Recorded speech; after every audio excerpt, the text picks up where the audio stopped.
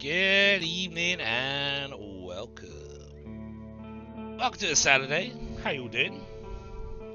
Hope you've had an awesome day. Enjoying your weekend.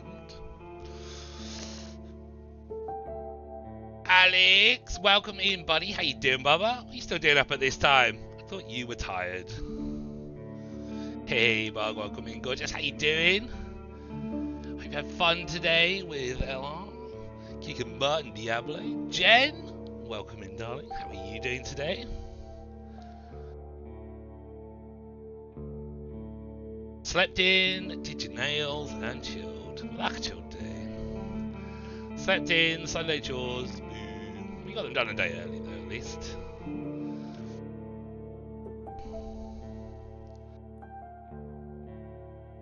Alright. This is Roadwarden.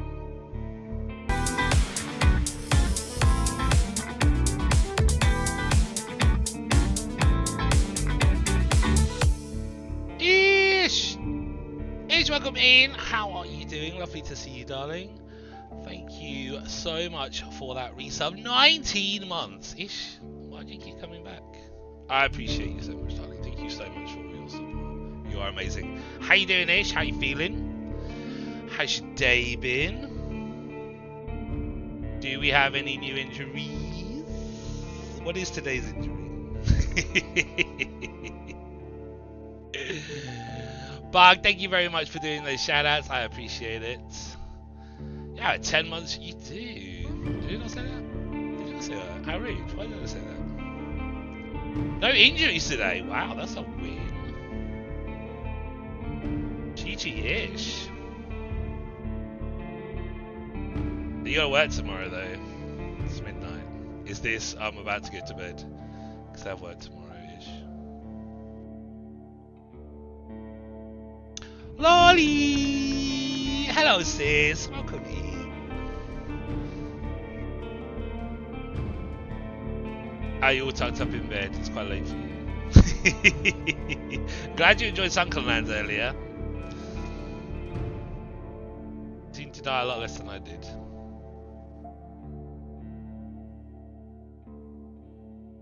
Your tooth is almost completely healed. That's awesome.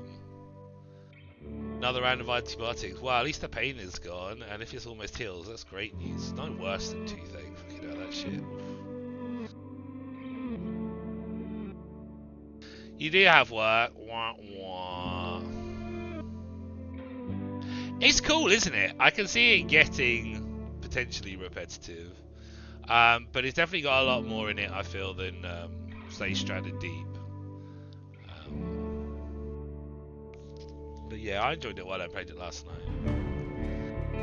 It's practically Dark Souls, DB. Practically. I mean, it's dark. Our person has a soul.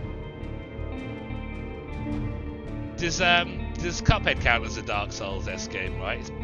It's practically the same thing. I played some Cuphead today. That's close, right? Welcome in, my man. How you doing? Happy Saturday to you, dudes. You missed us playing Sunken Land last night, DB. Yeah. Yeah, DB's probably heading to bed. Bug, thank you very much for the shout out to Lolly and DB.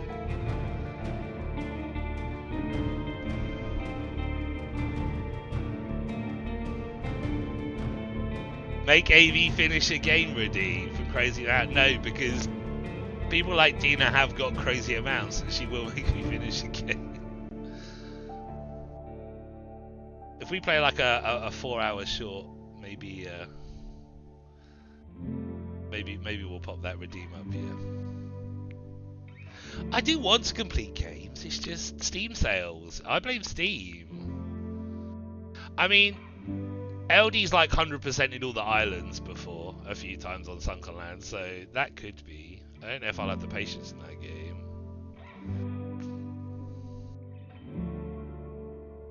You don't have any points? Yeah, You've only got like 6 million points.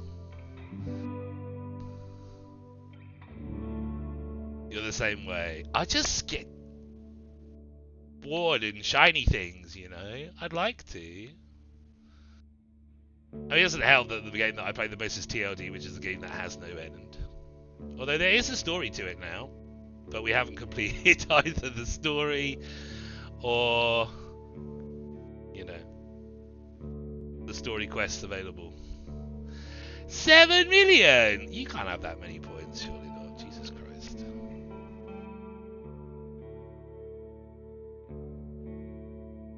You're cold. I'm actually in a t-shirt at the moment. It's wildly mild down here, and I don't think it's really rained at all today, although the whole world is flooded around us.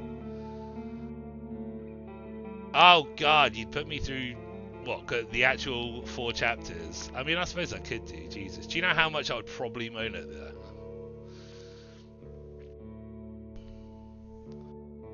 I would probably moan more than doing kickstand.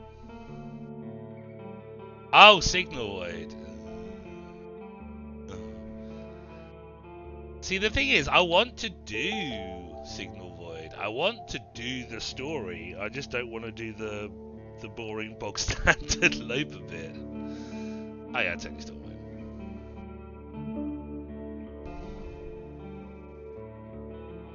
I mean, we do probably pay more council tax, yeah. My window got broken in the storm. What? No. You'd get a landlord on that ish.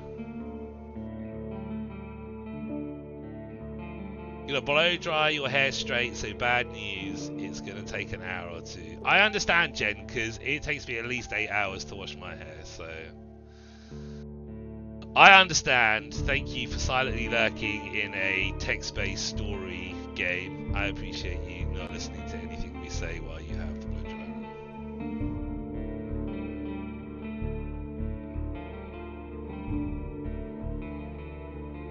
Oh, you messaged the house. Ah. See, the problem is, isn't it? They don't really give 2 fucks, do they? Like, because they don't live there, do they? It's gonna take forever. I hope it doesn't take forever-ish. I hate going through housing agents, so I did. It's not like you can afford, not like anyone can afford to put the heating on, right?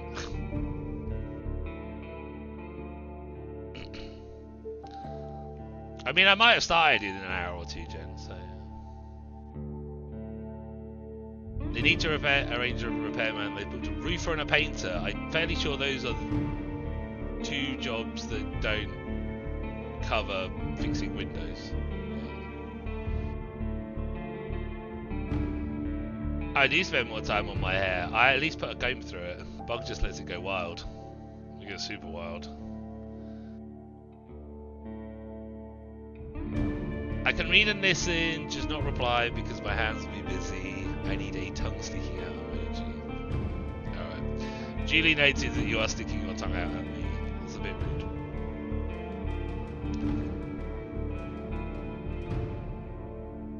New taps! Exciting. How long did you have to wait for the plumber though?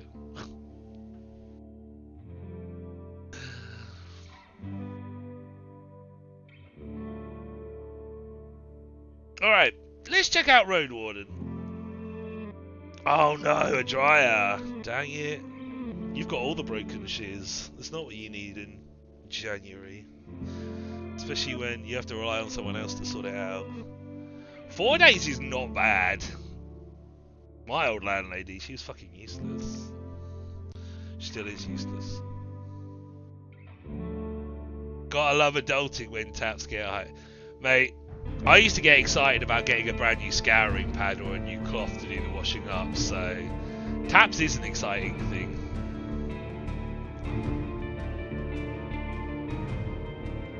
Look, I used to do all the washing up, alright? Like, it was a thing. And there is there's like a 4-stage process to doing the washing up. You need a brush, you need a cloth, you need a non-scratch scourer, and a scouring pad. And you're probably going to use 3 of those things for each item you're washing.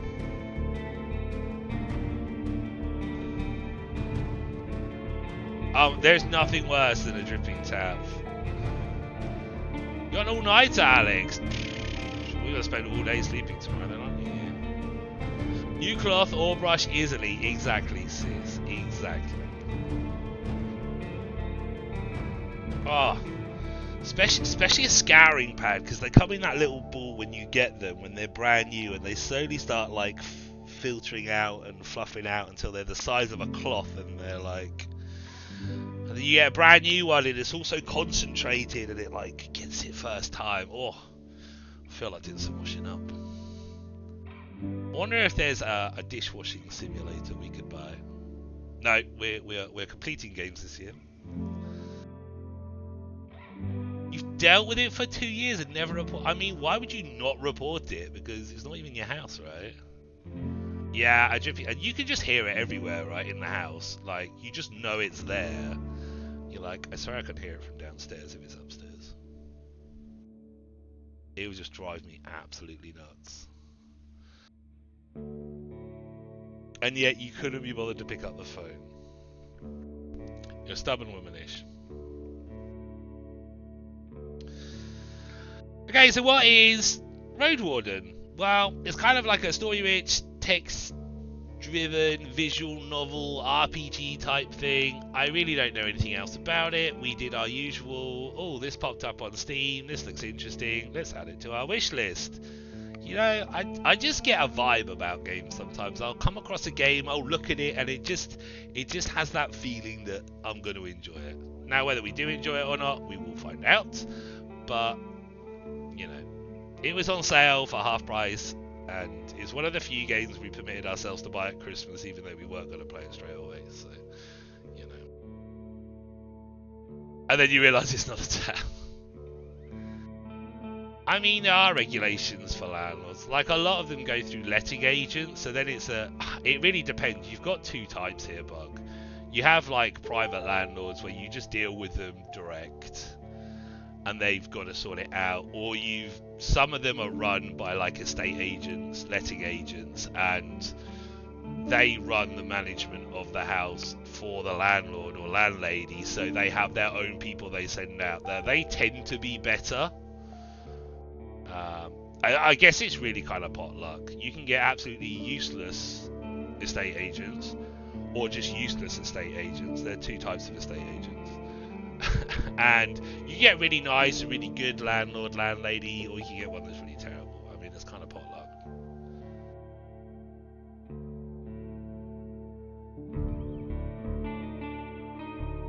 I suppose, yeah, sitting on hold trying to get through, yeah, exactly.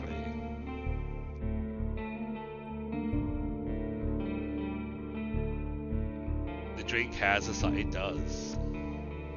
That bovril you have before you go to bed at night because you're an old man, DB. And I mean, housing associations and council houses are just as bad. I mean, the worst ones are like new builds, man. Trying to chase up on a new build house if you're rich enough to buy a house, which obviously I'm not, but I have friends who have purchased new builds that they spent like 2 years chasing up shit that just wasn't done properly in a fucking new build. I would never buy a new build. If I won the lottery tomorrow, I would not buy a new build at all. You don't actually piss yourself. Okay.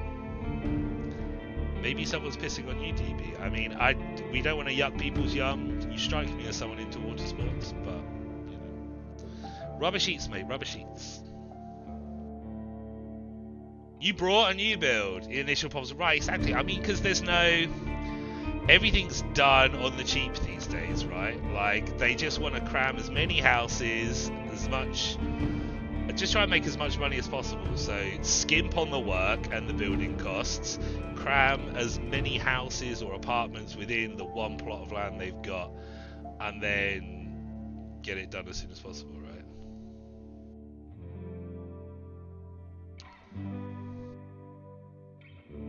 Yours association, right? Yeah. I mean, they can be good. Yeah. I mean, I hate dealing with the council and stuff like that. I definitely did do back in the day.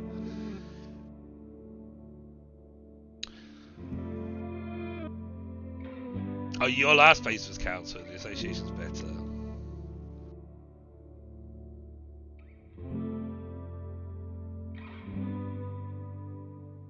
Yeah. The thing is, it is just kind of potluck, really. I mean, the only thing that seems to be a given are that new builds are shit.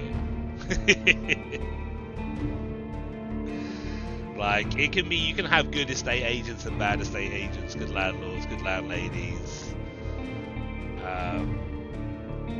And it just kind of depends. Like, my old place, like, it was dealt directly with the landlady. Because some things were covered by, for example, the electricity and the gas supplier, she had, like, cover with them, then we would deal with them to send people out to look at stuff instead of speaking to her to get her to sort it out. So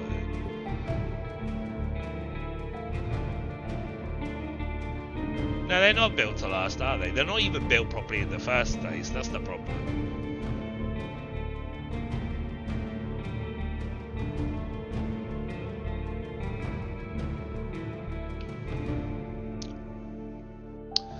Okay. We marvel at the serenity of the forest and crave the shroud of its silence. Let's enter. Welcome to Roadwarden's anniversary patch. Okay. It appears few stories and bits of interface, but sadly it won't work well with old saves. I recommend starting your playthrough from the beginning. In the newly available advanced difficulty settings, you can choose to skip the opening section of the game. We will not be doing this because we haven't got Scooby what we're supposed to do. Thank you so much for giving my game a chance. Bug reports, blah blah blah blah. You are most welcome. Aureus. So, is it too loud? Is the music too loud? Do I need to turn it down a wee bit?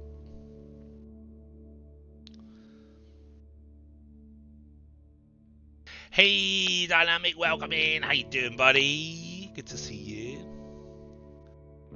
Right ish out of the wheel, new house goes to CJ. Well, if you can get him some better internet. It sounds alright compared to my voice? Okay, cool. I'll ask someone that actually, I'll take the opinion of someone that likes listening to my voice over someone like Ish that would rather it was drowned out. He can have it. Yeah, I imagine the heating bill's probably more than your rent would cost. DB lives in a mansion. All those gains he got when he was a streamer back in the day. Bug, thank you very much for the chat to Dynamic. I appreciate it. Speaking with the last noise. AV music could be louder. As in me. I'm not doing any singing tonight, Ish. You can visit a previous stream if you want to listen to us sing. Scream, cry, whatever that was. DB, you missed our DJ set as well on New Year. You missed 2 streams you might actually have liked. Or kind of half understood what was going on. Instead, you've managed to make it to a stream where you're not going to have a clue what goes on. Oh, the music needs to drown me out. Okay, cool. Duly noted. Maybe we'll put a poll on. Yeah, well, we were really drunk on New Year's, so obviously karaoke kind of descended into a DJ stream. We were up till 10:30 in the morning, DB. I'm surprised you didn't actually wake up and come in the morning. You were probably recovering from your own New Year's. Or accidentally mute myself. I mean, the VOD should still be up, yeah. I don't know how much of it is muted out, though. Because obviously YouTube. I am potentially considering looking into actually trying to work out using like virtual decks and doing something proper DJ like instead of pretending I know what I'm doing. Tomorrow's irony entertainment. I don't know, we've got some Corn, some Limp Bizkit, some Dre, some Rammstein karaoke in there, so just make sure you fast forward past that to get into the Ibiza hours, yeah.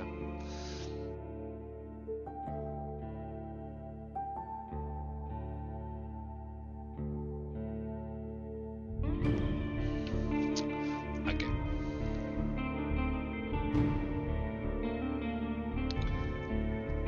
I think it is one way of staying in touch with the little people-ish, you know. Doing a bit of manual labour, I bet he feels like really good about himself as he's sitting in his plush office, like clicking his clicky pen. Like trading away millions of dollars or millions of pounds of stocks and shares. It helps ground him. Well, unless you like shoes, in which case you would not make a good house husband because all your shoes would disappear.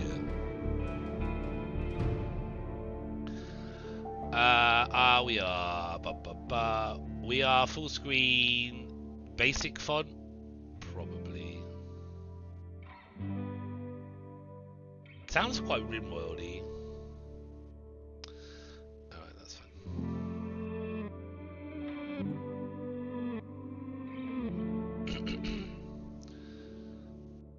You need a better housewife, the current one sucks. You're fired. I resent that statement, Jen. I suppose you're still here, so...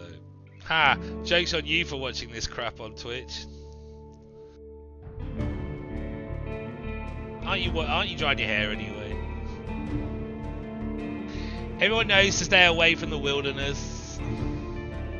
You're firing yourself as well. Everyone knows to stay away from the wilderness. Most people would never risk a lonely journey. Roadwardens not only accept the struggle, they embrace it. They deliver messages, assist merchants, burn human corpses, random, and if possible get rid of the beasts and highwaymen. They live on the road or die young or retire early. It's a dangerous job, but a respectable one, and it pays well. What happens if I still have my doubts? Oh, okay, fine. Well. Pick a difficulty mode, this choice can't be altered later on. Switch to advanced options. Casual, for those focused on the story, no time limit, more cash at the start, some quests are more forgiving. Standard, for those familiar with RPGs, 40-day time limit, regular rule set, restrictive. For those returning Roadwardens, 30-day time limit, increased nighttime damage. Oh, worry about me? Whoa, okay, Jen. Shots fired. How do you drink what? How do you drink moldy water? It was 2 weeks in the water bottle. Wait, Ish, you're not one of those people that buys your water, still water, right? Please tell me you take it from a tap. Yeah, it was flavoured of mould. Or grass, apparently. Alright, well, we'll do standard, because we may have played an RPG or two, but we certainly haven't done a run of this. We spent half an hour talking. I feel like Bug. I was just checking, because I mean, that could be why you haven't got a lot of money if you're buying your water. She's a window cleaner. You're a window cleaner-ish. Wow. Wait, is Bobby the window cleaner? Does Ish just kind of dangle her out the window to do the windows? You're also bad to use dirty water. Use the moldy water to clean your windows. Recycle.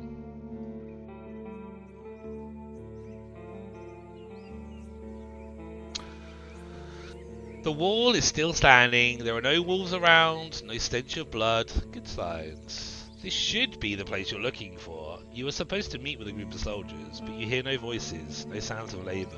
The gate is ajar, but the camp isn't safe. It may keep away the goblins and pebblers, I don't know what a pebbler is, but not beast folk nor trolls, and the night is near. Your palfrey breathed heavily. It had a long day. What's a palfrey? Is that a horse, maybe?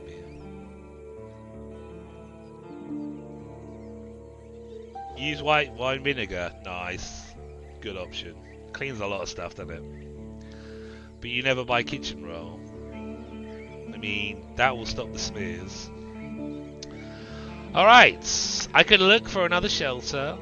I need to look around cautiously. I dismount and sneak to the gate. Let's peek inside. I get off the horse and enter the camp briskly. Let's have a look around cautiously. Considering the noise, you doubt that anyone noticed the clatter of hooves.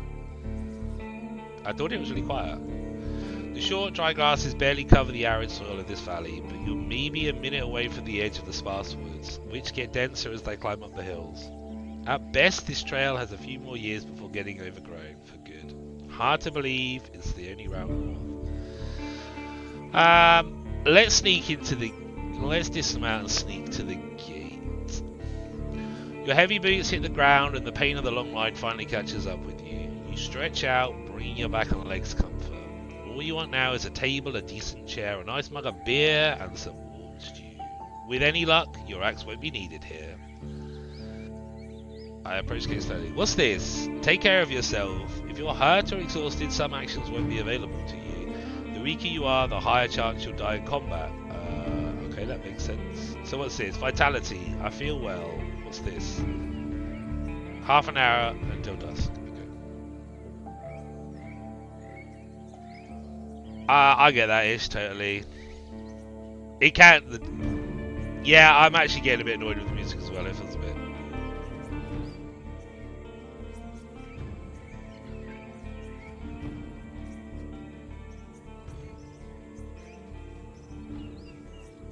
you told me to put the music up anyway-ish. How's that? That sounds a bit better, right? I was thinking it's a bit loud in my ears. The thing is, it hasn't changed in the last half hour. It was starting to get a bit annoying. Yeah, I'm kind of hoping it changes, just the fact that we've literally been on the same screen for half an hour.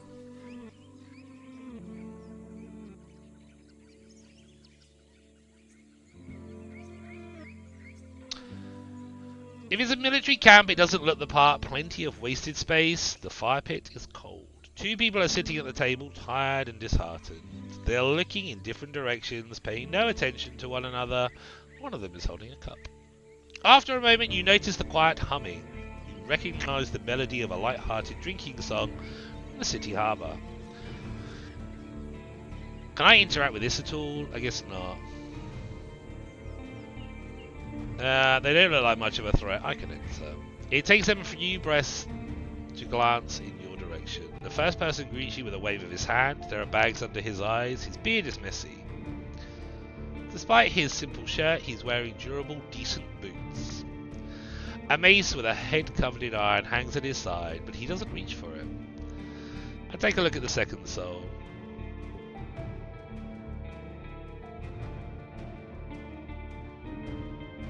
If in 2 minutes it's suggesting music could be a 10.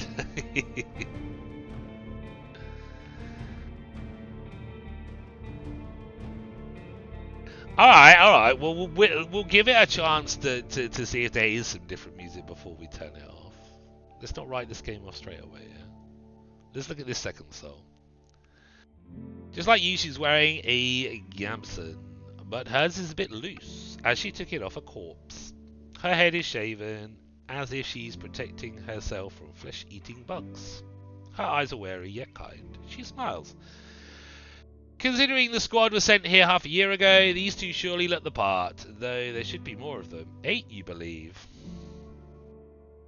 Let's let them speak first. It's nice seeing an unharmed traveller in this godforsaken shithole. Makes me just a tiny bit hopeful. The bearded man's voice is strong yet timid. You'll be staying the night with us, I guess. We're soldiers here now, adds the armoured woman. Her voice switches from half asleep to relaxed. We'll do our best to keep the camp safe, but if you were to take the first watch, it would be a huge help. Travellers ought to help each other, wouldn't you say? You think for a moment. To fully rest, you need a good sleep. I mean, D&D wise, we can take it in turns. A 12-hour night, you know, if we have 4-hour watches each, we get 8 hours total, it'll be fine. And if we take the first one, then we can miss the next 2 watches, which would give us the most sleep. I mean, the music reminds me of RimWorld, but I can definitely see where you're going with one of the Diablo regions. It feels like one of those camp music, you know, when you're in the main camp of one of the Diablo 2 regions. Almost the second one, the desert. Am I thinking desert? It's definitely not hell. It's definitely not the jungle. Although, wait, is the music all the same anyway?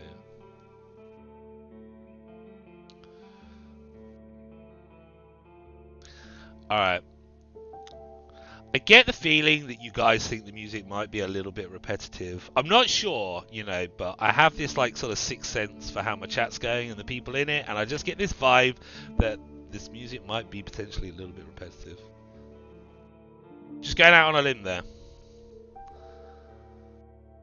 Let's go watch karaoke culture. Well, while our vitality's at 3, we can help them. We should help. Fantastic! She rubs her hands together. I don't remember the last time I had more than half a night's sleep. The hours before midnight should be the calmest. Just wake us up if anything happens.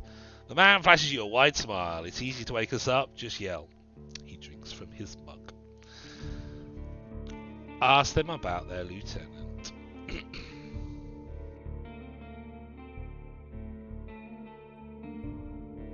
I know, right? Definitely pro streamer. Last time you go out on New Year's Eve. You wonder how to phrase your question. Whenever you meet new people, you can influence how they perceive you by selecting one of the attitudes. Friendly, be supportive and cordial. Playful, use a joke or a witty comment. Distance, hide your emotions. Intimidating, hint a threat. Vulnerable, be sad, tired, afraid or hopeless. Well, we're a road warden, right? So we're supposed to be quite tough, but I guess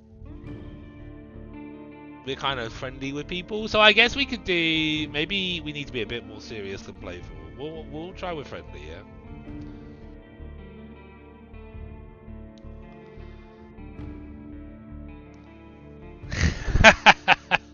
Welcome in, Max. How you doing? It's lovely to see you. Listening to repetitive music while you're on hold. Were you? I don't remember you being in my New Year's Eve stream. When were you in my New Year's Eve stream? Don't lie. Were you in there at New Year's Eve at the beginning? Okay.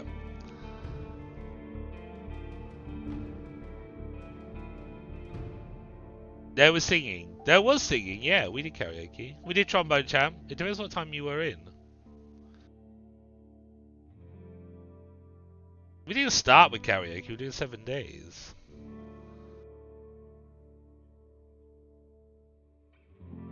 Oh yeah, me and Annie were playing. Singing. Yeah, it didn't sound like singing when Annie was playing something about last night. I was hoping to meet with you, Lieutenant. Could we talk for a bit? Oh, does it let us? I'm sure you're busy, so if you could just introduce me to your lieutenant. I'm looking for your lieutenant. That's a bit stuff. Rather speak with someone who's not going to waste my time. Wow. I had a long journey. I need to have a word with your lieutenant. Let's just go with this one then. The woman lets out a loud sigh, dusts off her gamson, and steps towards you. She pays little attention to the sword at her side. We most definitely can, you and I, though holding this rank is still somewhat new to me. Are you a messenger? Did you lose your mount? She observes you for curiosity. Or are you looking for help? I'm your new Roadwarden. My horse is waiting outside. Oh, did you?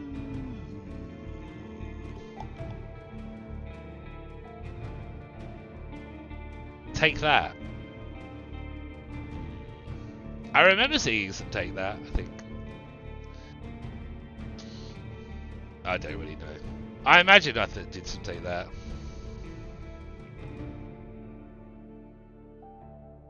Really? The soldier in the shirt leans forward. That explains how you got here in one piece, all by yourself. Better bring your beast here, adds the lieutenant. We have no hay, but I bet it dreams of dropping its saddle. A long pause. I'm Julia, by the way. She reaches out her hand. I shake her hand. It may be a trap. I gesture for her to stop, pretending to be embarrassed. I should wash myself first, but you can call me. Will it fucking be a trap? Shaking her hand, you twat. Shake her hand. People want to call me Leto? No, I am AV. The Roadwarden.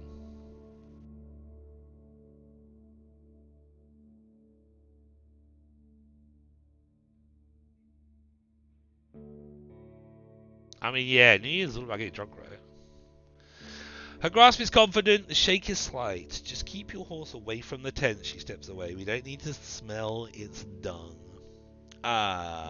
There's this one issue, the soldier in the shirt also raises to his feet. We've got no tent to spare. You'll have to use a blanket or something.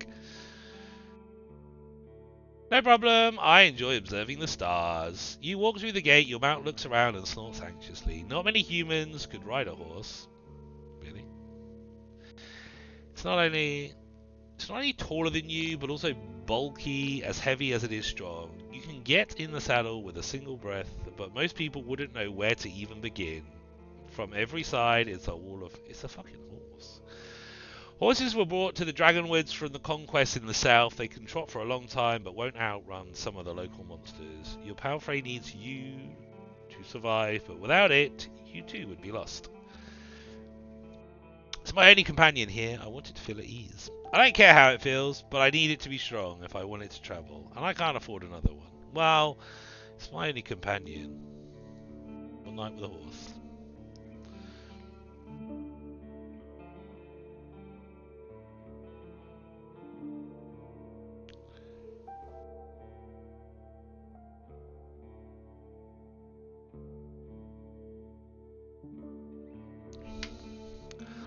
You went to our club and got a J2O.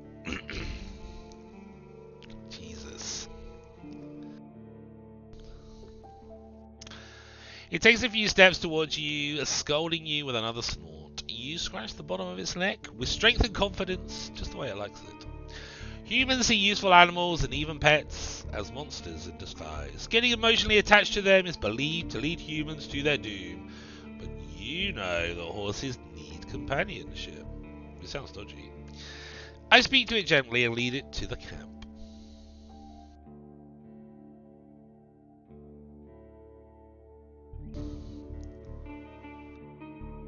Tina spending forever telling her story and getting to the point, never. Phil, welcome in, buddy. How you doing? It's good to see ya. Hope you're doing well, my friend. Having a good Saturday. You end up next to the fire pit. Removing the saddle makes the horse nicker with relief.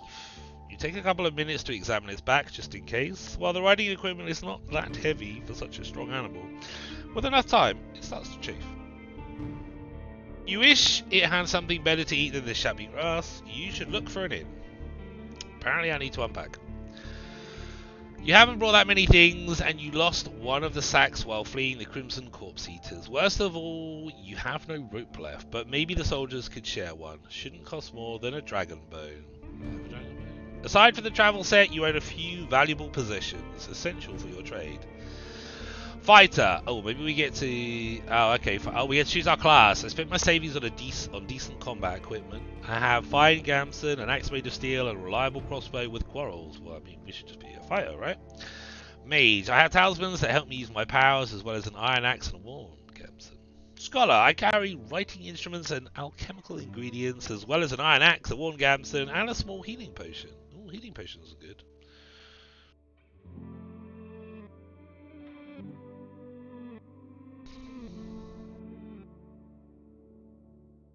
Yeah, Tina had 2 margaritas and she was done. She was on the biscuits.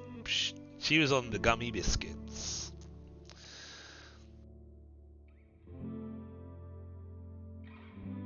Phil, apparently those sort of girly sleepovers don't those things don't actually happen.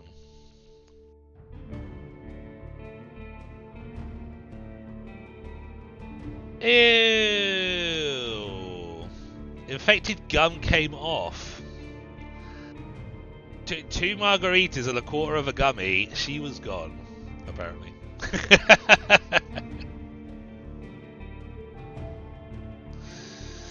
We're gonna be a fighter. Yeah, we're just gonna be a fighter. Open your inventory to see your possessions. Taking hits will damage your armor. You can then fix it in various settlements. 3 out of 4. It will stop even a life-threatening strike. With your current gamson, it's the best protection you can get. Possessions. You unpack and inspect your belongings. Your water skin isn't pierced. The spare clothes are still there. Just in case, you take a look at your wooden bowl and mug. Your cake, tinderbox, bandage, food rations, knife. Nothing special or too cumbersome. From time to time, your routine helps you avoid mistakes, but this doesn't make it any more exciting. What's in my inventory? Unless you're occupied with another task, you can eat food, drink potions, and use your items from this menu. Be sure to click on each new item you receive, as some of them can have unusual applications. Food rations. Merchandise. Okay, so supplies, food ration, crackers, nuts, seeds, fruit, water, spoil slowly. Cool. We have got 5 coins. City artisans make coins by cutting dragon bones into slices. They are valued by merchants, though rarely used in the countryside. Candy. Gummies. She's on the CBD gummies.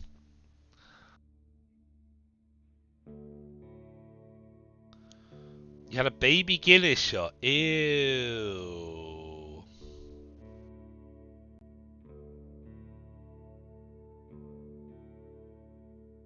You didn't know what it is? Whatever. You know where Jess's husband works. Most people don't buy gummy sweets. No one buys little gummy bears in pill boxes, and you get like 6 of them for like $20. She's playing the Sweet Summer Child card. When someone says, let me cut up this gummy bear into a quarter for you, and you think, yeah, that's totally normal. There's nothing suspicious about this whatsoever. I'll totally have this quarter. I'll have this gummy bear's leg. What's the worst that could happen? Now that I can definitely believe. You are not paying attention. And there is the truth.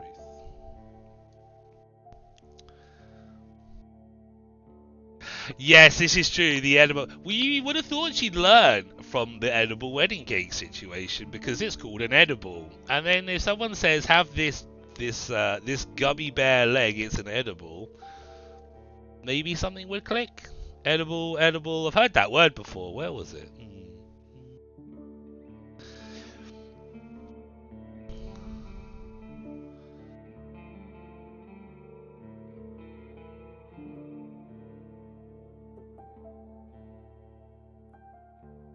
It's just packed with weed. Well-crafted battle axe. Okay, Gamson. Defensive jacket with rags. Ugh. Okay. Travel set. Cool. Well-crafted battle axe. Crossbow. We only got 3 bolts. That's a bit shit. Difficult to make and valued for their usefulness. Crossbows can be used even by an inexperienced traveller and can pierce most scales and armour. Okay, cool. We really have not got a lot.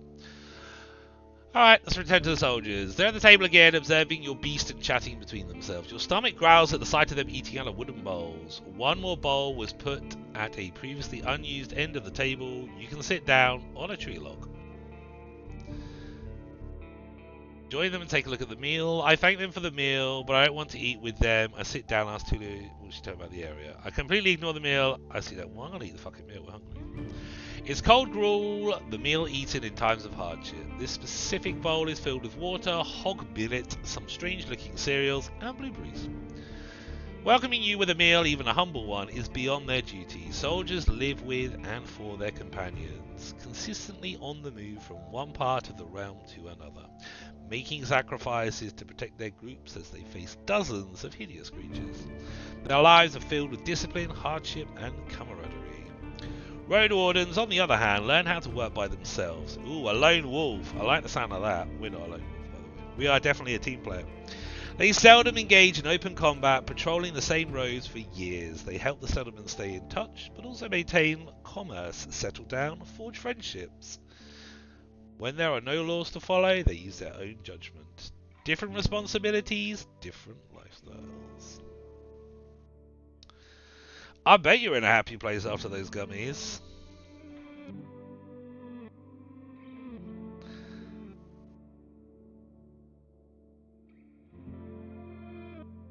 You get high in the old-fashioned way. Ish, you're not still a glue sniffer, are you? Slide it over. Yeah, it's like one end of the table, puts it down, finger on it, just casually slides it across the table.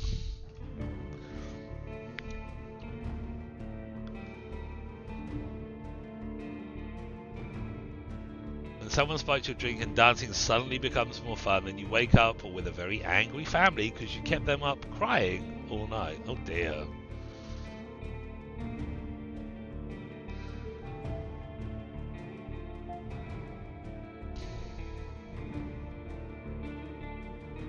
Oh, before the gummy you were in a happy place.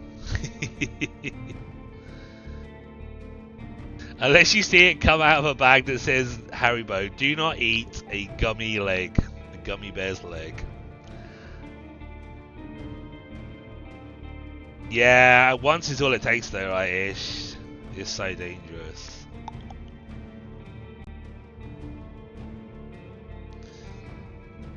I eat quickly, not focusing on the taste, then speak with Tulia. Tulia. Oh, what happened? Oh, we've got nourishment. Okay, cool. Good. Nourishment, not punishment.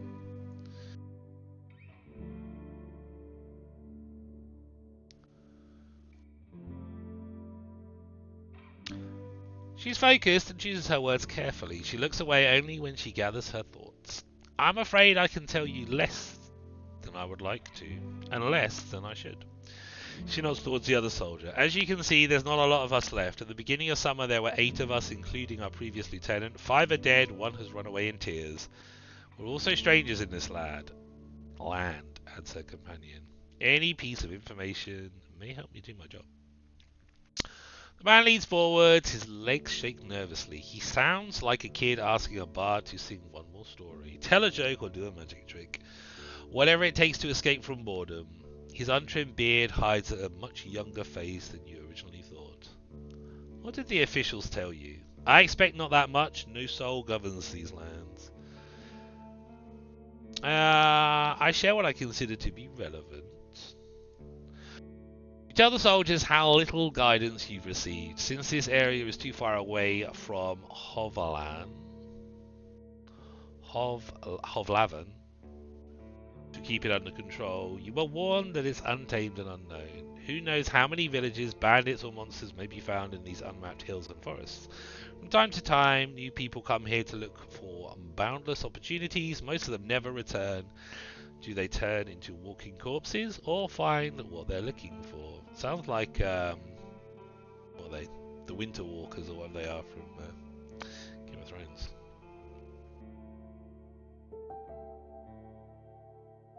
Yeah, I wouldn't put it past you, DB. Of course you weren't ever going to tell that story, and you're probably going to tell that story probably, I would average once a month for the rest of the year too. You're not known for telling stories, Bug.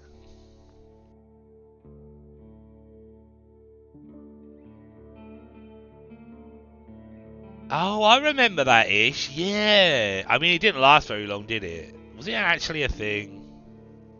White Walkers. Yes, there's the one. Ish knows that stuff. And actual people were getting injected. I remember reading, hearing. No soul could tell me, so I was looking for your guidance. The lieutenant drinks from her cup and crosses her legs, ankle on knee. Seeing her chair makes you doubt she'll ever find a comfortable position. Where should we start? Oh my god, what should we know about the peninsula? I'll tell you what I know, and you'll be the judge, says the lieutenant. How long did it take you to get from here from the city? On a decent palfrey, I'd guess it would be 3 to 4 days. When you confirm, she continues. From here, you can reach the coast in about a day, as long as you don't make any stops. Do you know the situation? Why no ships come here? You nod. The sea route allows Hovlaven officials to keep in touch with the coastal villages, collect taxes, move the soldiers, collect lumber, deliver tools. But maintaining order on a wild coast such as this one is like filling the ocean depths with quoits. Because of the rocks, you can hardly stop a ship 5 miles from the shore, and boats can't get much closer.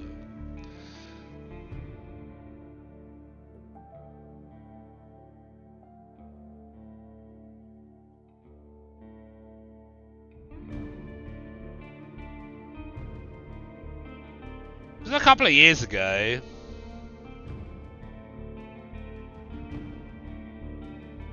Like 5 years ago, maybe? I'm feeling like it was definitely before COVID. Nah, I feel like it was pre-COVID. She nods. I don't know much about fishing, but there's not that many people living by the shore, and they don't crave to stay in touch with the city folk. As she pauses, her companion carries on. No soul from the north ever came to the camp. But when we travel to the roadside inn, Pelt of the North, they're happy to trade and to play dice. Why not just stay at one of the settlements? The man clears his throat. I mean, you know, we're to guard this road, this camp is our post, and well, don't take it the wrong way, AV, but are you a devout soul? Like most city folk, I believe that people should unite their strength to overcome the threats of nature and dark magic. Everyone will be judged for both good and evil deeds. I'm part of the United Church. What on earth is the United Church? How on earth did I find a game that's got more reading than Baldur's Gate? For many years, I've supported a monastery that does its best to advance mankind's spiritual growth, artistry, herbalism, and magical research. I follow the teaching of the Order of Truth.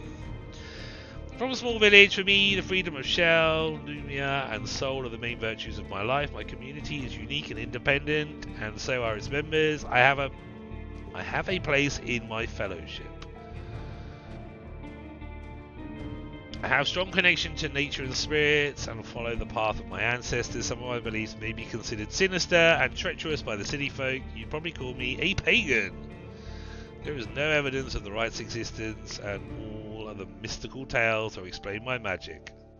No, I am not.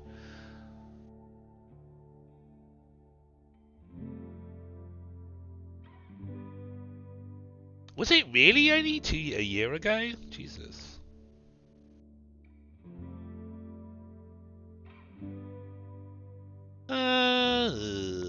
I don't follow the church. Let's just do the small village thing. Oh, I see. She hesitantly looks away. I don't know much about that river of faith, but I'm sure we're not that different. I'm a Unite myself, she says with a sort of pride in her voice, so she follows the United Church. Maybe just explain what you were thinking of. The people here are disquieting. Disquieting? Every few words, she taps the table with her finger. Their traditions won't help them negotiate with the officials here.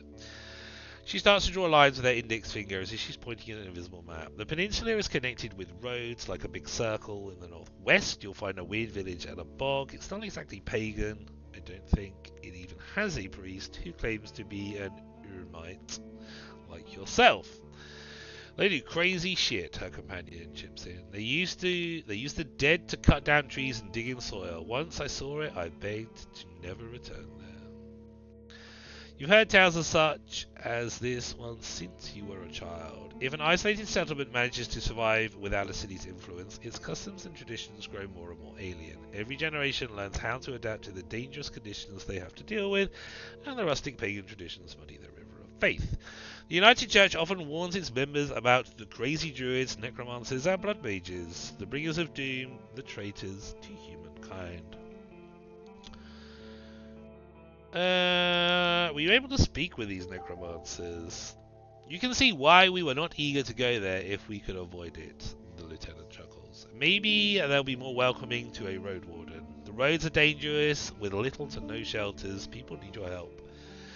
The man in the shirt turns a bit and points his finger to the northwest. If you're heading to the undead village, you'll get an inn first and soon. Julia nods. Pales of the North is a safe place. You can talk with the innkeeper and the guards and ask them about the road.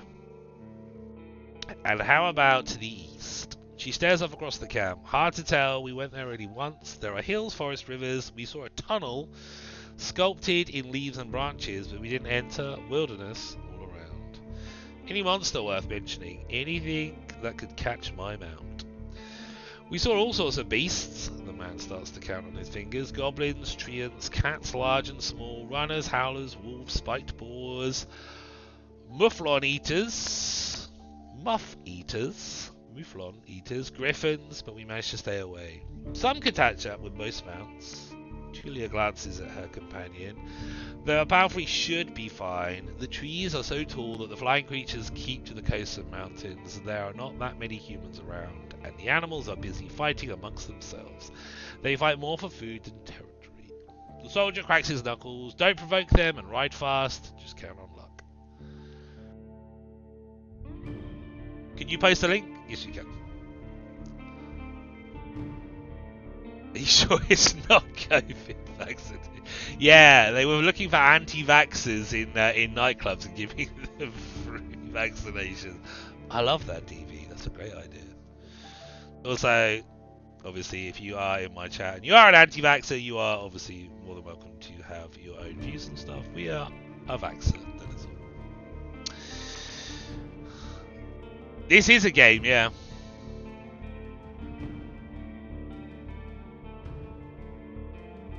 Yeah, DB's like, it's going to get to something. Look, this is like the tutorial, right? It's just the fact that it's a text-based adventure, right?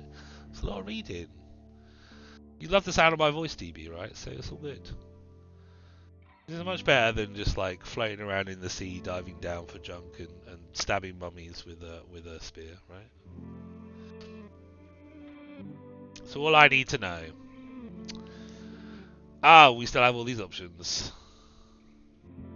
Before I continue my journey, I need to ask them about the Roadwarden and the rope. That sounds like a kinky tale. I've lost my rope. Could you spare one? You're in luck. She heads towards one of the crates and moves aside a large linen sack, revealing a rope. She brings it back and nonchalantly sits down on her chair. Take it. I was planning to leave it behind. I take a closer look.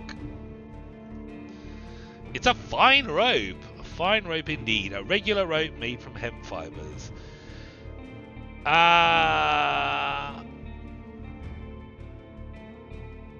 not going to give her some food. We've only got 2.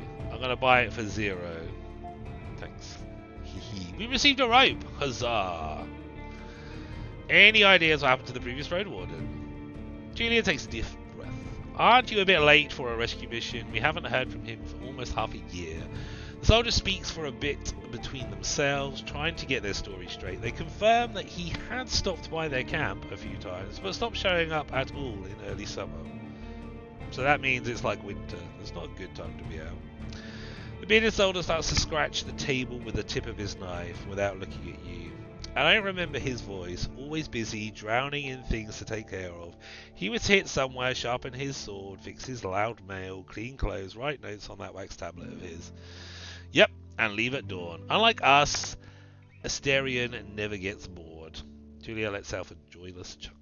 He's so secretive, but some of us, the locals, speak about him warmly. Maybe he just doesn't like us.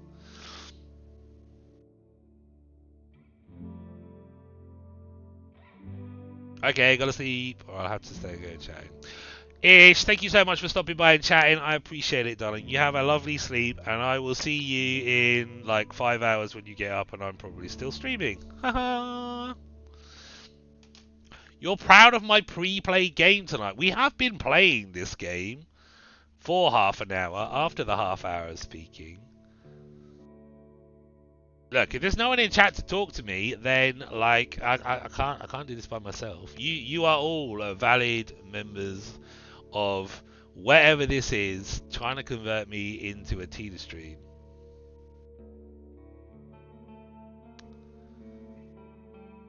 Like, this is your fault. I'm not taking responsibility for this.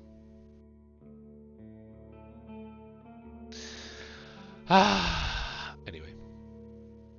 Sounds like you're not sure if he's dead or not. If anyone knows, they won't tell us. Maybe someone is keeping him in a basement, the man carves with a passion. We haven't seen him or his Saurian. Something ate them, I bet. The officials have hired you, right? They don't expect him to return. Richer Roadwardens often use 4-legged meat-eating Saurians as their mount. They have to be tamed and trained since they're hatching, but unlike horses, they can easily defend themselves from many monsters. At least your Palfrey is fast and reliable, and won't suddenly sink its teeth into an innocent passerby.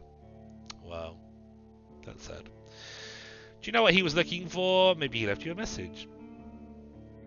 Neither one of us had any insight into his dealings. My predecessor left me no clues. We also took a look at Asterian stuff. Wait! She raises her open palm. I almost forgot. She stands up and heads to a nearby tent. He has kids in a village near Holavan. Holavian. I'm just going to call it Holavan because I can't read. I was planning to take all his things there. A pouch, a second spear, a decent bow, some potions. Quite a treasure. She glanced at you, but I would much prefer to bring them the truth about their father. So you want me to find out what happened to him in exchange for his stuff. Here's the catch. She dusts off the hilt of her sword. We've hired a messenger to ask the commanders for further orders. Since she hasn't returned and you know nothing about her, she either ran away or something happened to her. She sighs with resignation. We are meant to stay here until fall. What do you think? come to see us, tell us what you've learned about the man, and we'll get back to Holloway together. You think about your real mission. If you are planning to return to Holloway in the early fall, anyway. If he's alive, I don't think he's going to be happy about me taking away all of his possessions. This is a valid point. True, but he's considered dead. I doubt he'd begrudge you anything. And who knows, you may just find his shell lying on the roadside tomorrow. He wears mail, uses a spear, mostly. Maybe 5 foot tall, but stout. Long red beard, short hair. Pale face, rarely smiles. Well, if he's dead, he's not going to be smiling at all.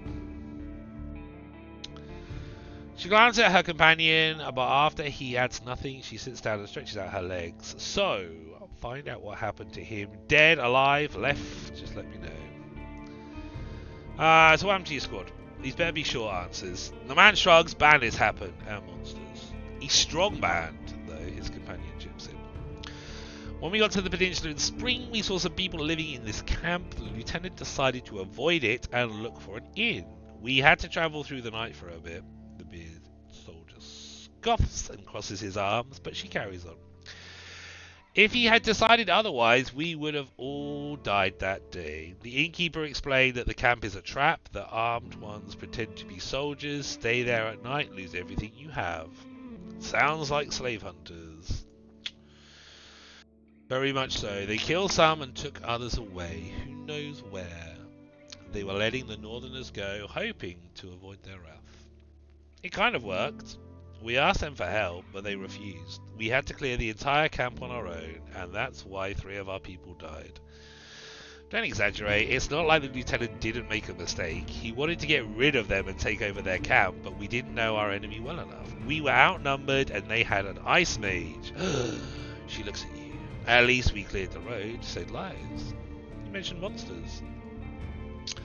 Nothing that would surprise you. Those of us who survived the skirmish were young, too inexperienced to spend a summer in this place without a good leader, and they didn't trust me. One of them got caught by a treant. Another one ignored my orders to perform some sort of ritual hunt, so a werebear tore her to pieces. The last one tried to act tough, didn't tell us that he had cut his hand while cleaning his gamson. We had to cut it off, and he was so ashamed that he decided to walk north, find a new life, disappear. Idiot. What a colourful journey! The man tries to drink from his mug, but it's empty. Bedtime for you too, DB! My man, always a pleasure to see you, dude. You have a wonderful sleep, my friend. Enjoy tomorrow. Enjoy the rest of your weekend. And I will see you soon. Much love, DB. You've made this place safer. Barely. And who knows if it was worth the lives and effort. How do you become a lieutenant? There's not much of a story, honestly. She looks at her hand, which is currently rolling a mug over the table. In the city, there's a strict order of, what should I call it?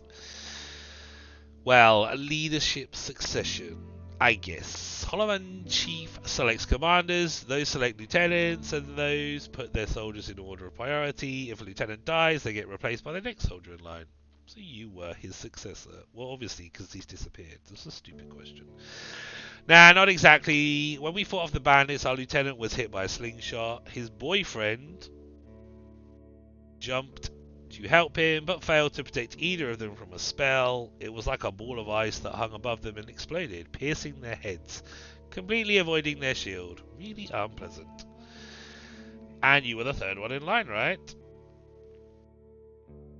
Jumping like that to save a man in the middle of an attack doesn't sound like a wise decision. Alright, bye everyone. Take care. Lovely to have you. I'm joking. Enjoy your dinner, Bug. Enjoy games with Sweet. If only Jen wasn't blowing and drying her hair for like 6 hours. You were the 3rd one in line, right?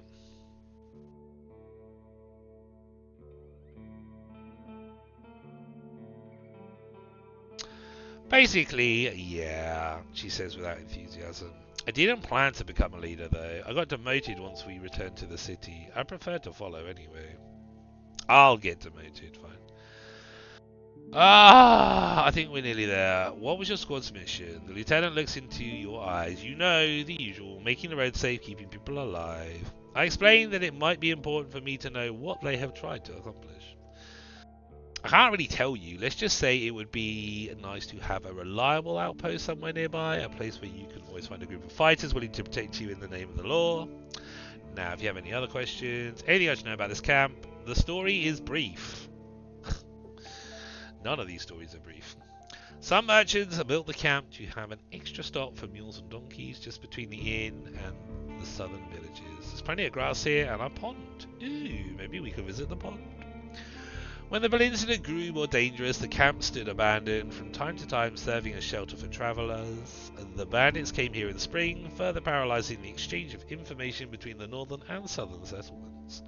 Since these highwaymen are no more, the situation may reverse. Time will tell. You can sleep here whenever you want, though don't expect to wake up without a pain in your back. If you were me, where would you go next? To the inn, of course. He grabs his empty mug. The one northwest from here. If you can't afford the room, the main hall is free of charge. The locals rarely gather there. The northern road is much more travelled. But the hunters will tell you about this and that, and you'll have a chance to introduce yourself. The innkeeper can listen and knows many souls.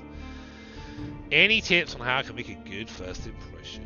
Avoid cheap jokes, stick to trade, don't waste his time. Show him that you can be relied on. So don't joke with the innkeeper. It's getting late, we should prepare for the night. Yes, we should. That has been quite an arduous, long endeavour of speaking. I agree. And you may do better than Astrid did. Astrid? Asterion. Jesus Christ. Stay vigilant. Just give me a wink. How you doing? Thanks for your help. Do you need me to keep you warm in your bed, Boba? Open the archive to reread the most recent text. I think I will just have a quick look. No, it is quite a lot of text that's not ordered in any way, shape or form. I did scare everyone off, you're not wrong. Oh, you already had dinner, you're just doing pie annals now. Okay, fine. Yeah. Once the interesting people have gone to bed, no one wants to talk to me. I'm just going to play my boring game. Thanks for your help. You go to the barrel and splash water on your face, which makes you even more aware of how much you need a bath. After the night, it will only get worse. Your horse is already napping. Still too anxious to lay down. I prepare for my watch. The soldier in the chair is eager to guide you. Just observe the area. There's plenty of griffins around, though they won't try to jump over the palisade. Probably. Better watch out for the apes. They climb up and carry out any food they can find. And there's this one really loud were-elk that keeps smelling the wall, though it has never tried to get in. A were-elk? Is that like... Okay, it smells a wall. Okay, sure. He points at the gate. The lieutenant and I will block the entrances. They're quite heavy, so if anyone comes here looking for shelter, better call us to help you out. And if this someone is being chased by wolves or anything, better throw them a rope instead. He scratches his head. If it gets cold, feel free to make a fire, and the best place is on the watchtower, if you may want to put a blanket there or something.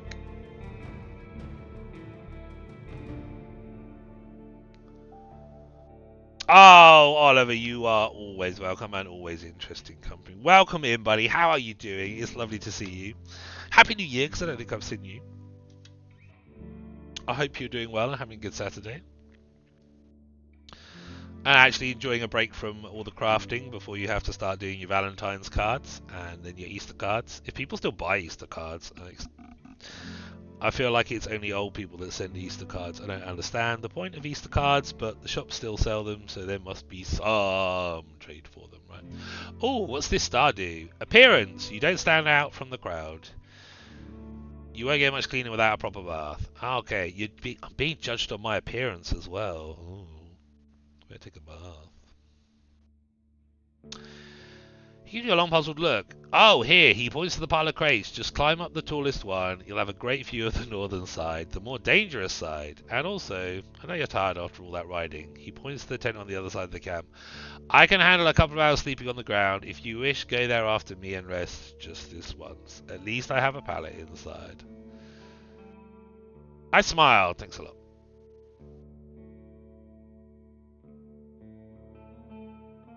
Yeah, mine was busy, but it was nice, thank you.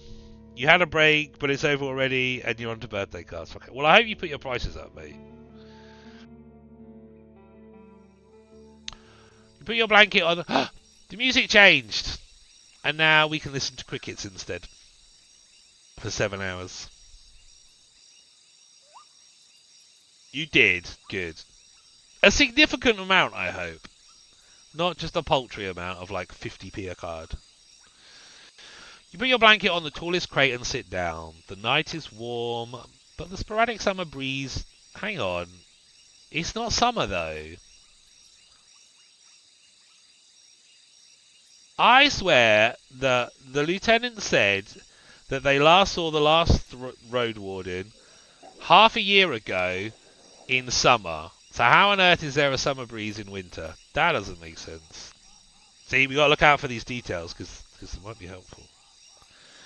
3 to 5. Okay, all right. That is a 66.6666% increase. I think people will definitely pay £5 a card for your stuff. So I think that's wise. You're going to probably still charge more even, but see how you go. Build up the clientele first and then scalp them. Just like Bug does on her streams. Where are we? You put your blanket on the tallest crate and sit down. The night is warm, but the sporadic summer breeze brings gentle refreshment. From time to time, your back aches, and you have to force yourself to keep your eyes open. The light of the moon helps you focus on the tall grasses. I mean, that seems pretty uncomfortable, just kind of sitting on top of crates. But I suppose you're not going to lean back or anything. Then there's less chance of you falling asleep, right? But fucking hell, sat cross-legged for like 4 hours. That sounds rubbish. For most of the time, you spot smaller critters and birds, but there are exceptions. At one point, you see a 3-horned deer trying to challenge one another. You see 3-horned deer. So are there 3 deers that are horned, or is there a 3-horned deer? Or there are multiple 3-horned deers? I don't understand. Trying to challenge one another. Before they clash their antlers, a 2-legged dragonling appears, leading its much smaller offspring. The furry beasts try to intimidate the predators with roars and aggressive head movements. After a few moments, both sides walk away slowly, not willing to risk the fight, nor admit their defeat. What the fuck? I don't understand. You see 3-horned deer trying to challenge one another. Okay, so let's say there's 2 deers challenging one another. Before they clash their antlers, a 2-legged dragonling appears with its offspring. So, mummy dragon with baby dragons. The furry beast tried to intimidate the predators with roars and aggressive head movements. Surely deers are not predators. So the deer are... this really doesn't make any sense to me. Like, it would make sense for the children to be trying to intimidate the deer.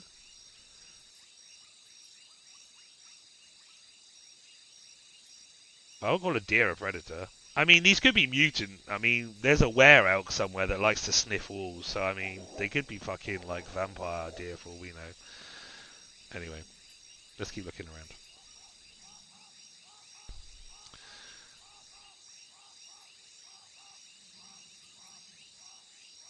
More than that, felt like taking the piss because doubling in one single jump feels rude.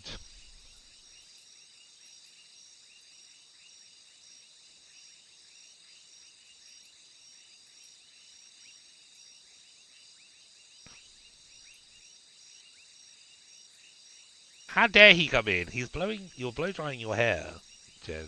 Jeez. You can't hear anything, but you'll listen to your husband. That's rude. Oh, I have a way of scaring everyone off. Yeah, I do. It's fine. It's like, this motherfucker who's boring, we're going elsewhere. You hear the death screams of distant prey and the mating calls of monkeys. Runners are chasing a grey hare. A group of musk oxen lazily chew the grass, preparing themselves to sleep. A dusk fox is running together with a lynx, making playful screeches. This is just weird.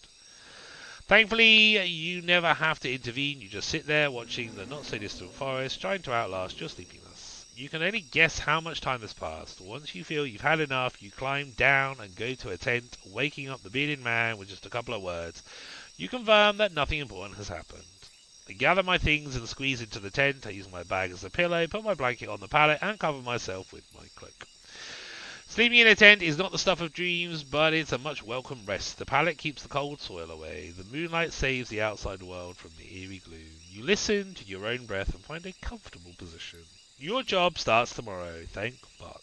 I focus on the real goal of my journey, and that is to be the greatest Pokemon trainer, no, the greatest road warden of all. The Merchant Guild wants to take control of this realm. Your wardening duties are secondary. First and foremost, you need to explore the peninsula, learn about the territory, resources, and threats, get to know the locals, and if you can, convince them to consider negotiations with Hovelan officials and traders. Could the tribes resist the soldiers or be a threat to the priests of the United Church? Are there any forbidden practices that need to be eradicated, such as blood magic, necromancy, robbery, or slavery? I mean, I feel like all of these things should be left as part of the natural balance of life. And also, I guess maybe we're not a road warden. We're a road warden in disguise, because actually we are a merchant's man. At least I have time, 40 days to be exact. I need to be as thorough as I can. Once you finish your reconnaissance, you should speak with Tulia and return to Holovan. There you'll report back to your employer and get your reward. In the meantime, you have your own goal to pursue. Oh, and now I get to choose something else for me. I need to gather some extra coins so I can save my sibling from debt collectors. I need to gather extra coins so I can retire early and live in prosperity and safety. Yeah, I prefer that one. If I gather enough connections amongst the local leaders, I'll use them to become a major player in the Merchant Guild. That's beard strokey, major Merchant Guild player. I want to be remembered as the soul who brought peace and order to this realm. A hero. That's very goody two-shoes. I just want to help people, make this region safe for the locals and newcomers alike. Well, that's Bug. That's super goody two-shoes. I need to find a new life for myself. I have a difficult past, and I want it to be forgotten. Yes, that's me. A man of mystery. A new life. New shelter unlocked. You can't travel during the night. Press the sleep button to rest. Okay. Your half-asleep senses are catching the sounds of the wild forest. Your instincts keep you alert and anxious, though the pleasant, humid, late summer air evens it out slowly. You're thinking about your goal, but you need to gather your strength. All I can do now is rest. Alright, let's press the sleep button. Sleeping in a tent. Of course it was a slip.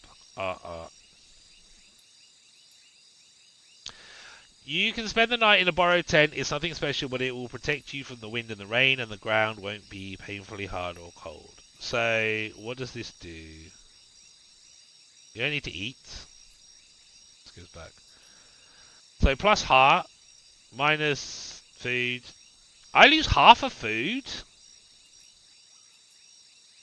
That's a lot of food to lose. I only get 4/4. I suppose this person maybe just eats twice a day. Oh, fuck it, just sleep.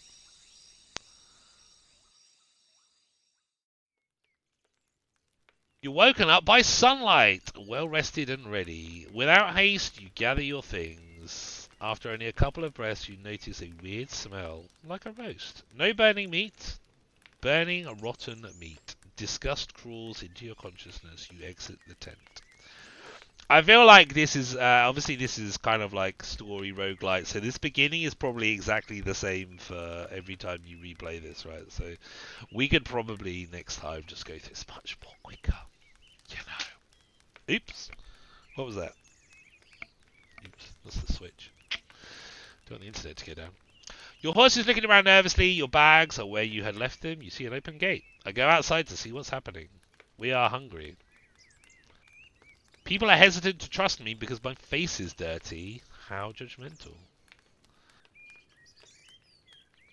Is this work in real time? Maybe not. Oh, you won't restore health while sleeping or resting because we haven't got enough. Okay. I feel well. I thought we got stuff back. Whatever. I go outside and see what's happening. Both sergeants are standing near a humble pyre. The man in the shirt looks at it contemplatively. Julia is the first one to address you. AV, she greets you with a nod. We use the horse's manure for the flames, so don't worry about cleaning it up. Lovely. You see a corpse among the flames. It's impossible to tell if it belongs to a male or a female, but it was an adult. The burning process won't be over for a couple more hours. A traveller or an undead?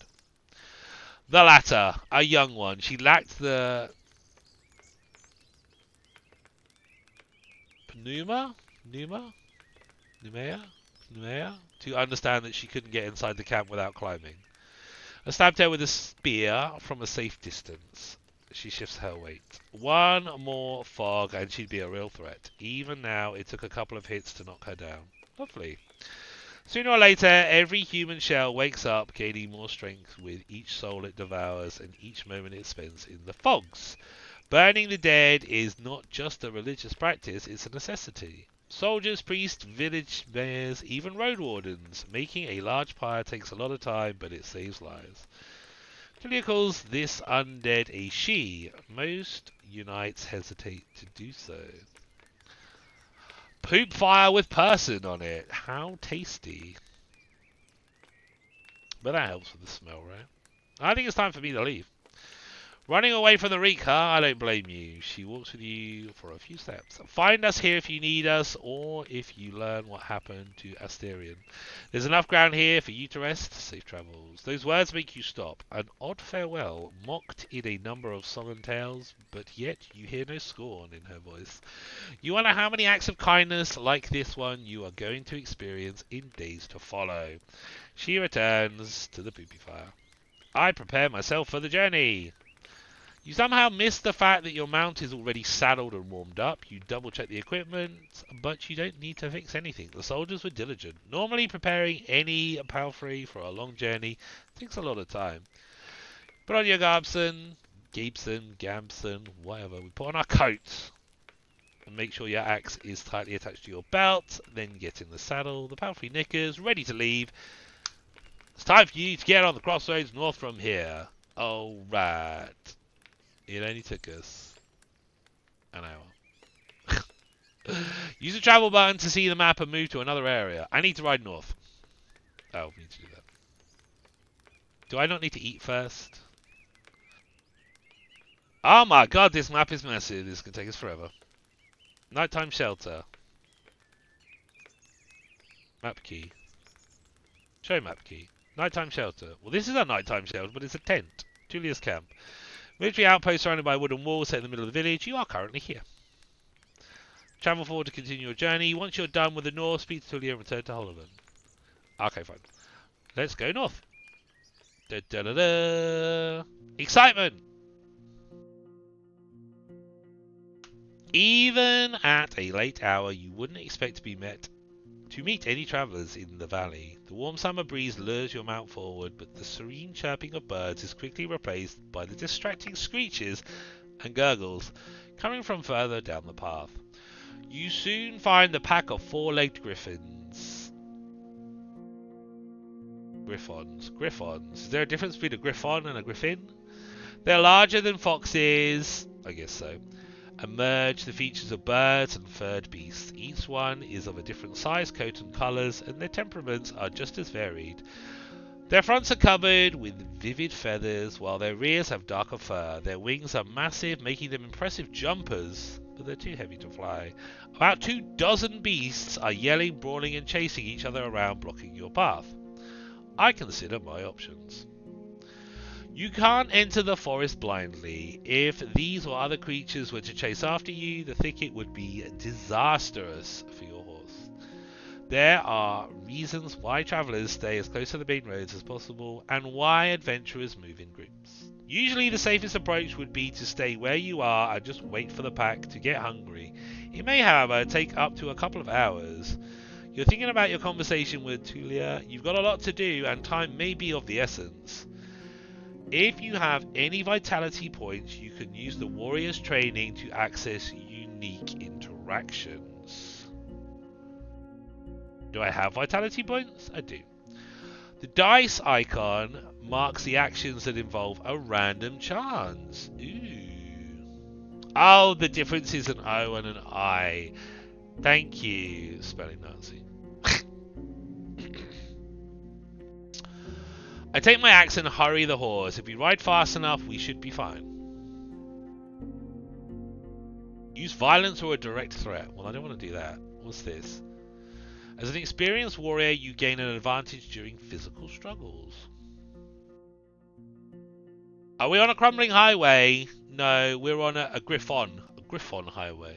Roller, welcome in, my friend. How are you doing? I hope you are having a good Saturday. I should stay here, better safe than sorry. I grab my crossbow. A light hit should be enough to make them scatter. Ooh. Our first decision.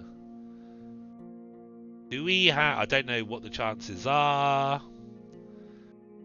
Do we ride through the Griffon? Axe in hand. Stay. I don't really want to stay. Or grab my crossbow. A light hit should be enough to make them scatter. Should be. And it's not got a random chance. We're a warrior. Let's take to our horse and pull out our axe. You can learn more about your abilities in the character sheet. Okay. Initially, your horse completely trusts your guidance, though after a few more steps it snorts. You prepare your axe and get ready to push away any Griffon willing to jump on you. Once you get in the middle of the surprised herd, your mount squeals and gallops forward. The creatures in front of you flee, but others try to jump at you from both sides. You kick two of them away, but the third one scratches your leg. It hurts. There won't be a bit. You ride away, and the Griffons can't keep up. You still hear their screeches when your mount slows down. Alright, let's do this. Once I get to a safer spot, I stop to clean and bandage my wound. We lost a vitality point. AV the Roadwarden. After years of training to become a fighter, I left home to escape my difficult past. Force. While your vitality is above 0, you find ways to overcome physical struggles. Advanced training. You have an advantage during physical interactions that involve random chance. Well, we also didn't get fucking advantage there, did we? We're hungry. We're at half health. Armor's okay. Appearance. +1 for cleanliness. You lose cleanliness when you sleep or engage in tiresome activities. You can wash yourself in safe water sources. You will do so more efficiently with special equipment. What, like soap and a cloth? Regular vitality, your clothes need no special repairs, your blood, you've got a regular outfit. Combat experience, slight. Engaging in combat helps you during future fights that involve random chance. Okay. Depending on your beliefs, saving and sparing animals either makes you a weakling or soothes your souls. I am an ermite. You pray to the right and follow the River of Freedom. Small village. Indiana. So yeah, whatever. Faith.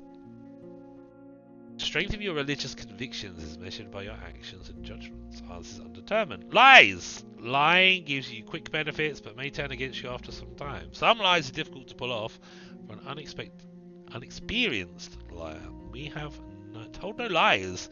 Sewing experience. Your practice with fixing your clothes and armor with the usage of proper tools. And gambling experience helps you in luck-based games of dice. We have no gambling experience either. Okay. Let's go to a safe spot and clean up my wound.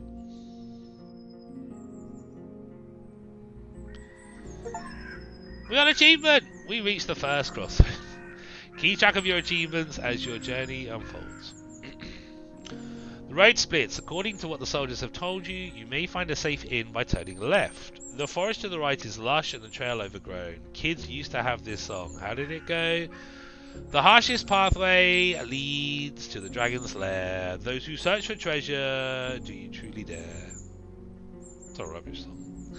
The signpost in front of you doesn't make your situation much clearer. It was hit here by someone who can't write for folks who can't read. Covered in old red paint, it points east. Blood there, as people say. Danger to be found. There is not a soul to ask for guidance. So, naturally, I'm going to look up my horse.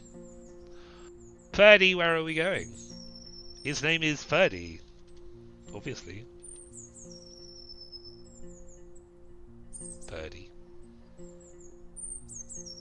Purdy. Ferdy is peaceful as you stroke its mane. Maybe it can't help you choose a path, but you've spent many years together. Happy to go on, it takes a couple of steps forward. You spot a few berry shrubs and wild cabbages, but they still need at least 2 weeks to gain maturity. Time to make a turn. We need to get on the travel screen, don't we?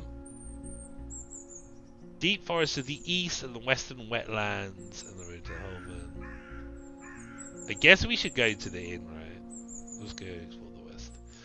Ferdy trots with ease, unbothered by the few branches covering the beaten road. The bird songs and distant howls draw your attention to the forest, which gets sparser and brighter. You spot boars, roe deer, and saurians. The sight of a nearby wolf pack worries you, but once you push your hips forward and your palfrey enters a canter, the beast don't even begin a pursuit. The speed alone will protect you from many dangers. You notice a stone tower, taller than trees. It must be the inn I've heard about.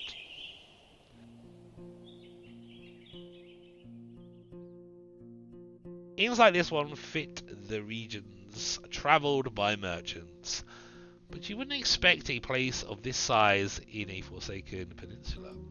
The stone and lumber must have been transported from far away, and the workers, guarded by expensive mercenaries, surely lived for many seasons in a primitive hamlet, subsisting on salted supplies. There are seemingly no cracks in the wall, and the building was whitewashed only a few years back. The road is wide and beaten. Dozens of souls could hide, if not in the buildings, then at least in the yard. The expenses and labour put into this fortress were worth many trading ships.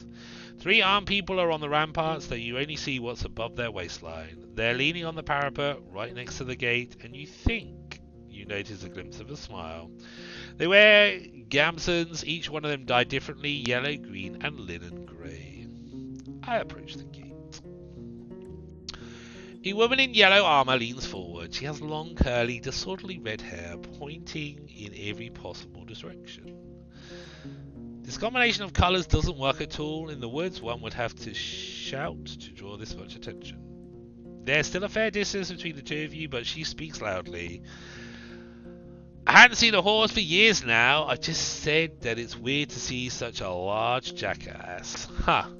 Her voice is young and strong, with an accent that reminds you of the villages spread around Holborn. But no jackass would wear a saddle, I'd say. I don't understand. She exchanges a few words with a male guard wearing green, giving you time to move closer. Well, this one here says there really are donkey saddles, say traveller. How hard is it to ride a horse? The game music is putting you to sleep. Well, everyone else is getting annoyed with the game music, but it did change. Well, I mean, we're supposed to be friendly, right? How about you give it a... Oh, no, we're not doing that. Playful. You wouldn't believe it. The lessons were a pain. Haha, they're guards. They're commoners, right? It's easy to learn the basics, but it's tiring. You train different muscles, and then those become... I don't answer her. It's an inn, isn't it? Open the gate. Ooh. Quite hard, honestly. Some days are still rough on me. Well, we ain't no wuss. These are guards. Let's go jokey. Let's go playful. You wouldn't believe it, the lessons were a pain. Ching. You get off your horse and imitate the silly walk from the day that followed your first long journey, when your whole shell was crying. You illustrate the pain as you move your hand from your back to your hips, then thighs. In return, the guards tell you about that time when they had to carry their friend with bitten off legs for 3 days straight through the heart of the woods. Meanwhile, the other guards open the gate. You may be in a good mood, the woman in yellow jacket smiles at you, but don't get so noisy when you talk to our boss. The man never smiles. He has the world's suffering sculpted on his face. She leads you under the roof, under which your palfrey can rest, tethered with a cord to a wooden post near some old hay. Once you're ready, go inside, speak with our boss. Maybe you're hungry. I am hungry. We haven't eaten since last night. The other guards take care of various chores. They peek at your mount every now and then as they're splitting firewood, cleaning their clothes, weeding the garden patches, and moving chairs. 2 of them are making a rope. You head towards the inn, hearing the piercing scream of a boar from the other side of the yard. You're already tired. Well, yeah, I suppose that doesn't help. If you're at the inn in the morning, you can spend the entire day on resting. Good to know. The locked windows make the air stuffy, and the weak fire in the stove hardly lightens up the hall. A muscular man is sweeping the floor near the stairs, but after he glances at you, he leans the broom against the wall and heads behind the counter.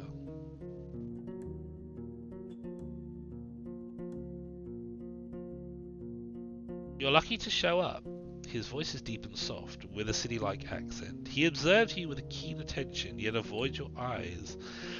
I've a keg of decent ale, wormwood, bog myrtle, juniper berries, cat's foot. He fills the mug carefully and puts it on the countertop. It's going to spoil soon, today maybe, and if we don't drink it here before the even... I hate to see the good stuff going to waste. His skin is dark, almost purple, rare amongst the southern tribes. His hair is naturally bluish. His clothes are quite fancy for manual labour. The elegant tunic wouldn't stand out in the city square. His clothes are quite fancy for manual labour. The elegant tunic wouldn't stand out in the city square. Okay, stand on the counter. The planks lay out creak after every step you make, so you slow down a bit. You could swear that the innkeeper made little to no noise. Here you go, he pushes the mug forward, but just so you know, my pal to the north doesn't belong to Hoverland. You can sleep on the floor if you wish to, but if you want a bed or a meal, you have to pay. We may have some leftovers from dinner, but I need to check. So he doesn't like jokes, does he? So we definitely do that. Thanks for the drink. I see you know how to make friends with a Roadwarden. That sounds like a good introduction. We're just going to stick with that. He meets your eyes with a puzzled look, then grabs a wet cloth and starts to wipe down the shells. From time to time, your conversation is interrupted by splashes of dirty water in a wooden bucket. Well, nothing is truly free. I have work for a soul of the road, but I don't need a new mouth to babble. He speaks slowly yet audibly. I value my time, you should value yours. I drink the ale. The dark room and wooden walls of the mug make the liquid look as brown as a chestnut. The lee in the spring hits your nose, and the first sip is even too complex, too flowery.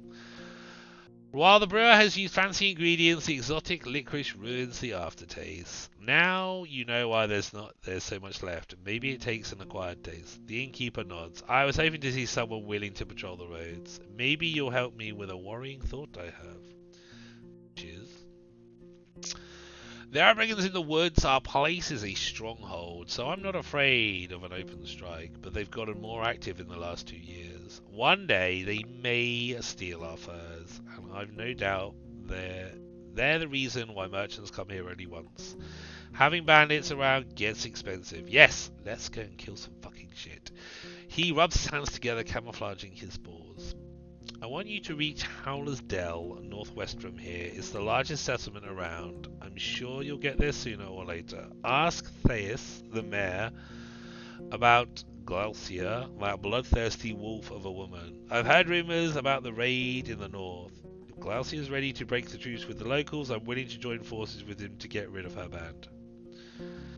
That's a lot to remember. He looks at a nearby dragon bone. Not too difficult, right? Just do it when you have a chance. Couple of days won't make much of a difference. I'll pay you 2 coins when you get back with the news. Fine?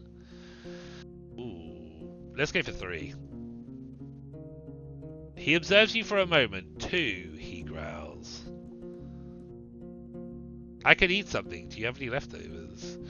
What do you have? A sale? Do I have anything you'd like to buy? I don't have any items. I'm looking for Asterium, which I am. Peninsula, in the size, the band, rumours. Give me some leftovers. Yes, I fed them to our boar. I won't give them away for nothing. He tells you to wait, then leaves the building for a few minutes and returns with a wooden bucket and a long stick ending with a hook. Go through the gate and turn left. You'll see a bunch of bushes. We need some berries. Bring me a bucket full. You'll be done in half an hour or so. Your horse could use the nap anyway, and I'll prepare something to fill you. The hook is not made of metal or wood. It's a long curved claw, almost black. I reach for the tools. Half an hour? That's quite a lot for berry picking. I won't do that. Do I look like someone who forages for berries? I mean, we've only got 2 supplies. We haven't got a lot of... I'll go pick berries for half an hour for some food. Yeah, sure, whatever.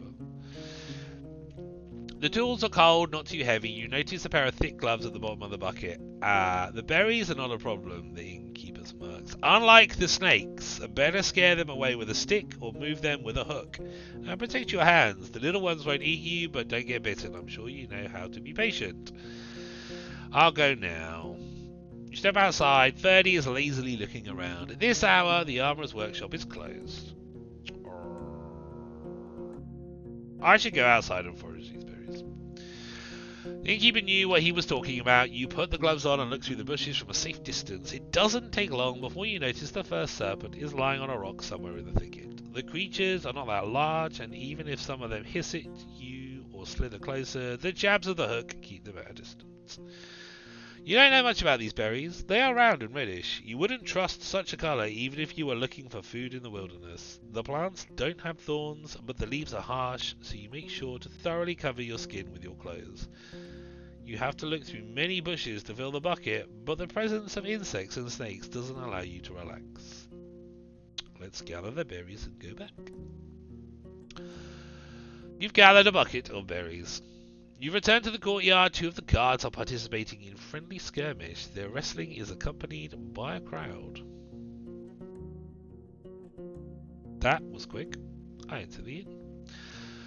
The lot is stuffy. Weak fire stove lines the hall. The innkeeper sitting on a stool, looking at the flames in the stove and holding a carrot and a knife without using them. So, you again. Need anything? I put the fruits on the counter.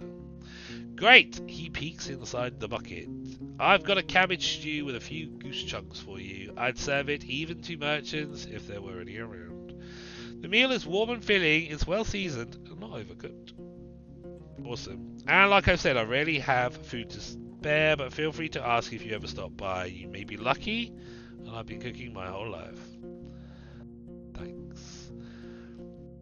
And how did that old hook of mine work out for you? I see you still have your hands. Oh, we could lie and steal it. Asterion! Exactly, Asterion. Kind of like Astrid. Apparently she was not a good Roadwarden. She was a bit rubbish.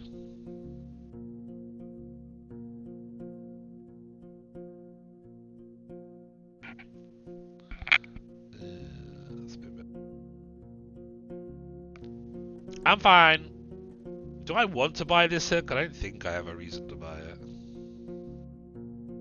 Takes the tools from you and nods. Need anything else? Do you have anything you... Oh no, do I have anything? What do you have for sale? I can go pick up a few things for you. Some food for your travels to start with. Apples, nuts, sausage. Not too many at once. We need to maintain our supplies. I've got an elk fur I don't need. Its buyer was caught by a pack of red wolves.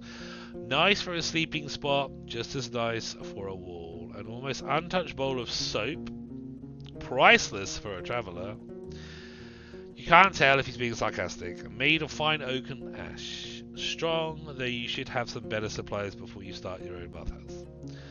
After you mention you'd like something more useful on these roads, he looks down. I don't have any blades or armour to spare, but if you pay well, you can take one of our crossbows and a bunch of quarrels, a yew-bow, wool cords, and the trigger just needs a little bit of oil. It's as good as you can get without soaking it in magic. Takes a bit of muscle to draw, but even a 16-year-old could handle it. I won't sell it cheap, but I'm ready to give a discount to a helpful ally. Let's have a look what you got then.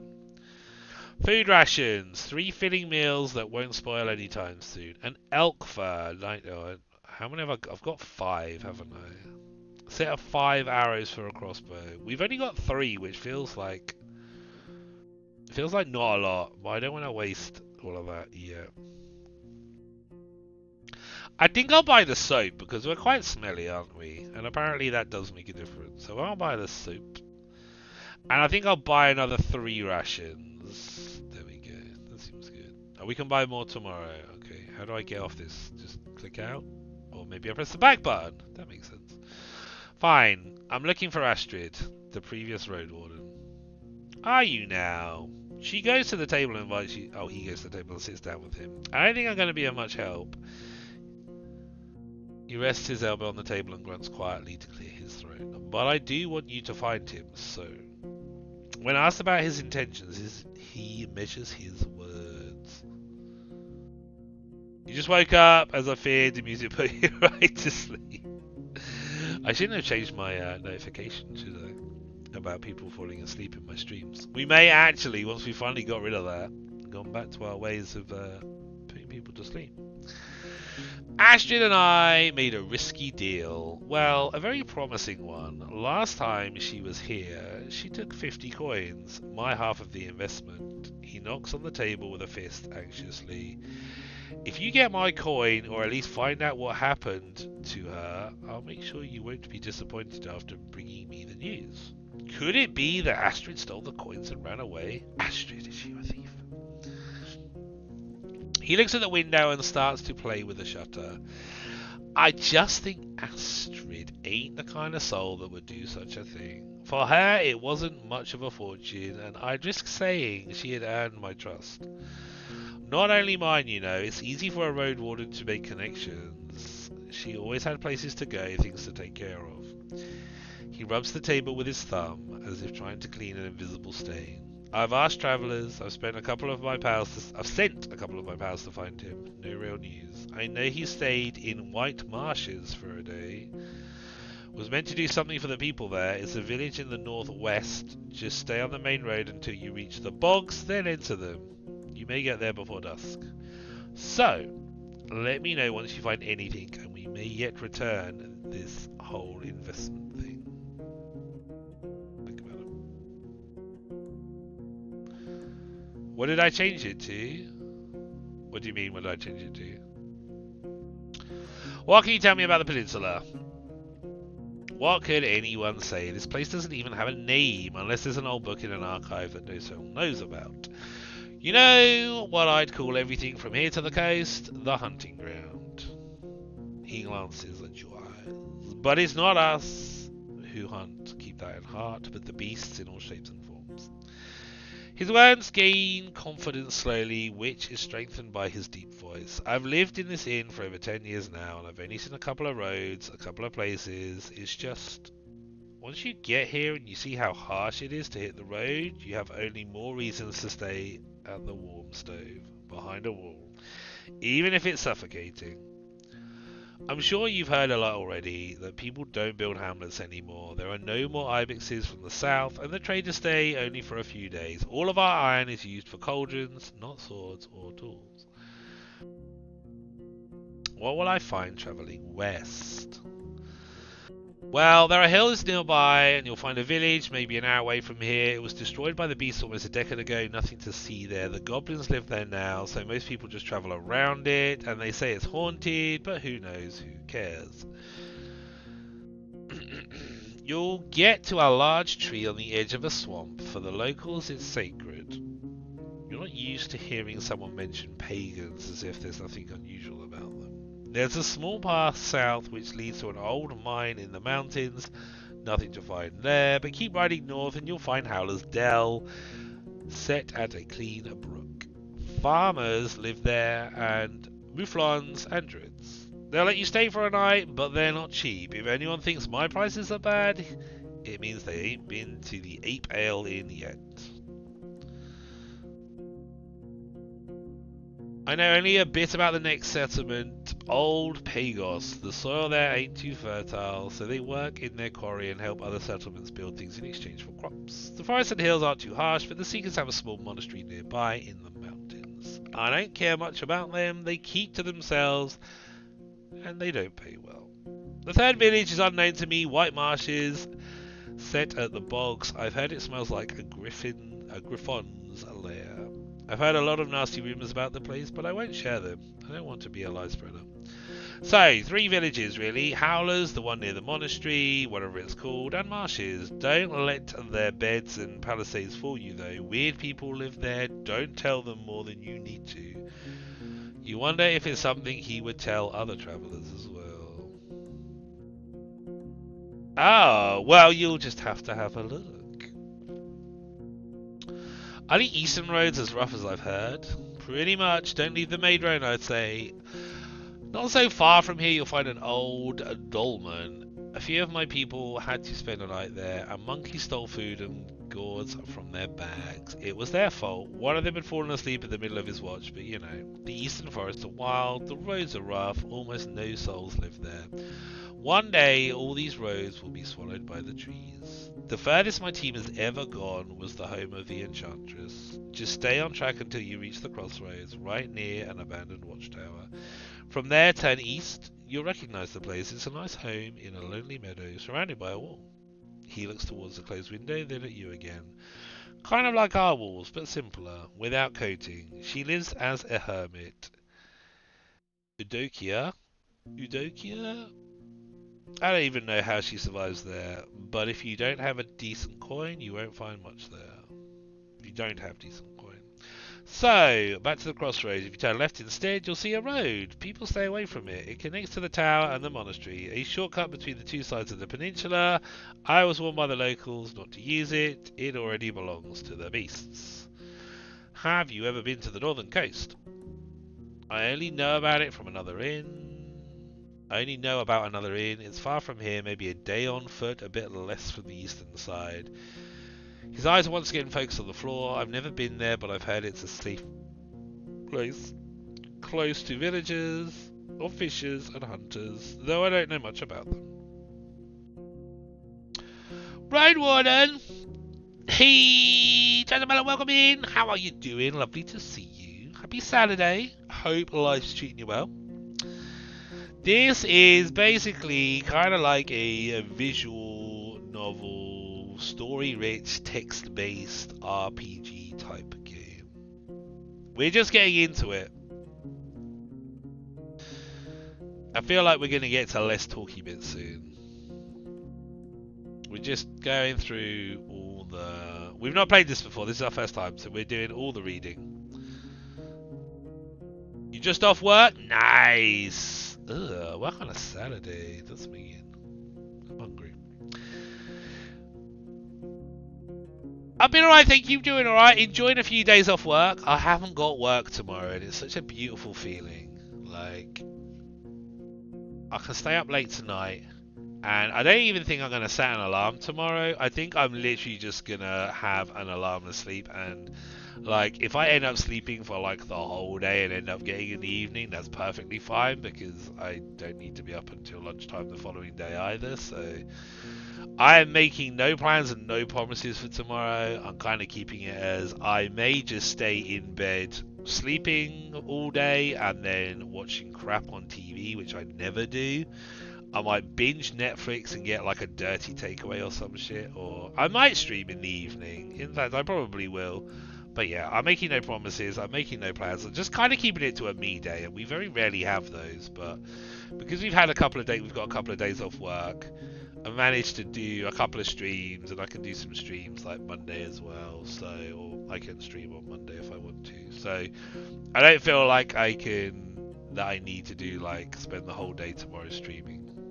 Not that streaming is a chore or I need to do it, but I really enjoy doing it, but, you know, if I have like an extra day off or an extra afternoon or an extra evening, you should be like, oh, I'll do a bonus stream because I love streaming. But because we are doing bonus streams already, it feels like I can be, hey, I'm going to take a me day. Anyway. But yes, long and short of it, I'm doing alright, thank you. Although I am hungry, I'm thirsty, and I didn't quite realise how much talking is in this. Hopefully, we're not going to find any places with people we can talk to, and we can just do some smack, as Maria would say.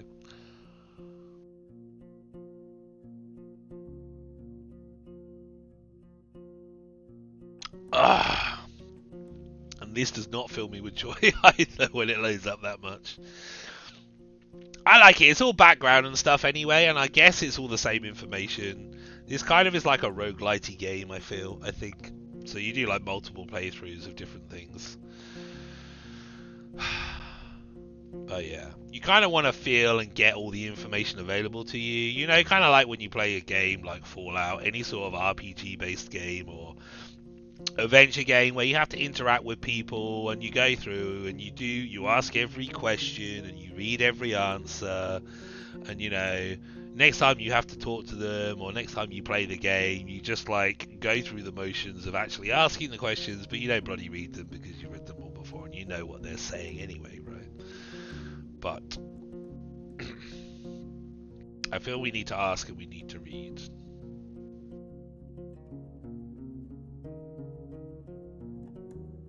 Roguelite, I think it is. Roguelite, L-I-T-E, not L-I-K-E. I could be wrong though.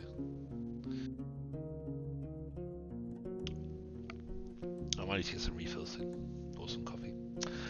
So you know anything on 2 after all? His mocking tone is soon replaced by a gentle smile. It was built long before we arrived. It didn't work out well for the previous owners. Once the war ended, they left. Not enough travellers, bad trade, the villagers stick to themselves. We, however, came prepared, and now we're prospering. When you ask him how they can afford all the supplies, he runs his fingers through his dark hair. I'm not against running an inn, but we don't rely on guests. We're the ones doing all the trading. My hunters are a clever bunch and stay safe in the forest. In exchange for furs, claws and bones, we get what we need, and more.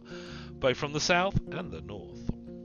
He relaxes in his chair. We have a good life here. We spent a whole lot on armor, crossbows, lumber, spears, but in another 10, maybe 20 years, we'll have enough savings to move to Holovan and not work for another day in our lives. We take risks, but smartly. The team is stronger than ever, and I have big plans for us.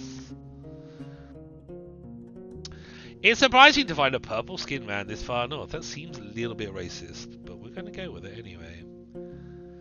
I ain't seen a soul looking like this since Mama died, he shrugs. It's not a fascinating tale. Let's just say I wasn't part of the invasion, yet I'm glad it freed all of those who were chained by the cities and their corsairs. He looks at the wall. I'm Larson, by the way, but I rarely hear the name. Is there a good story behind the inn's name? I mean, there's a story, but it's not a good one. For years I wanted to have an inn called Pelt, but in my city it would be in bad taste. Taverns and inns named with a single word were cheap, had a nasty reputation. There was the Claw, and the Mugger, Basilisk, and Blissful, I think. The good places used at least 2 words. Empty Barrel, a Rose and a Hamlet, or Hemlet. Emperor's Smile, Pighead was the exception. It was a real dive. In my soul, it's still just a Pelt. Pelts are what we came here for, and what will make us reach our goals.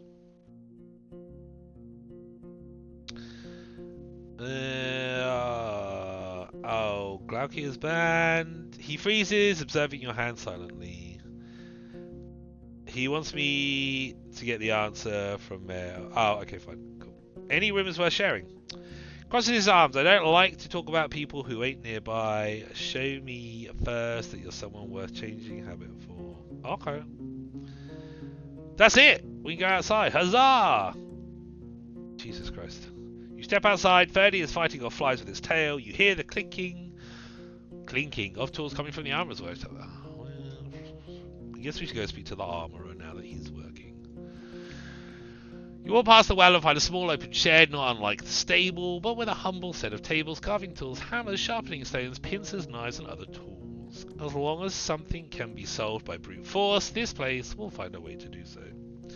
There are 2 people sitting on a long bench. The first one is a male with maybe inch-long hair, cleanly shaven, a thin, long yellow tunic, bare legs, and sandals. At least it's not socks and sandals, because that would be very poor taste. He ignores your presence, sewing a gamson with great concentration. The second person is a boy, maybe 15, who's wearing a crude outfit of a farmer. He glances at you, but soon returns to sharpening a long dagger. I will greet them. The man raises his head, but it's the boy who speaks, focused on his task. He ain't talking. Tell him what it is that you need. The man smiles in confirmation, looks at the piece of garment in his hands, then looks around, shrugs, and returns to you with a raised eyebrow.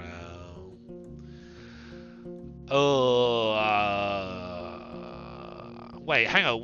I thought we heard noise of the armorer, and I suppose I thought we heard clangs. He's sewing a fucking coat. Like, how is he? Okay, whatever. Could you patch my clothes if they were torn? He shakes his head and points at the uneven seams on his own tunic, then grabs a crude bone needle and shows you its broken head. He wouldn't even if he had the tools, says the boys, but you can try in Howler's Dell or Gale Rocks. Ooh, we haven't heard of Gale Rocks before. Maybe not right now, but it may be in need of your services. New trader unlocked. He nods, points at the laces in the front of your jacket, raises his clenched fingers to his shoulder, then gently spreads and lowers them, as if he's taking off a robe. You follow his command and allow him to properly inspect your Gamson. After a few minutes, he gives it back, then reaches for his pouch. He pulls out one dragon bone, shrugs, then another one, and waves both of them in the air, pursing his lips. He makes a few speech-like noises with his empty mouth, groaning what sounds like, "I don't know." I consider his offer. Your jacket is as good as this armorer can make it. Okay, well, he's obviously shit at repairs.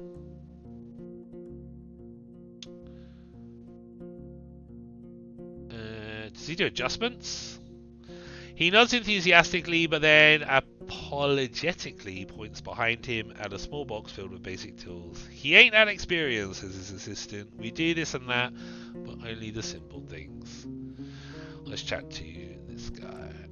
Learning the trade. Kind of, he answers reluctantly, but his teacher pats his knee, giving him a harsh look.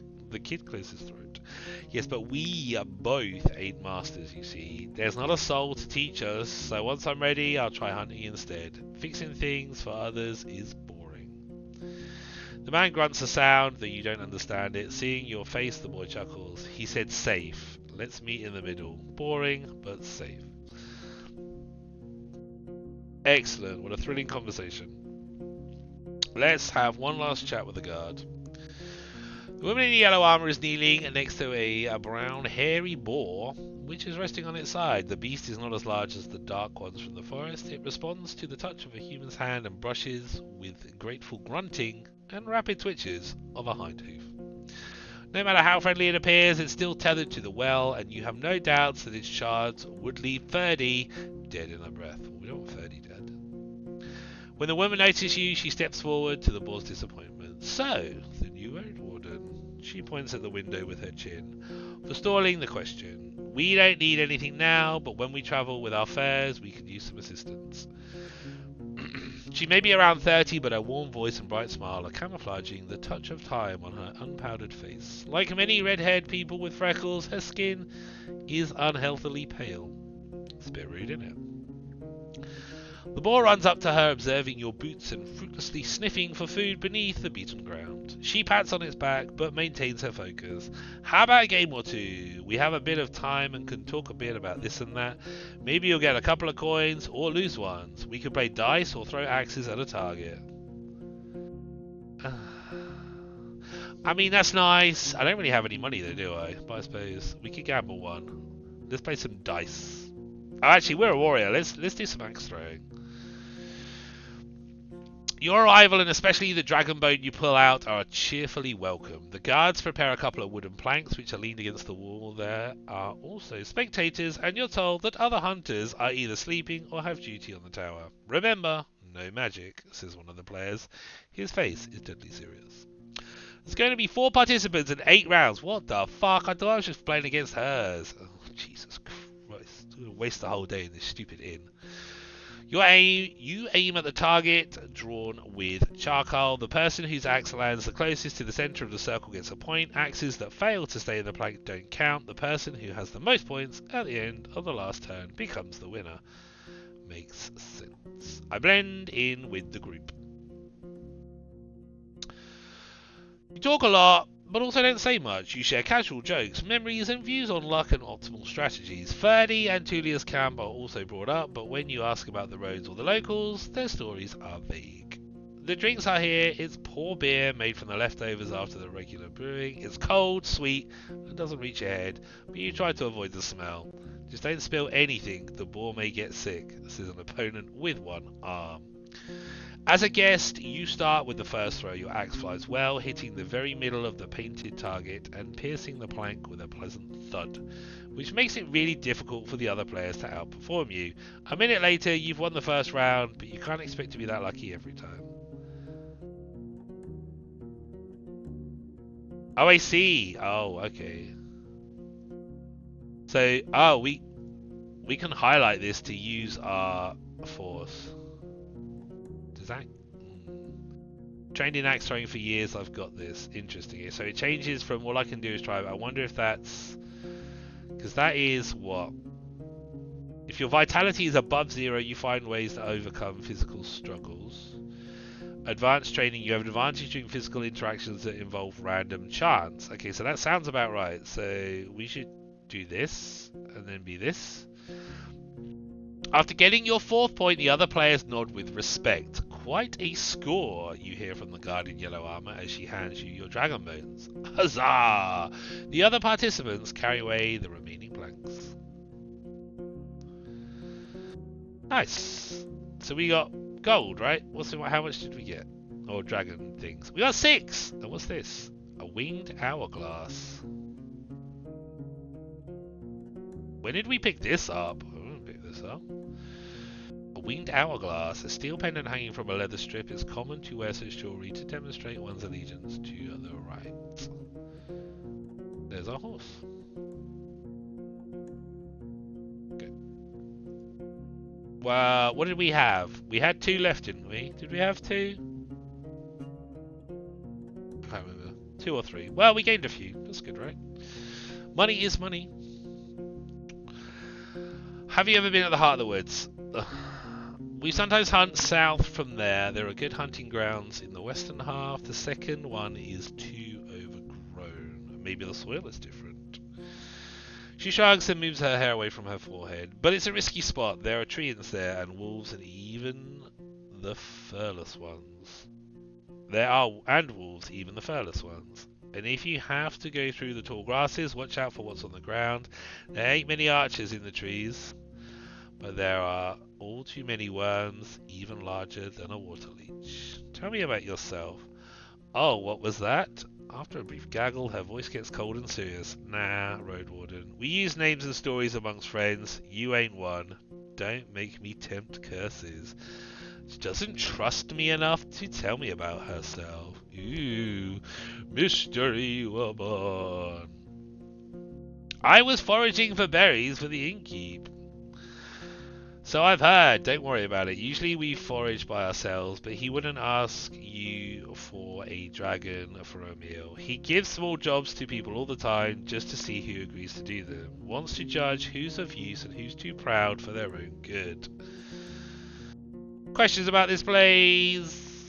Not much to tell, honestly. There are many beasts around, both wild game and dangerous monsters. We spend our time surrounded by these walls, leaving it only to hunt, forage, and trade. I really want to do something other than talk. That's an unusual tower. I'd expect it to be closer to the gate and shorter. Like in Hollovan, fair, but it ain't here to protect the gate. This stronghold was built long before we moved in, and not to fight off humans. The tower was meant to be used by those who observe the deep forest. We look out for fires, dragons, and any winged creatures that are looking to roost on the roof. Baldy, she nods over towards a man who indeed is completely bald. Has a grey eye and sees well even in the darkness. Any interesting creatures? Someone said this is quite witchery, so maybe we get to go and hunt a load of creatures, potentially. That would make it slightly more interesting. Ha! Here, everything lives here. She flips her hair. I swear, we saw a few dragons, a unicorn family, a battle between trolls and goblins, faced 2 beastmen, oh, and a gargoyle, and a hunting queen, shouts all the time. I could tell you all about them, but I won't. She winks and pats the boar on its head. You know, hunters have their secrets. I mean, that'd be quite cool if we could do it. I'm kind of hoping maybe we get to, like, you know, as a Roadwarden, it kind of sounds like very witchery. Like, we go around and try and make the place safe, but we get to kill stuff and then, you know, we can make money, like, selling off their body parts and getting rewards for saving the world. I think one of the reviews, or one of the, like, you know, the magazine reviews on the Steam stores, you know, not like... You know how you get the reviews, like from the curator, you know, from one of those websites or whatever, not just a hi, I bought this game review. Said it was more witchier than The Witcher, so we just gotta get to that chapter. Your group seems to be quite attached to this boar. How could you not be? She crouches and raises the boar's head, but it steps away and squeals as if someone's murdering it. It came with us from the city, just in case. We had no clue how our first winter would go, so we needed some backup meat. And it works, too. Cleans the dirt. She reaches out to the beast again, but it trots away. The woman straightens up with a pleased sigh. We haven't needed to eat it so far, but it's also funny. I learned in my home village that the farm boars are getting a bit smaller and more cuddly, kind of like ibexes, so it's not such a wild, dangerous beast, but we don't let it get close to other animals or children. What do you usually hunt for? Anything we can eat or sell. If there's a partridge, a squirrel, or a rat, we don't complain, but when we move as a group, we look for something larger. Deers and aurochs are delicious, but we don't always look for taste alone. There's value in bones, antlers, claws, tusks. Things people use to make tools or sculptures. We use some of them to make tools and spears. You can never have enough spears. She pauses and looks at a strand of her hair, then suddenly speaks up again. And we look for furs, of course. What can I find north of here? I'm sorry, we don't really go into those regions. We stay close to home, only sometimes move south or west to Howler's Dell, but only to trade. They're fine with buying more than they need since they take the wares to the coast. She takes a long breath, twirling her hair and gathering her thoughts. You know what? I've never even seen a beach, and I've been living here for how many? More than 10 years now. She giggles. The only part of the sea I've seen was from Old Pagos, which is placed on a hill. I've never put a toe in salt water. She looks towards another huntress who confirms that her experience is the same. But Old Pagos is a good place. As long as you don't mock their order and act nice, they'll also be kind. Boss says they're too serious for him to stand them, but at least they don't bite without a reason. Have you heard anything about the necromancers? It's something new? Her voice slows to a whisper. I've never been to the White Marshes, but over the years we've seen people moving away from there, south. They told us this place has changed too much. A priest died, I think? And the new ones awakened the dead? Sorry, Roadwarden. That's all I know. If she's hiding something, she sounds convincing. I don't give you knowledge about wild creatures. Well, I told you our knowledge is valuable. I don't know. She looks at the boar, which seems to be obsessed with a clump of grass growing next to the wall.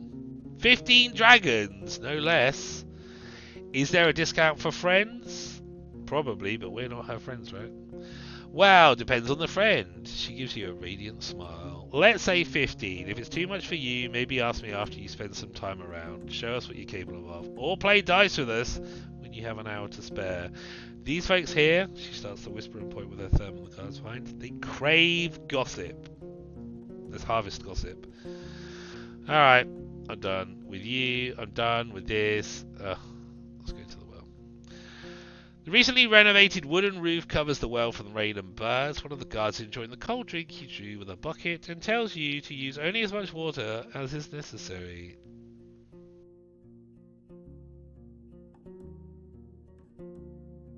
The oak ash soap you own can help you get cleaner. You need 3 pieces of bathing equipment to get more out of this place. What the fuck does that mean?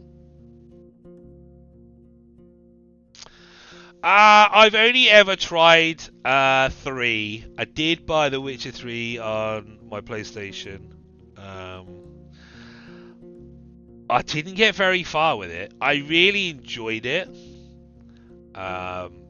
And I kind of brought it as a game to be like, oh, I can play when I'm chilling in bed or when like my PC is in use by the kids or something like that. Because back then, when I got it, would have been like 4 years ago or wherever it was. I got it on sale, and I think at the time, it was when my brother and my sister still lived here as well. So whenever they came round, like they borrowed my brother's laptop, so they would play like PC games together, either with like my brother and my sister if they were free, or just between the two of them. They'd like play like 7 days or something, one of them on my PC and one of them on the laptop. So I was just kind of left there like, well, I could do something with the TV, so I'll play on the PlayStation. So I kind of brought it for that. The problem is, we are a little bit of we're a little bit OCD. It's funny, like for someone that doesn't complete games, we are very completionist about doing side quests and side missions before doing main story.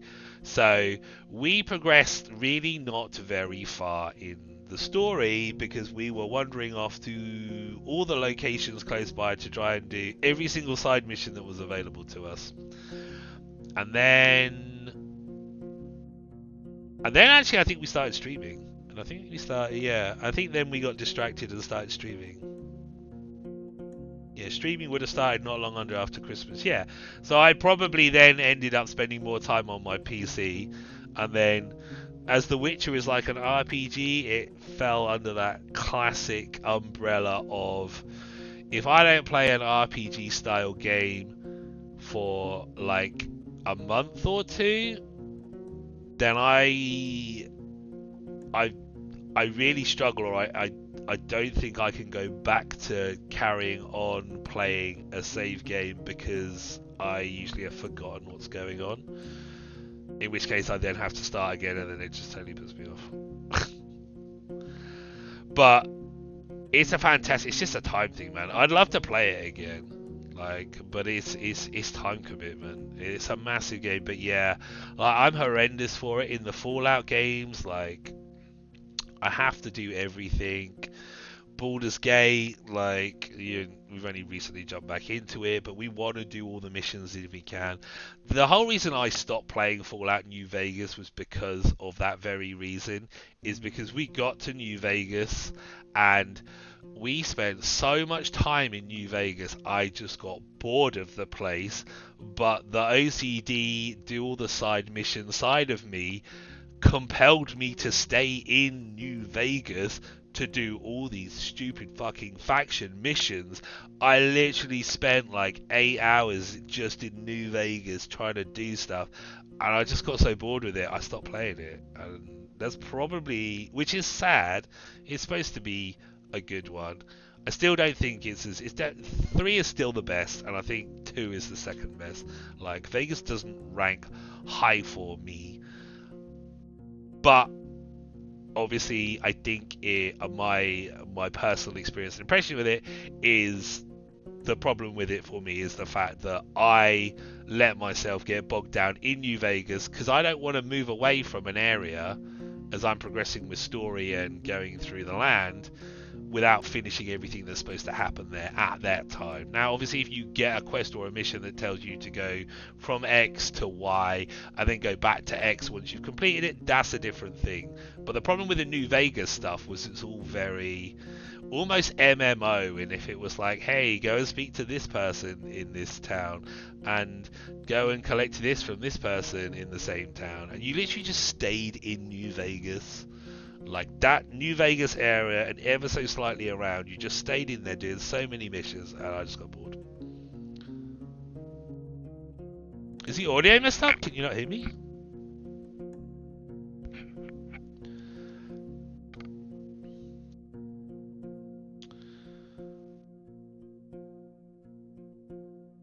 You loved the mechanics of the game enough that you didn't mind how many side quests there were. See, but the problem for me as well, I was just going around, I was killing every enemy that I could, I was gathering every fucking flower, anything that was a thing I could interact with. I was like, I might need this, I might need this, oh look, there's a river, let's go swim in the river, let's go underneath the water and see if there's anything in there, let's go all the way over there, let's gather this plant, let's gather this mushroom, let's gather this meat. I didn't even know what most of it did. I was like, if it's in the game, it's going to have a use. I'm going to get it all.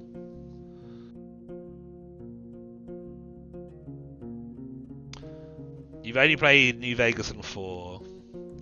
I didn't finish 4 either. But that's because I felt it was a lot shallower than 3. And this is obviously only my opinion. I loved 3. 3 was amazing. I love the depth of the locations in Fallout 3, because one of the things that I love about Fallout is that it spits you out, and you kind of you almost go by your compass, right? You're kind of looking on your compass and all those little hollowed out locations, which is there's something of interest just in that direction. some way away, and you're like, there's a place I haven't been, I want to go check it out. Fallout 3, you'd go there and there would be something. It doesn't matter what it was, whether it was a building or like a village or something monster, whatever the locations were, they had depth. You spent time in them. Some of those places that weren't villages, they were just like a factory or like a building. You know, you would spend like 1 or 2 or even 3 hours just exploring and clearing it, and like the story that you got from that and the interactions from those locations, I thought was amazing. Now when 4 came out, as well as Vegas, when Vegas came out and 4 also came out, I was really excited at how many more locations there were, because I 100%ed Fallout 3. I went to every single location I could do, fully explored the thing before I finished the game. But with Vegas and then 4, there were a lot more locations, but it was most of them were just really shallow. Like some of those locations were literally, like some of those points on the compass were literally like, it's a wolf den, and it was literally like not even an actual cave, you know, it was just like a little hollowed out bit in the side of a mountain, and it might not even have anything. Like I legitimately found a cave that was just like a hollow out bit in a mountain. There was like Wolf's Cave. There wasn't even any items to pick up. There was a couple of wolves nearby and that was it. And I was like, what the fuck? And like Fallout 3, you'd get like the Robco or like the comic book buildings, and you'd be in there for like 3-4 hours, and like you'd have those sort of locations in 4, but you'd be done in like 15-20 minutes. Like there was no depth in the locations, and that really detracted for me from Fallout 4.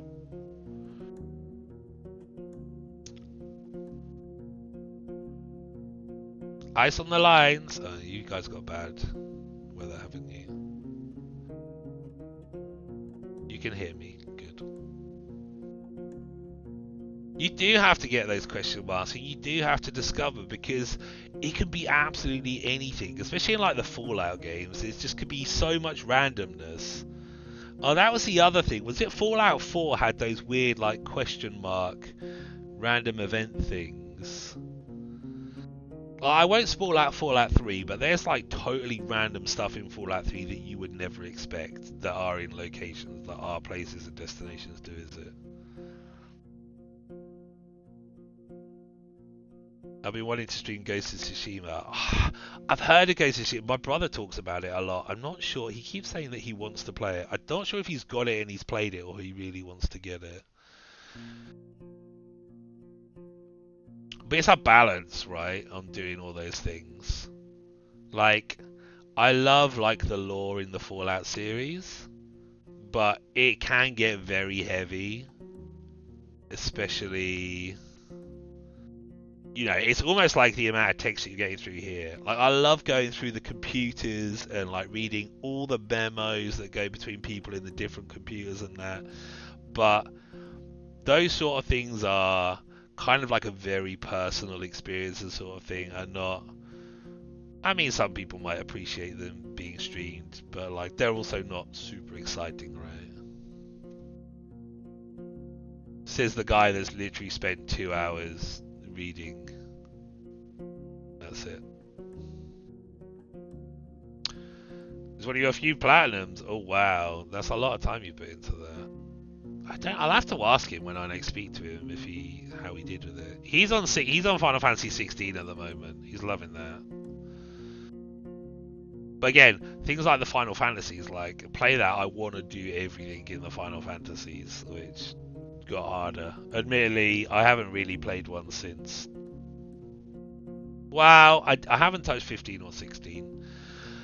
I played 13, but unfortunately I fell for the big sticking point that most people did, which is 13, which is got bored right before the game actually opens up and gets interesting, right before the last chapter. I liked 12 and 12 system, but I think I got bored. Obviously, I stuck a lot of hours in 11 back in the day, and I've on and off over the years been putting hours in 14. Both very respectable games. 11 graphically not so much anymore. And I think, unfortunately, the day and age where there's still a healthy community for 11, but like the day and age of those sorts of MMOs are unfortunately gone, and I don't think they hold any appeal to the next generation or those younger than me. It really is a callback to like 15 years ago. And how old MMOs used to be. And I think you can only really appreciate it if you were someone that played MMOs back in those days. Whether it was 11 or not, I think you can only really appreciate being able to still play 11 if you were around within those years. Before all the free-to-plays, in-game purchases and stuff like that came along for MMOs.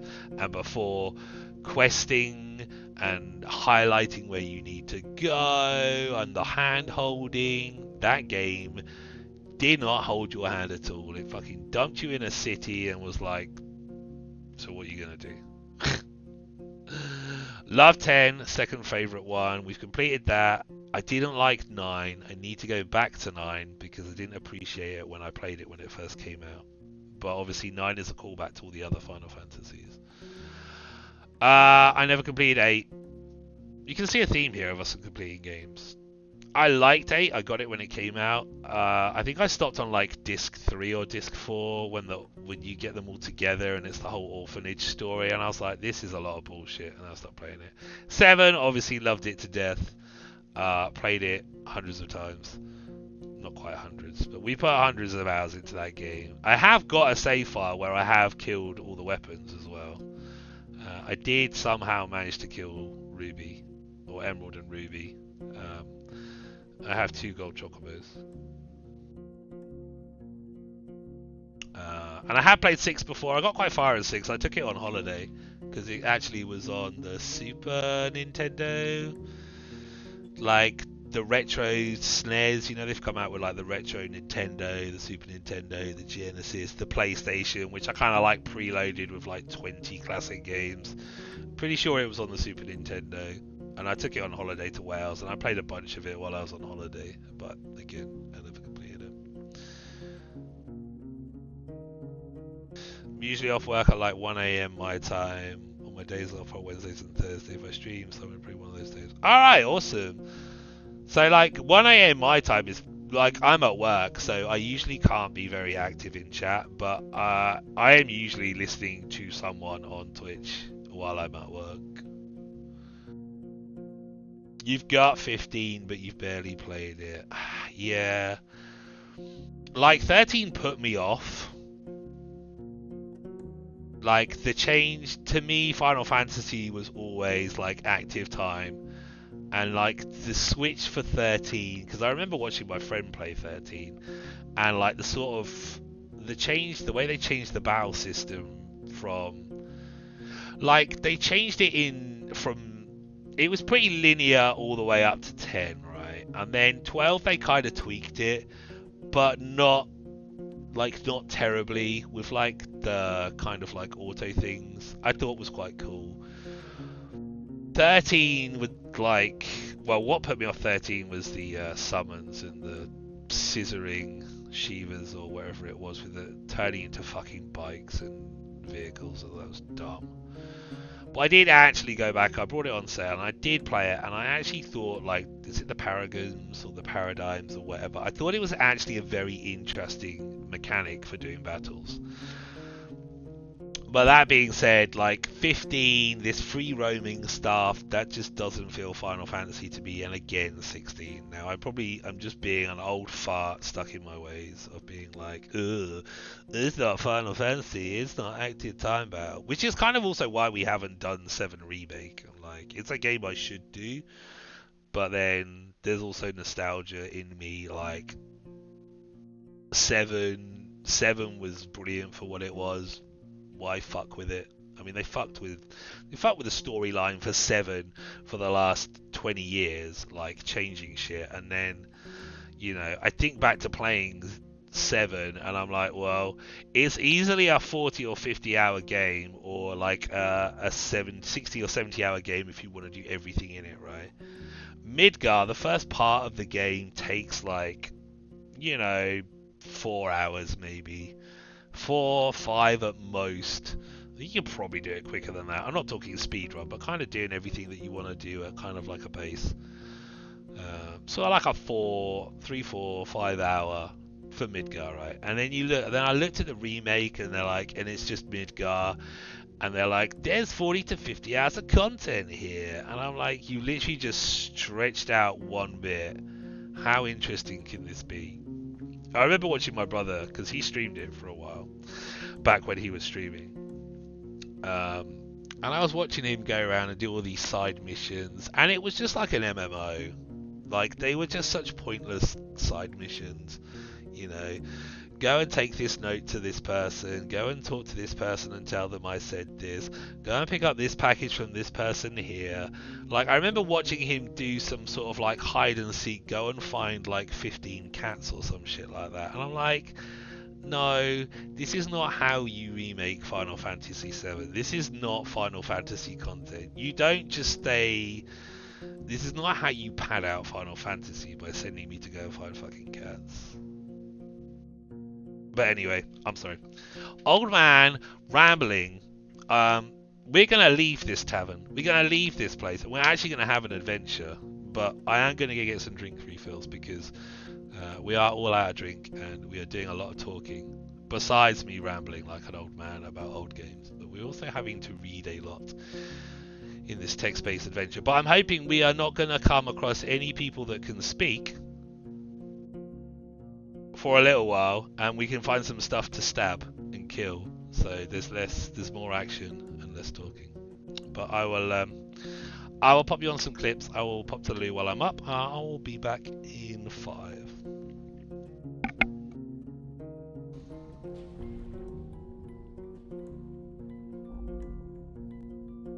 Wait, did we lose our wife? Someone lost their wife. Oh, that's pretty freaky. I thought that was a skull at first.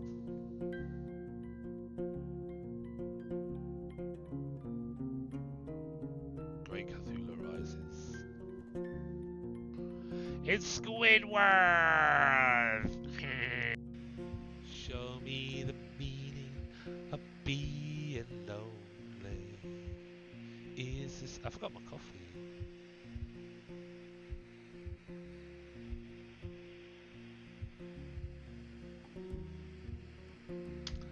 Is this the feeling I need a more way?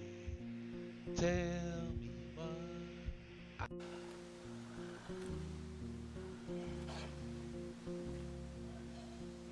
I'm a wolf rider.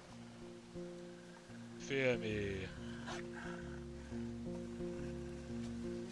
Can't get me, I'm riding on a wolf. Yeah. Exactly, wolf rider. Where's my wolf gone?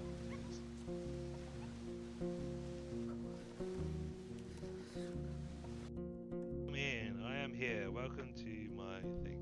Yeah, you may want to turn away because this is...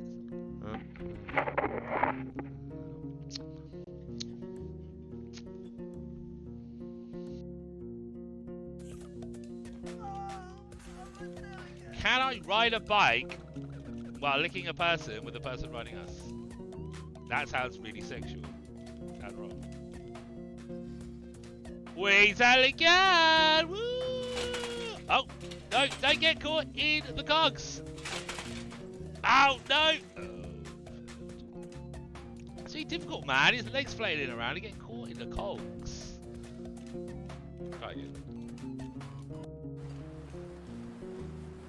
I think we got poor angles. Don't hurt me, Philip. I love you. Philip, no! I'm not that way! I'm not like that! No! Philip, why?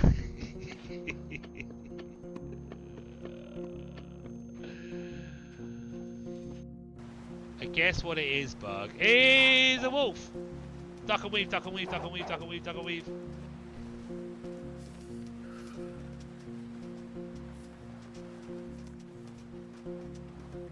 No, no, it didn't work.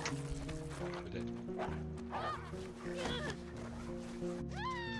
What I was trying to say was having good friends in chat gave me the confidence to not be annoying.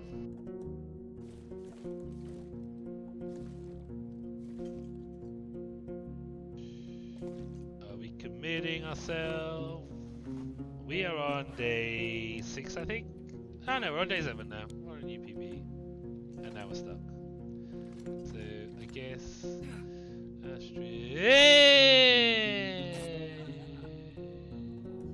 wasn't supposed to go that way.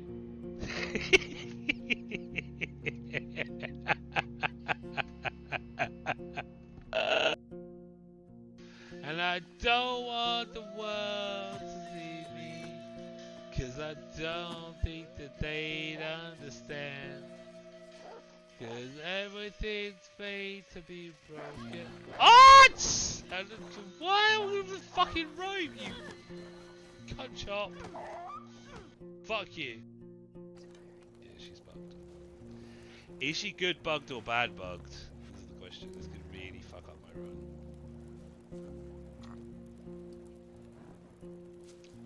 What is it with me and these friggin' bears?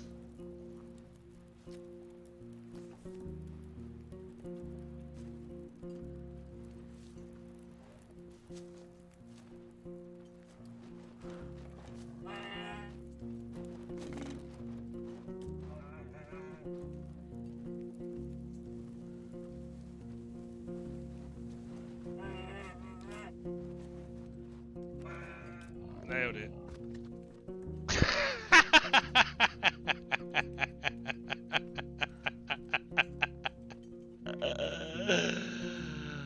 Oh wow, that tickled me far too much. I'm sorry, I didn't mean to cackle so loudly.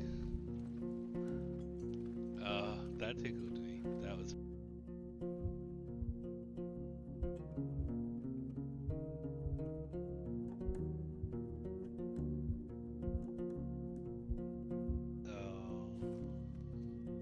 Apparently we died from food poisoning.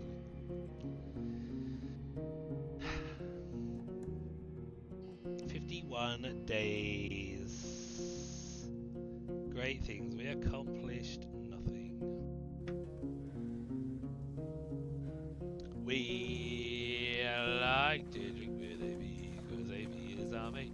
He drinks in moderation, and that's what makes it great, great, great, great, great, great, great.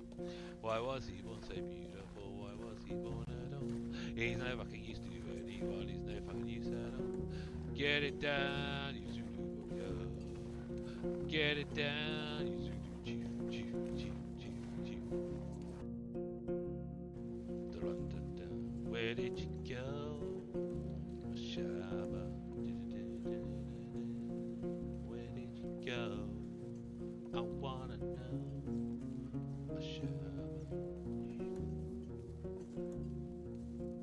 Maybe we need to pretend. Oh, I want to walk up the road and escape. Baby birch. You're like David Attenborough, and here we are inside the mother birch. We can see the baby birch.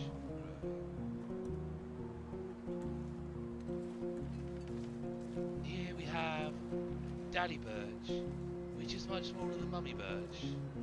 It's taken down a fresh deer. Soon, Mummy Birch.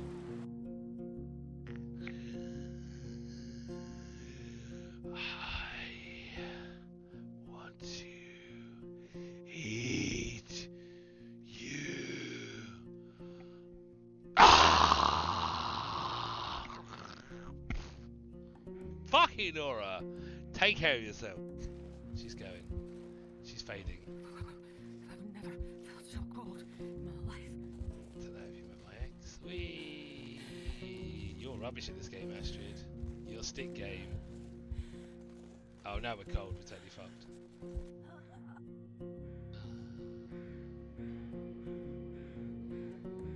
Yo! made it! 251! Follow the... Ah! We're following her, but she's so fucking scary. I don't want to see her again. I think we need to go this way. Ah! Fucking! Ah! What are you doing? Stupid drunk AV. Alright. Well, I'm back. Sorry about that, folks. Thanks for sticking around. I appreciate it. Cats are very cute. Well, some cats are cute. It's only better than dogs. But we don't need to go into that debate, do we? Okay. Where were we? Oh, can we wash my shell? Splashing yourself with cold water from a bucket won't take away your smell, but it's enough to remove the tallow and sweat from your skin or mud stains from your clothes. We have 2 out of 5 on our appearance. Alright, I'm done. We said the clinking of tools. Which I think is a lie, considering one of them is repairing, one of them is sewing, and the other is sharpening a knife. I wouldn't really constitute that as a clinking of tools, but I guess that's what we would assume from number. Let's travel somewhere.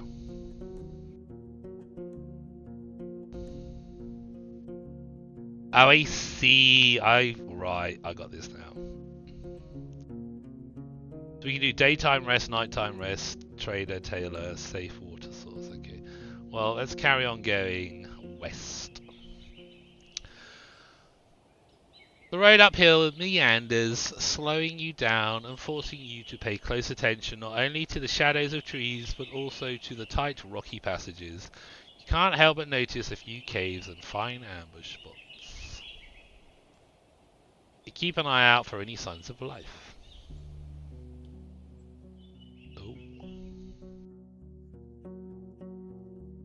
Standing in front of the gate, we found the ruined village.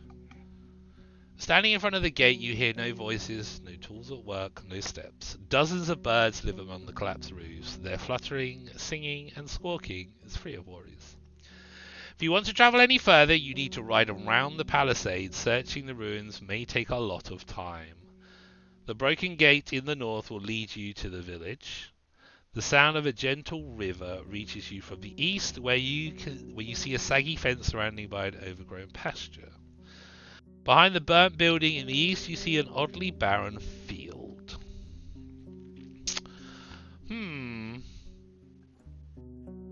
Let's approach the building near the field.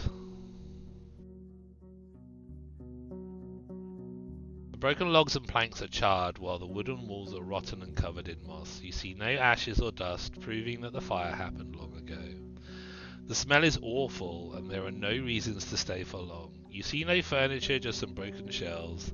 It was just a storage room. The valuable odds and ends were already taken by the scavengers.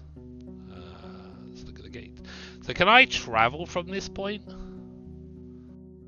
Not really, we're still kind of here. We can't do anything else.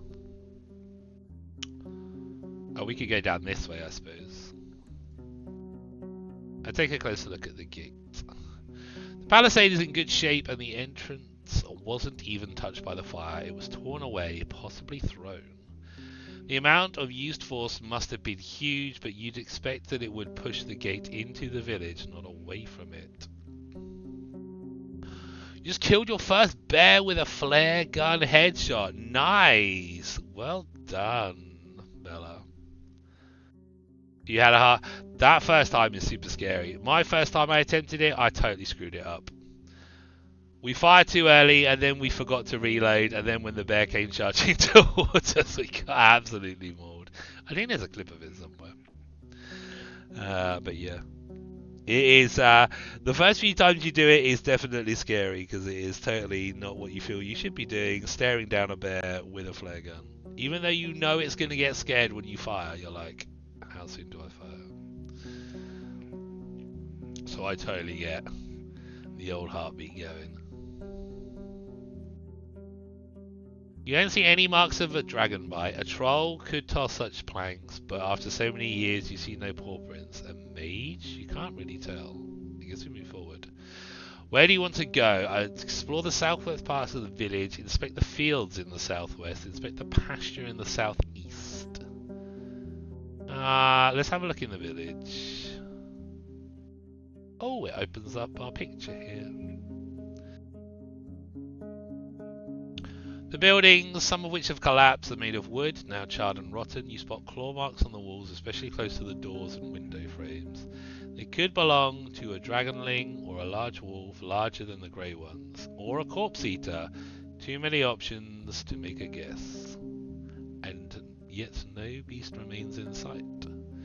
You find the remains of clothes, furniture, odds and ends. Only one object seems to be of use, a basket-like fish trap made of vines and willow branches. If a large fish swims in it, it won't be able to get out on its own. It's quite large, but I can fit it on my shadow.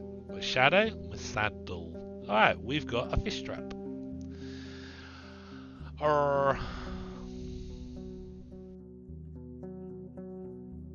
Didn't we just do the southeast? Oh no, that's this bit here, right?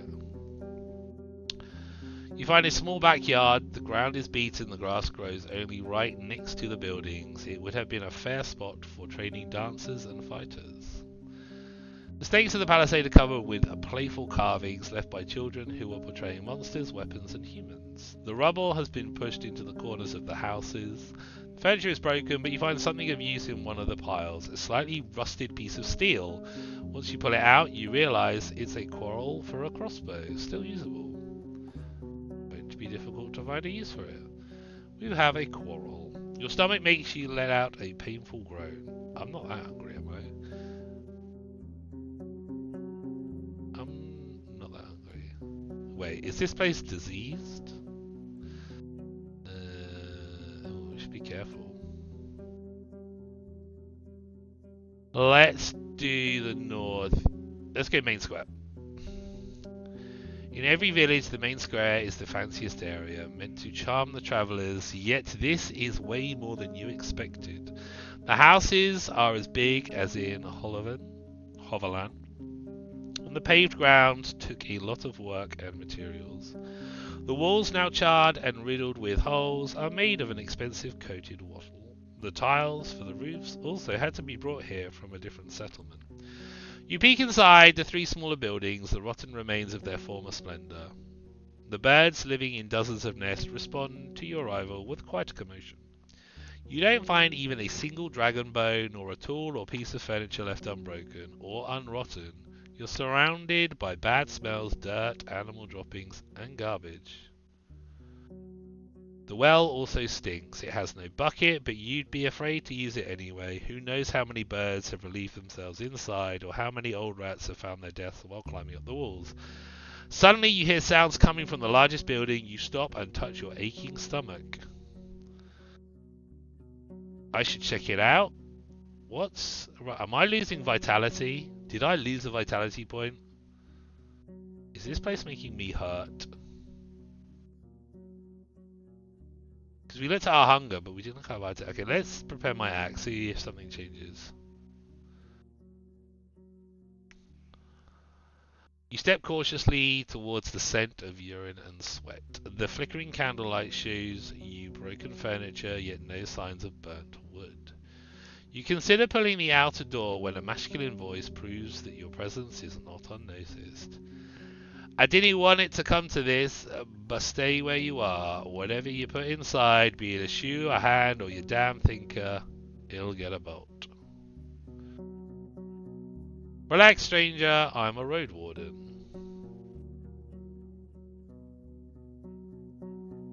I'm a Roadwarden. This probably doesn't seem like a time for jokes. Or to be distanced, or intimidating, or vulnerable. Let's just carry on being friendly. And you choose this place to visit from all that there are. Even outlaws don't come here. He pauses, then goes on before you respond. It may be you're telling the truth, so let's say this. My little baluster here is all pulled and ready. You won't do anything stupid, right? No running, no jumping around, show your hands. The man's voice lacks confidence and his accent is tricky for you. He could be from the distant south, but as long as you don't speak too quickly, you understand one another. You don't hear any other movements, breathings, voicing. breathing voices. You lean your axe against the doorframe and make sure that your knife is well hidden. I walk inside. The dense smell of urine hits you with full force. Okay, we haven't lost any health. While the tools and utensils are hard to distinguish from the rubble, the route to the upper floor is blocked by collapsed roof and loose wooden beams. There are scraps of rusting iron and steel on the ground detached from the now destroyed barrels. The scavenger is sitting on a blanket in front of the tent. Oh, right. Oh, I see it now. Okay. Pointing at the floor with his loaded crossbow. Not a short man, though a bit skinny. He's tan, dark hair, has seen his share of struggles. There are long claw scars on his left cheek, and another one that would divide his eyebrow in half if it hadn't been consumed by a fire, just like the rest of his forehead. What? There are long claw scars on his left cheek, and another one that would divide his eyebrow in half if it hadn't been consumed by fire, just like the rest of his forehead. Ooh. His clothes are untainted by vanity. He's barefoot on a dirty linen shirt with rolled up sleeves and simple pants that use a cord for a belt. His long beard and hair are untrimmed and tangled. He's a tramp. Why is there so much urine, right? Why doesn't he go outside to pee? Everywhere else stinks. I sit on the stairs with raised hands. I'm not a threat. Stand near the door, watching his weapon. I'm prepared. Well, we said we're not a threat, so we should sit on the stairs. You wipe the dust off the steps, but before you sit down, you hear the man's annoyed voice. Now, don't get too homely. It's the only place here that's not just ashes and debris, and I'm not sharing it. You better ride ahead. I already piled up whatever hasn't rotten. The candle lights are dancing on his burnt face and arms. He moves his crossbow just enough to make sure he won't shoot you by accident. I saw your horse. Maybe you could help me. What are you looking for in this place? You don't sound like you're from the north. I want to make sure there are no undead crawling around. I need to get to know the peninsula if I'm going to patrol it. I'm short on dragon bones. I want to see if there's anything left behind. I was wondering what caused this place to collapse. I've heard about some bandits. They could have a hideout nearby. I'm looking for another Roadwarden, a man named Asterion. It's not your problem. I mean, I need to know the peninsula if I'm going to patrol it. Then better stay away from the eastern pass. No shell rides there anyway. But even the west and the coast have roads like Moose Crap. What? I've travelled and pedalled for years now, you know. I wait for some group to join, and here people don't travel or know a damn anything about any place. Just a waste of time, I tell you. It really doesn't make much sense. Listen, he scratches his thighs nervously. I'm hungry, so damn hungry. I can't hunt or fish with all the ape men around. Can you share anything, Roadster? I may be a drifter. Wouldn't beg if I had not lost my bags on the road.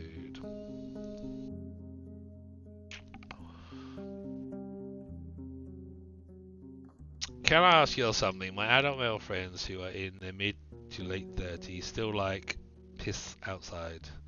Like that when they're at that party that has a bathroom, they'll just go piss against something nearby. Am I a weird one for thinking they should go piss in the toilet? Yeah, that's pretty weird.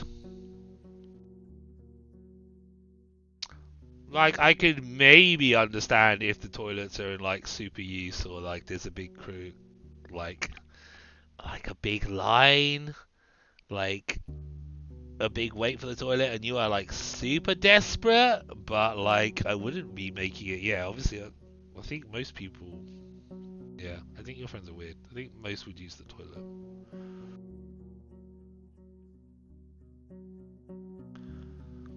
Yeah, I don't think I know anyone that has ever defaulted to peeing outside instead of peeing in the toilet, given a choice. I mean, I don't think that. Yeah, I mean, it just seems a bit. Yeah, it just feels weird, especially if there's a toilet to use. Like, I've certainly peed in gardens, in parties and stuff like that, when like there's a big queue or something like that, and you really can't hold it.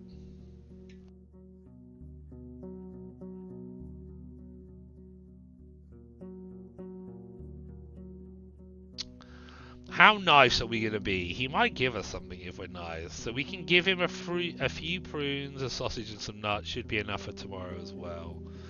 We brought some more rations, so we're probably okay for food, aren't we?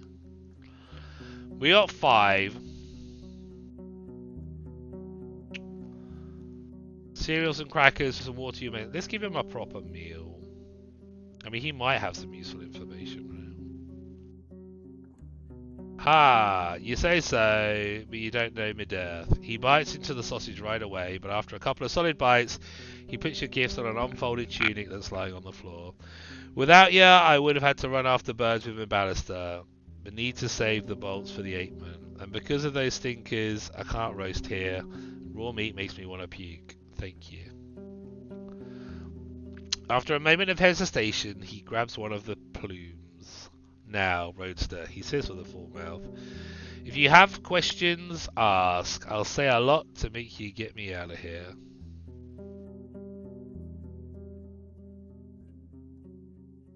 I'll say a lot to make you get me out of here.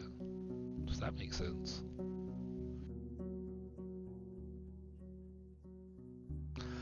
I should ask... Oh, he wants our help to get him out of there. Okay.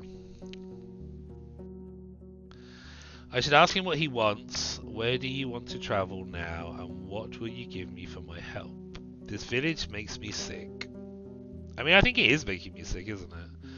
Tell me about yourself. How to keep the goblins away? Are you sure there are no undead? Have you searched the entire village? Are there no hidden treasures left? Do you have any idea what happened here? I've heard about some bandits. Have you seen any hideouts? I'm looking for another Roadwarden named Asterion. Like, I imagine he didn't go here. This is literally like a stone's throw away from the last place. He's not going to ended up here, right? Let's do the village. Makes me sick. I mean, we'll probably ask all these questions, won't we? Because that's what we do.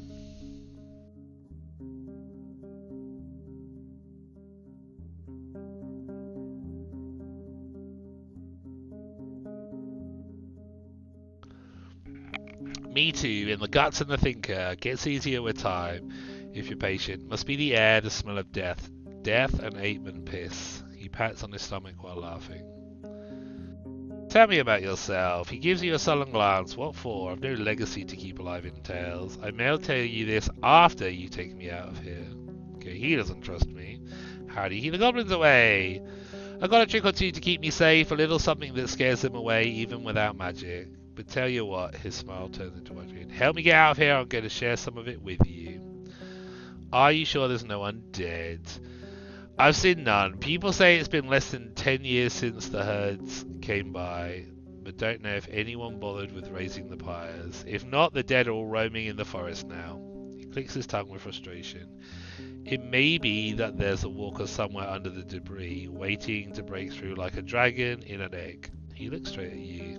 You'd better not dig. Have you searched the entire village? Are there hidden treasures? You came to the wrong place. Time, moisture, and the damn borers devoured the loot. Fucking horror.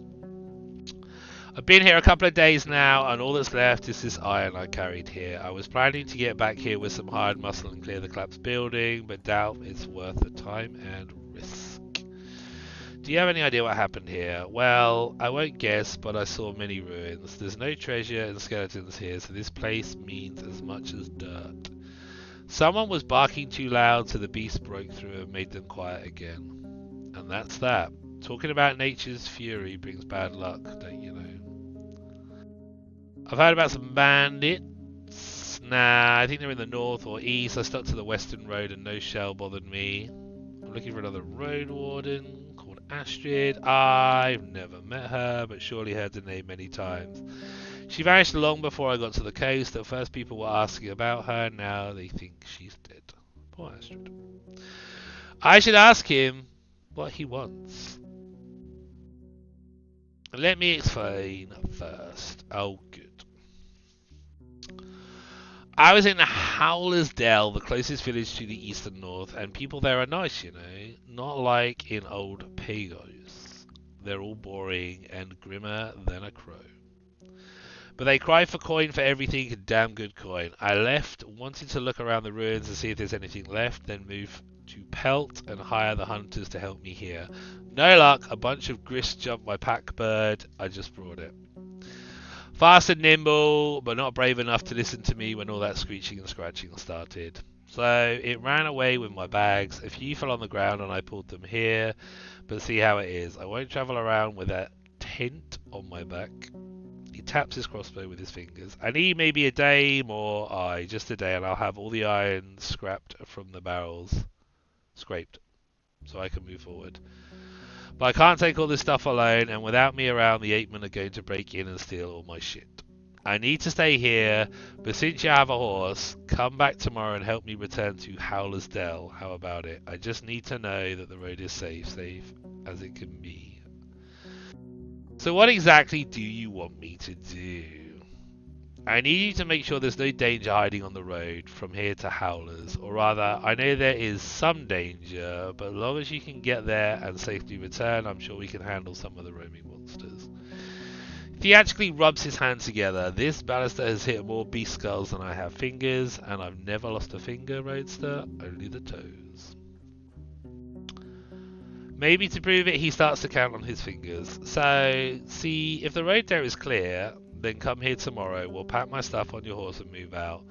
But don't come when it's close to the evening. We're going to need 3 hours on our feet, and I won't push through the night. Even sleeping next to an 8-man tribe is safer. And don't make me wait too long. I can't wait for a couple of days if I can wait for a couple of days if I can find some food, but if you don't get back, I'll have to risk it no matter what. Why Howler's Dell? If you want to go south, we should travel to the Pelt of the North. I mean, I see your point, but I've never been there. Can they afford my iron? Do they have means to pay for it? I need coins to find a handy bunch that will walk south with me. And I need a new staff and bolts. I know the village, it's a nice place, it even has a smithy of sorts. I had a chance to take a look though. It's a large inn, a safe one. They seem to be rich and have enough hunters to guide you south. You can use the iron for barter. Well, it's a shorter path, I guess. Fewer spots to get surrounded by corpses. If you're sure it's the best option, fine. I'll trust a Roadster's judgment. I don't work for free. I have ways to pay you, don't worry. I can give you dragons. Well, I have to sell the iron first. I'll need a bit of time, you see. 5 for a short escort would be plenty, I'd say. If you want, I'll give you a secret jar of mine. Very fine mixture that scares apemen away. Works on pebblers too.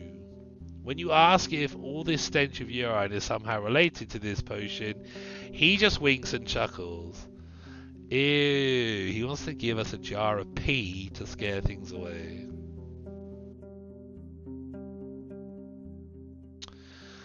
I'd also like to learn more about the villages you visited. He seemed surprised. I mean, sure, but don't have connections there, you know, just my eyes. Starts to hum, you know. When you get to Howler's, you'll meet the mayor there for sure, Thias. And whatever you do, don't ask her where she got her coins from. She's rich, but don't ask her how it happened. Trust me. Do we take him? Should we take him?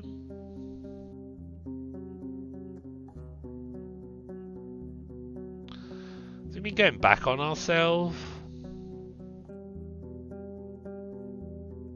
I suppose we could. It's not far to go, is it? Come tomorrow. Where are we today? 10 hours till dusk. The closer you are to the village and the longer you stay around, the sicker you feel. The taste of gastric juices hits your mouth, your forehead hurts, and you start to stumble. Ferdy, worried about the sight, pokes your head with its nose. I think I walk away from the walls.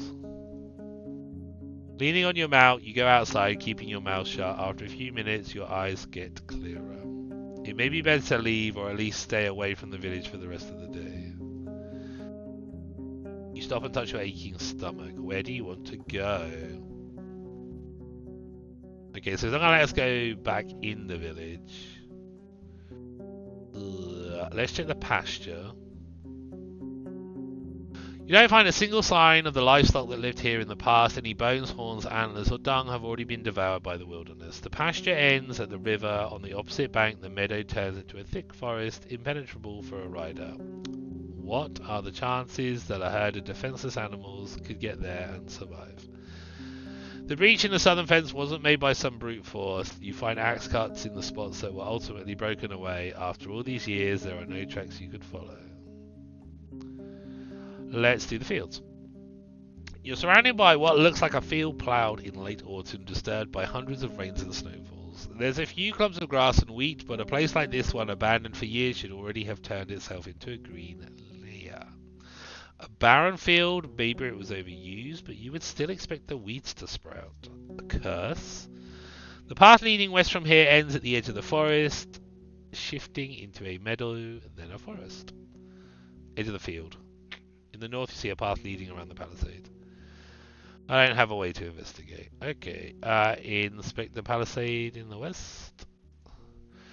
The tracks of human footwear and many more 8 footprints cover the paths formed around the palisade's breach. As far as you can tell, the freshest footprints lead to the village. The wooden stakes spread out on the ground are rotten, covered in mushrooms, small flowers, insects and worms. A good source for animal or goblin food, though you'd expect them also to hunt for the birds and the eggs.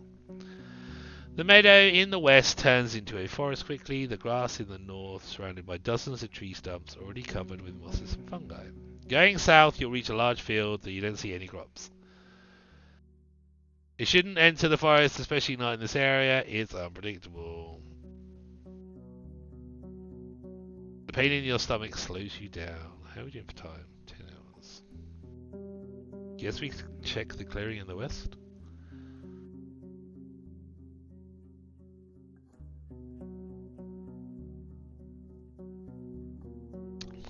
This is feeling a bit linear.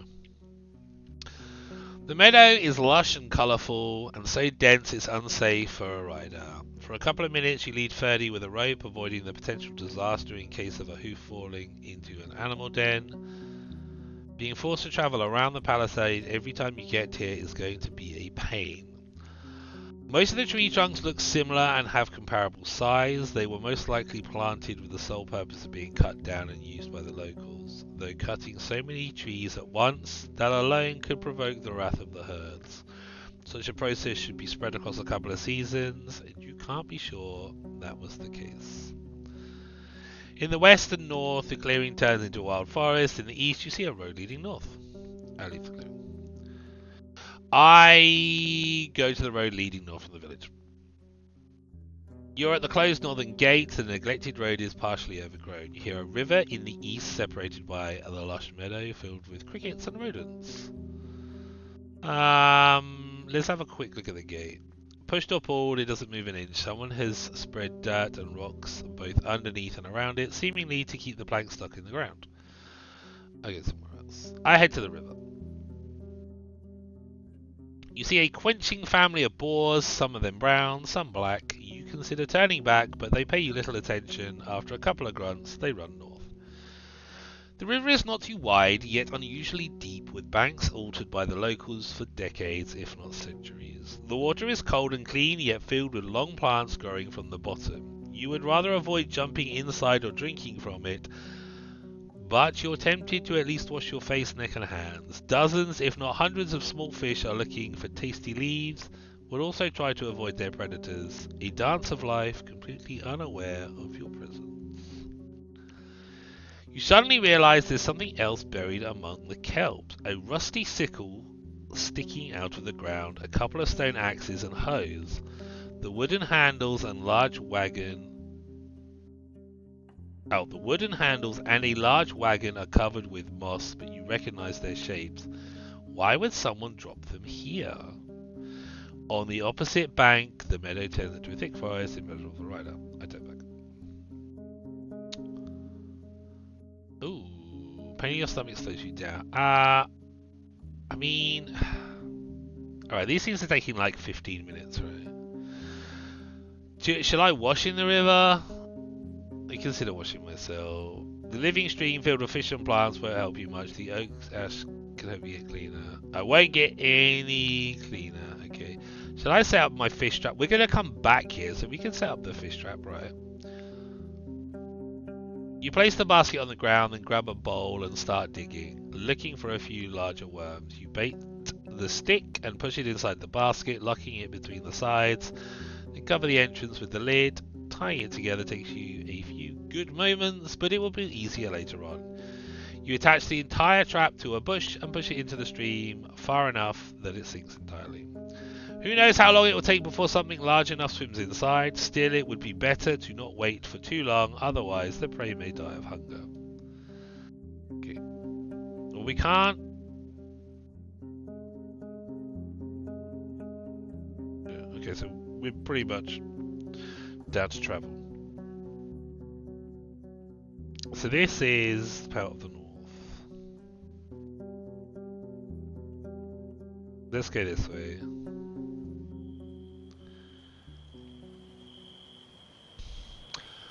You enter the wetlands with their many streams, ponds and fish. Large birds run and fly between the grey, sparse trees that are covered with moss, mushrooms and critters. For a human, it may be an unwelcoming and harsh realm, but the overwhelming swarms of insects prove that it's a realm full of life. The danger, with teeth and claws, is hidden below the water's surface. I stay away from the banks, obviously. This plant should not be alive, not without leaves. It doesn't resemble the other trees of the wetlands. It's something else. Isn't this the special, like, holy tree? You get off your horse and prepare your axe. The water is filled with dirt and dead plants, and it smells like an old corpse. And the roots are spreading far, breaking through the water's surface. You don't see any saurians in the grasses or on the shore. You approach the table-like altar made of 3 limestone slabs. Were these rocks originally as formless as they are now, or was there a point in time, centuries ago, when they were precisely shaped and decorated by masters of artistry? There is no way to tell.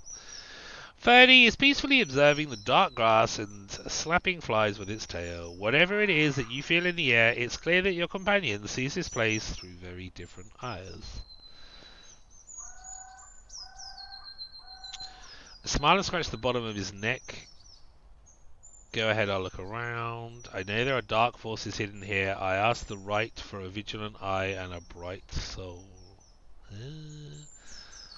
Ferdy, go and have a walk. You don't see any creatures nor humans. I look in the water. You step cautiously without knowing how deep it goes. You have to consider that a saurian could be camouflaged in the mud, waiting for a victim to get near. Since you don't plan to kneel down and drink, you're hoping to dodge a potential strike. Once you get closer, you start breathing again. While the water is dirty, it's also shallow. You see the vegetation, swimming insects, and even small fish. All of them stay away from the tree roots, which look like a spider web covering the bottom of the pond. Aside from that, you don't see anything that would catch your attention. Do I want to look at these roots? I mean, if nothing's going by them. You kneel in front of the one that's lying on the shore. It's brown, covered with a hair that resembles that on your arm. When you touch it, it's moist, soft, and warmer than you'd expect. I do something with it. What does that mean? I don't think we should be touching this tree, should I? I think this is a special tree. Let's have a look at the altar. There's clumped dirt in the uneven nicks, fused by years of winds and rains. The bottom surface of the table is dusty, but you don't find any spiderwebs or mould, even though it's a perfect spot for them. So it's a well-kept altar. Well, as well-kept as an outside altar can be. There's no spiderwebs, at least, which is better condition than my bedroom, so someone's looking after it. The tree roots cling to the altar in many spots. They're firmly attached. You struggle to move them even by an inch. The cream-coloured limestone is cold and smooth. Do I want to make an offering? What can I offer? Oh, what is your sacrifice? Example, food. Oh, how much food did we give him? What did we have? 5. What's this? Oh, that's cool. It tells me where the fish trap is.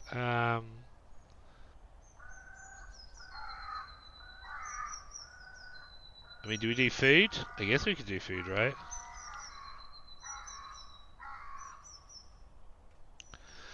You place any type of food you can find in your sacks or on the nearby plants, but none of them seem to make a difference.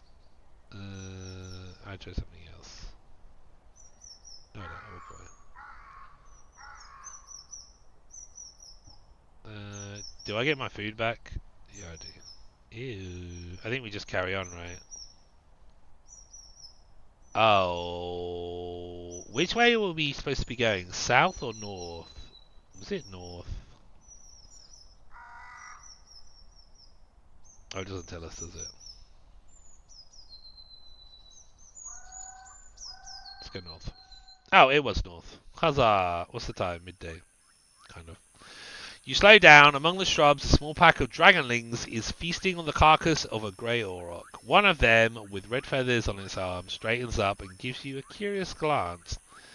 Its head tilts left and right, forward and back. It screeches at you but doesn't move forward and returns to its meal.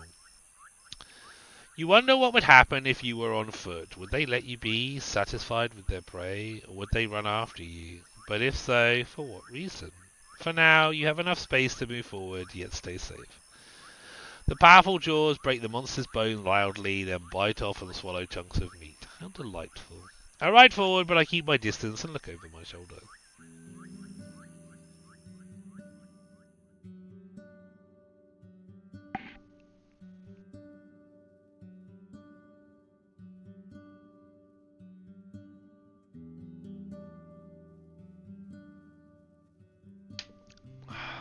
I don't really feel like we made much progress for midday, but we'll see what's going on in here. Oh my god, we got to talk to people. The beaten road serves your palfrey well. The forest to your left becomes sparse and brighter, and there are dozens of human-made paths among the fruit-bearing trees. On your right, there's a large pasture with at least a dozen massive mouflons. Two of them, already sheared, look comically small. Also, they are like sheep. Soon after that, you ride along the vast flourishing fields filled with rye, still green, preparing yourself patiently for the second harvest.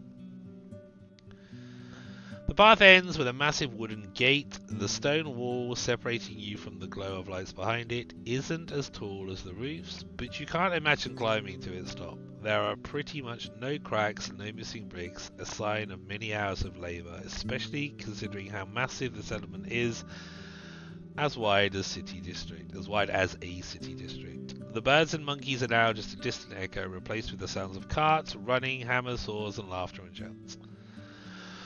I don't feel comfortable in large settlements. Let's get this over with. A young man is leaning against the closed gate, covered by its shadow. He's young, tanned, and has a short, elegantly trimmed red beard.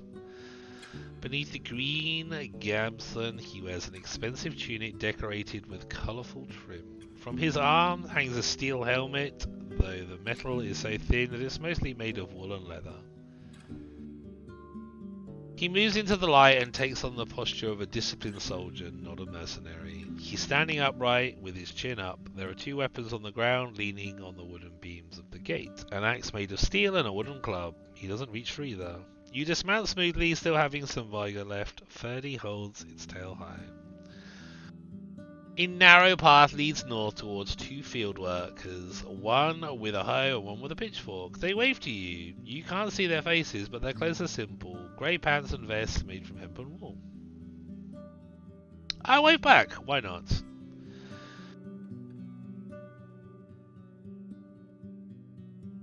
Oh, I bet they're dodgy. We have to kill them, aren't they? They talk for a bit, looking towards you and pointing at your mount, then walk away, disappearing behind a wall's corner. The guard smiles yet avoids your eyes and has to clear his throat before he speaks. Welcome, traveller. If you're here to make trouble, Halsdale welcomes you. We have the whitest flower there is. When he bows, fucking hell, blows, where'd that come from? When he bows, you realise it's a well-practiced performance. If it's new garments you're looking for, you can order everything you need right here in all colours, shapes and sizes, capes, boots, vests, robes. Or if you're yourself a master of the needle, I can assure you we have the fabric you're looking for. He His act is over and he glances at your mount in a moment of silence. His eyes get wide as he observes it with childlike fascination. This is Ferdy. He helps me patrol the roads. You can pay inside if you want, but no sudden movements. Ah, you can pet the horse. He follows your instructions, even though your palfrey pays no attention to the man's careful touch. The guard grins wildly. What a big kid. I'm Amy, your new Roadwarden. I want to see your mare. A city folk guy. The mare is busy, but I'll ask her. Give us a moment to let you in. He knocks at the gate, which is then pulled inwards by two other guards, a man and a woman, wearing their own gamsons, slightly green, but tailored to mate. Tailor-made to match their figures. The nearby buildings are simple houses made of wooden beams and covered with thatch, while the stone house is even more modest with a roof made of planks. The watchtower has a ladder made of ropes and sticks, no stairs. Just give me a moment, the guard strides away before he finishes the last word. The others close the gate behind you and observe your mount carefully. Your eyes run east to a humming creek running through the centre of the village. I guess I wait for the return of the messenger. Calming sounds, aye? That's Howler's Creek. The guard, like most of the locals, is taller than you. Wide but shallow, there's ne'er been a flood in years. Pa told me there used to be nae bridges, neighbours crossed it with their boots in their hands. And 'tis clean like a raindrop, there are nae many fish. We're the cleanest village in the north, her companion chuckles brightly. When the guard returns, he's still alone. She can't come now. A friend of mine is in labour, aye. The mayor wants to be there when the child arrives, but I was asked to show you the village. Fine. Yeah, I'm Avy, the Roadwarden. I'm more important than a baby. He approaches the watchtower. Tie your mount here. We'll keep the kids away. Most of the neighbours are getting ready to celebrate. Once you're done, he grabs the rope ladder. The view from up there is gorgeous. I nod and think of my knife. If it's a trap, I'll get him first. I mean, we are a purveyor of peace. We are a Roadwarden. We climb after him. Even though the ladder swings in all directions, the guard gets to the top quickly, like a monkey climbing up creepers. You, on the other hand, need to stop and wait for the ladder to calm itself. When you join the man on the wooden platform, you're a bit dizzy.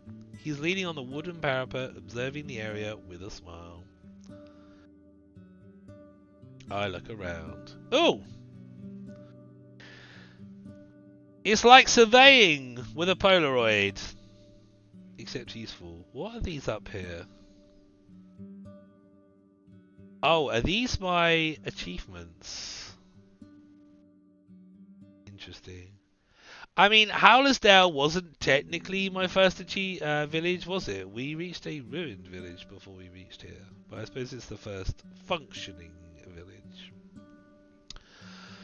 See, there's no place like... Why do they all have to speak fucking Scottish?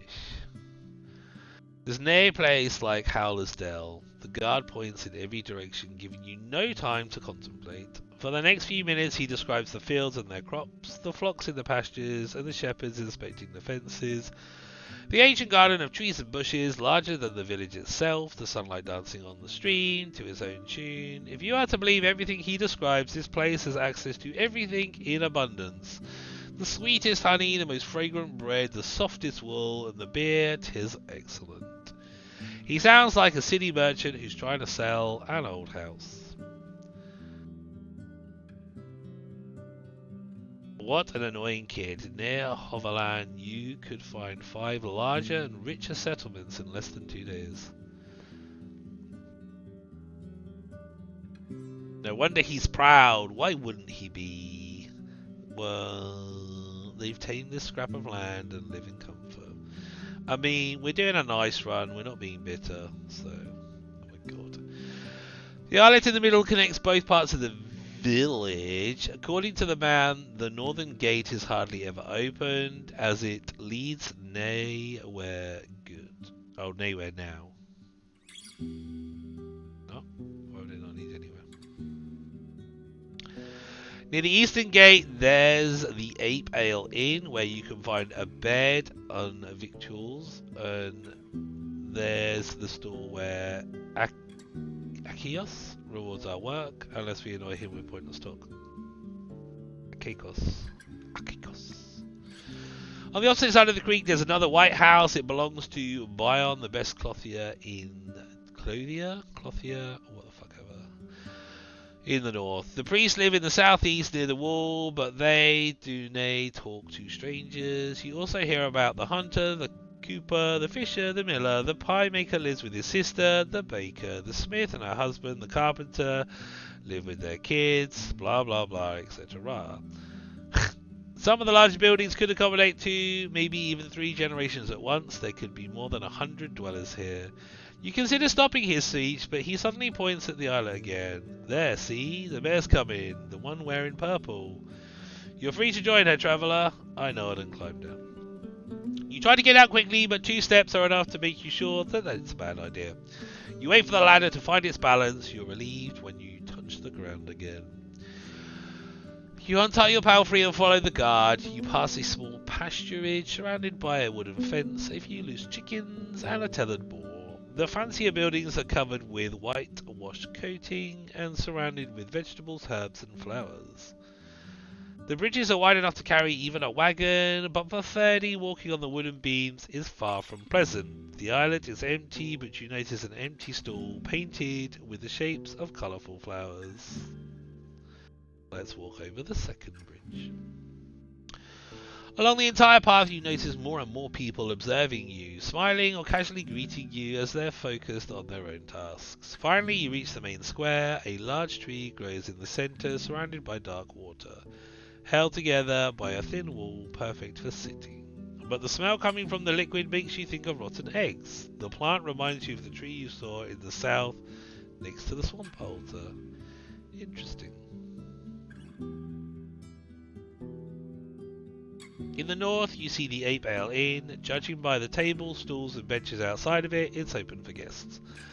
The villagers are chatting and dining loudly, and you catch their curious glances. On the side of the dining area, the merchant is arguing with a tall, broad-shouldered worker. An old man is sitting by himself, eating a pie, with a walking stick leaning against the table.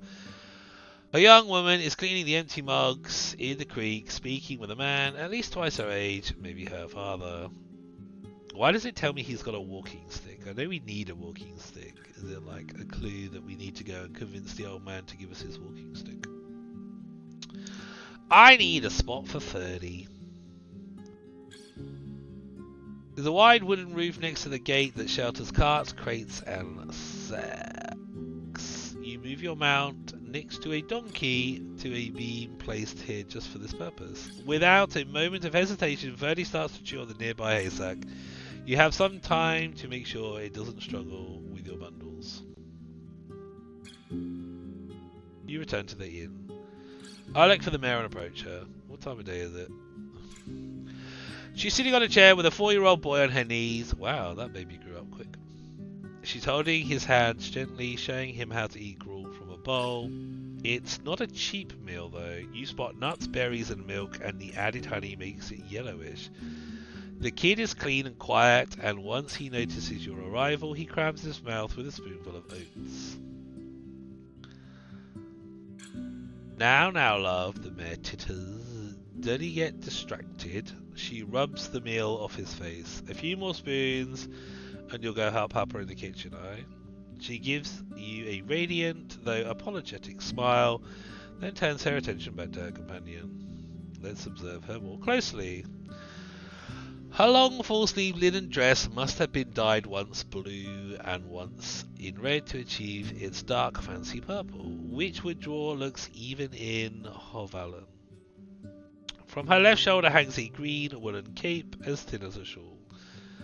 The brown belt on her waist has a large steel buckle that portrays running deer with unrealistically large antlers growing in all directions like tree branches. Interesting. Unlike her tribesfolk, she's pale with powdered and rogue cheeks, and her lips match her outfit. They're a bit closer to wine red. He really is looking intently at this woman.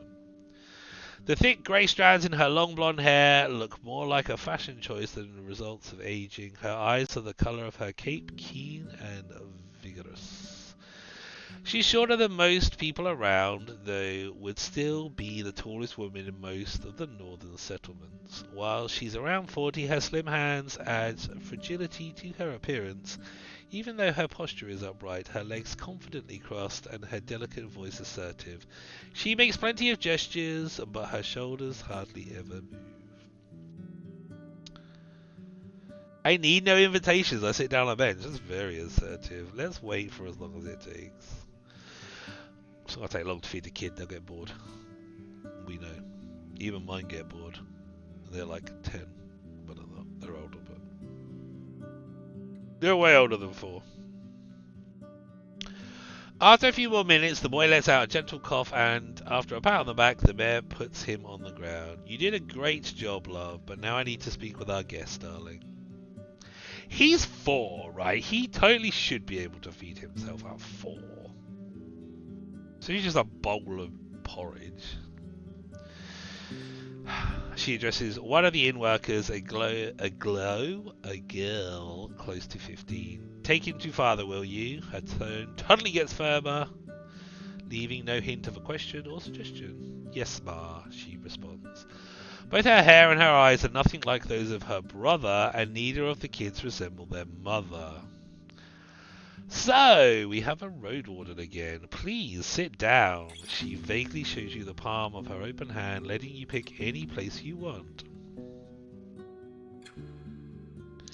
Since I'm her guest, I sit on the bench next to her. I sit on the stool opposite her. I'm here as a trade partner. Ooh, let's sit next to her.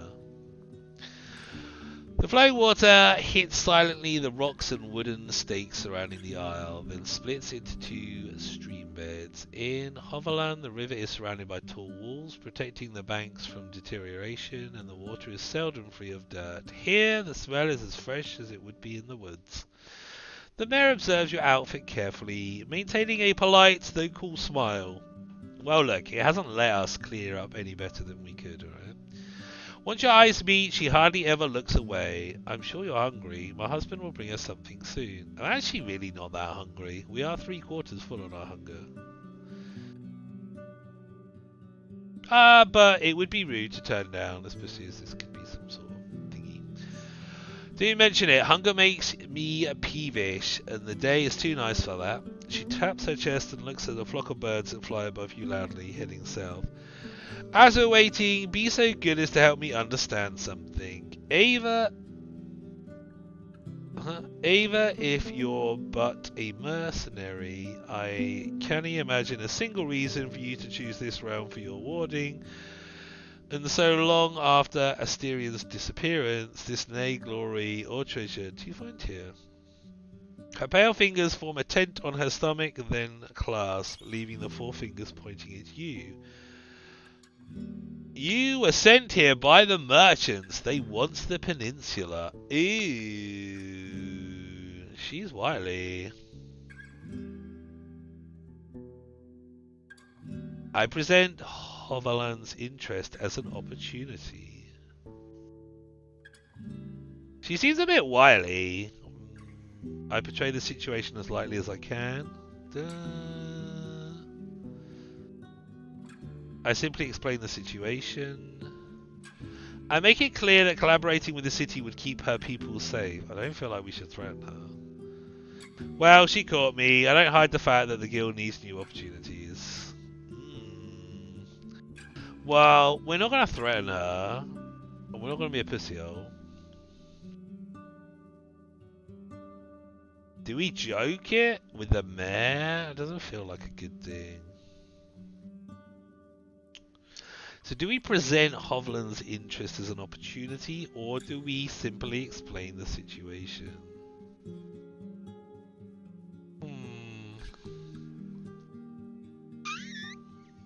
Let's simply explain the situation. I don't know, is our mission secret?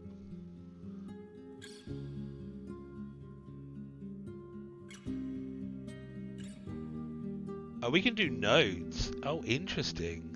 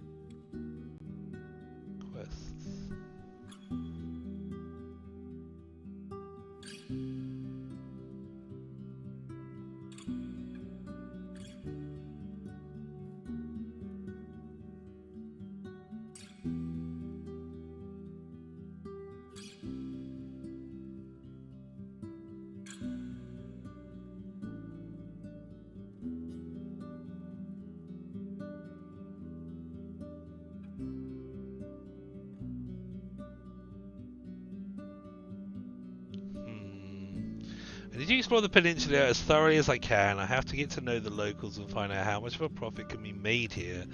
Then bring the news to Hovland. I have to leave in 40 days.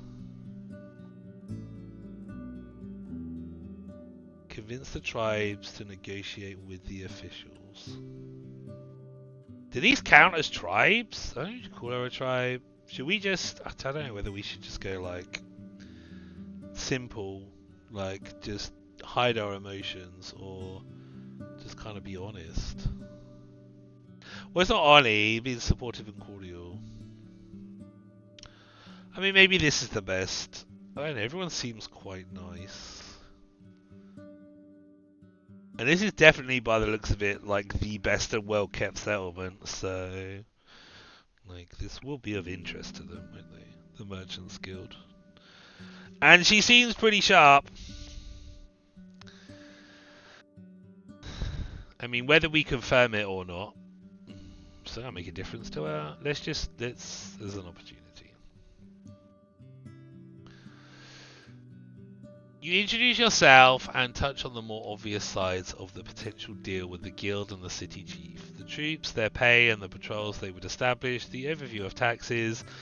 Trade routes would bring new life to this place. You try to sound warm, it's a win-win.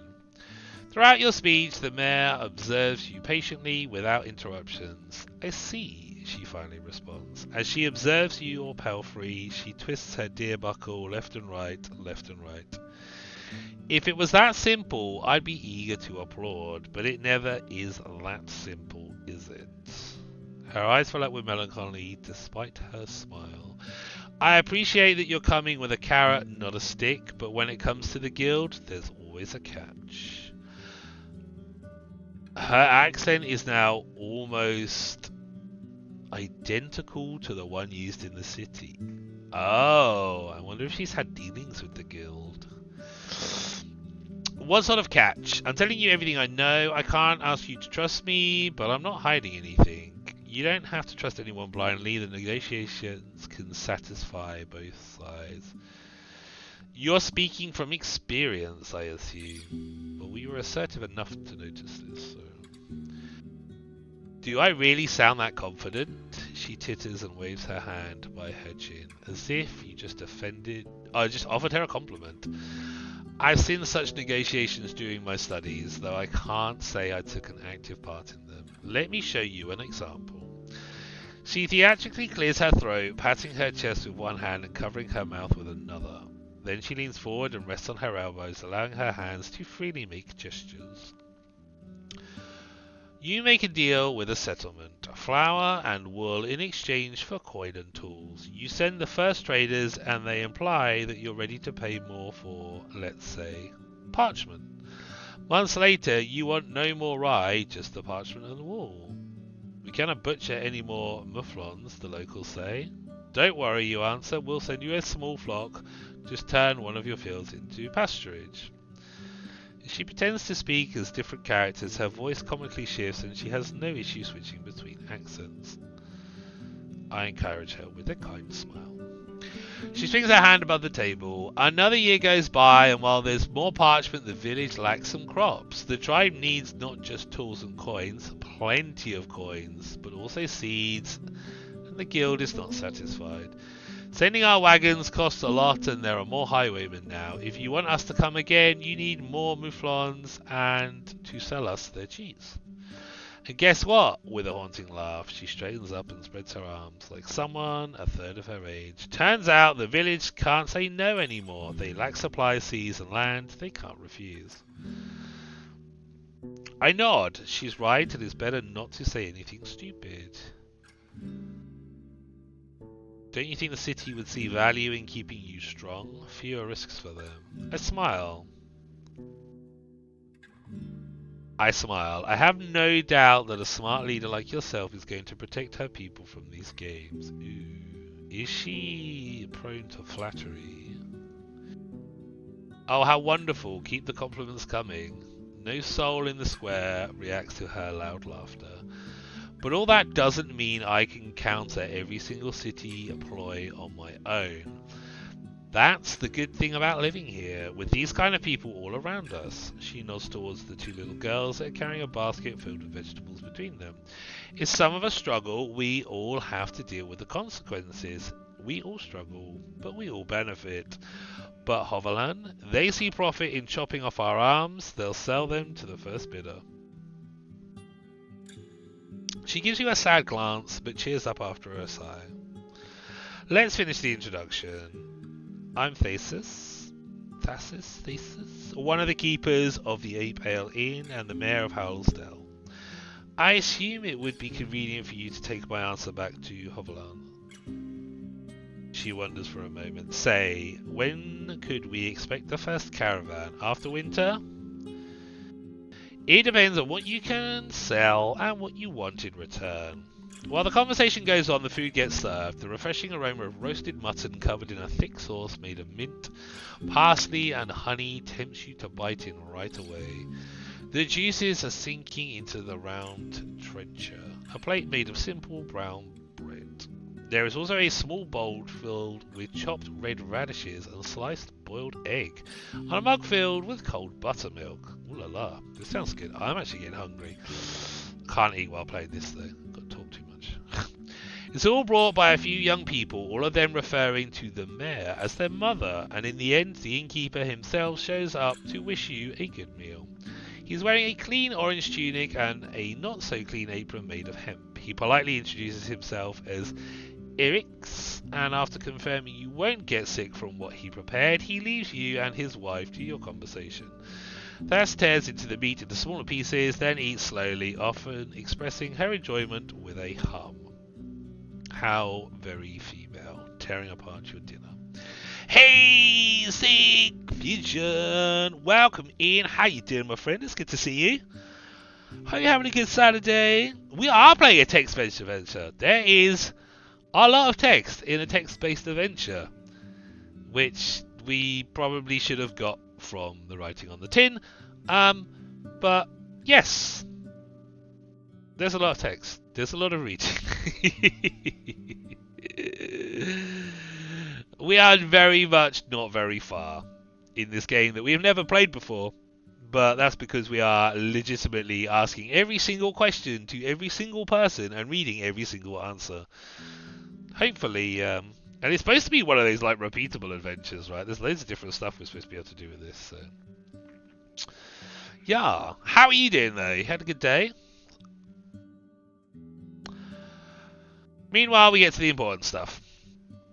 Explore the peninsula. Sounds like the nearby ground is fertile. The village would gladly pay its taxes in grain and vegetables, with the expectation that a squad of soldiers would provide additional protection.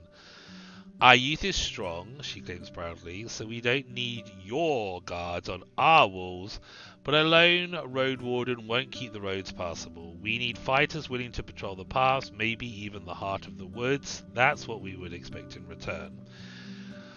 You're not an expert when it comes to linen, cheese and wool, so the mayor spends a good couple of minutes describing the outstanding quality of what the village has to offer, especially the clothes, which are meant to be as unique as those made by Master Crispus, whoever that is. You vaguely recognize the name of this tailor shoemaker, but you've never earned enough to pay him for as much as a single sleeve.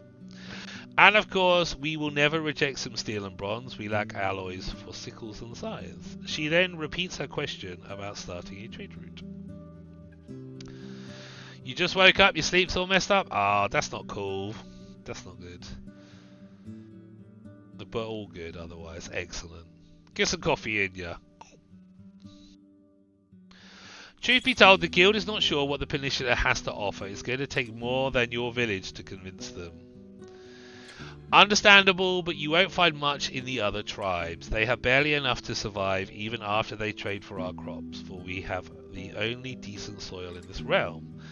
At least the people of Gale Rocks have salt and barrels of fish, while Creek sells meat and wood. Actually, if you haven't been in Creeks yet, the farthest village in the northeast, you could give them a chance. She nods with a smile. They could use your help with keeping their roads safe. White Marshes, on the other hand, as well as Old Pagos, are close to worthless.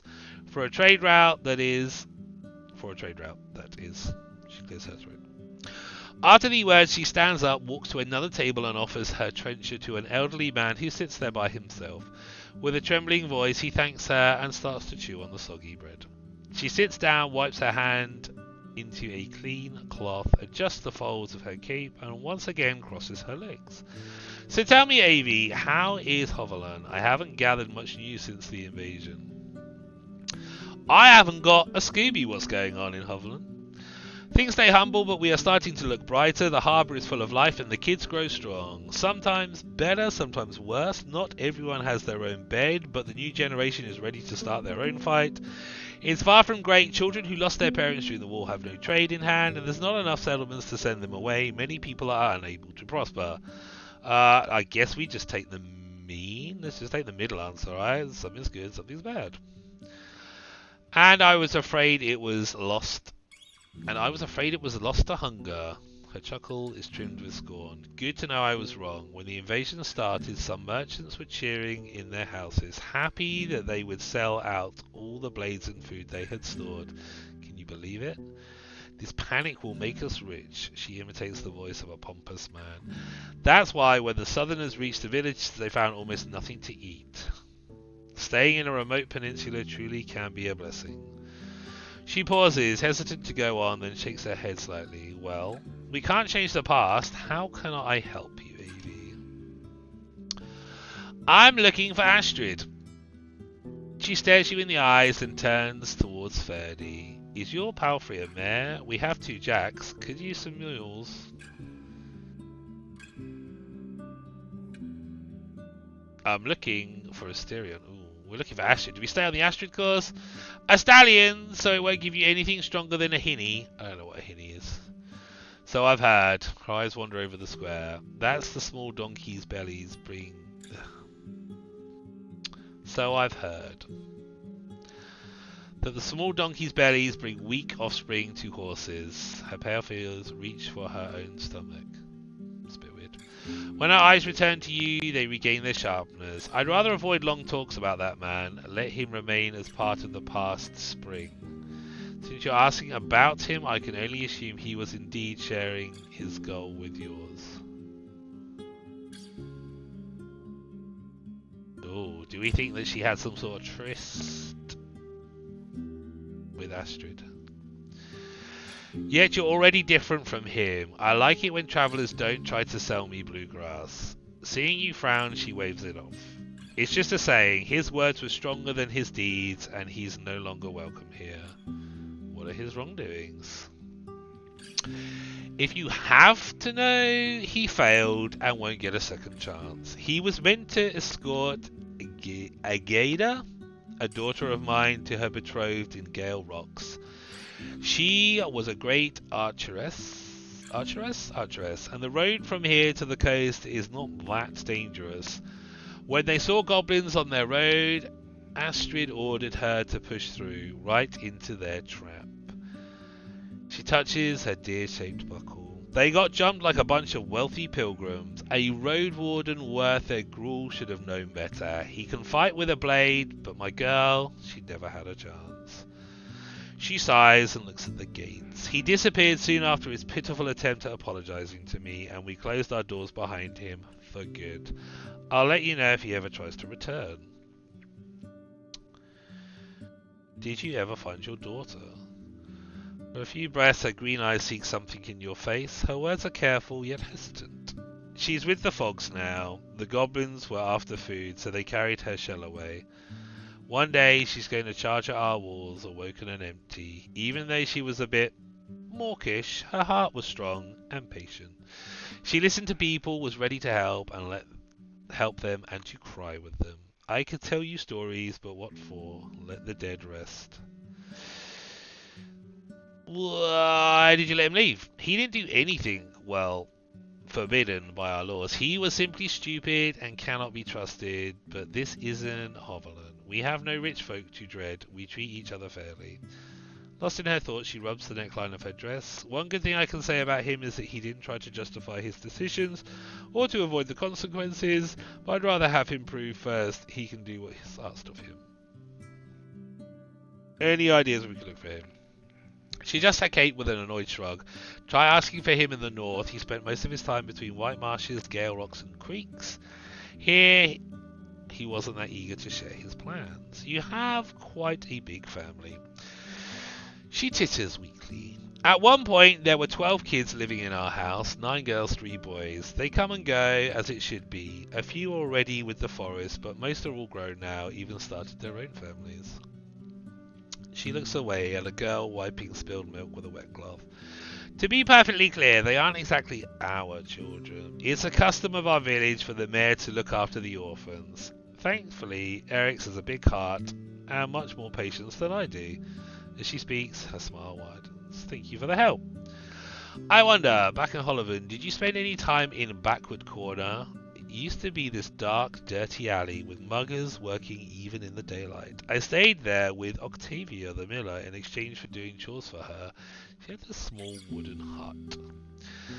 Since the war, even the soldiers have avoided that street. People say it's a home for thugs. You wouldn't recognize it now. It's a respectable street and one of the fanciest inns in the city, the Apple and the Boar. It would make you feel like you're in the old days. The Boarhead Inn is almost 50 years old now. Isn't the Boarhead a shithole? Didn't the innkeeper in the first place we went to say that the Boarhead was a shithole? Because it's had two... Because the two-worded inns are supposed to be posh, but they cost more, except for the Boarhead. See, the thing is, I don't actually know what any of this information is, so I don't know if we're lying, or I suppose I don't know whether it actually matters. Ugh. Let's just go with it being old. I'm fairly sure it's still there. You explain that while the place is still called the bad part of the city, the Boarhead makes good coin selling beer and air to students, mercenaries and adventurers. So it's a uni pub. The whole land may turn wild one day, you quote one of the local traders, but Backward Corner will stay the same. She sighs with relief and puts her left hand on her hip. Comforting, don't you think, that there are all these places, these dark corners where you can always find what you expect. Living there, though, that sounds awful, and always was. I bet the thugs of my youth are no longer around, so I wouldn't count on them giving me a free pass, but I wish I could have a chance to drink a mug or two with the innkeeper once more. The old lady was always too good to stay in that muck. What would it take to make you consider joining Hoverland? Have you heard of the necromancers in the north? You seem to be fairly well off. Even so, more than other people. What's your secret? We are not allowed to ask her about her money, are we? We were told that. Tell me about Howler's Dell. I was in a ruined village south of here. What do you think of the scavenger who was here before? I was in Pelt the north. Weird tree, the altar. Okay, we can ask all of these questions, I think, except for the money. What would it take to make you consider joining? I can consider it right now, while she laughs. Her eyes remain keen. But if you want me to give you some answers, let's see. She looks up and to the right, theatrically raising her hand to the chin. Some gestures of goodwill would be a great start. Since you're the guild's messenger, I need to know you can be relied on. She gives you a wide grin. And that's only the first step, I assume. Of course. Do you even have the power to handle tax negotiations? She scoffs loudly as your head shakes. Do enough for my village and I'll hand you a beautiful signed letter, a list of all the things my neighbours are looking for as well as what they can give in return. You superiors are going to see more than enough to prepare their offer. I think that's fair. Do enough for my village is a bit vague. She nods towards the people gathered by the tables. Oh my god, don't make me talk to more people. I'm not the ruler of this place. My friends trust me because I see things as they are and I am willing to act. Prove that you're helpful and that you'll be happy to match your efforts. I want you to succeed. She puts her hand on her chest. But we don't give strangers more than we can get from them. If you want me to argue in your favour, show us your worth. Looks like we're in agreement. New mundane jobs available in the village. Brilliant. I look forward to mundane jobs. Perfect! One more thing. She puts her elbow on the table, leaning close to you. If you go behind my back, I'm not going to wait for a dagger. I'll end you first. She is savvy. She rests her chin against her open palms, giving you a disarmingly warm smile. I'm sure people already know that we have a new Roadwarden. Maybe ask around to see if anyone needs your help. The more my neighbours trust you and need you, the more willing they'll be to offer you better pay. Ah, well, at least it means we can actually go something and do something. What can I do for you? Ah, so kind of you to ask, but before I ask you to run, let's see how you can walk, shall we? Her eyes wander left and right, and she gestures for a nearby guard to move away. He nods, then gestures at a few other souls to follow him. While a few of the locals cast curious looks at you, they turn away as quickly as you notice them. The mare's shiny green eyes are still locked on yours, and her voice is close to a whisper. Since Astrid's disappearance, there's little trade on the roads and not much news reaches us. Be so kind, her flirtatious tone distracts you with how obviously fake it is, and help you learn some interesting tales about our neighbours. You mean the ones that weren't meant to reach you? See, I knew that deep down you're a true sage. She titters and straightens up, adjusting her cape without haste. Do you have something to share? The soldiers who came here in the spring were meant to find a good spot for a new outpost. Is that true? The squad that made camp at the southern crossroad is now nothing more than 2 people. They plan to return to Hovaland before fall. We'll tell them that. Since they cleared that camp of brigands, they went so quiet I almost forgot about them.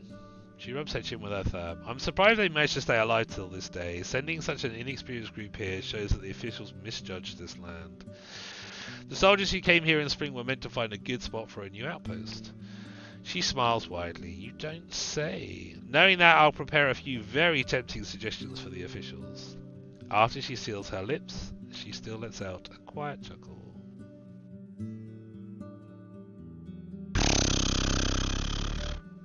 It's wavering, Mel.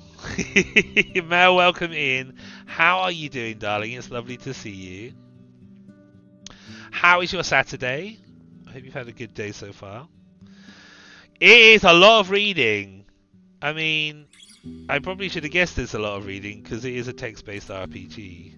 I'm not really sure what I should have expected. But it is a lot of reading.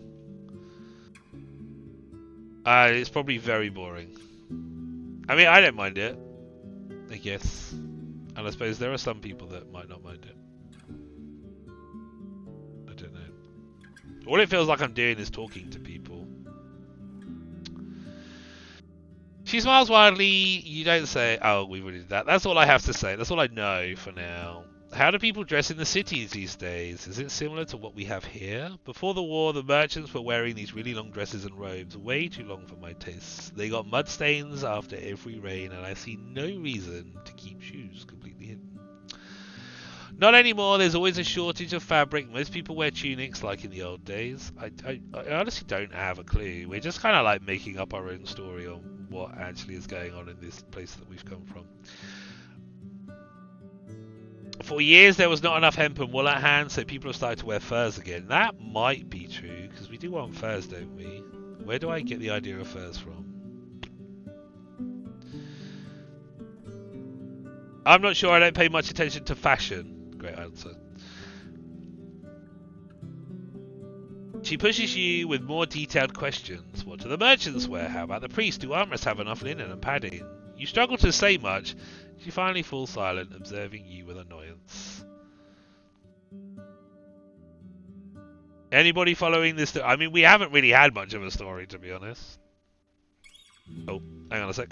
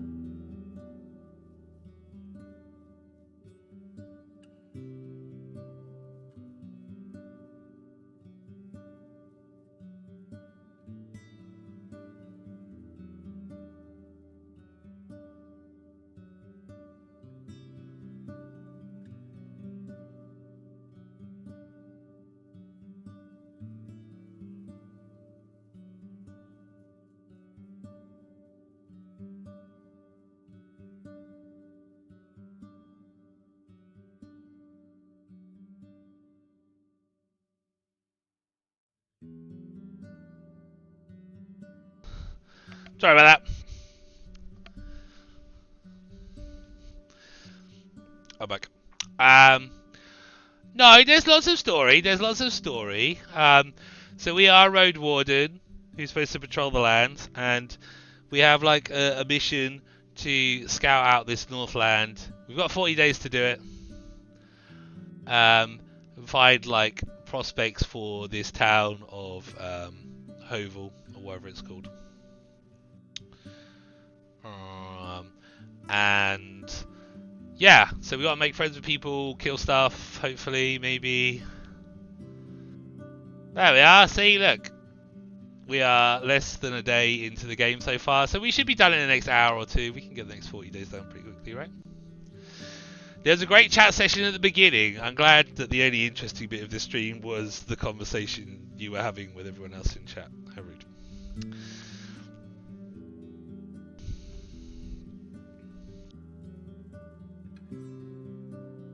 Thank you. Alright. So let's talk to the mayor. Let's get through all these. Have you heard of the necromancers in the north? Right, just don't click on this one, yeah? She taps her fingers on the table. Yes, I have. After you ask her to tell you more, she seems to regain her confidence. You mean white marshes, for sure. I don't know all that much about what's happening. We avoid their lands, if we can. I shouldn't gossip about it with strangers. We can talk about it on another occasion.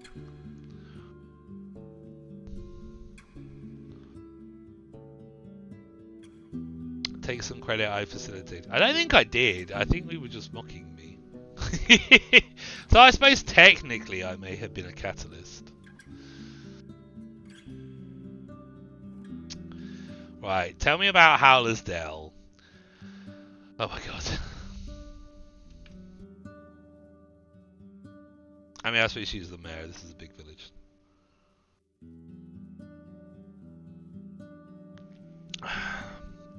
I mean, this will be a lot quicker the second and third playthrough, right? It is what it seems like, the greatest village in the far north. She raises her hand and makes an inviting gesture. Though I hope to still improve this and that. She winks at you, but is suddenly interrupted by the pain cry of a little boy who hurt his knee during a fall. An amused elder tries to calm him down. The mayor shrugs it off and titters, then meets your eyes again. Life's good here. We have what we need and a lot of what we want, building on top of more than 12 generations of hard work and bravery. She spends a few good minutes telling you about mouflons, wheat, rye, hemp, cheese, and wool, proud of every glimpse of the prosperity. Whenever she mentions an artisan, shepherd, or farmer, she doesn't miss a chance to mention how significantly she improved their conditions. She also omits some topics. You hear no tales, songs, ancestors, rituals, or days of prayer. It's like listening to a tax collector. Only at the very end of her speech does she mention the wisdom of the elders, now kept in the teaching of the druids who help her guide those who trust her. They heal our wounds and our gardens, she explains, but then changes the topic to all the fruit trees, hares, and nuts in the woods.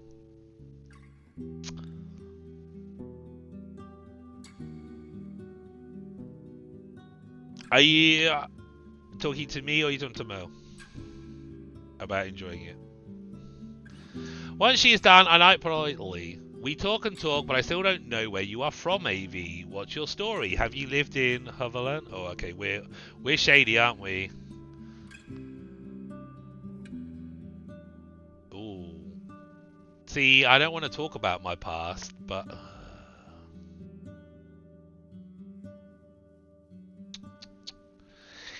in a way, I know it as well as any other city folk, but every spring I train on horsemanship in a nearby village. Only for a bit. I was raised in a small village just nearby and moved to the city after I decided to look for luck as a Roadwarden. My past is already buried. Let's not dig into it. I mean, this is our storyline, right? It might not help us with her, but she's also being extremely guarded, so I think we can negotiate without going too deep, right?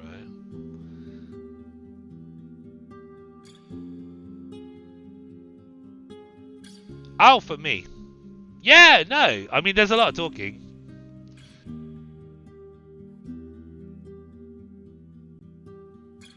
I feel like we're getting over the big hump first. After a few heartbeats, she breaks the awkwardness. Oh, fuck's sake. After a few heartbeats, she breaks the awkwardness with a smile. And what else bothers you in the present? Alright, no. We're back to her questions. I was in a ruined village south from here. Her tense gaze shifts into an awkward click of her tongue as she leans away from you. I don't even want to think about their tragic fate. No one can negotiate with the wrath of the herds. A long pause. And I better not find you upsetting my neighbours with these sad questions. It was a challenging time for us all, a wound we won't forget. So what happened? Nobody needs to share. What do you think about the scavenger who was here before?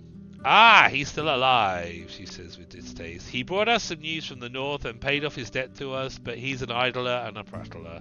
Drinks too. The farther away he stays from here, the better. Oh, just as well we've told him to go south, although we're taking him south. I was in Battle of the North. The innkeeper feels uneasy about Glaucia's band. When you mention the raids on the northern village, her eyes narrow. Are you sure it's the first I've heard about Glaucia's or Glaucia? Has been around since years back, but she's not much of a nuisance. An idler and a prattler, exactly. Just kind of stands around prattling on. Kind of like me right now, except we're idling in a chair and prattling. Do I use YouTube Premium? No, I do not. You should know that from being forced to watch all those YouTube adverts in between all those YouTube videos we were singing to on New Year's Eve. If I had it, we wouldn't have to put up all of those adverts.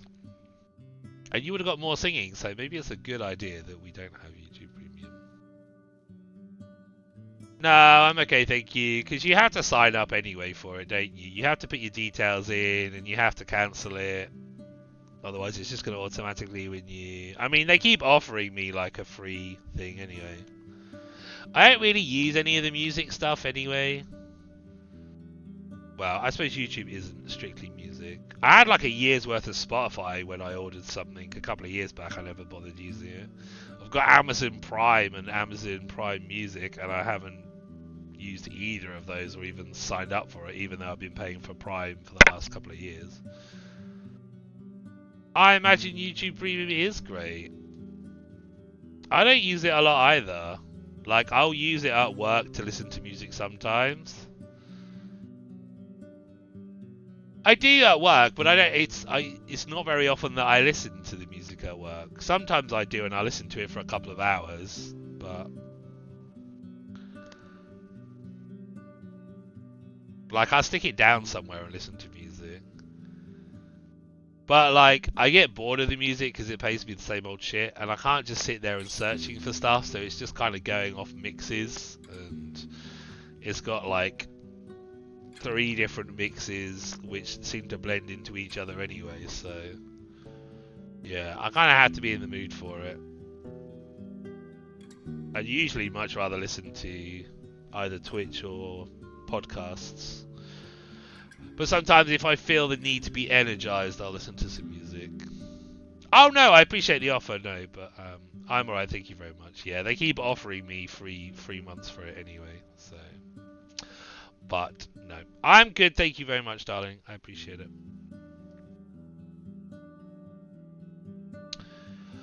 When you mention the raids on the northern villages, her eyes narrow. Are you sure? It's the first I've heard about it. Glaucia has been around since years back, but she's not much of a nuisance.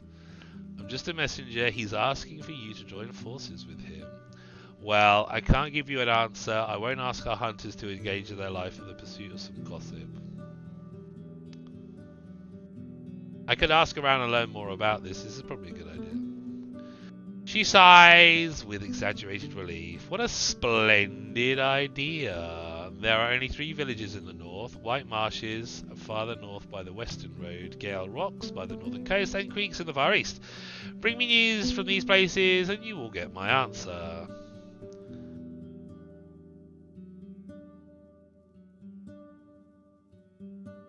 I'm paid for passing the message from here to the Pelt of the North. Asking me to ride for you through half of the peninsula and back is a different deal entirely.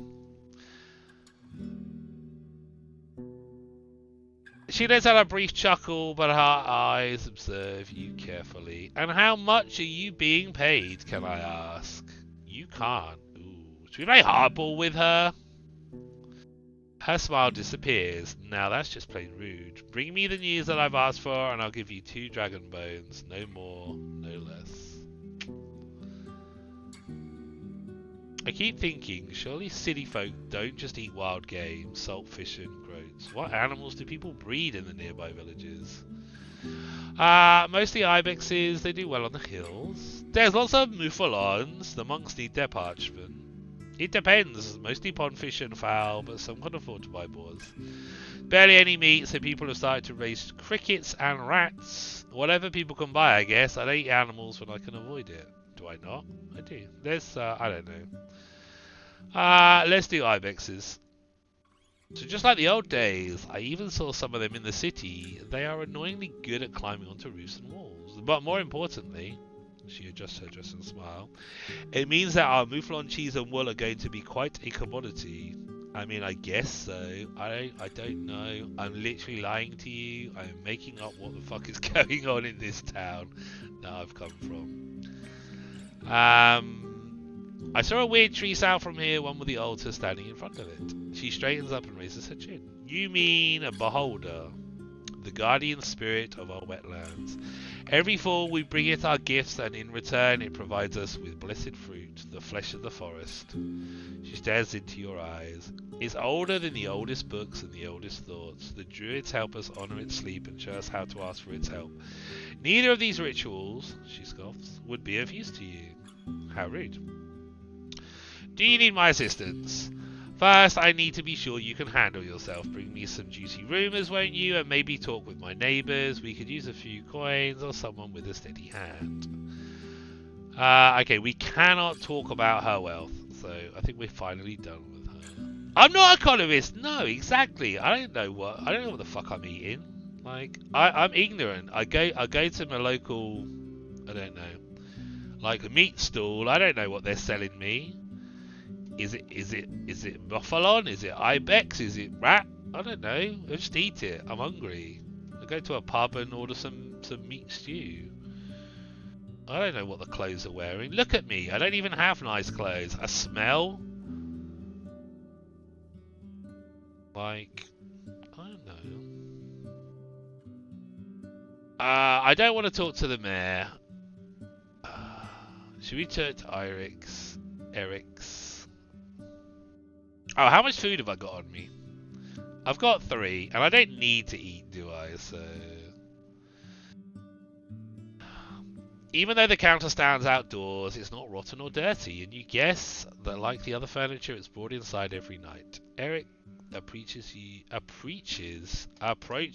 a smile and leans on its surface with his fists. He's portly and even taller than his neighbours. He's got freckles, short grey hair, an elegant beard. His long, woolen, orange tunic has a decorative cut right under the neck and loose braids at the edges. How can I help you, traveller? His accent is heavy, nothing like his wife's. He stomps with a heavy boot and looks around as if he's just waiting to get back to his other task. His fingers are still dirty from weeding the garden. I don't really need food rations. Any rumours? Rumours? Nay, really. I have my own things to worry about. Neighbours keep their own company. Better for everyone to seek help from my wife or from the forest speakers and in a mug of ale.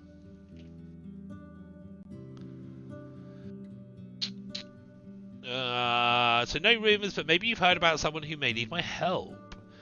You say it as if we expect travellers to get here any day now. I'll ask around. Come tomorrow. Have you had any interesting guests recently? I don't know. He scratches his beard. There was one vagabond, but he was nae here for long, and didn't he do fucking Scottish? And didn't he do much? A timid fellow, talks loudly, but is afraid of everything, especially the guards. His face is touched by flames. He has a big ballista. He says this word with a strange accent, smirking. And a large bird at his beast of burden. I don't know what to say. He went south, is most likely gone. No one seems to like him. Welcome back, Jen. 4 hours to do your hair. Jesus. What were you doing? Straightening each individual strand? Do I want to buy food rations? Let's have a look. Well, we at least unlock the trader, right? I keep them in the hall. Smoked mutton, a sack of dried fruits, nuts, biscuits. We eat fresh here and pay with work. Coins are no worth much. When he thinks, his lips move as well. Let's say 1 ring for enough food to fill you for 2 days. In Hoveland, that kind of price would buy you 3, even 4 times as much food. Really? Okay, maybe not. If you're in the mood for spending, I also have something special. Just give me a minute. He goes upstairs and returns with a small wooden box and a hand-long leather sheath. 'Tis a teeth set. You're afraid of what he's going to show you, but when he opens the box, you realise he meant teeth cleaning. Ah, he's got toothbrush. And that's why I added the addendum to my message. I mean, we all now know the truth. I mean, you spoke to your husband, which was all of about 5 minutes. So it only took you 3 hours and 55 minutes to straighten each individual strand of your hair. See? He points out 3 different compartments. Salt, cloves and mint. You mix whatever you want here. The 4th holds only a small pestle made of stone. And here are the twigs you need. They'll last for months. Seeing you're not convinced, he takes a deep breath. Well, we dunny let outsiders bathe in our creek, but give me 2 dragons and I'll ask my kids to get you in shape. You'll get a tub with soap and rose oil and they'll wash your clothes in water. I'll cook you something nice, as much as you can eat.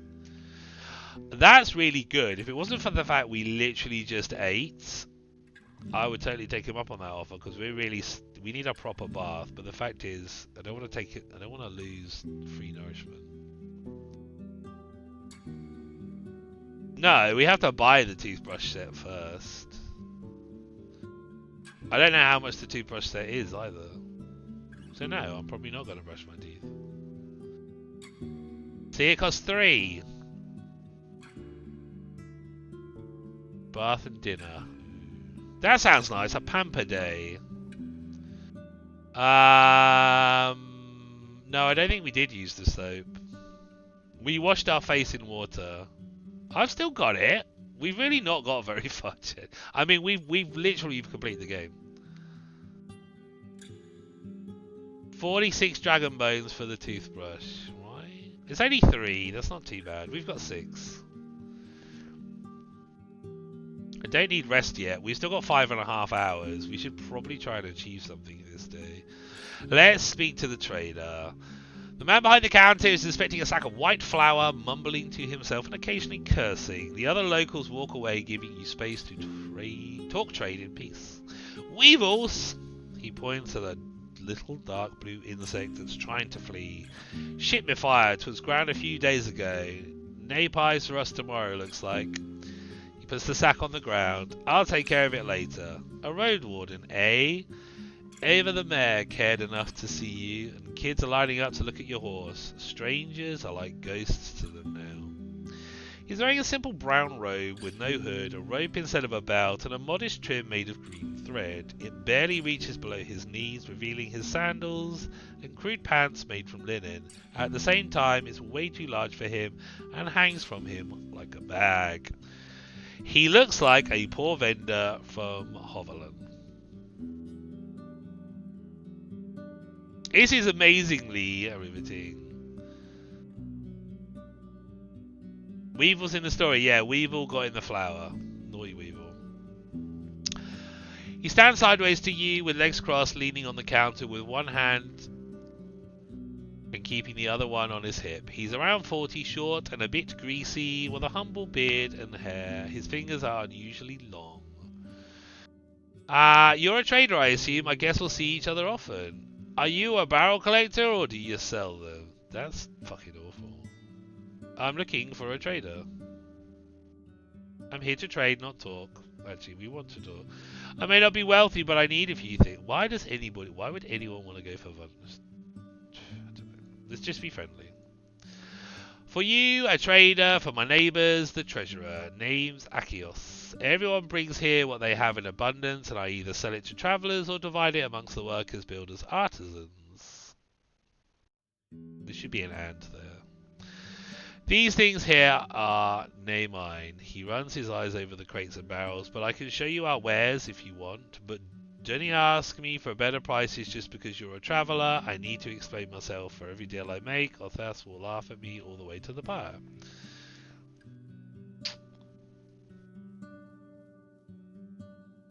I don't need furniture or barrels or food. Do you have anything use for a traveller?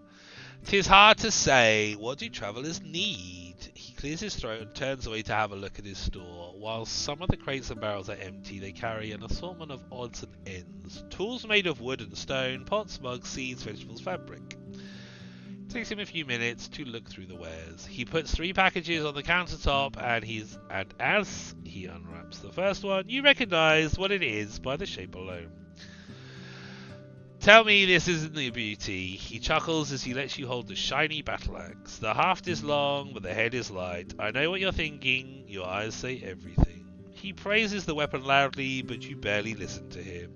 You see your reflection in the unused blade, as sharp as they get. You're not a smith, but you see not a spot of rust. When you take a swing, it takes hardly any effort. The leather straps holding the piece together are just a decoration, and the handle is as smooth as glass and perfectly fits into your hand. The man chuckles. You like it, aye? Now, I doubt you can afford it, but don't you worry, that's not all I have. Call them weevils. Naughty weevils. Naughty weevils in the flare. His long fingers tap against the parchment window of a lantern. Its frame is cheap, made of oak. 'Tis glued, and 'tis quiet, he says while shaking it in the air. Nay as fancy as the iron ones, with oil, but you can carry it in caves without luring all the corpse eaters and goblins. Perfect for a traveller, just take a look. Inside the lantern you find a place for a candle, not a great match for people living in wooden houses. Hide and glue are not easy to make, but I will not ask for more than 4 rings. The last sack is as wide as a saddle and has 3 hands tall. It contains a whole bunch of undyed linen sheets. We usually keep them for traders, but we could use a few dragon rings, and who knows if there's ever going to be a next caravan. He gives you a long look. Interested? Depends on what you want for it. So we got an axe for 15, a primitive lantern, and some linen sheets.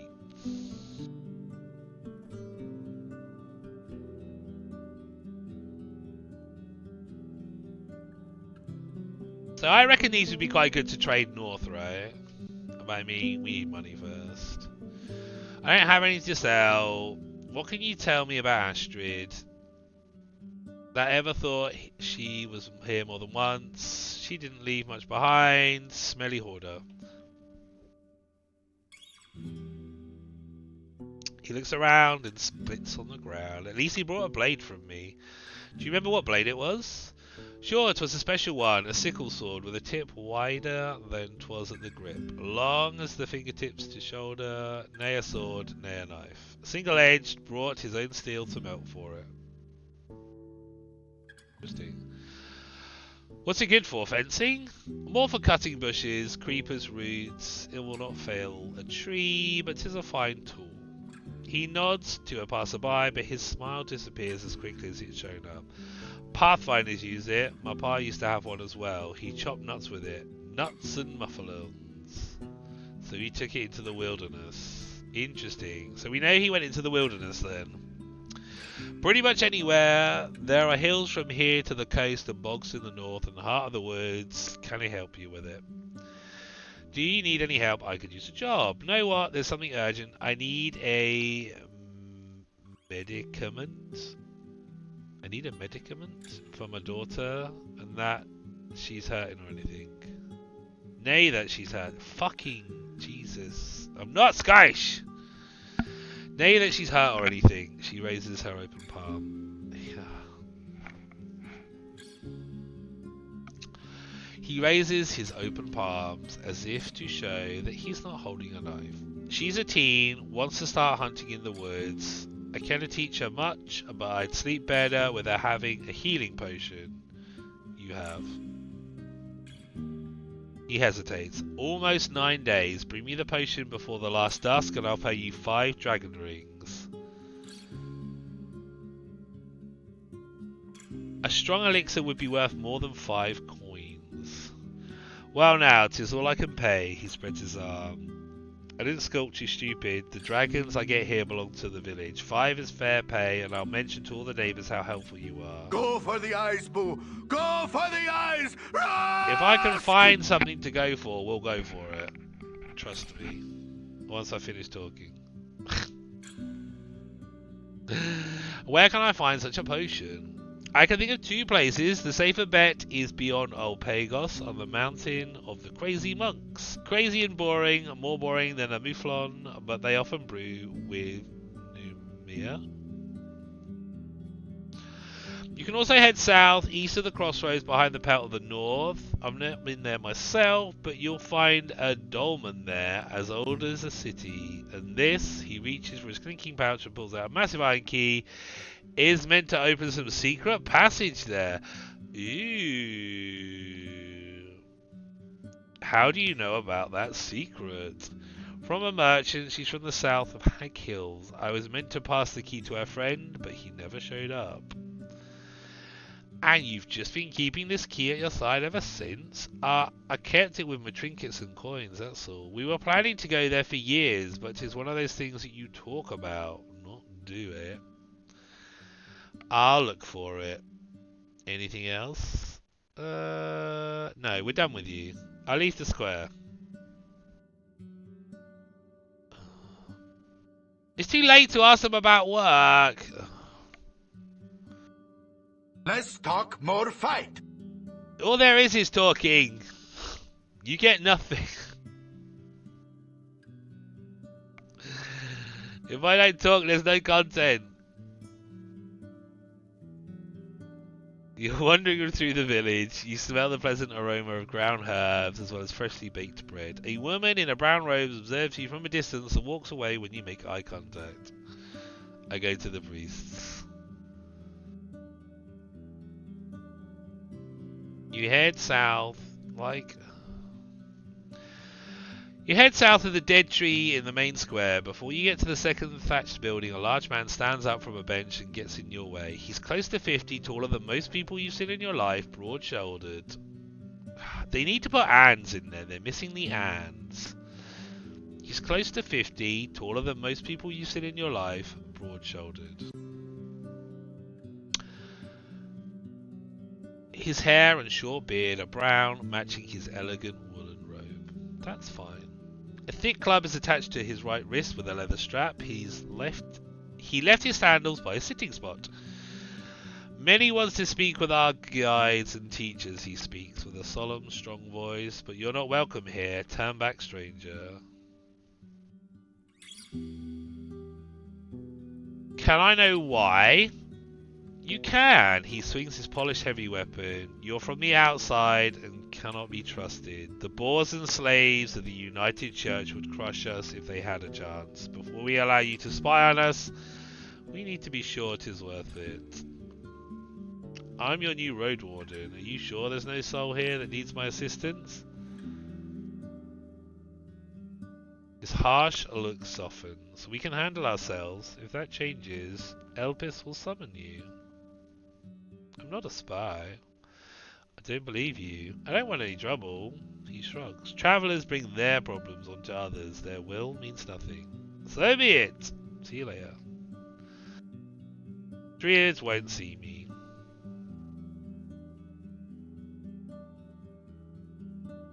I head to Bion.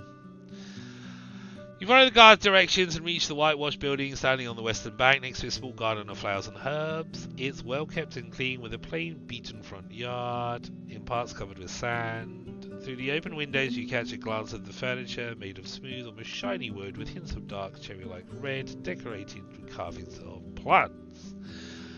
A woman in her 40s is sitting on a wooden bench. Her table is covered with fabrics, threads and needles made from bone and iron. She's sewing a long sleeve to what's going to become a blue tunic.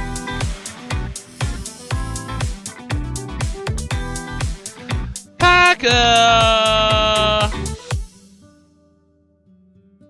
Packer, welcome in thank you very much for the resub. How are you doing, my friend? Happy New Year. Where you been hiding, dude? I haven't seen you in ages. Thank you so much for the Prime, my friend. I appreciate it. You only get one Prime. I love that you use it here. Why? Why what?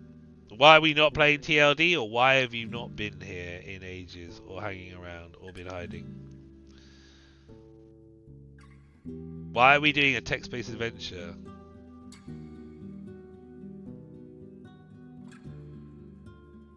Did it do it? You did your sub 5 days ago. Did you?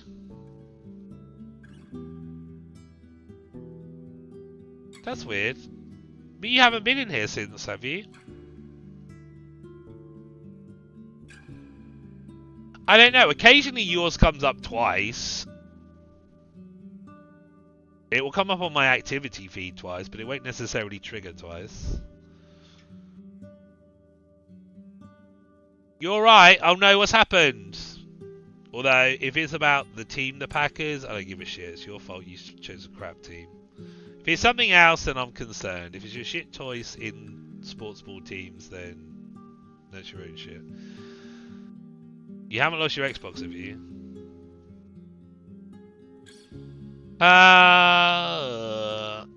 Nothing to do with the Packers. Oh no. What's up, dude? What's happened?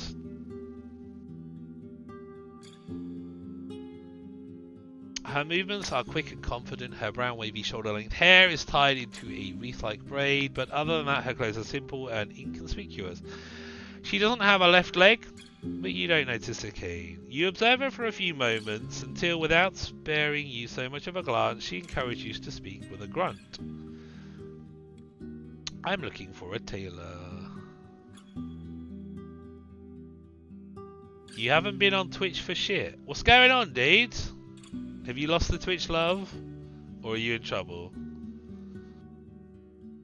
You found one. Her voice is low and she doesn't stop her work. The name's Boyle. Could you answer a couple of questions? The boredom in her voice is palpable. I ain't a bard. Sounds like Ish. My Gamson needs some work. You take it off a point and a few abrasions. The woman follows your finger patiently. I take from 2 to 5 dragon rings for fixing jackets, but yours will negate anything more from this one. To get it truly strong for longer, I need it to be made of better materials like spider silk. Tell me more about this spider silk. 'Tis a silk made by spiders. I stare at her eyes. She's the first one to break the silence, the large ones. They use it to spin webs. It's stronger than thread, but my neighbours don't walk to the woods no more. 'Tis getting harder and harder to get any silk. Your prices are high. Aye, as high as my work is worth. Let me think about it. Okay. Your jacket is already as good as it can get. Repairs. In 15 minutes your clothes will get patched and tidy, but it needs no work. Enchantment. In 2 hours parts of the thread will be replaced with the spider silk. 20 or find our own silk. Okay.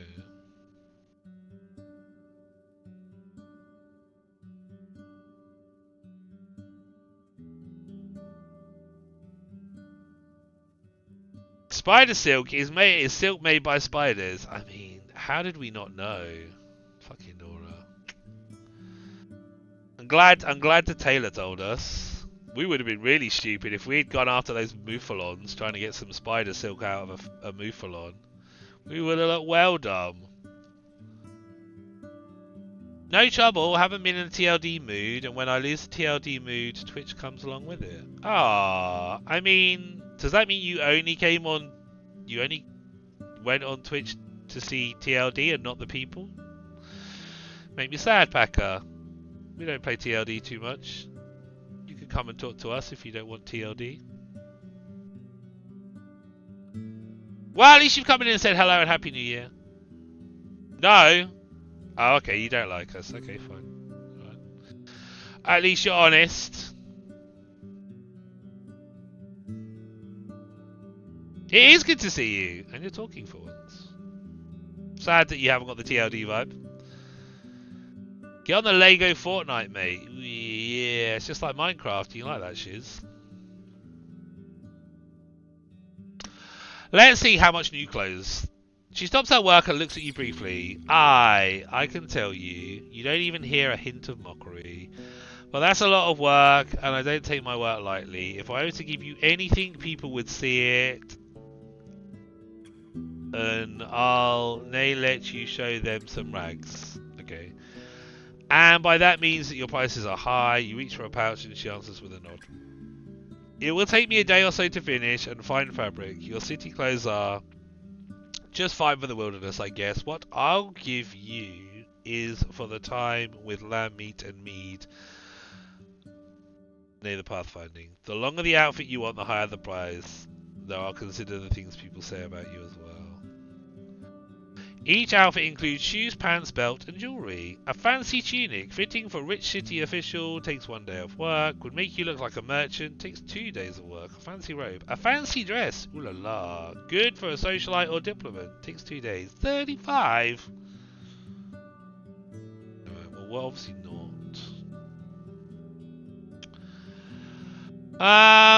Can I travel? How much time have I got left? We've got like 5 hours left of this day, right? Until dusk. I don't really understand how this works. I mean, we're going to come back here, right? Where are we right now? Here. So you don't remember what was not... I want to kill something. The path gets greener and meanders between treacherous precipices. You ride slowly, passing by birds and ibexes, but in the distance you spot a circling of harpies. You spot circling harpies, and below you a roaming mountain cat pursues a mufflon. You take a sip from your water skin. The air here is a bit dry. What's the time? 4.5 hours. Let's hope that the echo of hooves won't reach any larger beasts. The path leads you down again to a small, moist valley. Moist. Impenetrable for a rider. The thicket is made of thorny shrubs, tall grasses, and the weak fallen boughs that nourish mosses and mushrooms. You examine the remnants of the path covered with greenish puddles. Without the roots and with a fresh layer of pebbles, it may still be restored. You look behind you. The road is clear, no ambushes so far, but if you hope to clear this place, it'd be better to do it soon. It'll only get denser with the passage of days.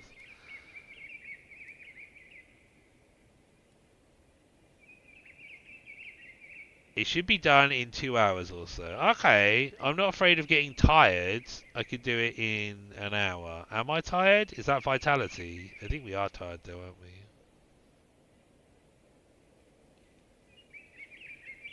Back, how was your Christmas and New Year's? What'd you get up to? Anything nice for Christmas? Wait, actually I've seen you since Christmas. And I asked you what you got for Christmas. You fucking ignored us, so I don't care what you got for Christmas. Oh, we lost food. Okay. Your muscles not used to such tiring work. We're literally weeding a path. Your muscles not used to such tiring work grow tired quickly, so you take a few short breaks, avoiding the thorns and dirty waters. When it comes to pushing aside the boughs, you breathe heavily, but you need only enough space to let your palfrey get through. Maybe the animals will start to roam this place again, beating the path. It's getting late, better look for a safe place to sleep. 2.5 hours to dusk. Oh, I'm not supposed to be out at dusk, am I? I'm nourished. We should take a break. Okay, now we're probably ready to get that bath. What are we on? 2:30.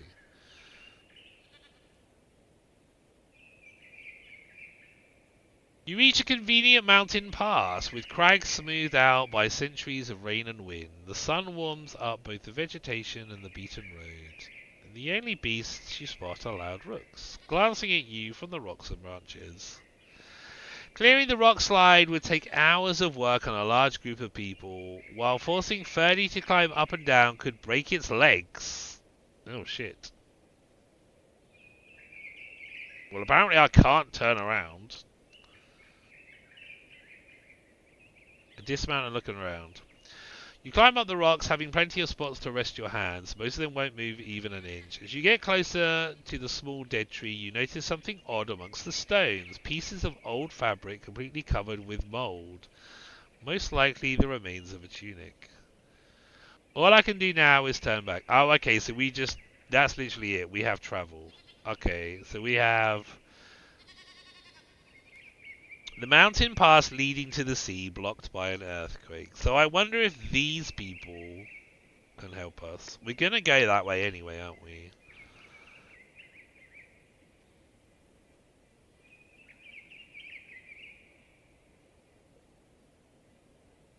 One hour.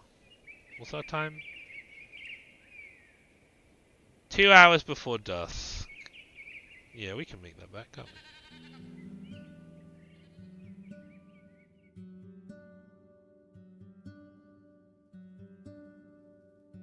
You ride through the open gate, then swiftly dismount. There's too many people around here to let Ferdy run around. Oh, sorry, Ferds. That did take exactly an hour. I head to the stables. You spend a few minutes with Ferdy, but before you reach the square, someone clears their throat. You turn towards a man in his 50s with a large hands. With a large hands. He has a singular multiple. A singular plural. Can't even get the joke right. You spend a few minutes with Ferdy, but before you reach the square, someone clears their throat. You turn towards a man in his 50s with large hands, an elegant beard, and no hair. The stable master. He both introduces himself and answers an unspoken question. You frown, then realise that you indeed saw him before, and your palfrey was nicely taken care of during your first visit to the village. Oops. I mean, I suppose it depends what he does with the hands, right? Or rather, I'm one when 'tis necessary, but I'd rather grind flour, he says with annoyance. You don't think your beast waters itself, brings itself fodder from a storehouse, and cleans its own shit, nay? Takes time and hay, if 'tis he points at your companion. Isn't he going to work for it? You had better have a pouch at hand. Alright, mate. Just say, hey, you owe us. Don't get arsey. You look behind you. The stables are not much more than an open shed with piles of planks, 2 donkeys, and a bunch of napping chickens. Hang on! I don't want to pay for that shit. That's rubbish. Will the dragon bone be enough? For one day, and that's fair. Fuck off.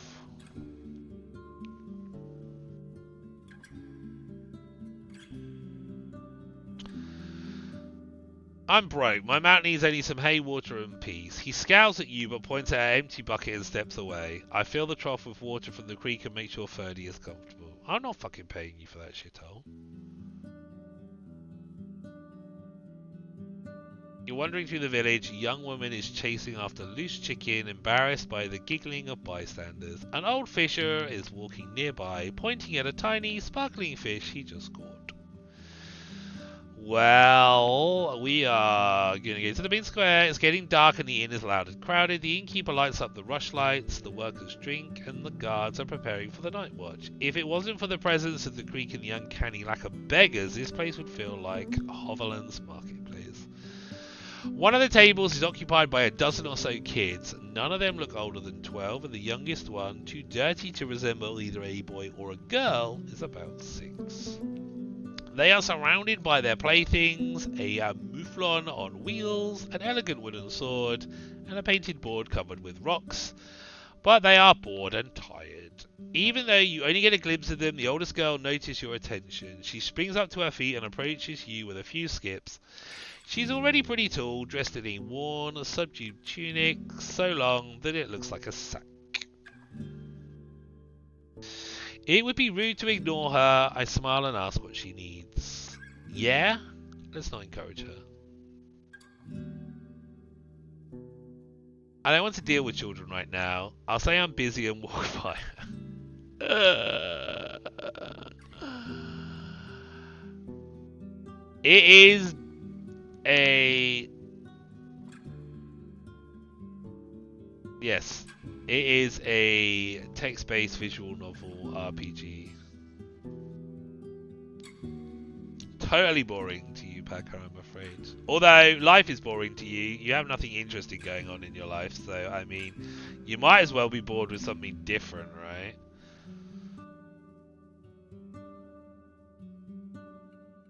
It would be rude to ignore her. I smile and ask what she needs. She puts her hands together and puts on a grimace of playful misery. Master Roadwarden, hearing such an antiquated salutation makes it difficult for you to hide your smirk. We here, she points at her group, bored, oh so bored. Packer, you're literally in the game.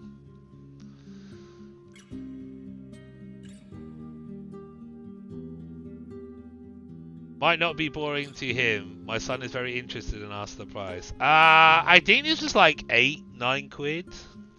So probably like $10. I got it like 40% off. I paid like £4.50. I think it was like 40 or 50% off in the Steam sale. It's not super expensive. Yeah, I think it's like 8 or 9 quid normally. Bug. Yeah, actually no, yeah. Obviously, LR loves his D&D, right? So this is very D&D-esque, right? You looked it up, it's 11. Yeah, that makes about sense. Yeah, 8-9 quid would be about $11. This is kind of like your own D&D adventure. Well, I suppose it's your own adventure. I mean, God. But the fact this is totally replayable, we've not even done a day. We're still on 39 days. 5 hours. Well, alright, 4 hours of 4.5 hours of gameplay, we'll say. Anyway, sorry. Master Roadwarden, hearing such an antiquated salutation makes it difficult for you to hide your smirk. We here, she points to her group. Bored. Oh, so bored. She puts the back of her hand on her forehead, letting out a deep sigh. Please, mister, tell us a story or two, for each traveller sees with different eyes. The last few words sound like an echo of an old tale. I mean, it's a bit early for me to say. I mean, I think you definitely would get hours. I think even doing one playthrough of this, you would definitely get your money's worth for the amount of time invested.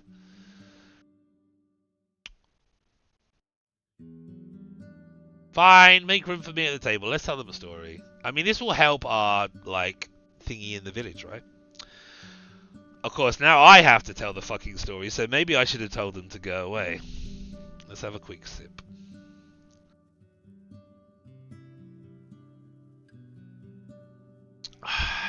Didn't think of that, did we?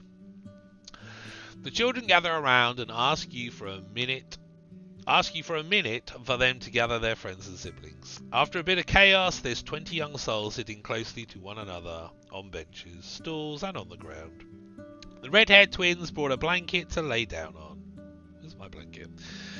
You have a shorter side of the table all to yourself. The older kids understand your lost look in an instant. They start to hush each other, which causes an even greater amount of noise, but in the end there are dozens of eyes staring at you with a mixture of boredom and anticipation. I tell them a story I know from my church. I tell them about one of my adventures exactly as it happened. I tell them about one of my adventures, though I spice it up with a couple of small lies. I tell them about Holovan, its splendors and mysteries. If anyone has questions, I tell them what I know. Kids aren't going to be interested in that. I mean, they're kids. Let's like rub it up with a little bit of spice on an adventure story, right? I mean, if I tell them any of the adventures we've had since we started this game, they'll fucking fall asleep because we have like done nothing. The story takes quite a bit of time and at one point gets a bit cruel. The youngest kid covers their eyes, which doesn't block their hearing in any way. This is very true. As you get to the end, the tension disappears. The older kids clap for a bit, keeping their dignity intact, while the younger ones start to laugh and argue loudly about the best part of your tale. For some reason, two of the girls start to wrestle, pretending to be two of the characters that you just portrayed. Seeing this, the adults decide to intervene. You stand up and the children do the same to show their respect. The girl that had previously talked with you thanks you for your time. It was my pleasure. I return to my tasks. I go to the innkeeper.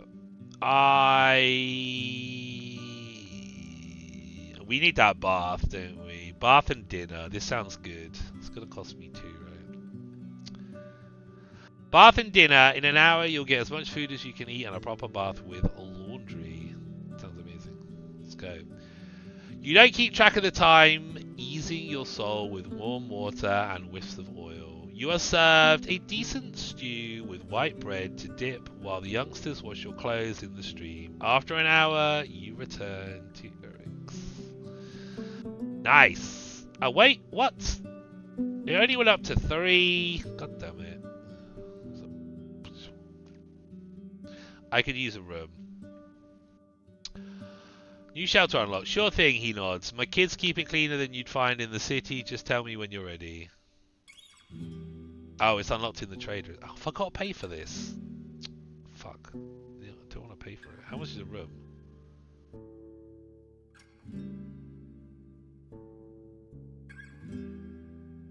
Oh, where's my bed? Oh, sleep. Here we are.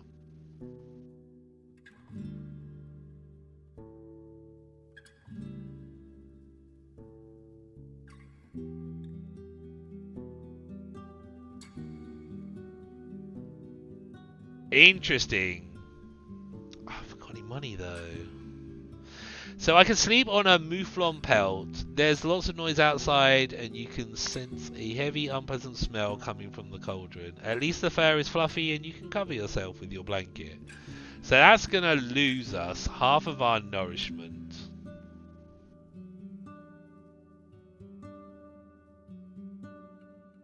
And a quarter or a fifth of our cleanliness. If I sleep in a room, your own room with a comfy bed, a locked door, and a lot of space, you'll also get a large breakfast, a washed up with water. Oh, for fuck's sake! Ah!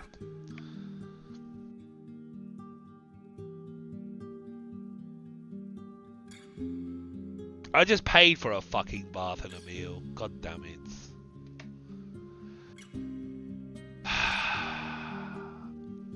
Although they will clean my shoes and my underwear. Oh, fuck it. We're going to earn a load of money. It's fine. I need the vitality back anyway, and this will make this cleaner, whatever. I can't. That's really annoying. We've done it! We've made it to the first night, 4.5 hours in. Easily get this done in the next hour or 2. Your first sleep ends, but your usual 1 hour break is instantly disrupted by noise. You stand up, walk to the window, and see the reason for the commotion. A group of workers is just outside the inn, drinking and laughing. Eric's the innkeeper is also among them. You could join them, but if you do so, you won't get a good sleep tonight, and after such a long day, you may end up exhausted. Apparently, the night's not over. Oh, I don't want to sacrifice them. It's an opportunity to show that I'm not an outsider. I can sacrifice a bit of sleep, fine. You lose track of time, surrounded by the smells of old ale and cold roast lamb. The excuse for having this celebration is the recent birth. Of course, yeah, someone gave birth today, didn't they? The very same that was occurring when you arrived at the village. The young mother is exhausted and is the first one to leave. Jesus Christ, she gave birth this afternoon and they expected her to party? And she was up later than me? She's hardcore. That woman to walk the mountains with, as they say.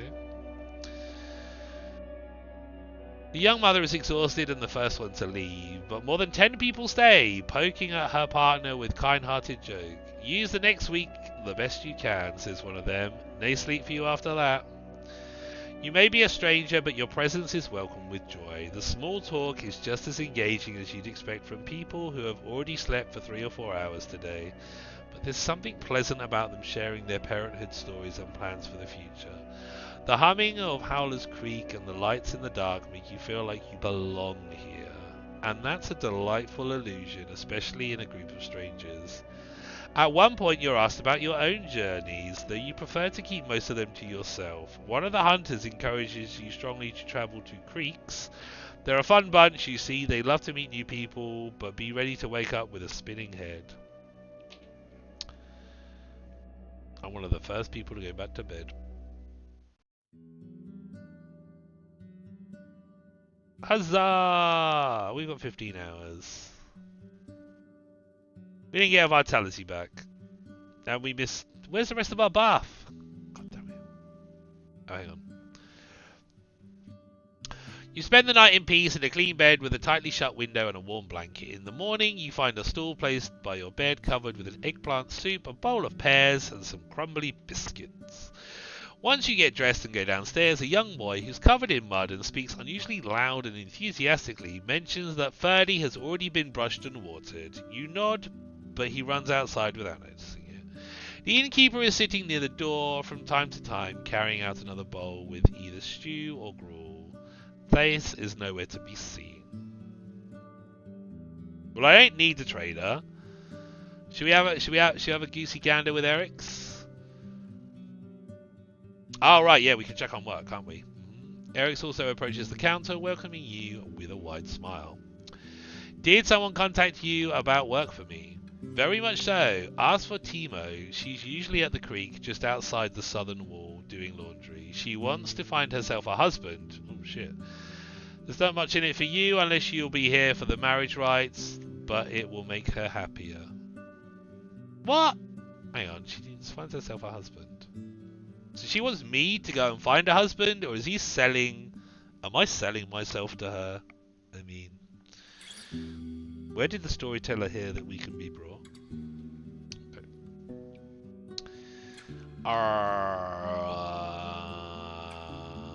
Let's just leave. I look for Timo. You're wandering through the village, a young woman chasing chicken. Yeah, right, whatever. Before you reach the gate, you find 3 washwomen who are walking down the path, chatting loudly. The wet hair on their arms and legs shine. What? The wet hair on their... That's such a weird... Ugh, that's a weird thing. The wet hair on their arms and legs shines, contrasting the mud on their feet. Some of them wear soaked shirts, all have their heads wrapped in kerchiefs. You know from the city how hard and sometimes dangerous their job can get. You glance over their laundry bats, baskets filled with clothes, and buckets of urine. Ew, wee. Once they notice you, one of them puts her things next to a fence and tells the others to go ahead without her. Her companions giggle, but loyally leave the 2 of you alone.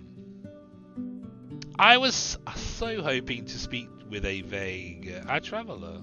She starts and looks away. Whenever she speaks, she's both very direct and distracted, struggling to explain her plans. After a brief conversation, you try to sum it all up. So you seek a man who'd agreed to take part in the marriage rites of your druids. She nods energetically, but then freezes. She's tanned from work, but her face is young and smooth, and since her hair is hidden, her bright hazel eyes keep drawing your attention. Not just any man, she interrupts you angrily. Someone who stays in the sun and works hard for us and kids, and our kids. If you are... You ask if she has any children already, and after another minute of awkward explanations, you take a guess that she doesn't. Why do I keep putting if first? You ask if it would make a difference for her to move to a different village. We live good lives here, safe and plentiful. I'd rather stay, but I could leave with a safe convoy. Okay. So we are literally just looking for a man. Oh, let's offer my services to the guards. Maybe they've got something for us. You'll join a group of guards and druids in their search for useful herbs, ready to carry the elders on your palfrey to safety if needed. This task will take you about half a day and may get dangerous. I quite like this idea, but I think we need to travel. We need to go and see old lazy bastard, what's his face, and take him south and get paid. Then we can carry on, I think.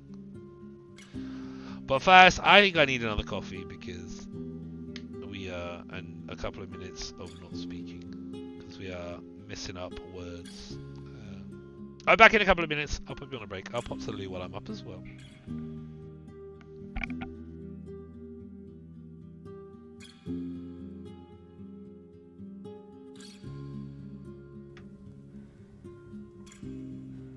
We like to drink with Amy because Amy is our mate. He drinks in moderation, and that's what makes him great, great, great, great, great, great, great. Why was he born so beautiful? Why was he born at all? He's no fucking used to anyone. He's no fucking use at all. Get it down, you get it down, you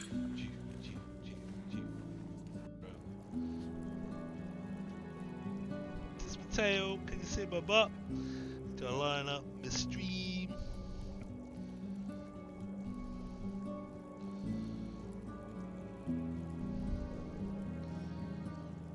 There's my tail, alright? You perverts.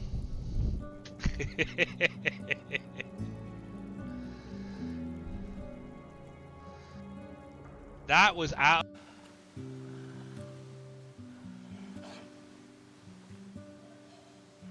I'm a wolf rider. Fear me. Can't get me, I'm riding on a wolf. Yeah. Exactly, wolf rider. Where's my wolf gone?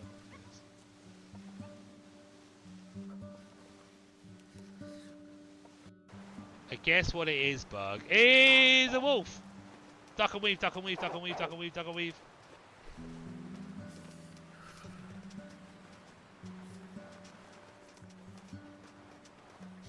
No, no, it didn't work! We're dead. What I was trying to say was having good friends in chat gave me the confidence to not be annoying, so to speak, of the occasion, and then offers it up as a moment within everybody that's in chat, and they can claim those moments. If you hover over Tina, you'll see that she's got quite a few moments, and then you'll be able to go and have a look, and you can click on that moment or see which moments you have, and it will tell you like what the clip was for. What?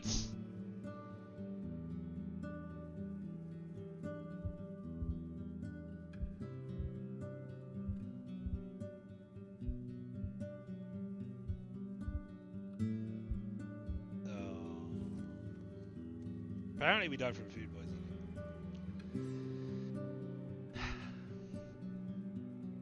51 days. Great things. We accomplished nothing. Followed her. Ah! We're following her, but she's so fucking scary. I don't want to see her again. I think we need to go this way. Ah! Fucking! Ah! What are you doing? No! I gotta get out. I think we got poor angles. Don't hurt me, Philip. I love you. Philip, no! I'm not that way. I'm not like that. No! Philip, why?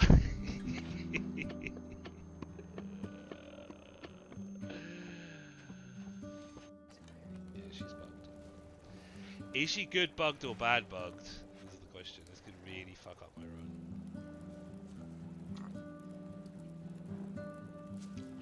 What is it with me and these friggin' bears?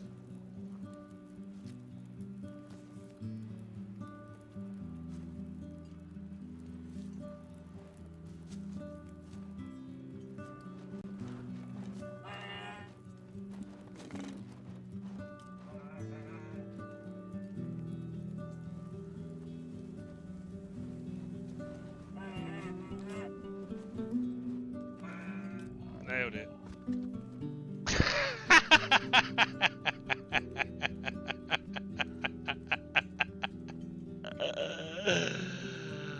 Oh wow, that tickled me far too much. I'm sorry, I didn't mean to cackle so loudly. Oh, that tickled me. That was... She's going. She's fading. I've never felt so cold in my life. Don't know if you met my ex. Whee! You're rubbish in this game, Astrid. Your stick game. Oh, now we're cold. We're totally fucked.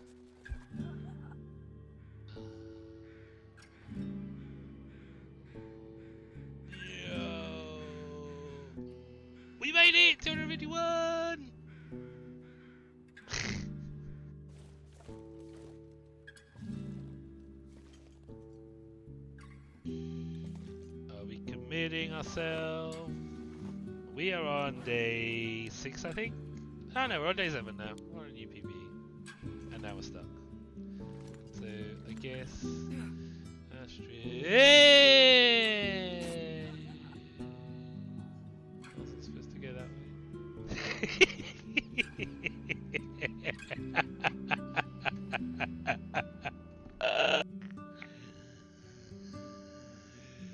I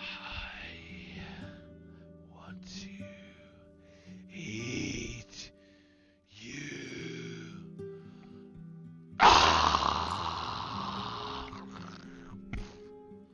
Fucking Nora, take care of yourself.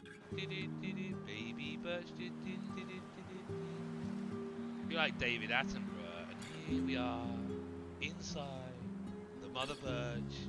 We can see the baby birch grow.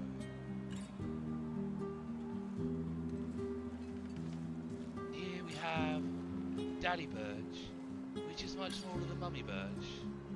It's taken down a fresh deer. Soon, Mummy Birch. Can I ride a bike while licking a person with a person riding us? That sounds really sexual. Sounds wrong. We totally can! Woo! Oh, no, don't get caught in the cogs! Ow, no! It's really difficult, man. His legs flailing around and getting caught in the cogs. Try again.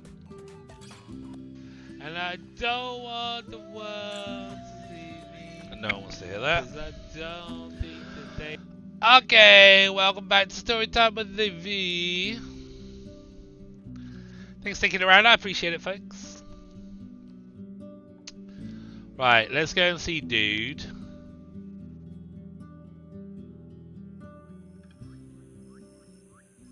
Thank you, Jen. Thank you, Bug. Shapes of the mountains are cutting through the horizon. The water gets gradually less muddy. The cleaner it gets, the more animals you see. Family deer blocks the road, resting and enjoying the cold water, which would be deadly for a human stomach. You consider riding around them through the sparse meadow.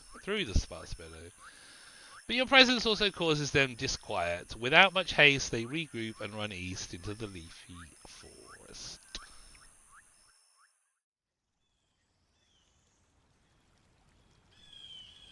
Wait, I didn't want to go to Hag Hills. I don't want to be here. You've reached Hag Hills, a wall of stones that has blocked the city's grass. The one well-established route through them leads through the valley where you found Tulia's camp. There are no maps of the highlands nor local tribes, only stories. The beaten path leads you by the garden beds of herbs and vegetables to an old, yet not abandoned mine hidden behind a massive door made of steel. So oh, I thought it was going to give me directions after that. Fine, I've gone too far. I look around, there's no hitching rail for a mount. A bearded, skinny elder sits on a bench observing you like a sculpture, with his legs crossed and fingers interlocked on his abdomen. Good day to you. Don't worry about my horse. I'll keep it away from your garden. Only worms, too stupid to understand me, would eat what's mine. You dismount and mention that your palfrey is no worm, but the man reprimands you with a thick accent. Let me see you whilst you speak. I can hear without magic, but I'll read your lips. He doesn't yell, but his voice reminds you of a combat instructor from the city. His face is wrinkled, but he sits straight with a beard and hair still carrying glimpses of a fair blonde. He's tanned like a worker, and his eyes are blue and piercing, as if they belong to an infant. You're nae from here, and I will nae welcome a stranger in this refuge. Say what you're looking for and begone. I explain who I am. What do you call him? Obviously, he's called Bob. Bob. He stares off across the garden beds, forcing you to wait in silence. The elder is tall with long hair and a beard that was let loose a long time ago. His sandals are covered in dust and you spot dirt on his clothes and skin. The woolen tunic and linen were made with care, decorated with colourful threads at the collar and sleeves. Now all the blues and greens have faded, and the fabric is held together by patches and stitches. His hands are still folded, the voice remains firm. You dunny know our customs. Your name, your trade, your calling mean nothing to the forest. I do nay know what you expected to find here, but this is nae a place for strangers. Well, I didn't actually want to come here, so... I wait for him to look at me. I do my best to not to smirk. He doesn't know what he's talking about. I'll wait for him to look at him. That'd be rude. The man stands up and approaches your palfrey. Without touching it, he observes its eyes, mane, stomach, and rear. Ferdy ignores this examination. My nose was right then. Astrid is dead, as are her plans. Such is the fate of all dreamers. He turns towards you with a grim look. Are you going to look for him? You nod. Why? If she's vanished into the fogs, there's no point in putting yourself in danger. What do you expect to find? It's a job. There's a reward for finding him. He may need my help. I need to know what kind of danger. I'm not going to bother with Astrid anymore. I need to know what kind of danger he encountered. If he's dead, I want people to know about it. If someone tried to make him disappear, they deserve to face justice. There's no reason why you need to know. Well, that one's a bit rude. That one's a bit... no. He may need my help. I need to know what danger he encountered. That's a bit formal. If he's dead, I want people to know about it. If someone tried to make him disappear, we'll choose this one. His chuckle is close to being a cough. This realm is owned by beasts. Doom falls upon any soul that pokes the clouds with a stick. His eyes are amused. If someone had hurt him, they would have given you dozens of reasons why it was crucial for their survival. He pauses for a moment. Good luck looking for justice, traveller. When an egg is cracked by an ant, there's no right or wrong side. With lively steps, he heads towards the spring. He washes his hands, once again forcing you to wait. Old people need time to gather their thoughts. He tries to dictate the pace of the conversation and put me in my place. Old people. His voice is cold and confident, so what do you need? I know how I should have addressed you. I don't know how I should have addressed you. Have you met Asteron? What can you tell me about this place? How can you survive in this place? What can you tell me about the peninsula? Bandits? Let's just fucking ask everything. Have you met Asteron? He wanders among the garden beds from time to time, touching the leaves and hands. At hand. He was here more than once. He was nay one to stand aside and let events play out by themselves. The villagers from the north are sometimes in need of my assistance, and Asterion was serving them as a messenger. He bends down and tears away a small flowerless plant. He wanted to settle down amongst these roads, maybe to live freely. He had great plans and wanted to make this realm flourish. To rebuild the ruins, to get rid of brigands, and clear the trade route. I told him that the forest needs no more people, and that this realm is too wild to feed and clothe everyone. His greed and dreams have eaten him, and now he is no more. He pauses, and you can hear his heavy breathing, as if he's getting tired. He straightens up.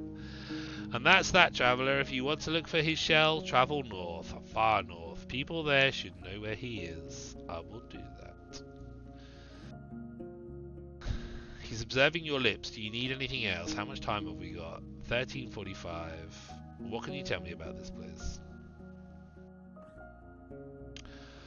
Your eyes see what there's to know. Your eyes see what there's to know. People found copper in a cave. It's been abandoned for a long time now, so we turned it into a shelter to stay close to the sacred tree and its altar. We're servants, my wife and I, and this place is nothing more than a servant's house. How can you survive in this place by yourself? His raised voice makes him sound like a preacher. One day, me and my wife will be but defenseless old people, but we studied the pneuma and leaves of many decades. I heal wounds and illnesses of humans and animals alike, and the beasts listen to our whispers. The holy seed lets our shells wait for death in strength. What can you tell me about the peninsula?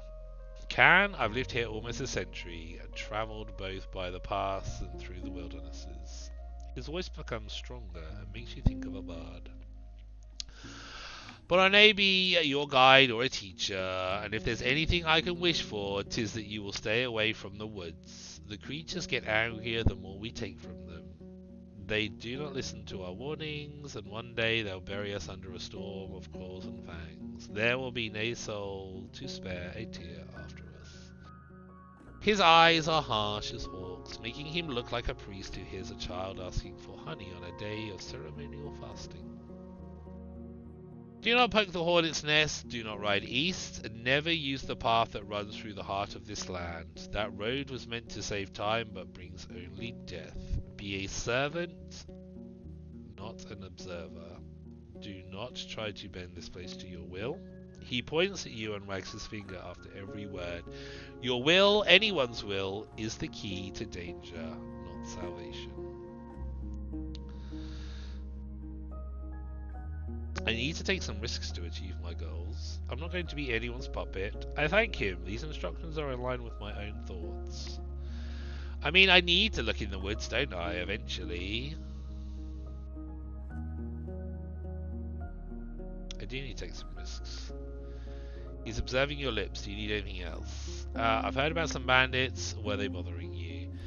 He strokes his beard, but then grasps at it nervously. There are souls who steal from White Marshes, a village in the north. They wouldn't dare show up here, but those brigands are brutes, simpletons.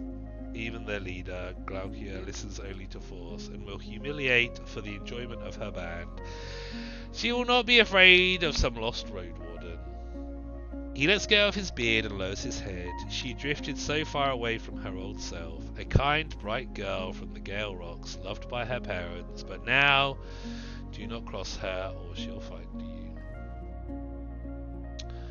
Can you tell me anything about the altar near the crossroads? He smiles. 'Tis the tree that you should pay attention to, the true gift from the forest. It answers to our offerings and rewards us with magnificent fruits. They heal both shell and soul and make anyone who eats them stronger than they ever were. We gather around this altar whenever the winter ends, and while it requires a painful sacrifice from all of us, it prepares one soul for the future like nothing else could. What happened to the village in the east? And I'm not willing to tell you that. He raises his chin and his beard shakes. That shameful tale ought to be kept in the past for the sake of the living. What can you tell me about the druids? He strokes his beard gently. I will not share our past with strangers. We are of and for the people of Howler's Den and for the lands around it. It seems like the path at the heart of the woods is quite dangerous. The ruined village.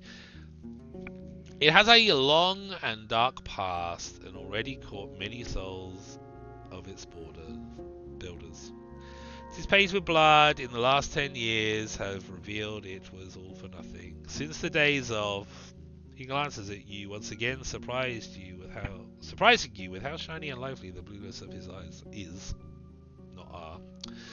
Of grand discord, the tribes of this land are locking themselves in their fields and houses, too afraid to leave them behind, too untrusting to meet other souls unguarded.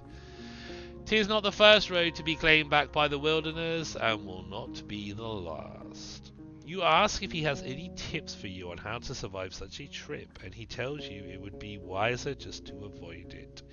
He then reaches to his pocket, grabs a leaf, and puts it in his mouth, chewing gently. Death may take many paths to a stranger, but cats are the one enemy that's both as dangerous in its stealth as in its combat.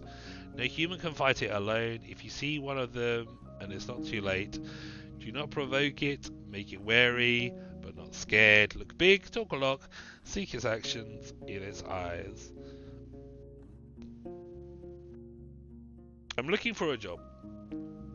He looks at the garden beds. We have everything we need. Can I enter the cavern? I need a place to rest. You better not be a mozzie. Why would I allow a stranger to do such things? Okay, fine, right. You are not useful. Thanks very much for nothing. Let's go up.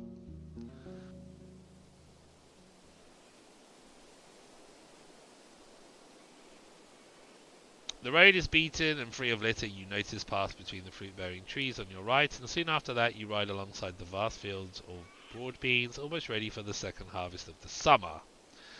Then there are the green hemp plants, taller than you are, waiting for a scythe or sickle. The locals keep the beasts at distance, I guess.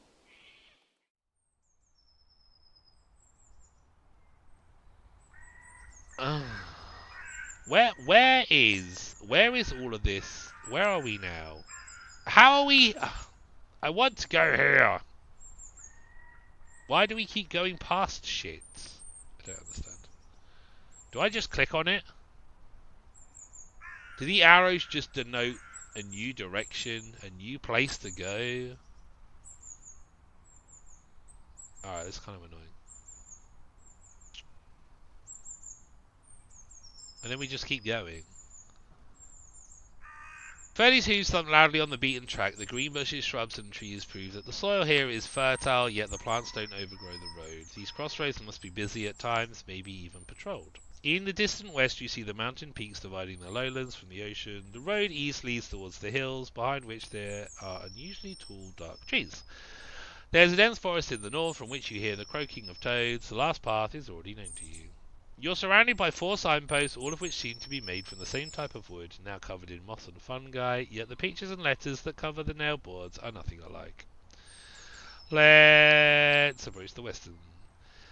It has 2 planks attached to a single post, both of them nailed with rusty steel. The lower sign is divided into 2 halves. The left edge is engraved with 4 simple shapes, squares with roof-like lines hanging above them.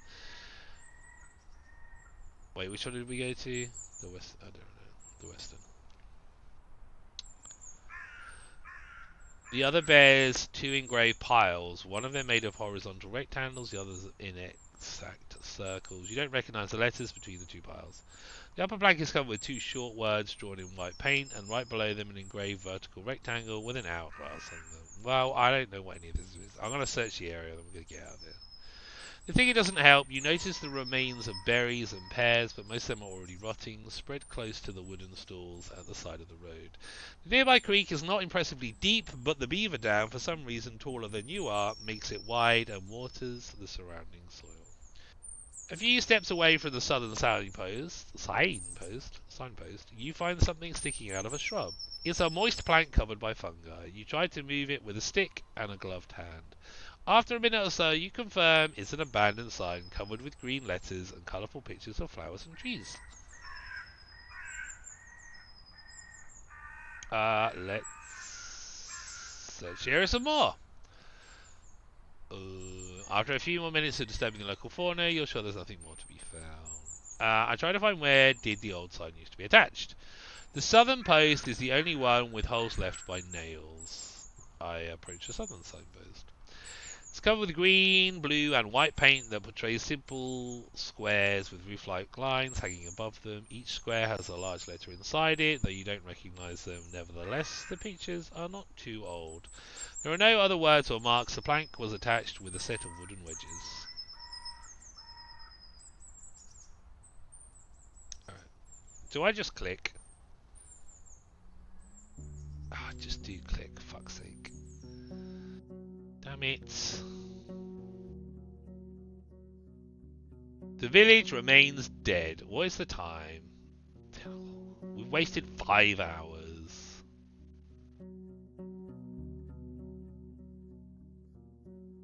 I need to see what's on the other side of the north gate if I want to open it. But we've just gone round, right? Oh no, it's too rocky, isn't it, to go round? Let's see if the fish trap had any luck. You pull the rope and see 3 flopping fish inside. You prepare your axe, then open the lid and reach for your catch. You stun the animals one by one with 2 careful blows to the top of their heads, then finish them off with a knife, cutting underside the gill plates. You spend another minute or 2 bleeding out the fish in the stream, then cover them in a waxed linen sheet. You should eat them soon before they spoil. We'll see if we can sell these, right? I think. They look like those little goldfish biscuits. Not worth much, but could be bartered for food or sold. Well, that makes sense. What was this? Our fish trap. Should we set up the fish trap again?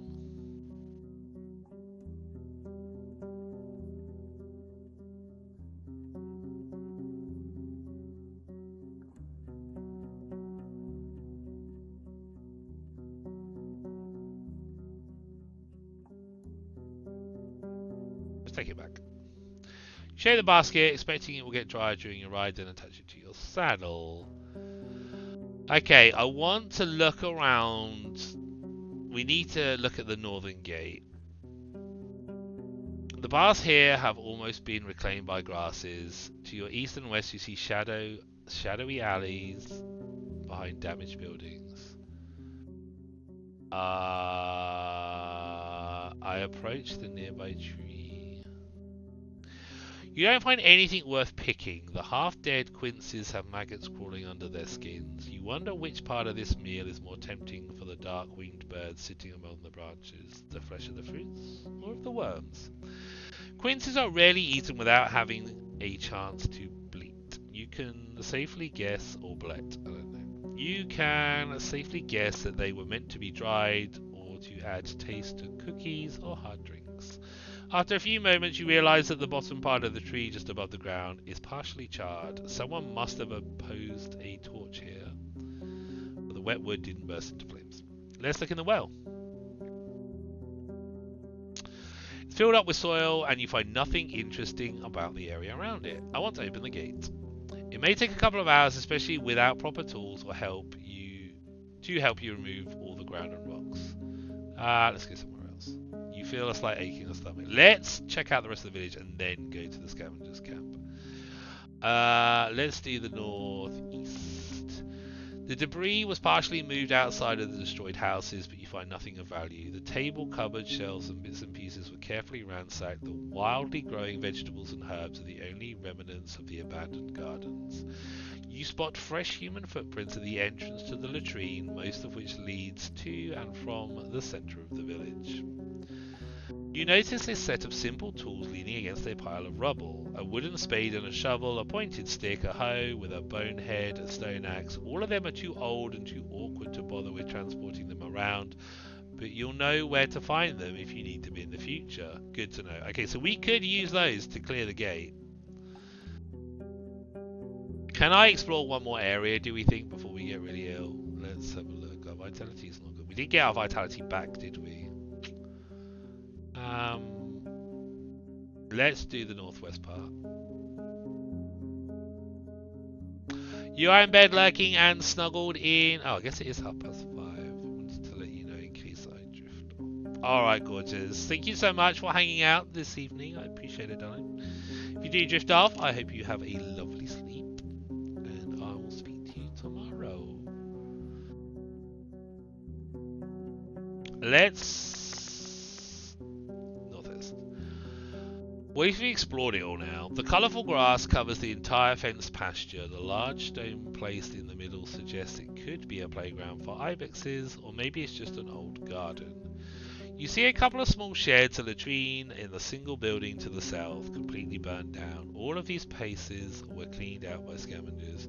Ferdy doesn't want to approach the large ruins in the north. The terrible stench of feces and rotting food scares you off as well. The paths are covered with goblin footprints. It's daytime, so the pack should be asleep. If the beasts were active, they would try and scare you off, or to hunt down your mount. This is their territory, and once they wake up, you will face fierce enemy. Let's go somewhere else quietly. ASMR with AV, right? No! The closer you are to the village and the longer you stay around, the sicker you feel. The taste of gastric juice hits you in the mouth and your forehead hurts. You start to stumble, Ferdy worried by the sight pokes you in the head. I need to get that dude, don't I? Oh no! After another few steps, you return your last meal. Oh dear. You spend a minute or so, lean forward, gathering your breath, and wipe your mouth. You feel better. Damn it. I need to... Scavengers camp. The entrance to the scavengers hideout is open. You see scraps of metal organised in piles, while the old furniture has been dismantled into loose planks and pushed into corners. Aye, Roadster! The man looks tired and his beard is sticky, but he smiles at you. If you're ready, I'll start packing the tent. If you don't want to wait, start putting the iron on your mount. It will be quicker, just say the word.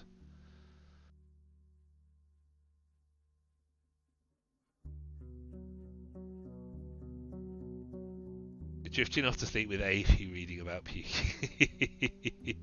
I think I need some of this food, don't I? Can I just eat it now? Oh, I can't use it right now.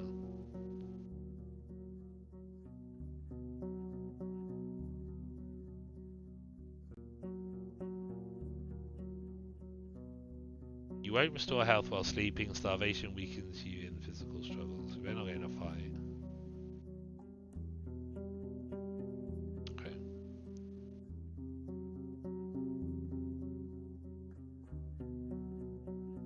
I'm not giving you any food. Adventuring somewhat autonomously random. Gather your bags. I'm taking you to Howler's Dell. No, we're not. We're going Pelt of the North, aren't we? Time to head for the Pelt of the North. The scavenger keeps asking you to watch out for beasts and wraps the sharpest scraps of iron in his cape. Folding the tent and putting it onto your horse takes a while, and neither of you can sit down on the large piles of sacks and bundles. There's a long walk ahead of you, but Ferdy, it won't be much of a burden. Once you clear the room, you walk away. At first you hear only the birds and the horseshoes. Then the man starts to whisper. Faster, aye? The apes are looking at us. You don't see any proof of that. Nothing we can do about it. I'll lead us to the southern gate.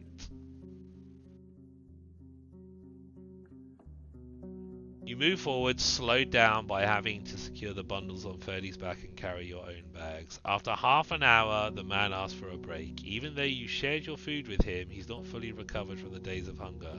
But the further away you get from the ruins, the more cheerful and talkative he gets, mostly speaking about what he needs to buy and how much he hated that damn place. Then, the beasts show up. Oh, fuck. Can I eat something before we fight? No! This is not what we need. Oh dear. I prepare my axe. Oh, it's exciting music. We got a battle. Our bunch of griffins blocks the road near a pond. For you, their colourful furs and feathers don't look much different than the pack you faced in the valley days ago. Well, that was only yesterday. There's still some distance between you and them, but it could be crossed in less than a minute. There's maybe 20 beasts inside, and this time they pay you much more attention. Go They for the spread eyes, their boo. wings Go and start for to the screech, eyes. some making a few leaps forward. Your mount is too overloaded for you to turn away and get out of their range. Better to hold our ground, groans the scavenger, preparing his crossbow and dagger. Ah, to battle! True, let's stay on the defensive, but keep an eye on the horse. Quite the opposite, we should charge them, yelling and swinging our weapons. Let's startle them. Oh, let's focus on killing one of them as quickly as we can. Maybe the others will flee. I turn towards the man. What's your plan? I charged 20 griffins. That sounds bad, but staying on the defensive. The best defense is a good offense. I don't have any magical spells. I think we should charge. He hesitates, then purses his lip. There's the thought. Ah. He hesitates, then purses his lip as you through his beard. Fine! You're the roadster here. We do our best to startle one of them, hoping the others will also be affected. We run between the creatures, trying to wound some of them, but keeping our distance. There's no point in trying to kill them. Instead, we try to be as scary as we can, not bothering with a fight. What if we use this? Use violence or a direct threat? How does that change these?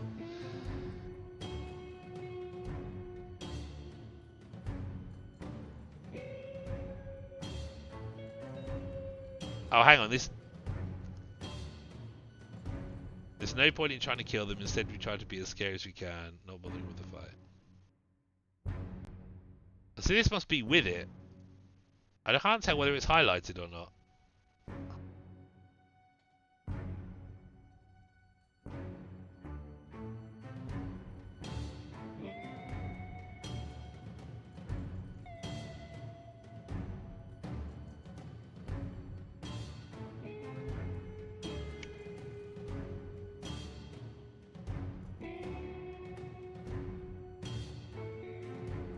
Force. With your vitality as a boat, you find ways to overcome physical struggles. Oh, hang on. Maybe it's not using it. Maybe that's telling us what we should do.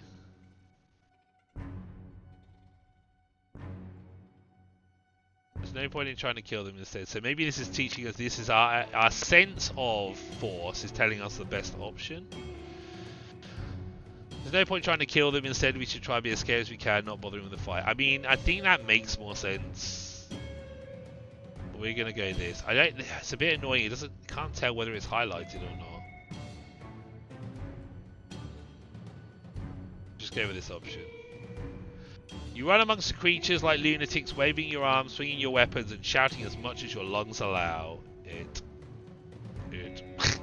Even Ferdy, led by fear, joins the two of you, stomping with its horseshoes loudly. The confused beasts freeze, look around, then start to spread, as if a dragon might arrive from behind the hill.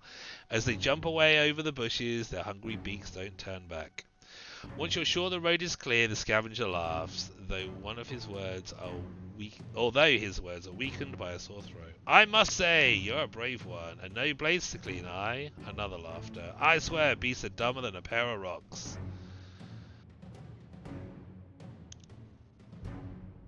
I just smiled and tried to ease Ferdy's thoughts. It's better to keep moving. Huzzah! We brained it.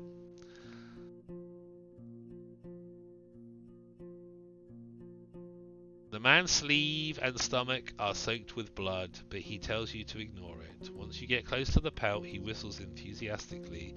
You weren't kidding! Aye, what a fortress. The guards open the gate and take care of the scavengers' bundles, which Ferdy welcomes with a nicker. The man introduces himself quickly and asks to be brought some water from the well. Thank you, Roadster. I need to ask the innkeeper if he has any soap. I'm not going to chop my damn arm off. But he didn't get her. This is a bit weird. He clicks with his tongue. But like I told you, if you want your coins, you have to come back tomorrow when my pouch gets heavier.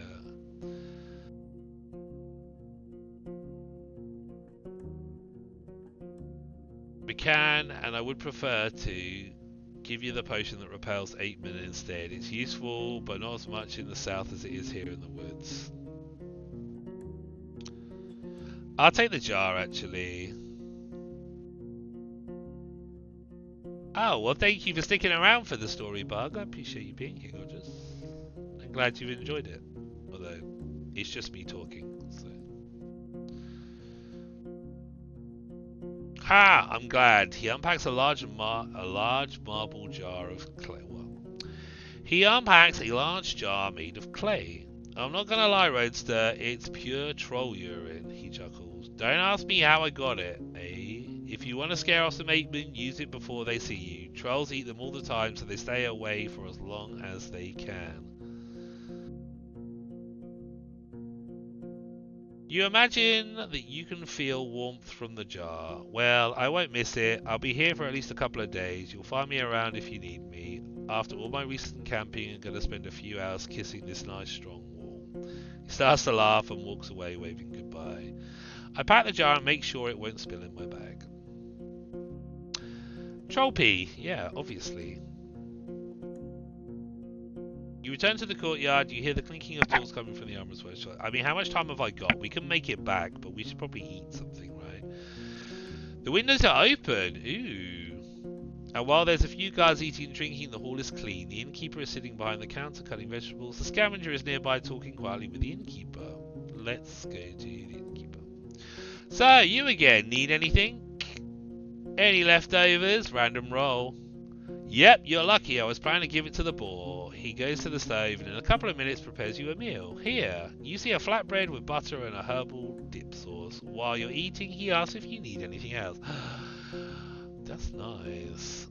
A warm trophy. I mean, for those cold nights, there could be nothing better than cuddling a big old jar of trophy. Eternally warm.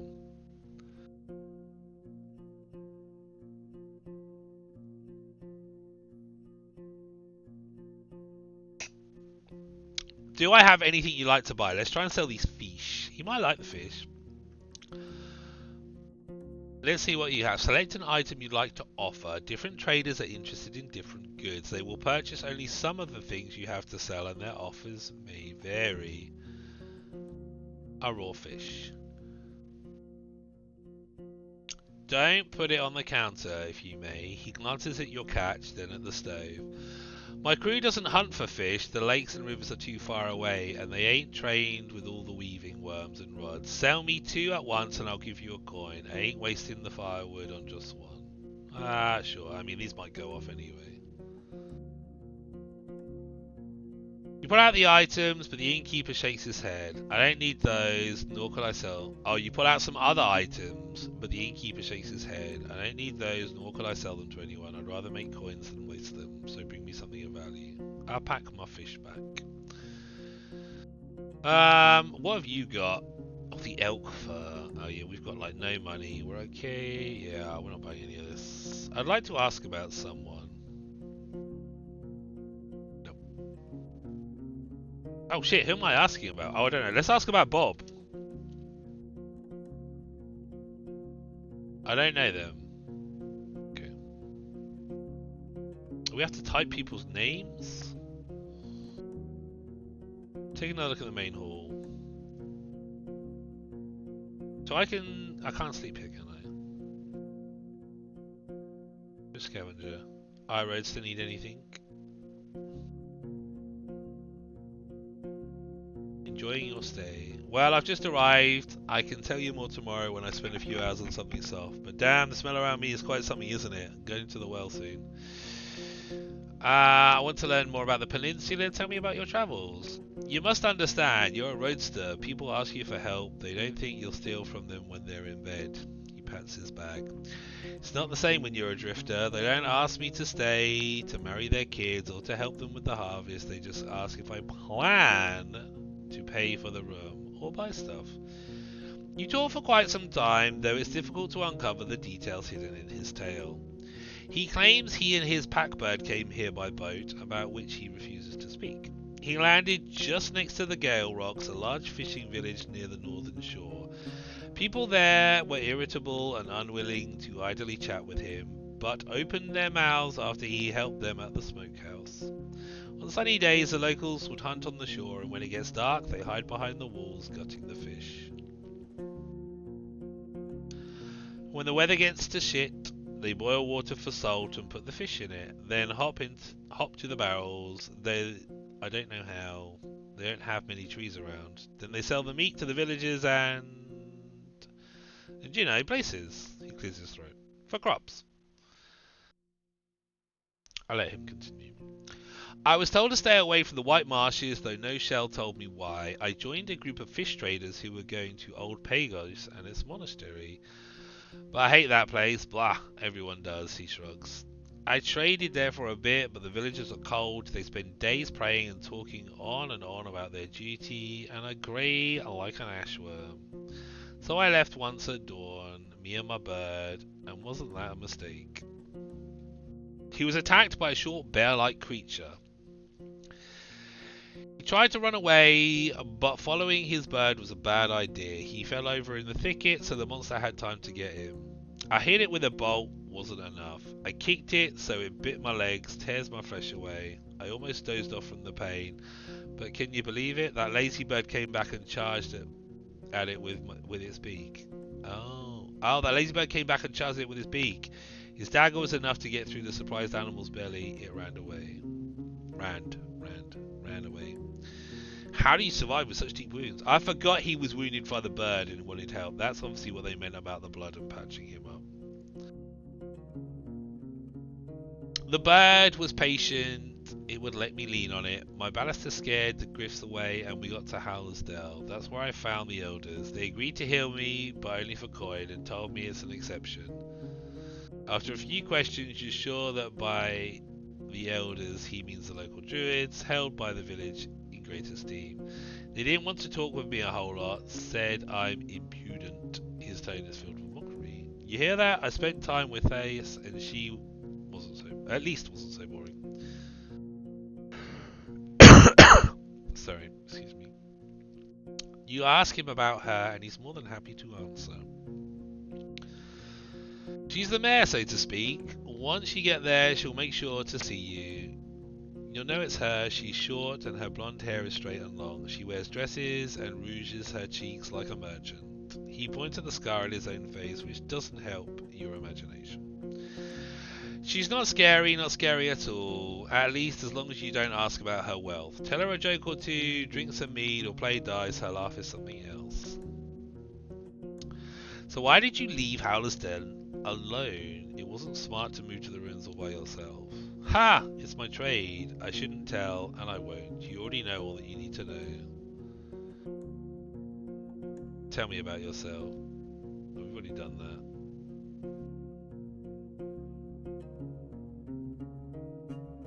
I can tell you stories for days, but who cares? He chuckles. I'm just doing my thing, moving from wall to wall, sleeping where they let me, buying what I need, selling what I can, saving dragons for later on. I used to be a sailor. People called me the Peros because of the, forehead. But I'm not one to push a plough or patch ship sails all day long. I don't care if a corpse that eats my bones one day, as long as I can stay free for a couple of years more. And I'm dang good at staying safe, or rather, I was before I landed in this shithole. He touches his scarred face and smirks unpleasantly. I haven't gotten one of these in years, but it didn't take 2 weeks on the road here and I almost lost my legs. Spent all my coin in Howler's Dell for Elder's magic. He brushes some invisible dust off his pants.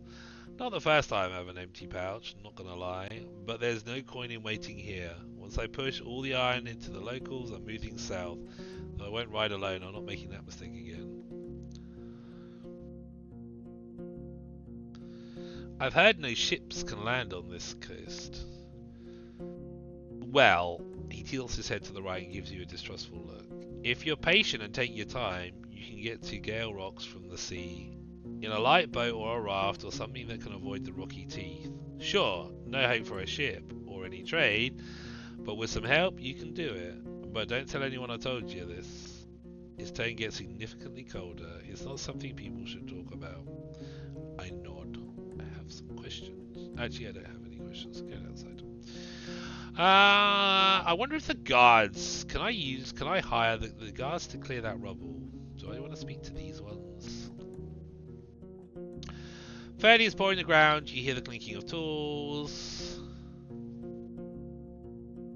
The guards greet you with a polite nod or a casual hello. When the guard in yellow armor gets close to you with a smile, the brown ball follows her steps. What brings you to us? I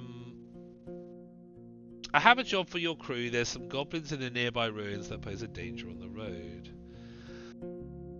As long as it involves someone paying for it, I'm ready to listen. What do you know about the pack? Without interruptions, you tell as much as you can. Getting rid of them will do the trick, sure, but as long as those buildings ain't razed to the ground, you beasts will move in sooner or later.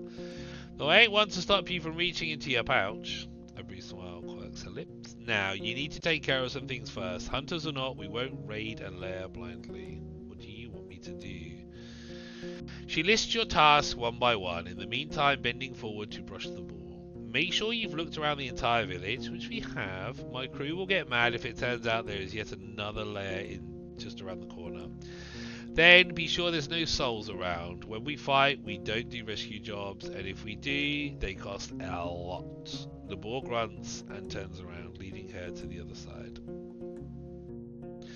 Speaking of which, for you it's going to be... She squints her eyes a bit. 13 coins. I don't have 13 coins, but we'll take some of the loot we find. We won't let any go of magic swords and rings just because. Won't let go. Oh, we won't let go of magic swords and rings just because. Not that I expect any, but who knows.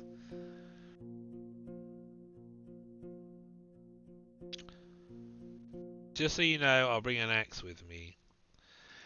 She looks at you as if you're a lunatic. We won't take you with us, Amy. You can kill a goblin, good, but we have a team. Our own words, acknowledgement, and strong and weak sides. Our knowledge of our strong and weak sides. We don't need you around. Just give us 2 or 3 days after you pay us and we'll take care of it. We'll return to it later. We're not friends yet. Let's do some axe throwing, because I'm good at throwing axes. If you think you can handle it, we'll throw 8 times, so it's going to take us half an hour or so. 4 players, each bets 1 coin. Winner takes all, still in? Hell yeah. Oh yeah, we won again. Between the thudding of the axes, there's plenty of time for casual gossip. After getting the 4th point, the other players nod with respect. Quite a score. Blah blah blah. Blah blah blah. Blah blah. Thanks.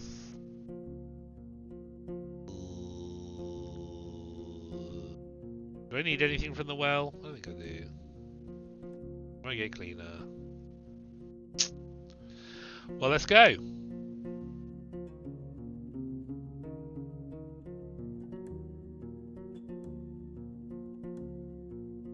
How much time do I have left? Not long. We are 5 hours. That's not horrendous, is it?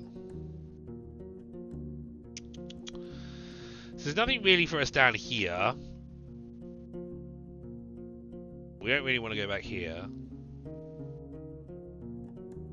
I wonder if I can set my fish up here. Probably not. This is blocked. That's going to take us 2 hours, which will leave us 3 hours, right?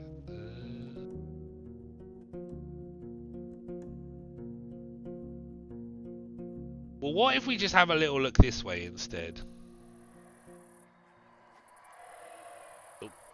The curvy road east is overgrown. Ferdy trots when it has a chance, but more often it walks, forced to jump over larger branches blocking the path. The nearby lake is surrounded by thirsty wildlife. I observe the dark forest, ready to react if something jumps at me. Because we have to go through those fucking griffins again, don't we? Oh, hello.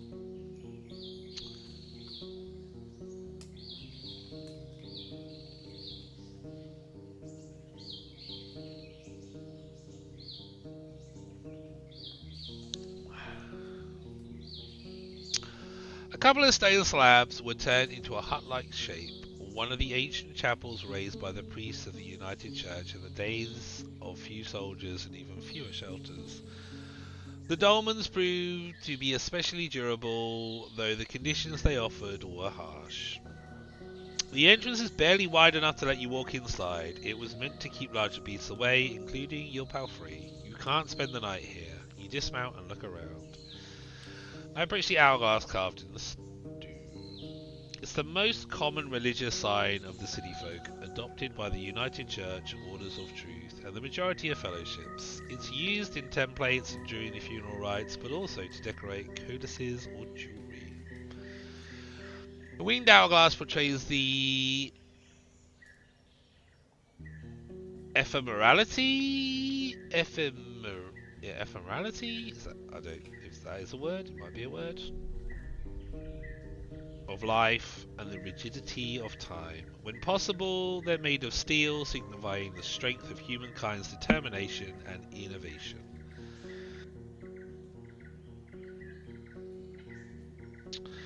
In the old days, it was a place of faith. I should touch the hourglass and pray. I step away. The real believers don't need special places to pray. I can't see anything wrong with having a little cheeky prayer.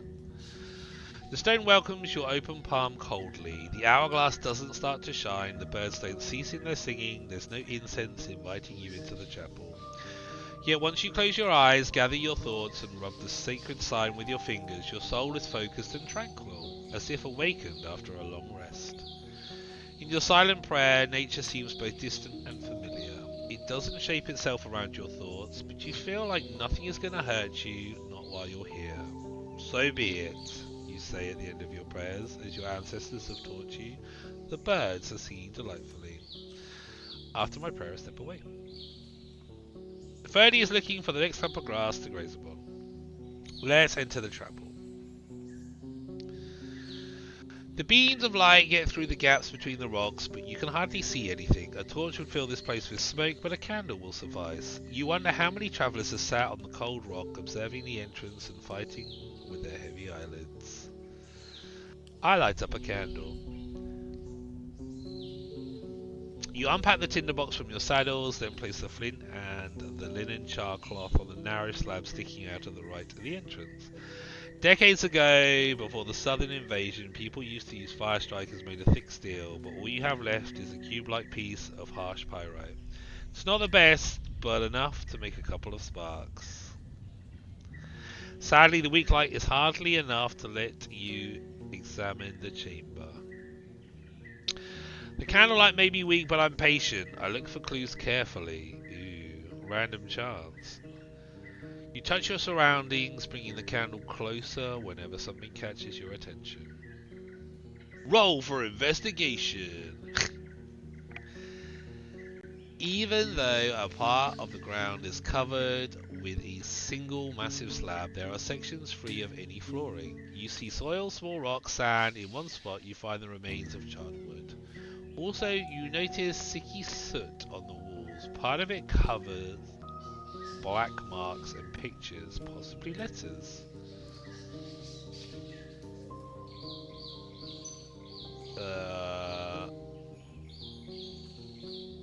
Oh, what did it say, journal? Oh no, that's not right. Where's my notes? Where's my... archive, that's what I want.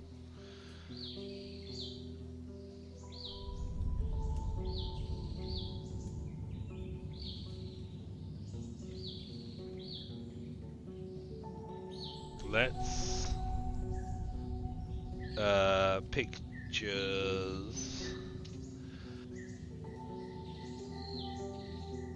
A large part of the wall is covered with engravings. It's difficult to figure out what they are meant to portray, but one picture is obvious to you. A long arrow pointing down. Parts of the writing, as well as the nearby wall, is covered with soot. It all looks sketchy. It looks very sketchy. Let's look for letters. Engravings, difficult to figure out the meant to portray. One picture is obviously a long arrow pointing down. Part of the writing as well, nearby wall.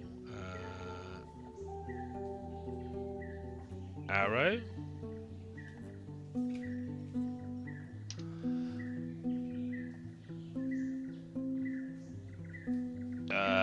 Down. Does that work? Do I need to floor? You stomp in a couple of spots and don't hear any direct response. If there's anything below the chapel, it must be under a thick layer of soil and rocks.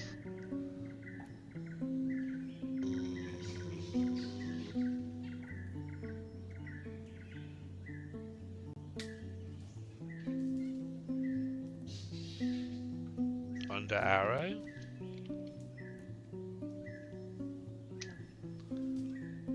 You make a couple of small holes in various spots, but the most interesting area turns out to be hidden beneath the remnants of an old campfire. You move all the ash and pieces of wood until you find a well-preserved plank. You dig around, finding a solid trapdoor locked with a steel padlock. I don't have a key. I break the trapdoor with my axe. You take your axe, but realise that the padlock may be much easier to break though. The wooden planks, even if a bit moist, are in great shape. You look for the right angle and make 3 strong swings. After encouraging clang, the padlock falls off. Ooh, treasure! I like how it changes the picture over here on what we're doing. That's pretty cool how it updates. You lift the hatch and the heavy, humid air suggests an abandoned farm cellar.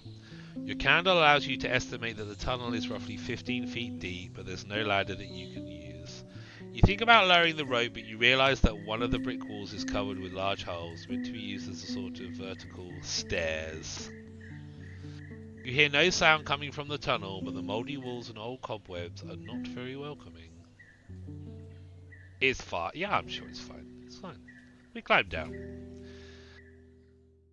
You have to move slowly, learning the new route. You hug the cold, moist walls, seeking the support for your boots. It doesn't take long before you feel comfortable enough to jump down, then light up another candle. Both the walls and the floor are made of stone slabs. You see no movement, no other sources of light. The short tunnel leads you to a small room. I guess outside. The room smells of rotten wood and fungi. Abandoned junk is scattered on the ground, and shells, earthenware jars, rotting scraps of linen or leather, wooden plates, bones for carving, and rusty iron tools. While these odds and ends may be years or decades old, the basement could be just as ancient as the main floor of the chapel. The one thing that seems to be uniquely fresh and durable is a small wooden box held together by a few fiber cords. I mean, that sounds super dodgy, right? Everything else is rotten. But there is a box. So obviously, we're going to take the box. Oh, this was the place that he was talking about. We have a key for this. Oh, shit. It's the medicine. It doesn't feel empty, but it's light. You shake it for a bit, trying to guess what's inside. You can't open the box without cutting the cords.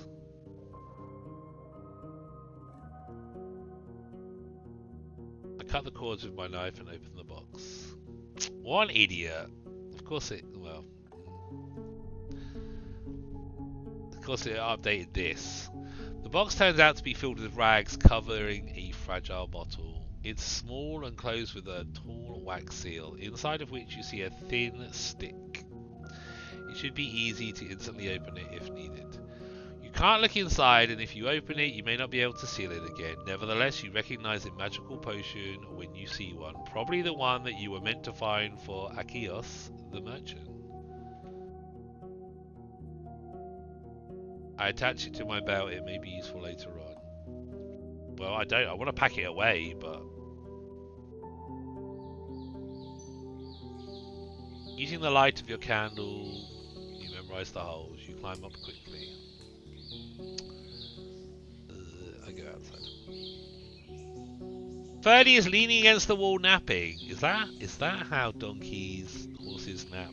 They just like lean against walls. We can wait. We can save. Should we save?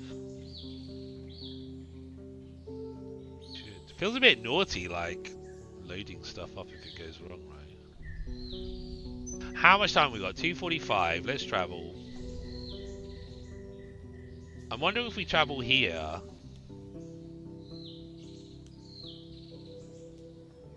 I could do with a proper sleep. I can't get here before nightfall. This is no good.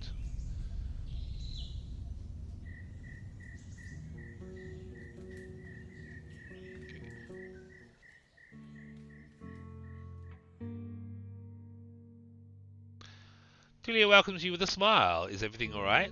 The camp is silent. The soldiers hold their mugs, but don't even chat, lowering their heads from exhaustion. They seem exhausted.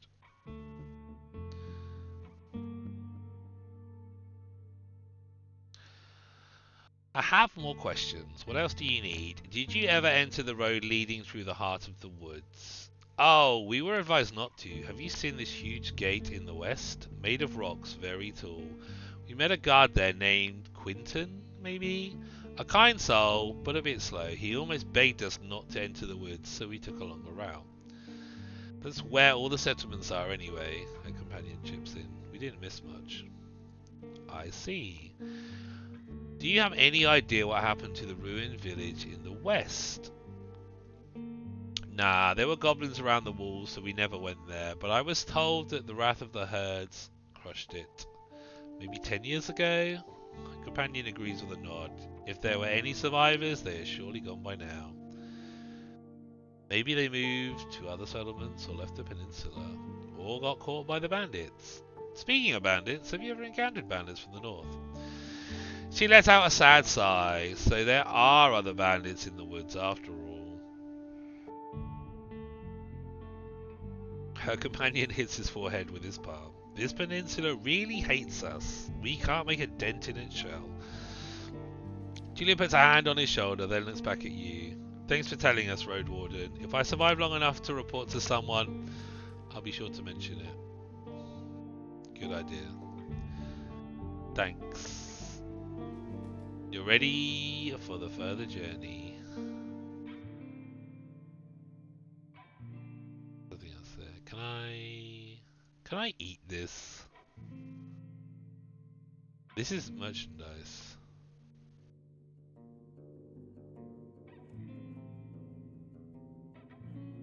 What's this? A jar of troll's urine. Okay, fine. Ah, fuck. Yeah, I forgot we had the keys. What a prick. I hope that didn't damage my axe, right? Is my axe alright? I'm sure it's fine.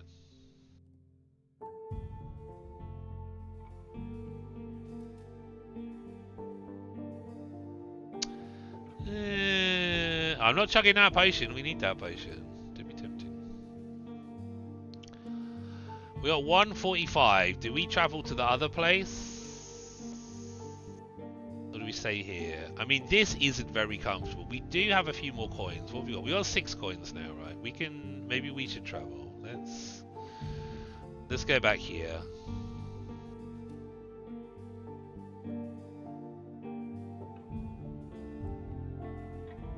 Nighttime shelter, daytime rest.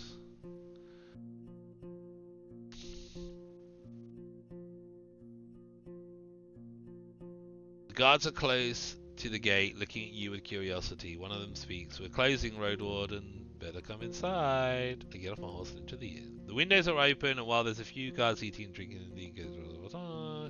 Feroz is sitting in the corner napping, though he winks at you when you look towards him. I get to the innkeeper. I only have a single fish to sell. Already asked for leftovers.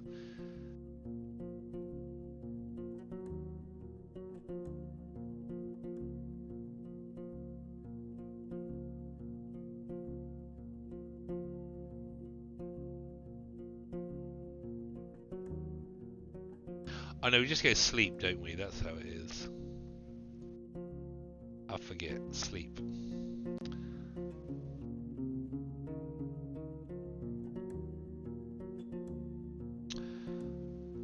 Your blanket won't be much of... Sleeping on a bench. Your blanket won't be much of a bed. The staff will keep opening the nearby door, walking around, or talking with one another. Sleeping here would be rather uncomfortable. So that would lose half of my nutrition.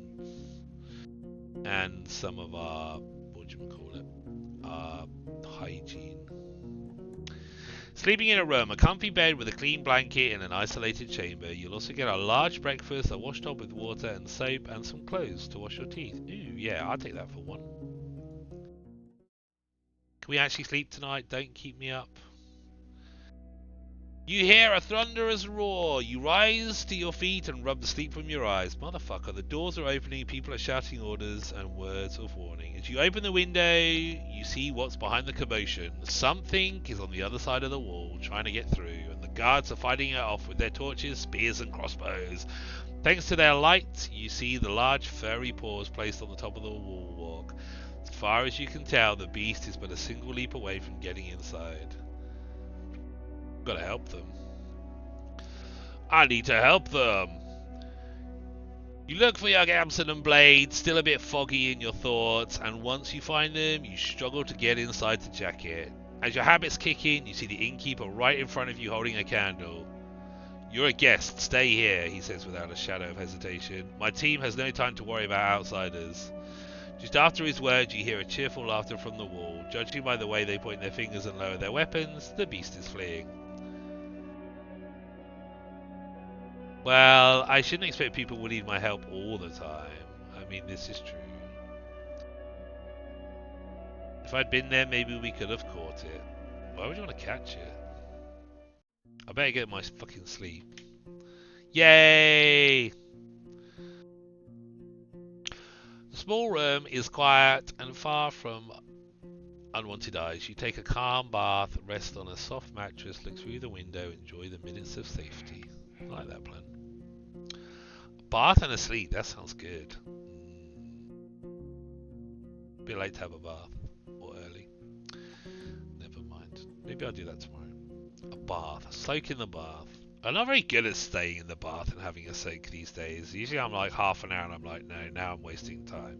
There used to be a time where I'd have a bath and I'd be in there for like 2 hours. Like I'd prop up used to borrow the old portable DVD player and watch a film on put the portable DVD player on a stool and watch like a whole film while in the bath. Or I would like read a book for like 2 hours in the bath. Now I struggle to be in there for longer than half an hour. Maybe time is just more precious. Although maybe I should be giving more time to myself.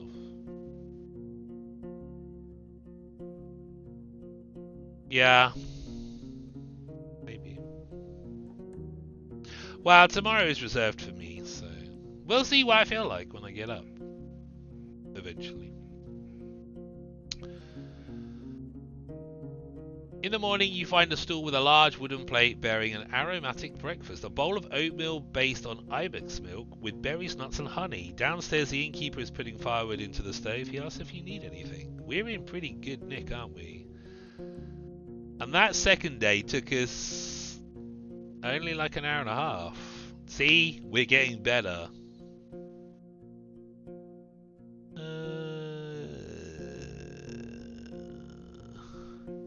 Any leftovers? Not today. No, maybe tomorrow. What? I don't need your wares. I take a look around the hall. Let's go and speak to Piros. The windows are locked, but the counter is lit with candles. The innkeeper is mixing something in a pot on the stove. Piros is sitting at a table, eating something in a bowl. I don't need anything. Enjoying your stay. It's not bad here, not bad at all. They brought what I could sell. The hunters want my entire pouch for getting me south. We've agreed to a lower price, but they won't just drop whatever it is they're doing to escort me. I don't care. I'll wait for a couple of days, do some chores for the innkeep, rest from the forest. Once the hunters are done with their plans, we'll move out. He scratches his cheek and beard and finally sighs. But do feel like I've eaten a troll shit. When I landed here, I had my pile of bundles and trinkets, and now I'm starting with nothing again. I should have listened to the warnings. This land belongs to no man. Bye! I go outside. Step outside. Ferdy is lazily looking around. At this hour, the armourer's workshop is closed. Should we try and win some more off the guards? The guards greet you with polite nods and the casual hello when the guards, how about some axe throwing? You think you can handle 8 times? I'm ready when you are. Oh yeah, right for the picking. We're so good at axe throwing. Dush, dush, dush, dush, dush, dush.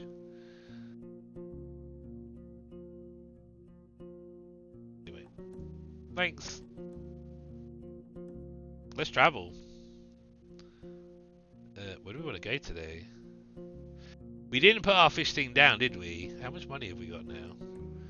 Mate, what, 8 coins? We're totally rich. This fish is probably going to go mouldy. Right, let's travel. We need to go back up this way and should probably head north-ish, right? So, this is the Elder's Cave. We don't need the ruins. Let's go to Howler's Den first.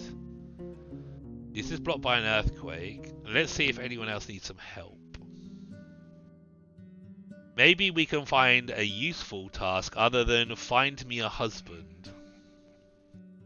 Which is exactly what Roadwardens are for.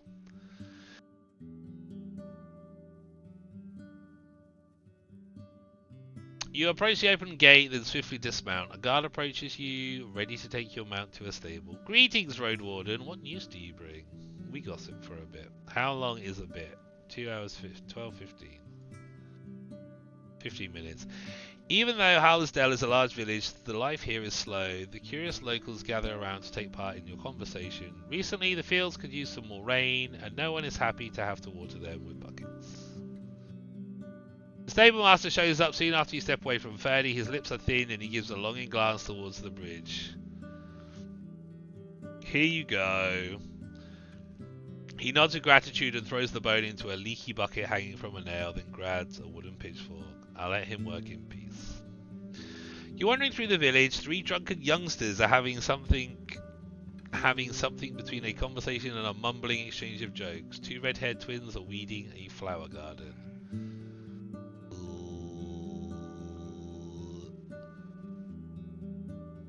It's like legitimately like 10 o'clock in the morning, and these youngsters are drunk.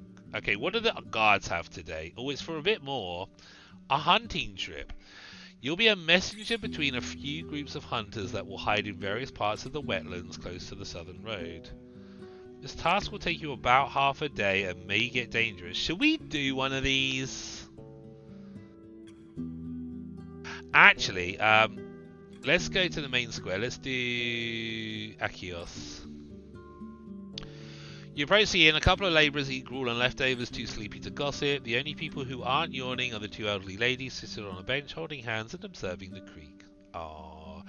The innkeeper is sitting near the door, from time to time carrying out another bowl of either stew or gruel. Theas is no one to be seen. The trader is preparing his stall, unpacking crates and ordering some young people around. Let's go to Achios. Achios noticed your arrival. He tells the other villagers to give you some time in private. Still in one piece, eh? About the potion. Did you get it? Right here. With a grin, he picks up the bottle, gently jiggles it, weighs it in his hand, then puts it on the counter. Great! Now let's hope my little girl will get herself swallowed by a dragon. So, we said 5 rings. It's yours. He smiles and looks at the coins, for the coins in a large pouch. Thanks, old bringer of good news. I take my reward. Sold the potion. He knocks on the cancel with long finger bits. I bring goods to sell. Surprise me. I have a fish. Why are you putting it here? You want to cook it? Take it to Eric's there. Oh, I see. Oh, I suppose he would buy it, wouldn't it? How about some useful herbs or ointments? You do have druids around here. Will not happen. Sparse supplies. He puts a finger to his lips, giving it a slight bite. The druids are better at casting healing than making balms. Used to be different, but magic stronger regardless. Before you can change the topic, he points northeast. Try by White Marshes. There's what's his face, a warlock there. He used to take lessons at our village from the old Arc Druid. If anyone here knows his way around Leaves, 'tis him. Interesting. What do you have for sale again? Oh, linen, and that, we could buy the fabric now. But who are we going to sell the linen to? I don't know. Maybe we should buy this lantern, because there is a cave. Didn't we find a cave somewhere? Let's buy this now. I mean, it seems counterintuitive to have a wooden lantern. Let's speak with Eric's. I caught some nice fish. Would you like to barter for a food ration?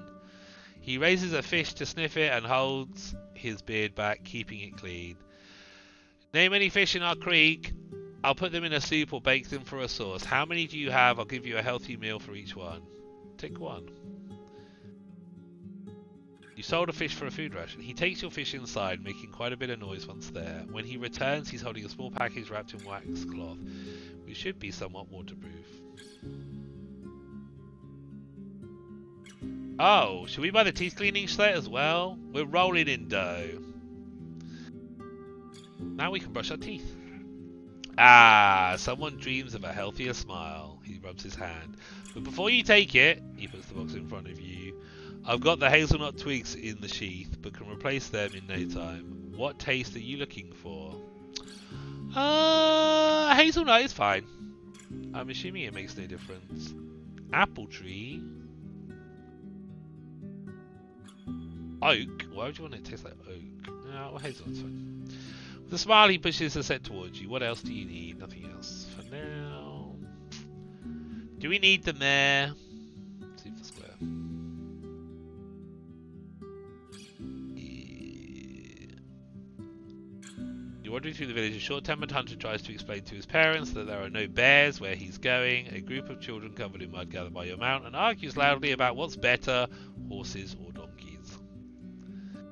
Let's go on this hunting trip, because there's going to be some random stuff. This could be interesting. We might get stuff. Stuff and things and stuff.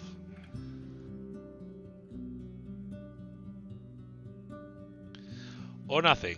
It turns out you don't have much to do. You get your job done quickly and with little difficulty. Okay. I guess... Do you know what I'm really tempted to do is go and put our little fish trap down, but I'm not... I don't think that's a good... Like, where are we? We're here. And it takes us an hour and a half, and then an hour and a half back. Okay. Do we want to look at this sign, or should we just go in a direction? I mean, we've got to explore everything, right? So let's just... Oh, where was that cave? Sure we found a cave somewhere.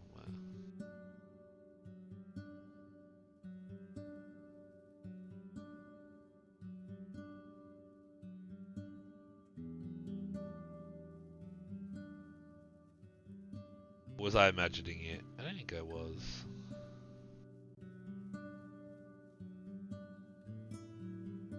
Let's go to the left.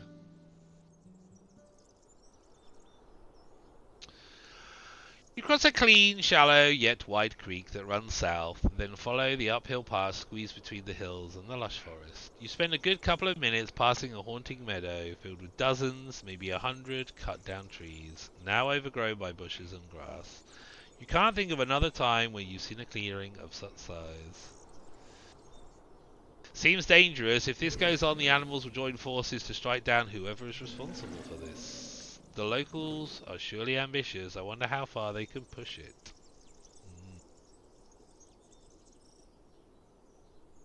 Once the clearing ends and turns into a corridor of trees and hills, you stop your horse. There's a monster in the middle of the road, reaching out with its long arms to grab and devour fruits and leaves from tree crowns, chewing them without haste. It's standing on its hind legs and leaning on a thick tail, as there isn't much hair on its grey skin. You see its impressive muscles. The beast is 3 times the size of a human, and while each move makes it slow, its long claws and the ease of which it breaks one of the branches make you think that a single swing would be enough for it to pierce through your jacket, or just as likely that it would simply break your bones and send you into the air. Like most people, you know quite a bit about pebblers. Once they get used to an unfenced farm or forest garden, getting rid of them can be a huge issue. There aren't many blades able to cut through their thick skin and bones, and a single mistake may put them into a furious charge, encouraging them to look for human dwellings which they can tear down in revenge. The beast doesn't give you as much as a glance, but also doesn't move away. The best you can hope for is that it's going to walk away on its own. Maybe tomorrow, maybe later. Facing in a fight would end up badly. I return to the crossroads. I guess we're not going left.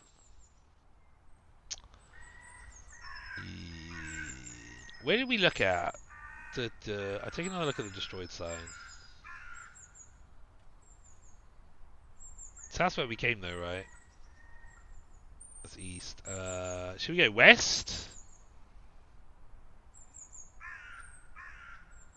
Or north? Let's go north. Some parts of the road... Where are we? Midday, that's okay. Some parts of the road lead uphill, some downhill. The forests are lush but not too dark.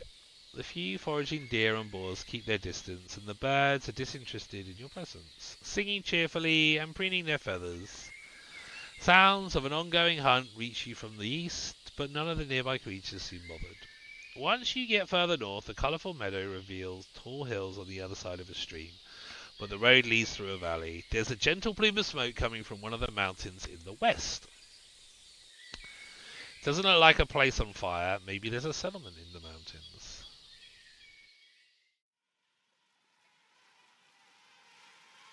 The road leads to a gentle creek filled with the buzzing of flies, mosquitoes, and gnats. You don't spot any critters among the tall meadows, tree branches, or rocky slopes. Seeing the shapeless dark vortex of wings, Ferdy snorts. You're currently on the southern bank.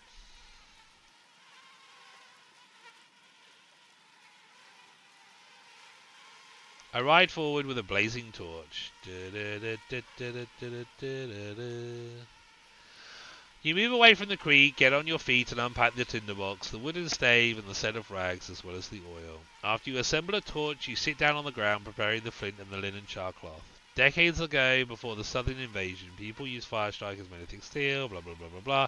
Holding the fire, you get back in the saddle, you swing your weapon left and right, there isn't as much smoke as you expected. Let's put it to the test. Are we going to lose vitality or a cleanliness appearance? I feel well. Oh, yep. Once you get closer to the ford, countless creatures beset you, filling your eyes, mouth, and nose, hitting you like a squishy, buzzing hail. Ugh. I mean, it's not that long a creek, is it? You ride forward blindingly, instantly forgetting about your preparations, trying to get out of here as fast as you can, but the insects are sticking with you for much longer than the smoke. It takes a few minutes for you to escape. The red marks on your skin start to burn. You get down and put the torch out by rubbing it against the beaten track. Ferdy switches his tail angrily and gives you a reproachful look, pinning his ears behind his head. Sorry, dude. Unless you find an easier way to protect yourself, the insects will keep slowing you down. Oh dear.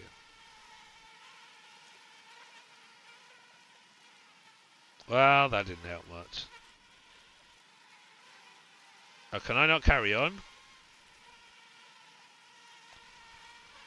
Do I turn back on myself then? Is that what happens?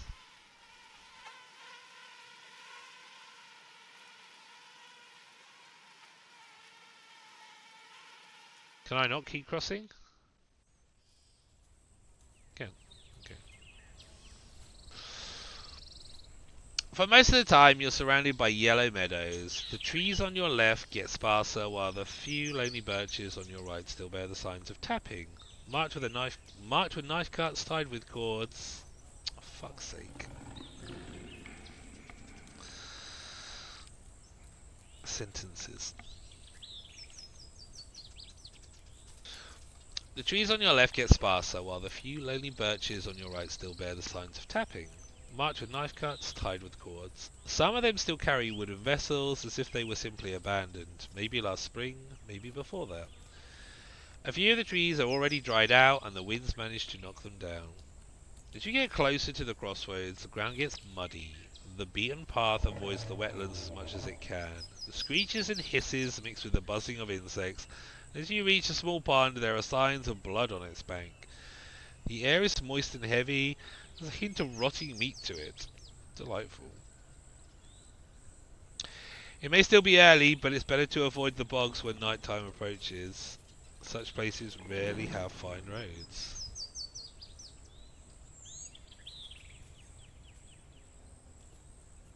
Bogs are darker than forests. The local creatures start their hunt up to an hour earlier. Oh, okay. Wow, that's not annoying, is it, that fly? The trees and bushes are sparse here, growing from the... Where are we on the map? How far have we gone? All the way up there. This is progress. We're amazing at this game.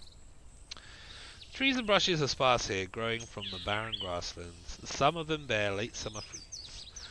A group of wayfarers is spread around the broken signpost, the abandoned cart. You put an and in that time. And the abandoned cart. They're skinny and healthy and are standing upright. They're wearing humble din gamsons on top of their hemp tunics and pants. All of them warm, in some cases undyed, while others are dark green or brown. 4 of these individuals wear cloaks, carry lit lanterns, are armed with spears, bows, and stone maces. On their necks, wrists, and belts, you spot small talismans, fangs, bones, wooden beads, leather straps.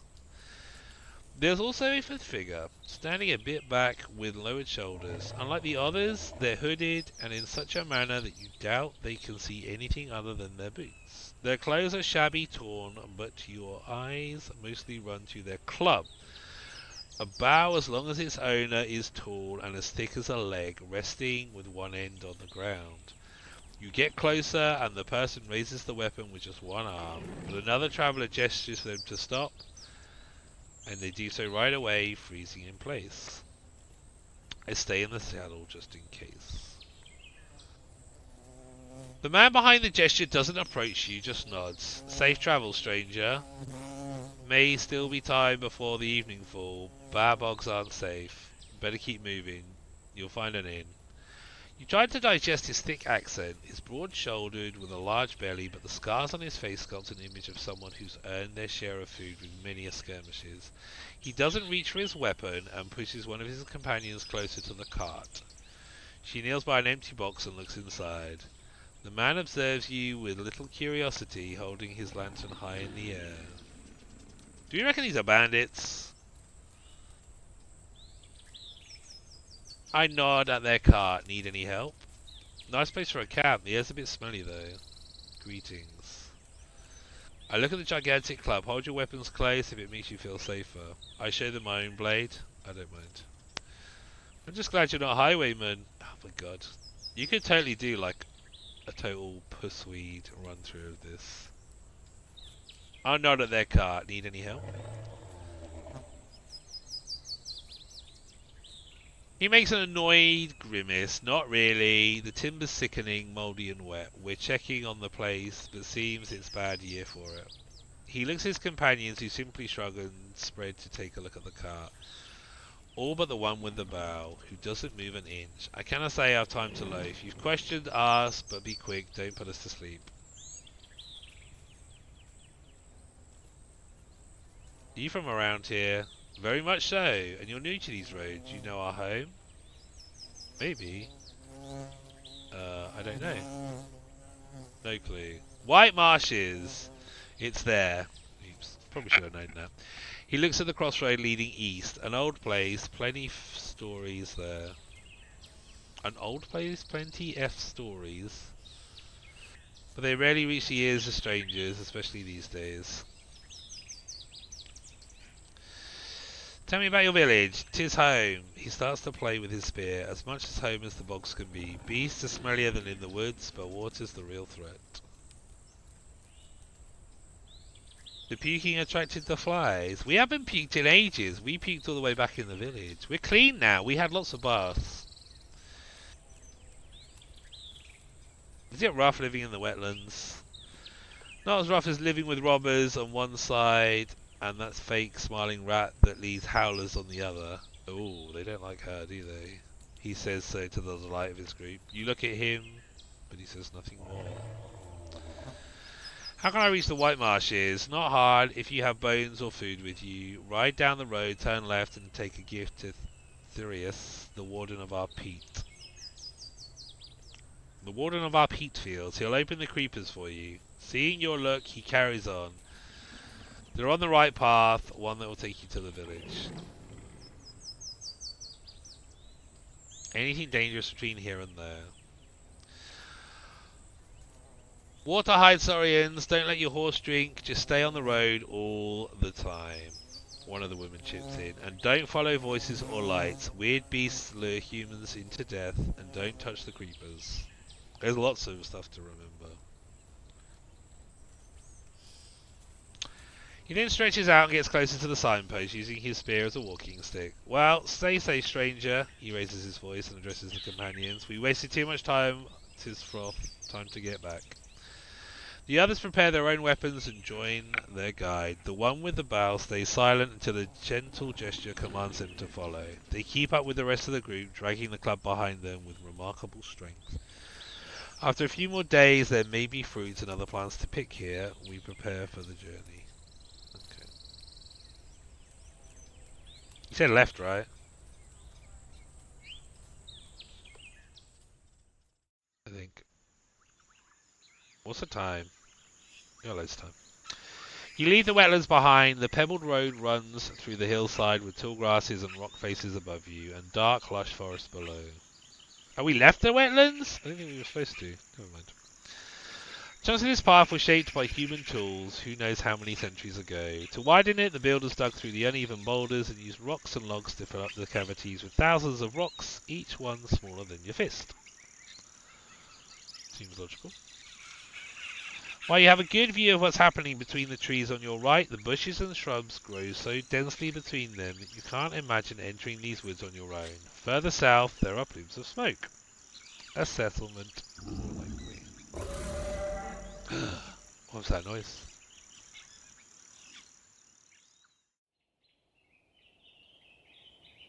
At the top of the hill, you reach a stone wall. A quiet place with no smoke coming from behind it. You look inside and see the glimpse of a peaceful ruin. While the main road is beaten and easy for hooves to trod, the destroyed gate and the remains of the front yard have almost been reclaimed by the short grasses. How much time do we have? You seek any suspicious movement, but the place seems to be free of inhabitants larger than a falcon. The air is fresh, the wind shakes the trees, crowns gently. I enter the yard. We'll keep an eye on the time, 5:15. The hamlet could be a hunter's shelter, a military outpost, or a storehouse for traders, but you spot no fresh human trails. The damaged door and gate are years old, soggy and mouldy, and judging by the squirrels, birds, and the animal feces you see in the grass, this place is but part of the wilderness. The roof collapsed only a few years back, turning into food for mushrooms. The outer wall looks generations old, but it used to be maintained. Some of its materials came from different times and areas. What are we? 5:15. I go behind the building.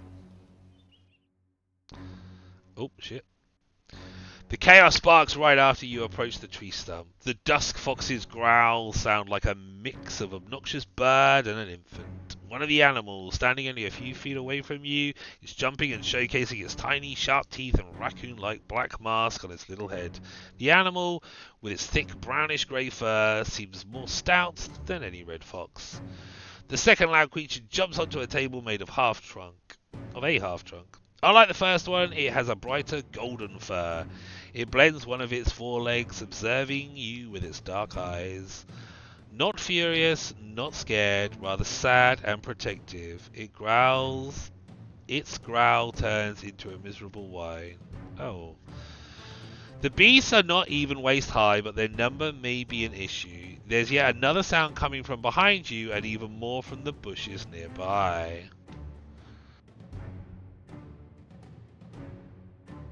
Oh, what do you think is a mummy with babies?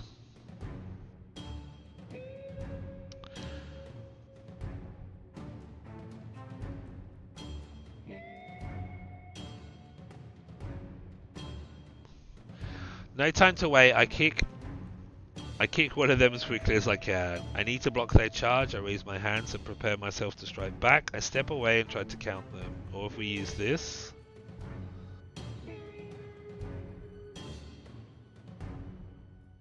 It shouldn't be too hard to dodge their attack. I'll keep myself safe and take a better look at the situation. You take a quick glance and evade the creature in front of you as it tries to bite your leg. Then you take a wide swing to scare away the third large creature. It was standing right behind you, and while loud is lumbering on its paws. The noises from the bushes belong to little pups, most likely harmless, though they are doing their best to imitate their guardians.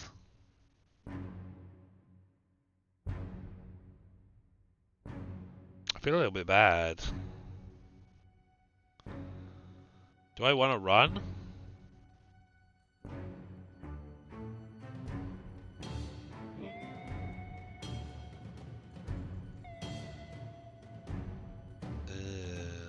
Baby monsters. Are they monsters? I don't know what they are. Fuck it, let's kill some shit. No time to wait, I kick one of them as quickly as I can. You dash forward, surprising the fox with your speed. Once your boot hits its skull, it catches the creature in the middle of its jump. It flies away and hits a large tree stump, then slides down, gasping for air, yet still landing on all fours. As it looks at you with wildly open eyes, you see in them shock rather than pain. You then feel the blunt hit on your back. The golden beast from the table tried to get your arm but missed. It lands on the ground, then it gets away with just 2 jumps, looking for a better opportunity. It's then when you notice the third opponent is trying to reach you, but you scare it away by just raising your arm. The dust foxes spread. The 2 pups keep their distance, piercing your ears with their yelps. Their protectors growl at you, but quieter now. The hamlet fills with the smell of fear.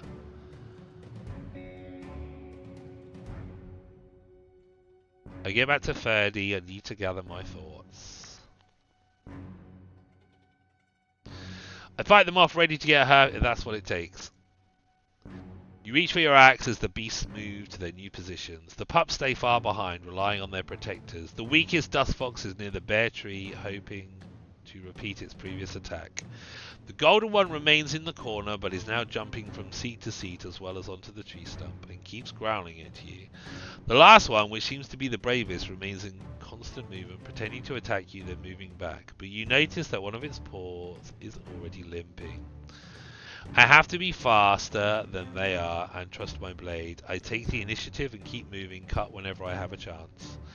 I need to use all of my strength. I'll let them get close, ready to cut only a few times, but for good.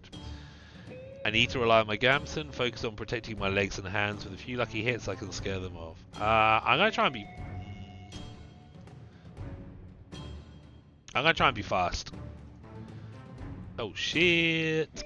The Brave Fox doesn't wait for you to land a hit. As it nimbly dodges your charge, luring you deeper into the yard, you stumble over a branch. Wah, wah. Before you regain your balance, teeth are already sinking into your leg. You shake the creature off, only to get hit by the golden one, now clinging to your armored shoulder with its claws reaching for your neck. Thankfully, you are strong enough to grab it and throw it away, making it hit the wall with an unpleasant thud. Unacceptable! Right? Stupid foxes. Something bites your hand. Without even looking at the beast, you cut it with an axe. You're heavily wounded, but also furious, and your anger makes the suffering beasts back away.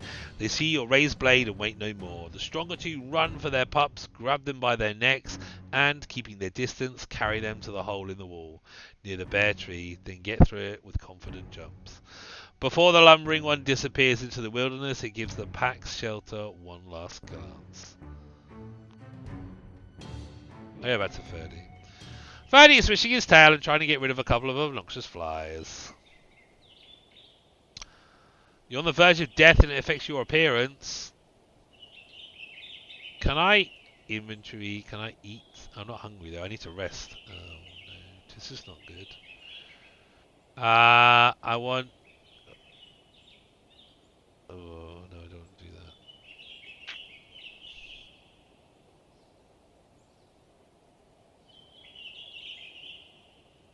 I want to enter the ruined building, but this might not be a good idea. How much time have I got? 5 hours. It's a simple chamber with no furniture that would explain its purpose. The fireplace is buried beneath the roof. You inspect the walls made of hundreds of small rocks dressed with a chisel. The trash is heavy from the moisture. You push it with your boot, what starts a commotion amongst grey, disorientated bugs. Removing the rubble would take some effort, but for now it doesn't look like there's anything of value left behind. With enough wood, a group of builders could restore this hamlet in just a few days. I don't have any vitality to clean up. That is a shame. Okay, I guess we're going to have to leave. Can I sleep here?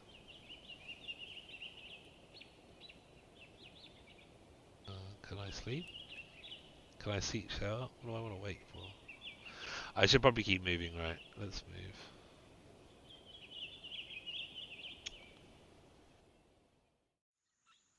You're squeezed between the hills and the forest. The only larger beast you spot is a single saurian basking on a boulder, lazily observing you from a safe distance.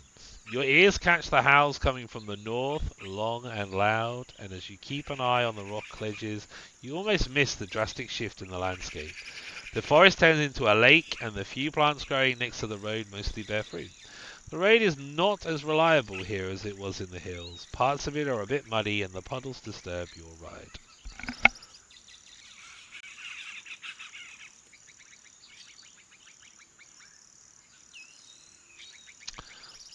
Is our axe in good condition? Oh, I see. Okay. Maybe the locals will maintain it before it gets swallowed by the lake.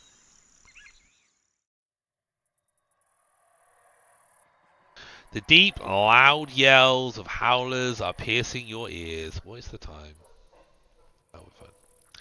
Concealing any other sound in the area, they're sitting on branches and in the tall grass, not really trying to hide. Their thick black and gold furs cover their entire shells, aside from their charcoal black faces with roundish flat noses and wide nostrils. The younger members of the pack are about the size of your mount's head, but the larger ones would be chest high if it wasn't for the fact they walk on all fours. Their long tails are like additional arm, helping them climb, hang from the branches, or hold food while they eat. They aren't particularly muscular, but when they form their pink lips into the shape of a cup to release their howls, their mouths are so wide they could fit your entire arm inside. As you listen to the shouts, you reach for your head. You feel a weird itch, but somehow you can't scratch it. Keeping my distance, I take a look at the hide behind the boulder. There's a hide behind the boulder? What?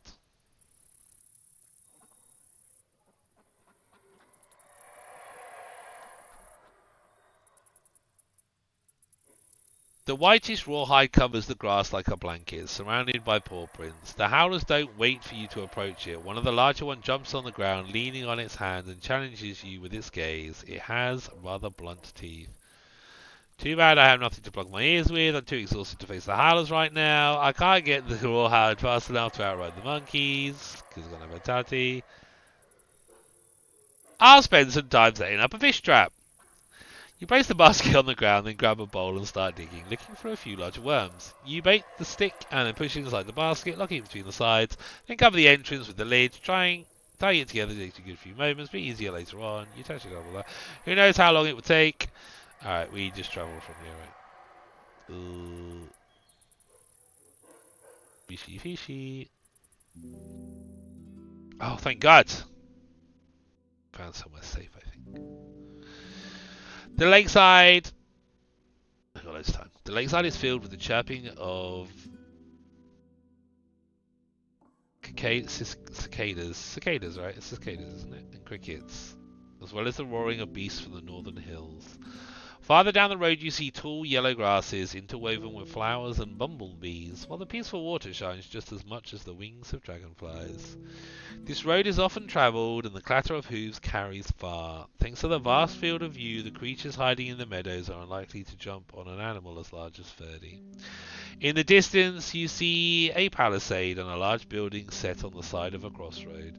Once you get close, you hear a conversation from behind the wall. Two men are arguing about if they really just heard a horse.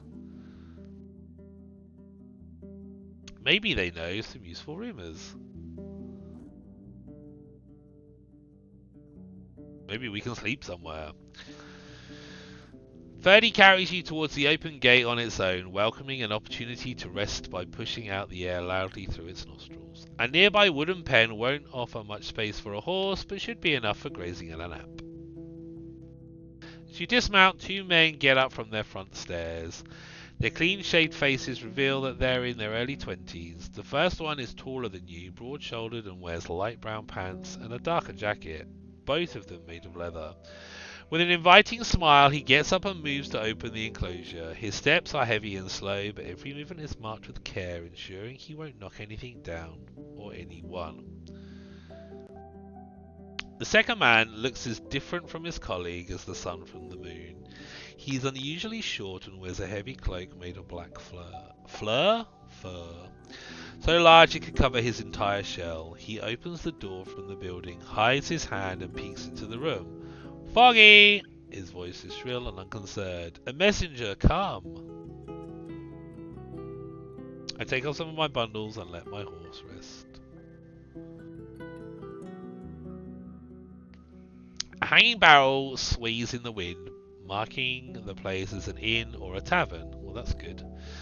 The building resembles a merchant's house from Hovelan, whitewashed and with oiled, elegant wooden beams. The fragile walls are high enough to avoid floods and snow, but you have no doubt that a troll or even a pebbler could easily break through them.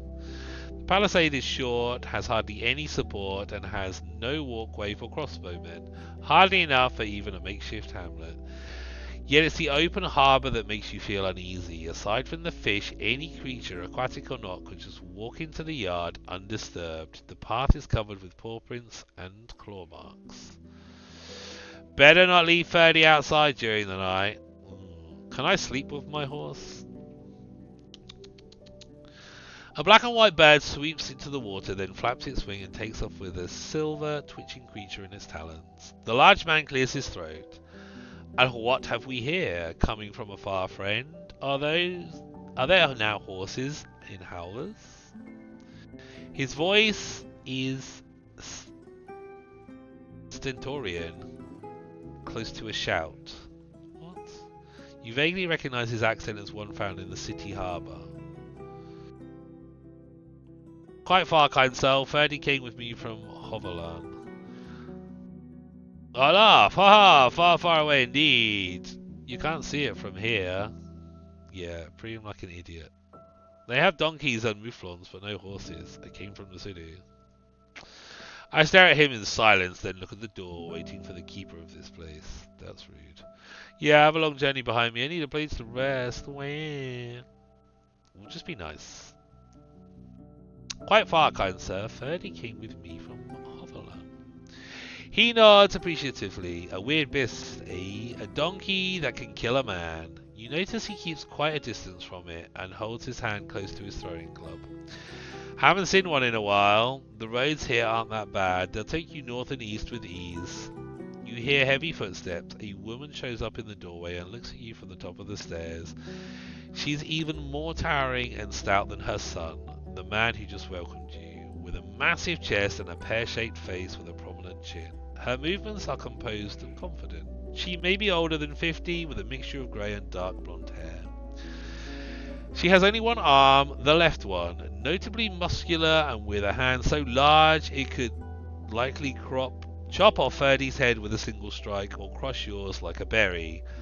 Though through the slit of her robe made of creepy worn through the slit of her robe made of creamy worn fur, you spot her trunk-like legs. She's a looker. She's thick. She runs her eyes over your blade, armor, and mount. Her lips form into something of a smile, distorted by the scar that runs through her mouth. Fucking hell. She had a bit of a ugly tree incident, didn't she? The tall guy looks a lot like her. The tall man spreads his arms, forming a chain between you and his mother. Meet Foggy, friend. Ma, the rider has come to us from Hoverland. Just look at this horse. His powerful voice turns timid, and he keeps turning his head from left to right and back. Too bad we have no hay. It looks hungry. The woman looks at him with amusement, then glances at your palfrey. Aye, a cute monster you've brought, but not enough fat on it. If it ever breaks a leg, bring it here. We'll smoke it for winter. She vaguely stretches out her only hand. What brings you to Foggy Lake, love? Just stopping by? Her voice is hoarse.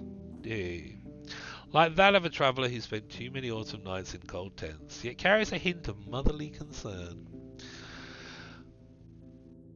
I close the animal pen behind me and head towards the stairs. You won't find another shelter in this part of the Dragonwoods, especially not in the creeks. She scratches her broad chin with her sausage-like fingers. You drink? Hell yeah, I do. In good company.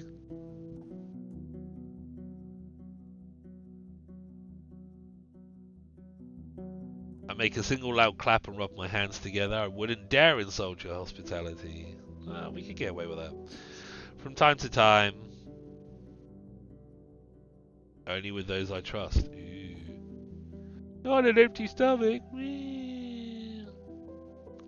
I'm afraid not stronger drinks give me nightmares. Oh my god.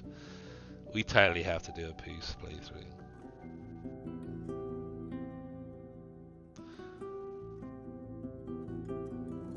I make us. I mean, we can be funny on this one, right? I make a single loud clap and rub my hands together. I wouldn't dare insult your hospitality. Her brief, powerful laughter is enough to scare away the birds above the lake. Your mount lets out a fearful snort. You have to visit creeks, dear. They will love you there. Come, share a story with me and a mug. Without waiting for your response, she walks inside. Ah, so funny was a good one, sir. We have to try and remember that we need to do that at the creeks. The tall man takes a deep breath. Go ahead, we'll take care of your horse. He encourages you with a gesture, and by that he means we won't do anything with it, as the man in black fur. Whenever his screechy words follow the deep voices of his companions, he sounds like a brat. We won't be feeding or washing beasts that aren't going in a stew, but we'll keep an eye on it. They find new spots to rest, the side of a boat and a stall near the palisade. Without another word, I go up the stairs. I ask them if they plan to join us. The large man chuckles. We don't have any guards. We need to stay sharp. No drinking, no leaving valued possessions behind. He nods towards your horse. We'll feast in winter when we get a break from this place.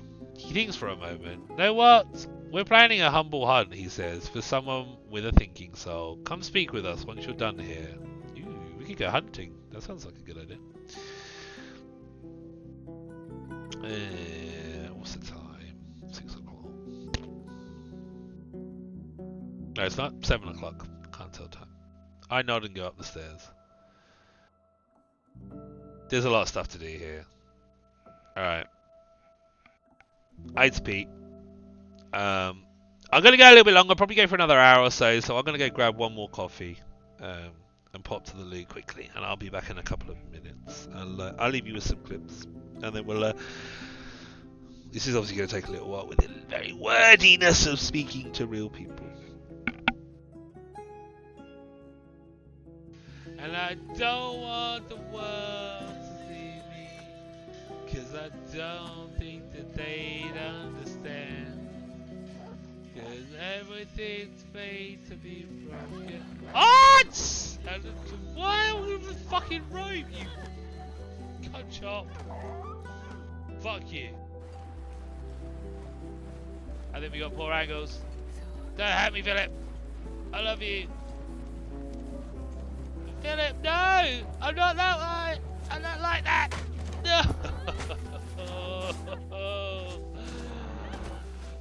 Philip, why?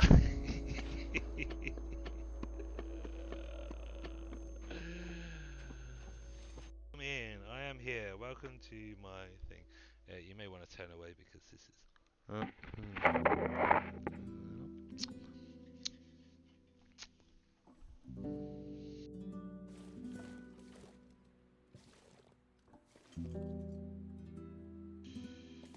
Are we committing ourselves? We are on day 6, I think.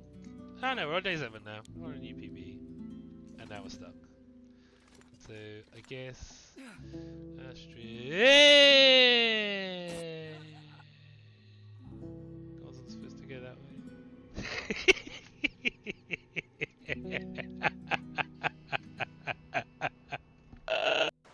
I guess what it is, Bug, is a wolf! Duck and weave, duck and weave, duck and weave, duck and weave, duck and weave.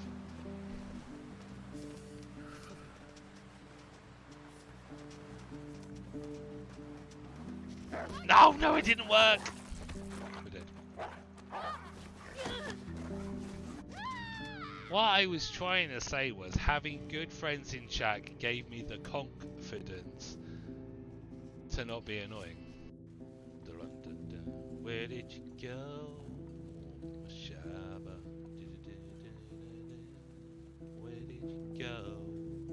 I wanna know. Shabba.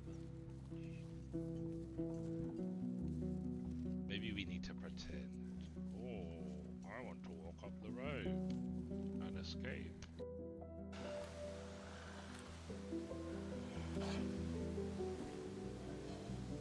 I'm a wolf rider.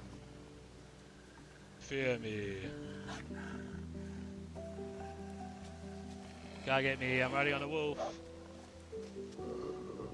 Yeah. Exactly, wolf rider. Where's my wolf gone?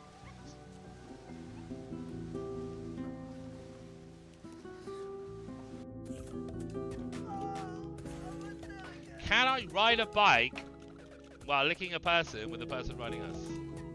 That sounds really sexual and wrong.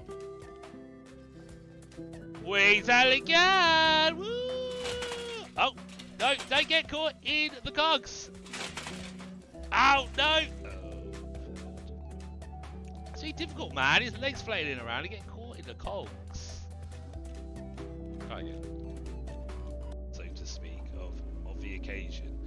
And then offers it up as a moment within everybody that's in chat, and they can claim those moments. If you hover over Tina, you'll see that she's got quite a few moments, and then you'll be able to go and have a look, and you can click on that moment or see which moments you have, and it will tell you like what the clip was for. What?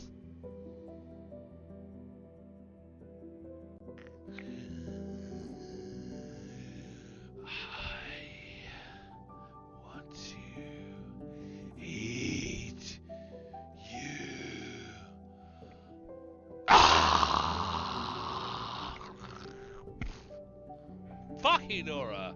Take care of yourself. Baby birch. You're like David Attenborough, and here we are, inside the mother birch. We can see the baby birch.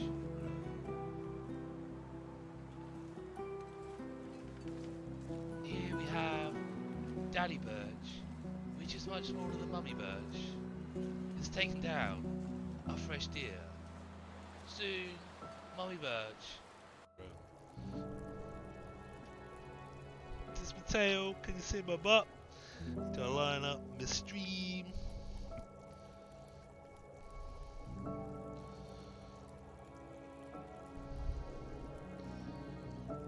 There's my tail, alright? You perverts.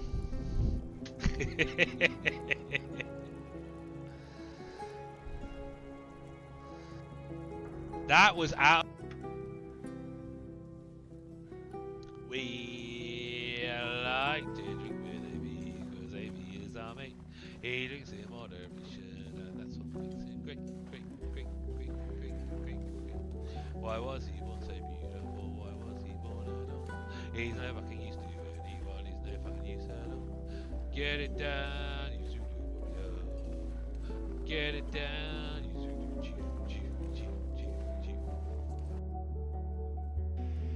Show me the meaning of being lonely. Is this? I forgot my coffee.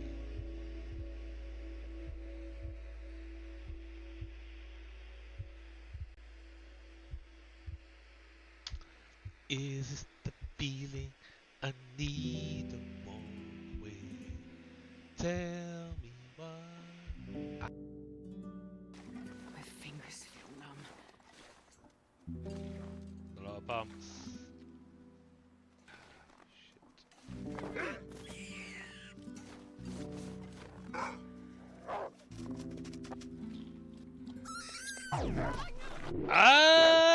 Okay, that was random and weird. Oh my god, no.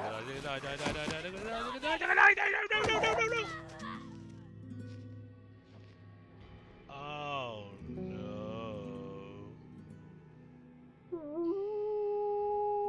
That's exactly what I was thinking, Wolf.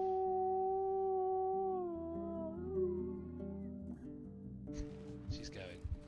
She's fading. I've never felt so cold in my life.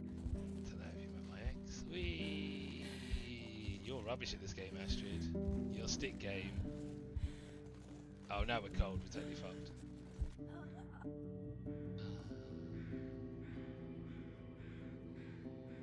Yo!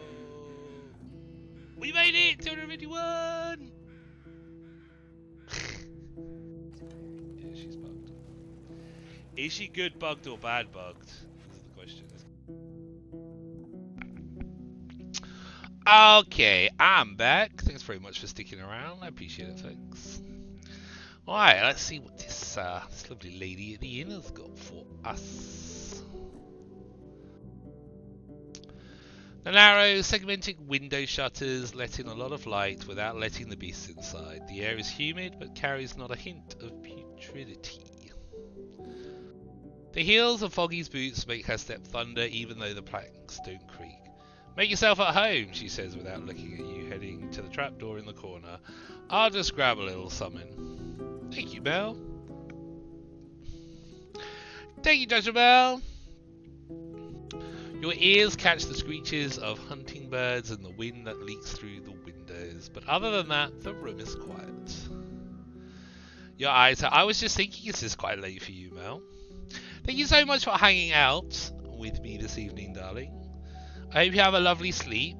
Yeah, I will probably be on tomorrow evening, I would have thought. And I have a chill day tomorrow, but I will feel the call of a stream and some gaming, I'm sure, of some description. Or more storytelling. This has definitely got a bit more interesting than it did at the start, although there was a lot to get through. You take care, have a lovely sleep, and I'll see you soon.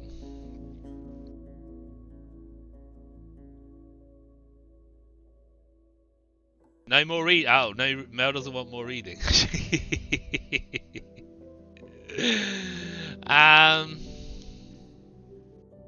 Let's investigate the main hall. Surprised it didn't put you to sleep. Well, it did actually. You're going to bed, aren't you? I suppose it did. The room is crammed with stuff. The bear pelt on the ground would be a nice resting spot, but the place doesn't look like a real home. No chests, no cabinets for clothes, no toys or tools for simple crafts that would fill the time during any rainy evenings. Living with so many windows in the winter would be a struggle. One could clear this place in one morning and move all that's worth saving onto a single wagon. The only things of exceptional value are the cauldron, made of pricey steel, and the hanging head of an insect-like monster.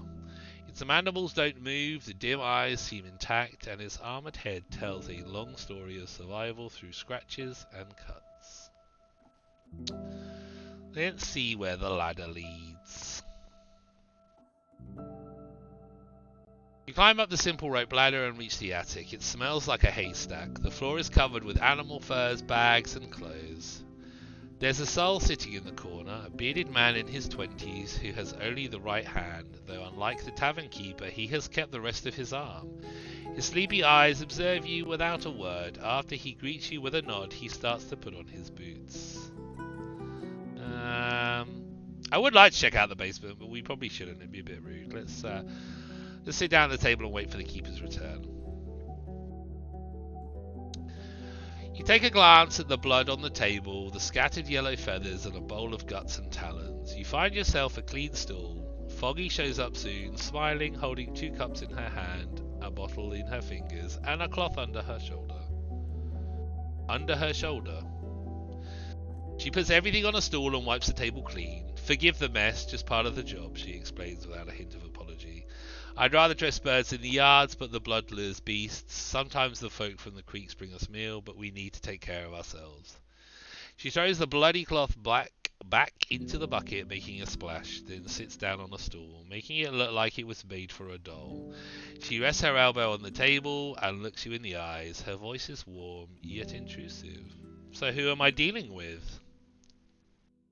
I introduce myself. The bottle removes its seal seemingly by itself. The wax floats in the air briefly, then lands on the table gently. Without a word, she pours a thick liquid into the cups with her only hand, but doesn't offer you your drink just yet. Trying to learn more. We're obviously going to do all of these, aren't we? I'm trying to learn more about the peninsula. A tavern seemed like a fair shot. I am looking for Asterion, the previous Roadwarden. I'm going to need shelter every now and then. I stay on the road for most of my days. I hate to trade a fair bit in the coming days. I wanted to see what I can get here, leave behind some coins. I was hoping to find work. If nothing else, I can always carry a message for you. I had to get here sooner or later. Well, I am technically doing all of these things, right? Let's go with... learn about the peninsula.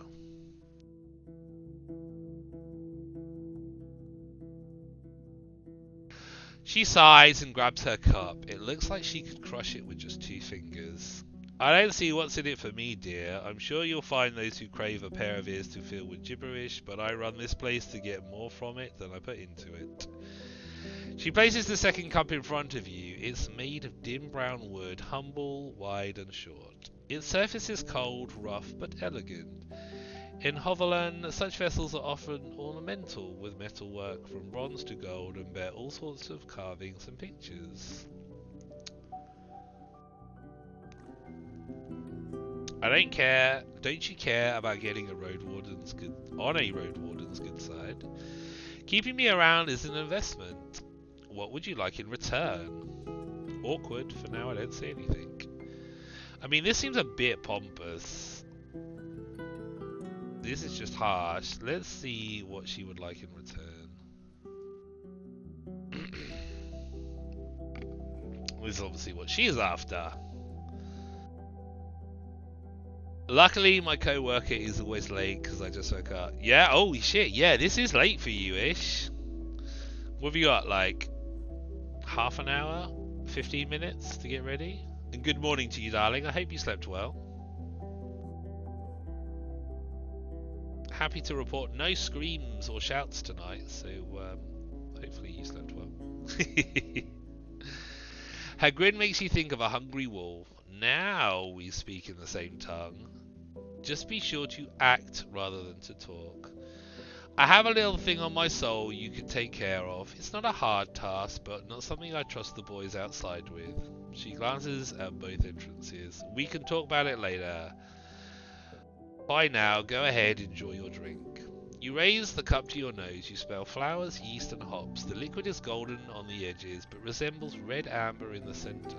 It's as thick as a herbal medicament. Medicament? Sounds like a weird word. You take a look at your companions, seeking a hint of what's expected of you. In some places, people gulp down their mead, but your vassal allows you to appreciate the aroma. The huge keeper smiles and you take a sip. You follow her lead, allowing the drink to pass your lips.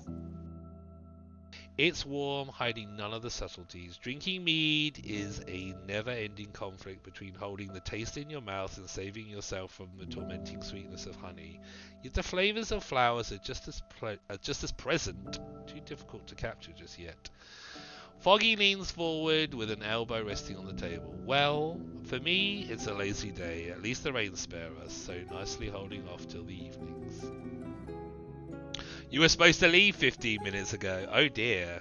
Oh, your co-worker is late. You are going to have to rush.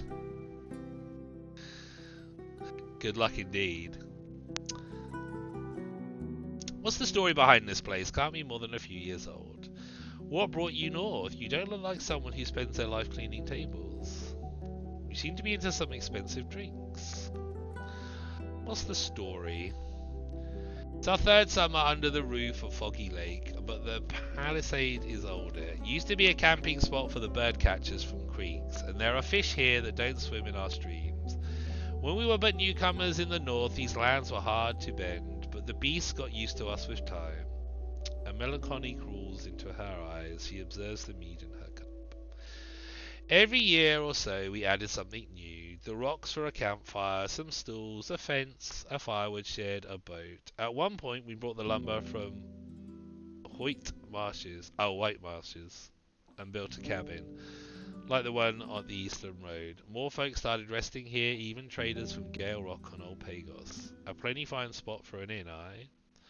Her smile is warm. I'm building my home from nothing, you could say, and it's not for the first time. How about you? Does any of it sound tempting?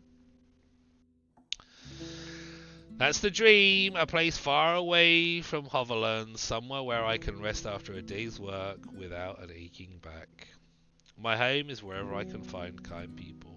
That's something I can ask myself after I've saved some dragon bones.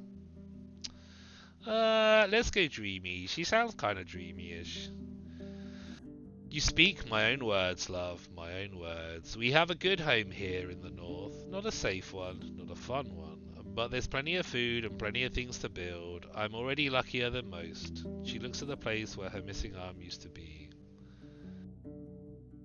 How do you say it's safe from the beasts? You're completely open from the lake. What brought you north? You don't look like the cleaning. Okay, let's say, how do you stay safe from the beasts? Quick legs, love. Her brief yet thunderous laugh makes you flinch. We don't leave any food outside, but our cauldron smells. Every now and then something scary shows up. We lock ourselves in here for days if we have to. Our windows help us keep an eye on the yard, and better that than leaving the hamlet to goblins. You mentioned that having no wall from the lakeside is quite a risk. She nods in agreement and takes another sip. We don't bring children and old folk around, but this part of the peninsula is not so bad, at least in the sunlight. Not much food growing or running around unless you can live on fish and birds. And the folk of the creeks are great hunters, the greatest around. But isn't there a harbour in the city as well? How do you keep the creatures away? They're used to avoiding Hoverland. The guards and sailors make it too dangerous for them. They mostly stay in the water waiting for trash or drunkards to fall off the bridge. Every now and then something large shows up between the boats or even enters the streets. People learn to run away and leave it to the soldiers, but from time to time there are casualties. It's actually the flying beasts that bother us. Let's go for used to avoiding. See, that's what I hope for. With enough time and crossbows, walls could only get safer. I just have to play it smart and take some risks. So far, it's working. Any interesting beasts you hunt for? Oh, I hunt for nothing, she smirks. Not since I lost my arm. And the boys outside are not made for it either. They've no drive to fight, you see, and grew up to be wimps. They sometimes club down a hare, but we're all about foraging and bird traps now. The folk of the creeks do the real hunting, she adds after a pause. Runners, mouflons, rats, sometimes a buffalo or a saurian. We have no soil for fields, so game meat is all we have left. She stretches out, getting even taller. Do you hunt often?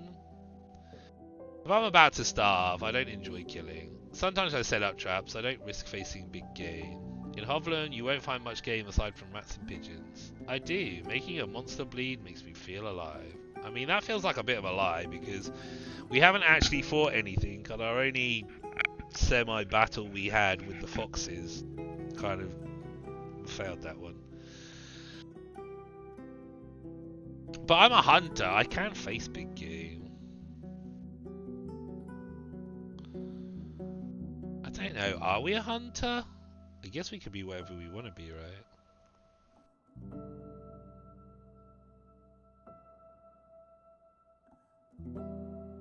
I say I do. She laughs. I used to be the same. I loved the hunt, sure, but even more so crushing the undead. I even cut down a few bandits for a good pay. But now, when my dumb ape of a son goes on a longer trip, my heart pounds like a hammer. She thuds her clenched fist against her chest. I couldn't go on like this. Bandits also have a mother. Bandits also have mothers, right? What brought you north? You don't look like someone who spends their life cleaning tables. Once you burn enough dead friends and relatives, clean tables start looking pretty tempting. She leans forward and takes another look at her bottle, sealing it with an approving nod. My ma and pa were both big and strong. One time they saw me sitting on this kid twisting his arm, so they started to teach me. Staff duels, running, lifting barrels and rocks. Thankfully, the army chieftain said I wasn't disciplined enough. She rubs the scars on her forehead.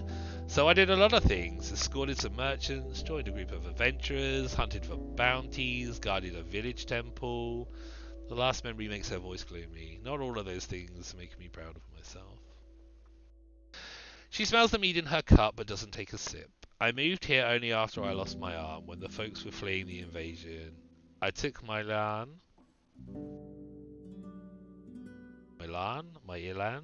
a casket of dragons, and joined a more organised group. Arm or not, I still have a fierce punch. She lets out a pleased grunt. I was worth keeping around.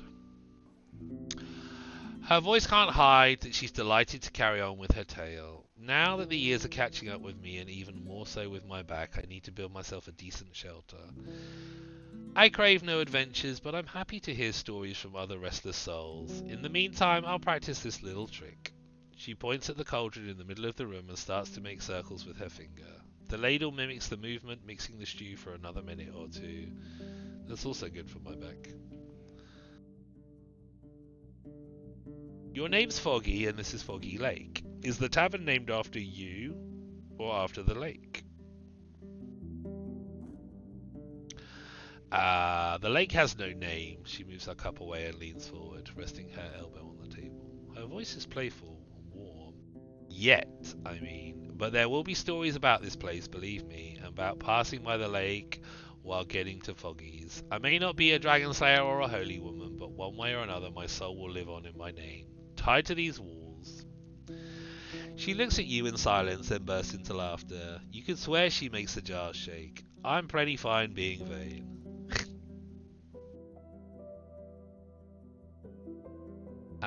We all want to be remembered, I think. Not everything that's vain is wrong. It's probably better. We all want to be remembered, I think. My pa used to say memories of our lives in the blood of our children. But guess what? Kids die as well. All my brothers and sisters, gone. She pauses, but there's no sadness in her eyes. Stories have a better reach, we can tell each other about strangers who lived centuries ago. That's magic in that. I nod towards the spot where her right arm should be.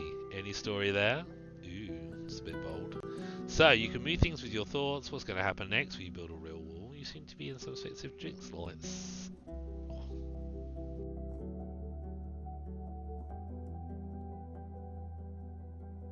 next risk of the arm question. She leans back, moving her shoulders and chest up and down as if she's having a soundless chuckle. Not one I'm going to share with a newcomer, dear. Stay alive until next autumn. I'll open a cask of cold cider and tell you quite a tale. It has treason, treasure, monsters, and dark spells, but I'm way too sober for it now. She grabs her cup. Her wink turns into an awkward blink. So, you can move things with your thoughts. Why, can't you? Now that's a mystery. She chuckles. Aye, let's hope you won't need to use it on your journeys, or that winter will never come, or those wolves will cuddle with move-ons. Okay, you gotta go. Not that your co-worker's even awake. Oh my god, your co-worker is worse than you. Ish. I hope work isn't too bad for you today. Thank you so much for popping by and saying hi this morning on your rush into work. You take care of yourself, darling, and I will see you soon. What's going to happen next? Will you build a real wall? Why not?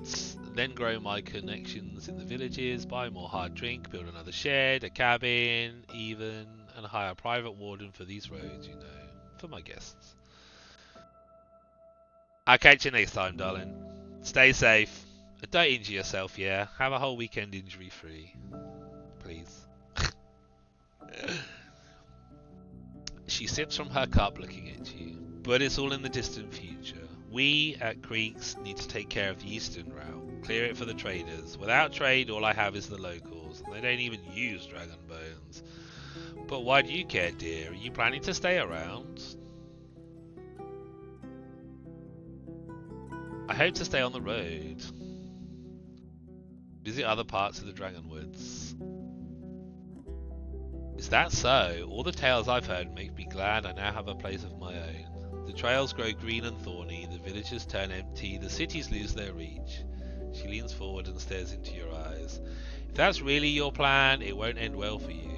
What will you do without roads?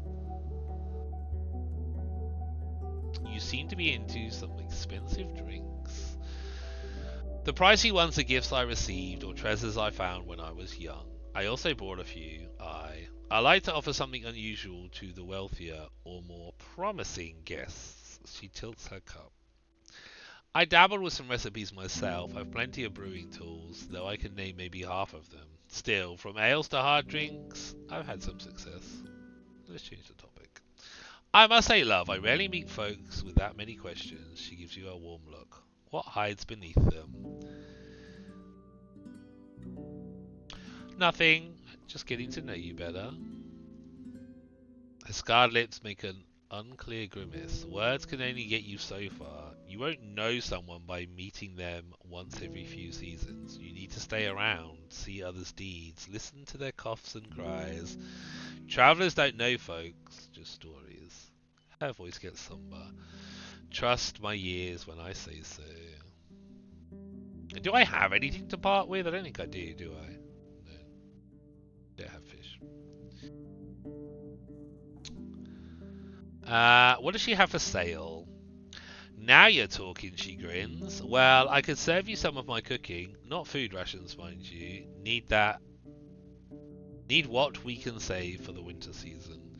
Let's say you give me a dragon, and in return I'll cook for you 4 times. You just need to ride up when you're hungry. And other than that, you won't take any wood or stone, are you? Seeing your shrug, she waves it off and heads towards the trapdoor.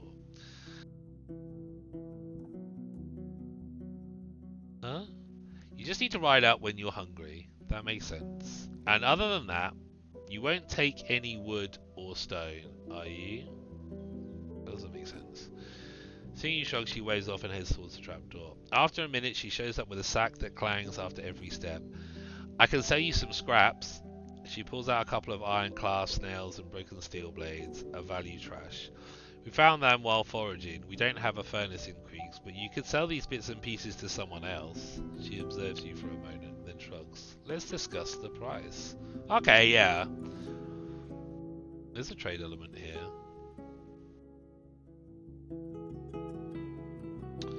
Fresh meals. 4 meals brought in advance.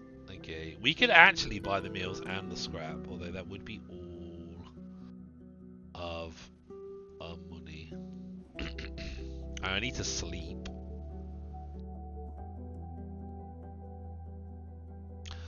I'm looking for Asterion, the previous Roadwarden. She looks at you for a long moment without the slightest movement. And why do you think he's here?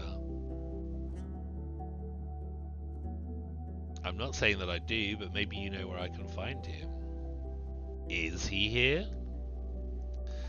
Her face darkens as she scratches her knee. Don't upset me. All I'm saying is that he might have been here, wounded or ill. I'm not trying to lure you into a game. Right, now I suspect everyone, but I'm still looking for clues. He could have been swallowed by a toad for all I know. I'm just asking for help. All I'm saying is that he might have been here, wounded or ill. I'm not trying to lure you into a game. Every soul's got a game, though some are not ready to admit it. But no, I don't think he was struggling with health last time I saw him. What can you tell me about him?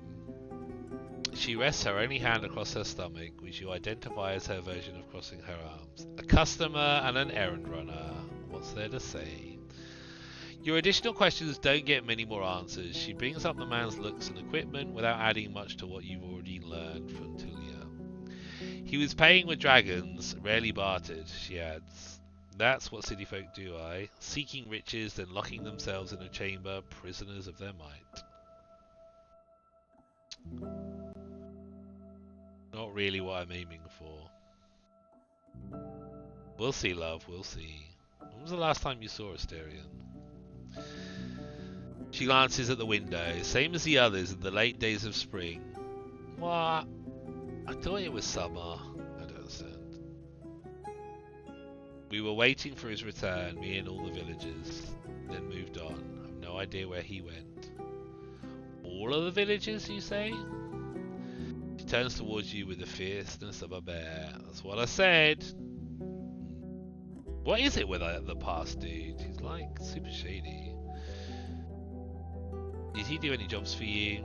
She presses her tongue against her cheek and lips. Well, I'm not sure. He was bringing me news or delivering my messages, sold me some stuff, sometimes brought a thing or two. His life wasn't really that riveting, just another mug guzzler sitting in the corner patching his clothes. Did he sell you anything unusual?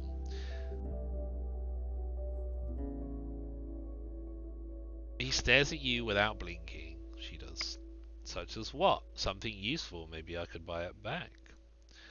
The scar on her lips distorts her smile. It just so happens, she hesitates, I promise to keep it around for some time. Ask me later, maybe after you've shown us what you're made of. I'll see what I can offer. You don't sound especially bothered by his disappearance. You see me as someone eager to make friends with a vagabond? I'll take it as a compliment to my skills as a tavern keeper. Folks come and go, their faces disappear, friends die in my arms. She pauses. Families fade away. There was a different Roadwarden years ago, and there is another one now. But there is only one Foggy in the north, and one Ian, the slow son of mine, and one Creeks. I have only so many tears to spare. Return to this later. What can you tell me about the peninsula? I know this and that. Which place? Oh, it's a typey thing. Oh, fuck's sake.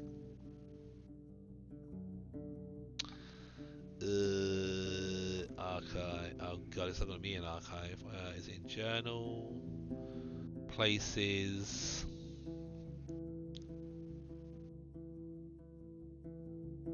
I guess creeks, right? You can just use this with everything. Creeks is my home.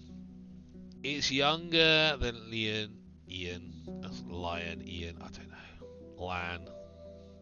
By over a year. It may be small, but I felt better with the folks there than I ever did in the capital. She takes a deep breath, a big breath. We used to live on wild game, fish, and forest goods, and after some years we chased the larger animals out of the forest. Now our youth learn carpentry. They make barrels, planks, tools. If trade ever comes back here, we'll have things to sell. There used to be only struggle. Now there's hope and laughter. We may be poor, but it's the last joyful place in the... Her eyes get gloomy as she reaches for one of the bottles from the shelf. Aye, there were struggles. I'm amongst our oldest. Those who came here with me... She pauses and then puts the bottle away. But now their children have a real home. I'm heard there's some bandits in the north. She makes an annoyed grimace. What can I tell you, dear? You know how it goes. Lost souls need a new path after an awfulness finds them. But the years go by and it doesn't get any easier. One day they take a pile of firewood, another one some bread, and even clothes. After they start hurting folks, there's no way back, even if they're not all cruel. You ask her some more, but she's reluctant to give you straightforward answers. You don't have to worry about Glaucia's band. Glaucia's band? They hunt, sometimes they take this or that, scavenge after folks who get jumped by beasts, but she's never tried to threaten my place. You're safe here, and why would they try to bother a road warden?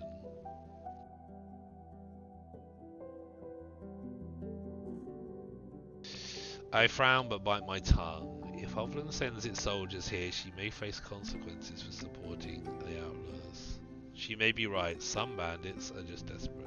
I mean, that's true, right?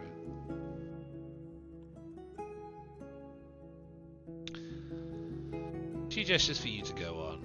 Have you heard anything about necromancers here in the north? She rubs her chin. I don't like what they're doing one bit, but I can't blame them. The folks at White Marshes struggle, and they don't know how to protect their kids, their elders. Orentius, their priest, she cracks her shoulder. A quiet man, but preaches like a zealot. Always looks like he's on the verge of crying. She opens the door with a wave of her hand, letting in some fresh air. She looks at the lake.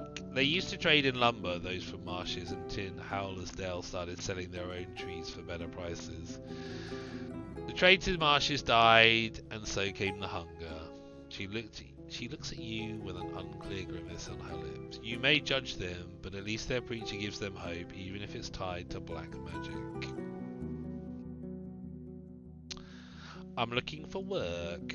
She grins. I somehow doubt you're here to forage for me, love. Not that I have any room for another soul. Let me think. She runs her eyes over the shelves and the trophies, but it's the rocks surrounding the fireplace that catch her attention. The folks at Old Pegasus are weirdly quiet. They were supposed to drop 2 wagons of rocks at my place. Can you check on them? Just find out they're fine.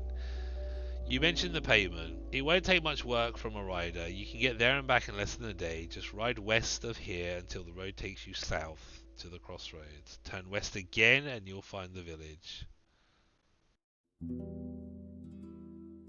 Wait. Ride west of here until the road takes you south. Oh, I guess it kind of curves around maybe. To the crossroads, then turn west again. And you'll find the village. I'll give you, let's say, a dragon bone. Man, it's hard to make a living here. Everything's like 1s and 2s.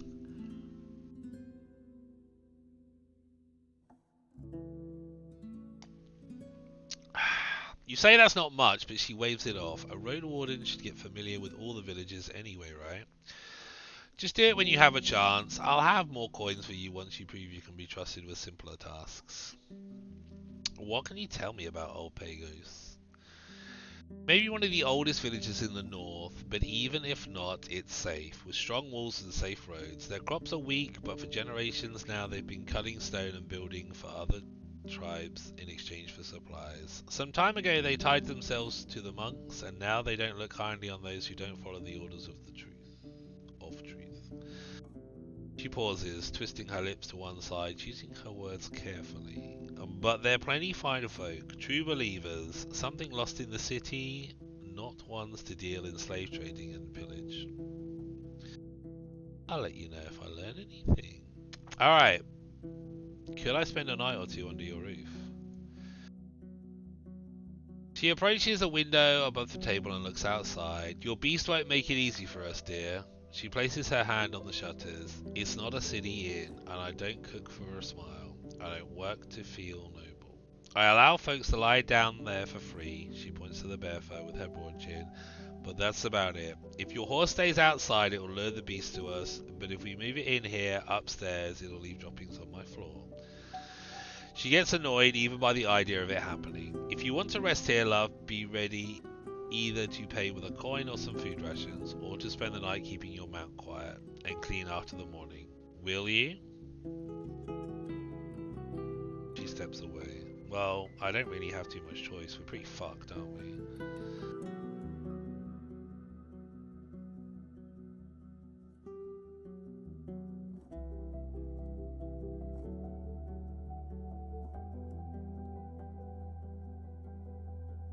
Sleep. Oh, I can sleep.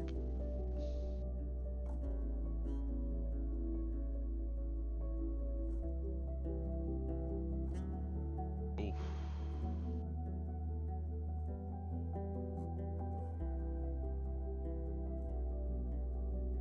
Jesus. That's fucking horrendous.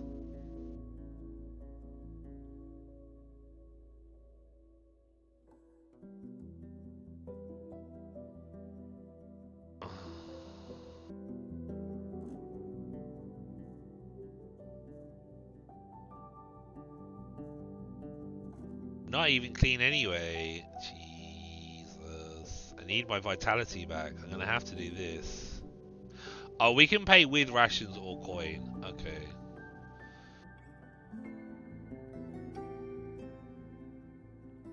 We can probably get it around rent or rations. Well, we can spend 2 rations.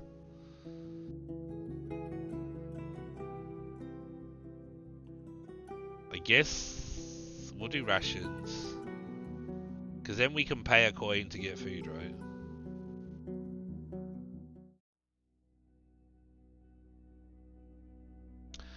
The sound of rain wakes you up briefly. Before you return to sleep, you think about your plans. Riding in the mud is difficult. Ferdy will have a rough time, especially on the unpaved grounds. It may be a good day to take a break at an inn. Well, this is an inn, but I don't know what I can do for the day. The monstrous shouts wake you up. The night is bright, and from the window of the tavern you have a good look at the yard. A few massive dragonlings are exploring the courtyard, knocking over wooden tools with their tails, putting their noses into buckets and underneath the stairs. You count 5 of them so far, but you can't see the entire area at once. One of them spots your look and moves closer. Still, it doesn't try to climb to the door. Maybe it's experienced enough to know it won't get through. I scoff and leave the shutter open. Stupid lizard. I close the shutter slowly. We're going back to sleep with the axe in hand. I'll close the shutter slowly.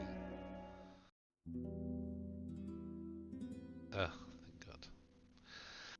Listening to the grunts of the annoyed Ferdy makes you feel uneasy. Where is my horse? It's not in here, is it?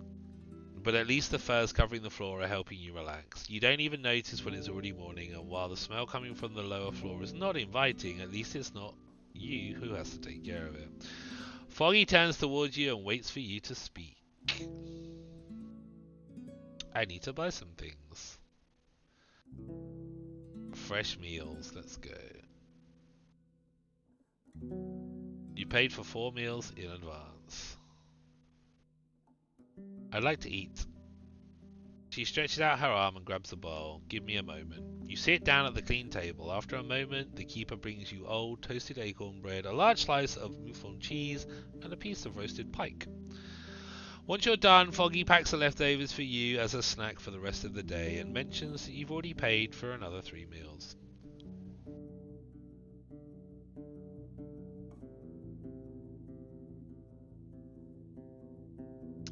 Right, we need money. We need to wash. We need some more vitality, really.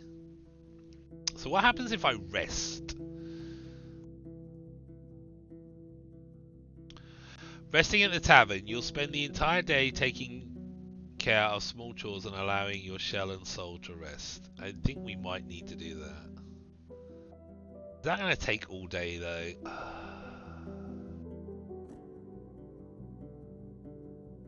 Oh, we got an achievement down here as well with the fish. I might go and see if we can get our fish.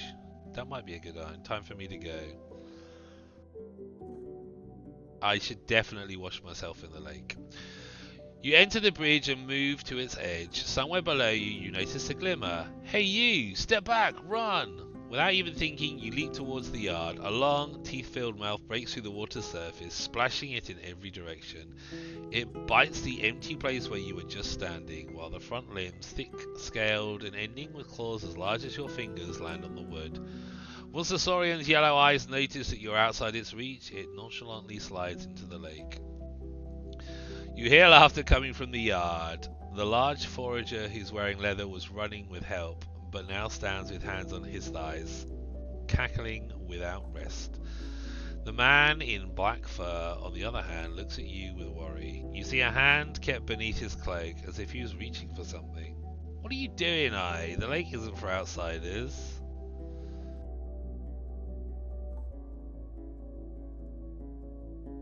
I gasp for air and thank them for the warning. I'll stay away, don't you worry.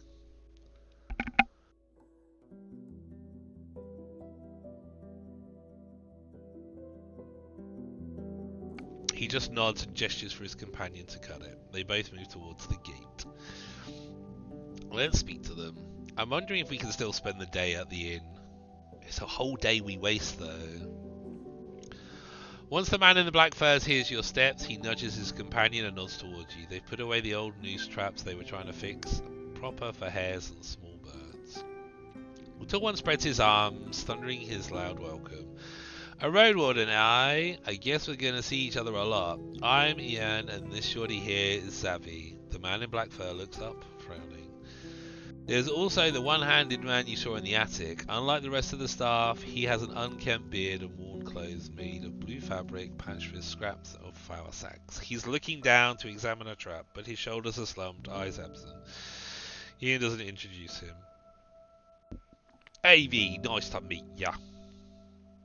Ian smiles. Were you at Pell to the North yet, friend? He blushes. How is Dialect doing? Is that the one with the yellow armor? She's well, seems to keep the whole crew together. That's her.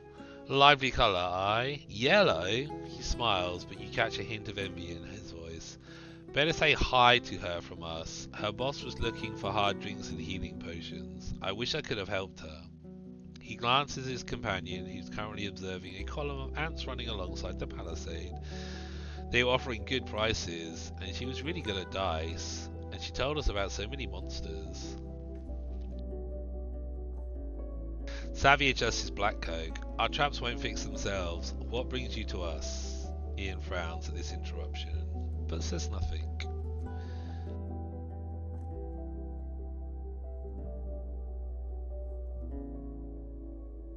What's your plan? I could use some work. Savvy nods and Ian's voice gets even louder. Glad to hear that. There's hardly any fruits left around here and even fewer mushrooms, so we're planning to do some bird catching, a hunt without killing. Maybe not today, but in 6 days, maybe a bit later. What do you say? Why would you need my help with the birds? Don't you just let them walk into traps? Ian glances at the cords used for snares. These won't do. We want to catch a runner this big. He raises his muscular arm and stops it maybe a foot above his head. And bring it here, alive. We want its meat for later.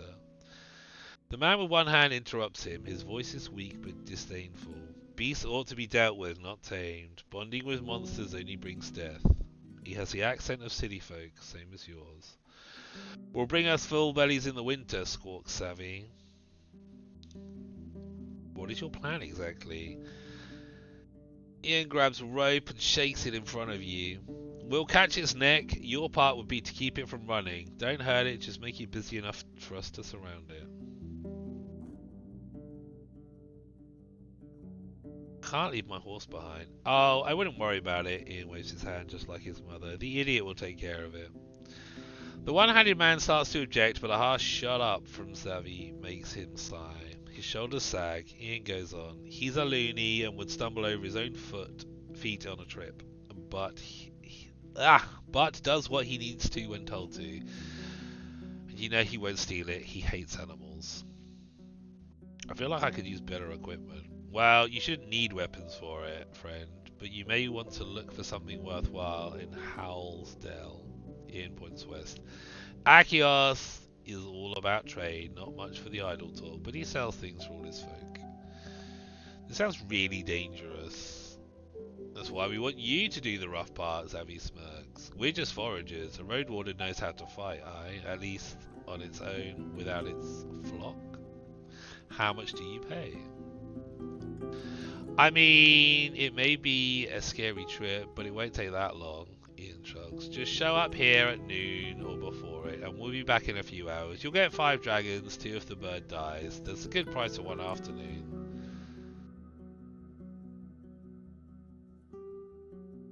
You're putting me in front of a large beast with just 5 dragons? That's bullshit. What are you going to do with your catch? We'll tether it to the palisade for a day or 2, then take it to the creeks. Our tribe folks have enough space to look after it even through autumn. Maybe they'll drop a few eggs, even if not, it's fresh food. Is there problems with supplies in creeks? They exchange looks. Maybe, admits Savvy, but not big enough to make us pay you more.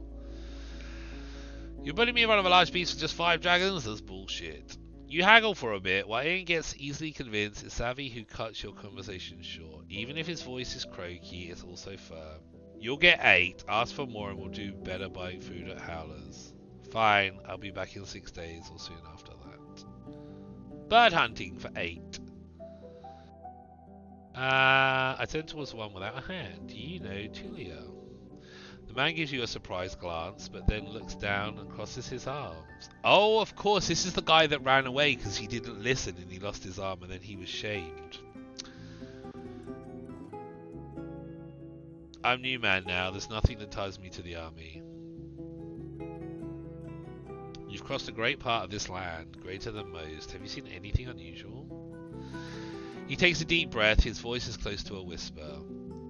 There's fog in my soul. I was on the eastern road, hungry and sick, praying for the right to send its beast on me and save me from the pains of living. I remember the touch of fur and the breath of my neck, the claws pinning me to the ground. I was waiting with my eyes closed, and I woke up in the middle of the night, still feeling. I got back on my feet, walking until I reached the lights of this tavern, without so much as a bruise. Foggy may have no faith in her heart, but the right used her kindness to give me a second chance. Ian frowns at the man's words, and there's cautiousness in his voice. He may be crazy, but it's true he came here after midnight raving. Maybe the monsters don't like his scent. So you forgot everything? He hides his stump in the palm of his hand and curls up. I've seen a dragon eating a tree, an ape that tore away the head of a monstrous cat, and a wolf without fur that was as quick as lightning. Now leave me alone, evil spirit, let my shame rest. He's shaking. Let him be, eh? Savvy grunts at you. Nothing wrong about a man trying to forget. Ian rubs his chin. A furless wolf, friend? I've heard about one. Our tribesfolk saw it in the heart of the woods. Nasty beast. Let's hope it won't find a mate for breeding. It charges at you like a runner and jumps right at your throat. He touches his neck. So even the hunters stay away from it. Too bad we've no crossbows. He raises his wooden club. Aye, better to avoid deep wounds without one. You're too tired to hunt. Do not hunt. Seems to be too on edge to speak anymore. He won't tell me about his visions. Oh, he's got visions. Do you often have travellers here? Ian's voice is like thunder. Nah, you may very well be the last one this season. Sometimes a group of adventurers, who knows why, and southern traders in the spring and autumn. Most of our visitors are from the villages, usually creeks and gale rocks. They leave goods at our place or just outside, and my ma barters in their name with the others. I mean, rocks, timber, furs, and barrels of fish can wait a few days. What can you tell me about the peninsula? Savvy lets out a sigh. Not much to see here, eh? Trees, rocks, and ponds. I've never been in Howlers. He starts, but then Ian chips in. We should go to bed. Reading is hard. I have a couple of times. A nice place, kind folks, lots of grain. They have but one trader, Akios. He pays poorly, but at least doesn't waste one's time. Gets straight to the point. See? He thinks for a bit, and they're also tall, twice as tall as he is. He points at Savvy, who frowns and squeaks back at him. Bullshit. You gossip for the next few minutes, but the things they share with you are of little use. They end up saying that you should talk with Foggy instead. She used to travel a lot and speaks with every visitor. Alright, let's walk away. I do need to wash.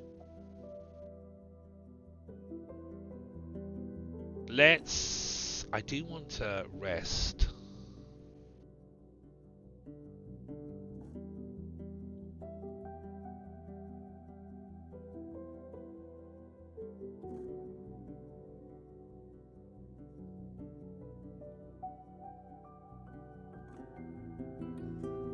Can't do anything with the garden, can I?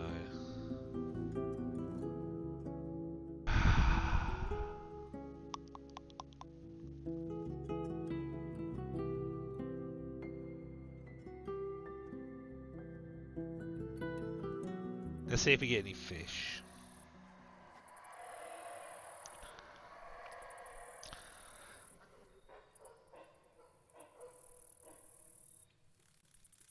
There's hardly any wind. The lake smells of reeds and wet. The howlers gather around you as you approach their tree.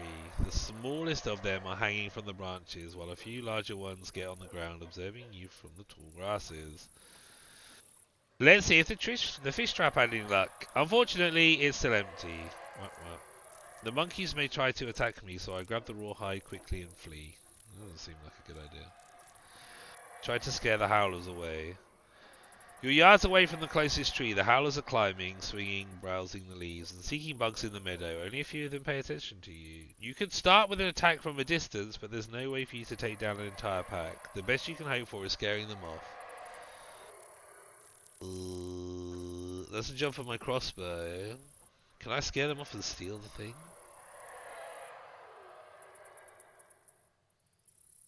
You load the smooth weapon and take some time to aim, looking for a beast focusing on eating rather than playing. You pull the trigger, the monkey screams, still alive but holding its wounded side. It falls on the ground, miraculously landing on its paws. You get noticed right after that. The creature howls even louder, pointing at you and jumping between branches. The wounded howler runs north into the meadow, complaining through its shouts. Its largest companions land on the grass. This is not a good idea. We should probably run. I move forward. The confused howler step back, not sure why you are not running away. I shout at the monkeys and swing my arms. At first you doubt your shout is going to be heard, but once you add to it your aggressive gestures, the creatures get quieter, allowing your voice to spread wider. Some of the smaller monkeys cuddle to each other and hide their faces. Those on the ground take the first few steps forward, but they keep looking at each other, as if hoping another will get to you first. Time for the confrontation. Your head aches as if you're getting hit by a smith's hammer, time and time again. You want to touch your stomach to stop its strange movements, as if your guts are shaking and hitting one or another. You leap forward, reaching for the axe. Or can I still escape? I can still escape, right? I don't know if I can, actually. No, I can't. There. Go with my axe. You clash with one of the creatures and the weapon lands on its shoulder. Your axe cuts fairly deep. The beast jumps away, screaming, then tries to get away on its three other limbs. You make a few dangerous swings, keeping the other beasts at a distance. They try to surround you, but you manage to keep up with them. You're not sure you can protect yourself from all sides at once, especially without a shield, but for now you are in control. I turn towards the next opponent. You look around, but no more creatures try to approach you. You step forward and raise your blade. The wounded monkeys run away, and the others follow them soon after. They don't look back. You doubt they'll forget the threat you pose. Good. I put away my weapons. You return to grazing 30. Since there are no monkeys around, I approach the rawhide. Having no resistance, you check for snakes by stepping onto the rawhide, then pick it up. The wet, torn blanket is now worth as much as a bread crust. Still, it's not rotten. If the owner is around, they might recognize it. Alright.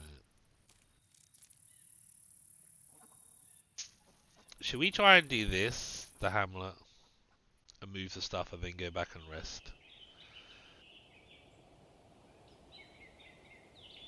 The shelter hasn't changed much since your last visit. New leaves are crowding the ground. The grass climbs up the wall slowly. Let's enter the building. The structure may be in bad shape, but remains home of fungi, grass and bugs. I could hang around for a bit and clean up this mess, but I'm so tired it will take me a long time. The task involves a lot of dirt, and you disturb whole armies of ants, worms and bugs of all shapes and colours, which are feasting on wood, thatch, mushrooms, animal droppings, and one another. You prepare your gloves and some water. You throw smaller pieces of the roof over the wall and pull the larger ones through the main entrance. In your current condition, the work is rather exhausting, and you need to take a bit of a break. After 2 hours or so, you saw all that there is to be found.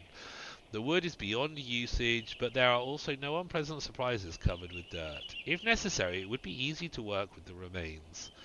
There were some scraps of bone, clothes, and leather among the rubble, as well as a broken club, but the only thing of value you found are the 2 dragon bones dropped by someone under the wall. I washed the coins and put them in my pouch. Nice! Ferdy is taking a nap but gets interrupted by a bird that tries to rest on top of the saddle. Look around. Actually, I don't want to look around. Let's move. Let's go back to the inn and see if we can rest for the day.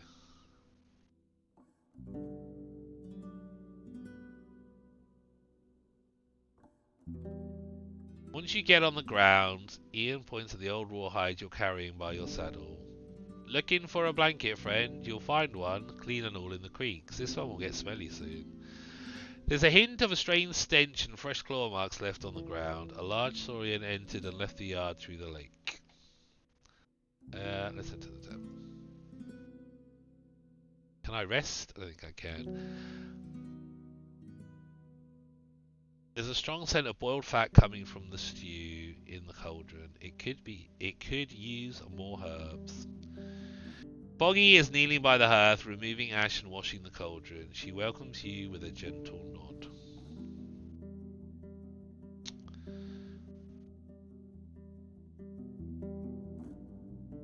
I spoke with Caius. I wonder, why did you decide to keep him around?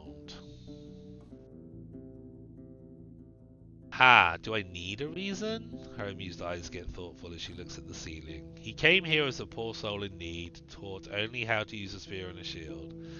I know how it feels to have all that you're good for taken away from you. She straightens up and hits her chest with her fist. But so I know that new paths await us, with or without the help of others. Caius' legs may be buried in despair, but I'm ready to throw him a shovel once he asks for it. She pauses, then looks through the window. Though these fantasies of his won't help him ask any time soon, they swallow his thoughts. I have some things to part with. Oh, I still have this.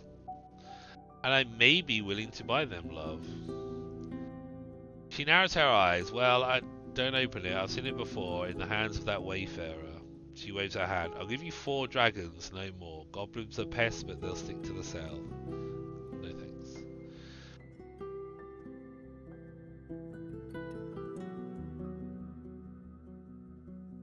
I guess she doesn't want the rawhide.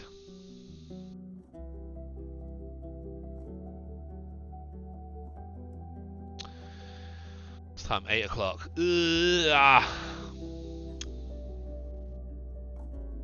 Do I just go? Can I not rest? No, I can't. We've left it too long.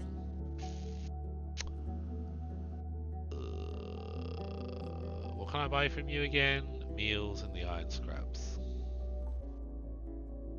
Well, we could buy the iron scraps, couldn't we? Now. Keep on moving. Maybe we can trade for them. What did we pay for them? 6.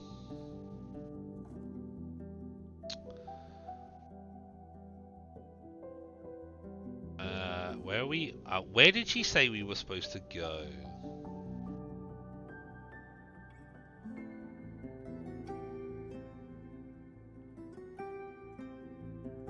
I can't remember. Let's go this way. We can always come back, can't we? You follow the road spread between the hills and lonely trees until you reach a solid wooden bridge, not older than a generation.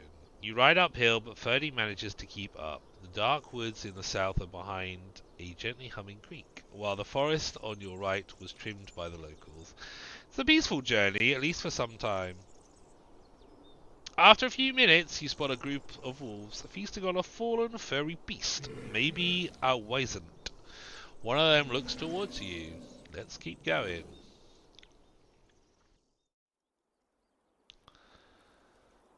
The road fades into an old tunnel. There are no signs of mining, no signposts, no human voices. The ceiling is supported by wooden beams, but the light only reaches so far.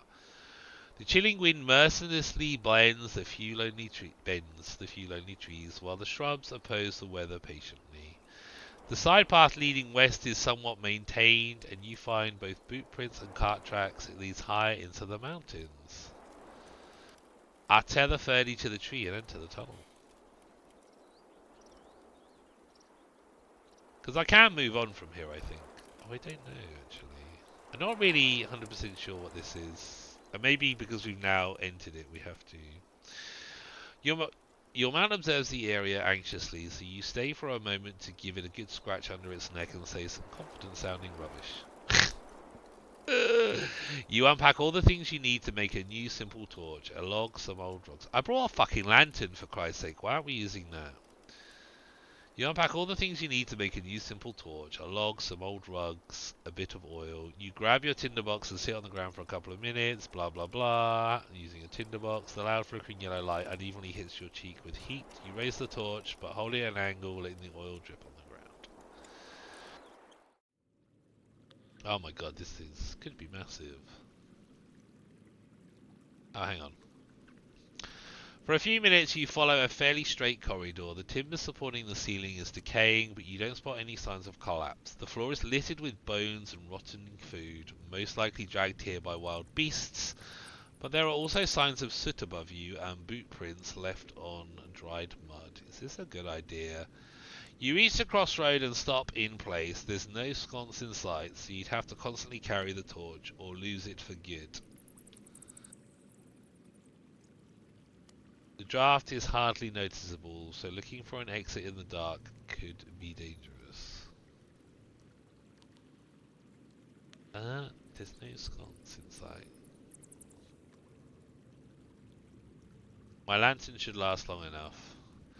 You place a candle on the ground, then light it with another few sparks from your tinderbox. You shove it inside the lantern through the hole in the top, pressing it to a nail. You shake it for a bit, making sure it will stay standing. The candle isn't as bright as your torch, but it's safer and will last longer and can easily be replaced by another one. I go deeper. The road ahead is like the one you just crossed. A human-carved straight corridor supported with beams, while other paths are curved and narrow. The only light comes from the exit, minutes away from here. I look around.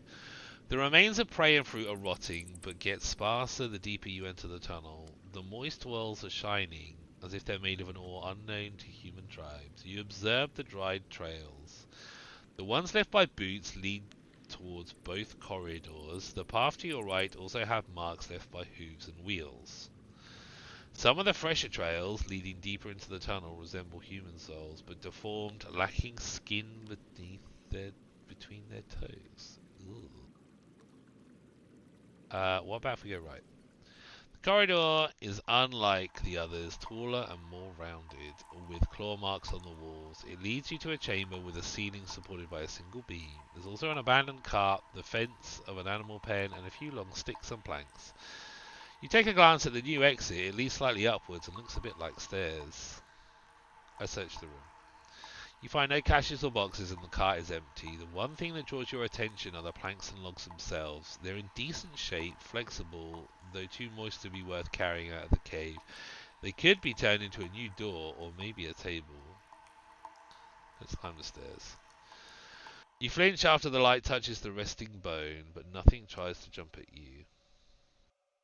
You hear no shuffling feet. You step forward and take a closer look at the remains of the massive creature. It used to be 2 times as long as your palfrey, 3 if you were to count the hind limbs. It resembles a bear, but its skull has no sharp teeth and is of a different shape. Let's have a close look at the skeleton. The ribs of the creature are as long as your own trunk, though the age makes them brittle. You observe the long legs, horse-like head, and the massive stomach. You can't tell if you've ever seen such a beast alive, but surely not its trophies. A part that's uniquely sharp are the creature's claws. They could pierce 2 sides of your skull at once, as curved as war picks and as heavy as an axe, and the marks on the walls perfectly match them. While impressive, they're too old and awkward to be turned into tools. Well, that's a shame. I guess I leave the chamber.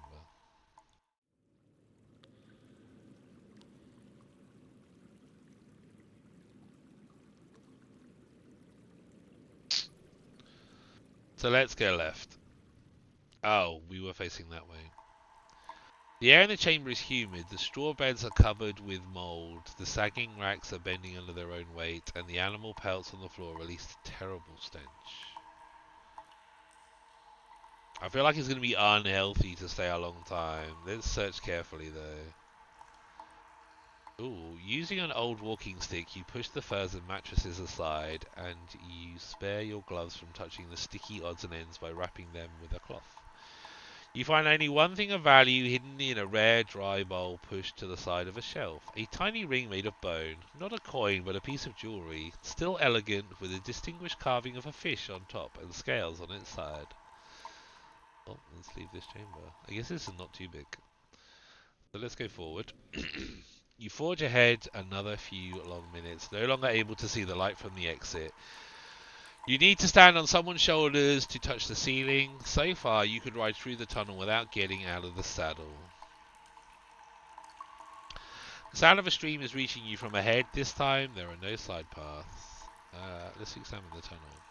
You spend a few minutes walking back and forth. Here, the wooden support is denser, with more beams on both sides of the walls and on the ceiling. The trash, on the other hand, is sparse, and you find nothing of use. The animal trails turn back to the entrance, with the exception of the human-like and bony prints. I'll move forward. The stream has formed a wide pond. You stab at it in a few spots, but it turns out to only be a finger or 2 deep. There's no sign of a bridge. I crouch and take a look at the water. It's clean, but the dark rocks and the lack of light camouflage its soft sand-like bed. You find a few fish bones and other remains, but with every step you disturb the sediment, further clouding the water. The water flows from your right to left. Its trail is wide enough to follow, at least for a few steps, and so tall you can do so without crouching. Okay, well let's follow the water. The corridors become less spacious after just a few steps, but you manage to take a good look around, moving both with and against the flow.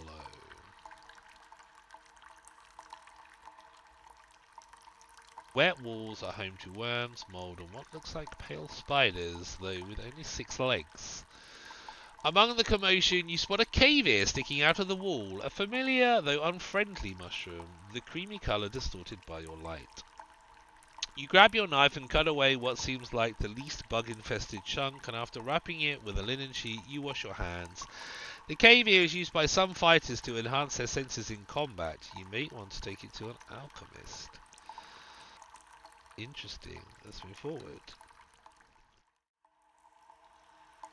The open door to your right leads to a narrow corridor. You take a look further down the tunnel. A cave-in broke the timber, blocking the path forward. Take a closer look at the cave-in.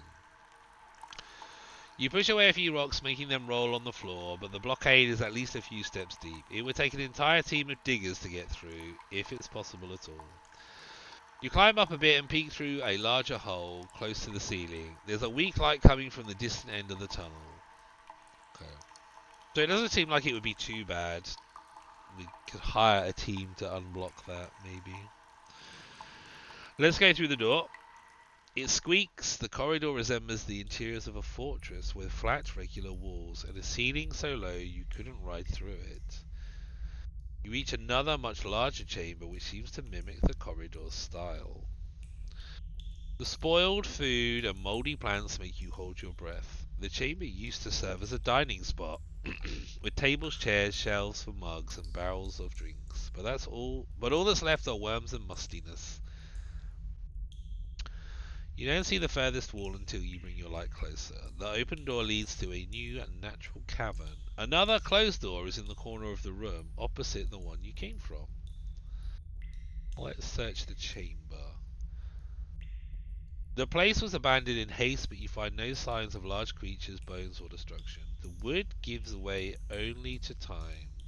A few of the barrels still contain liquids, though you wouldn't dare open them. Close to the exit leading to the cave, you find a hook with a simple iron key. You pick it up, and it stains your hand with rust. I tried to open the door in the corridor. Oh, try and open the door in the corner. The door gives way. The next room is also too large for your light to reach all the corners at once. The empty shelves, chests, and spear racks give you no promise of hidden treasure, but you also find a box with rusty nails, a cracked barrel in the corner, and a broken blade.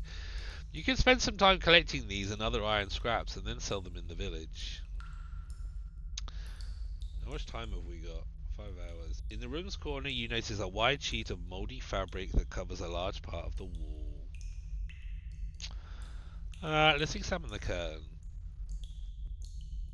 It's divided in the center, allowing you to draw it. Behind it, you find a tiny room, maybe 2 steps wide and 3 steps deep. It's silent, not as human.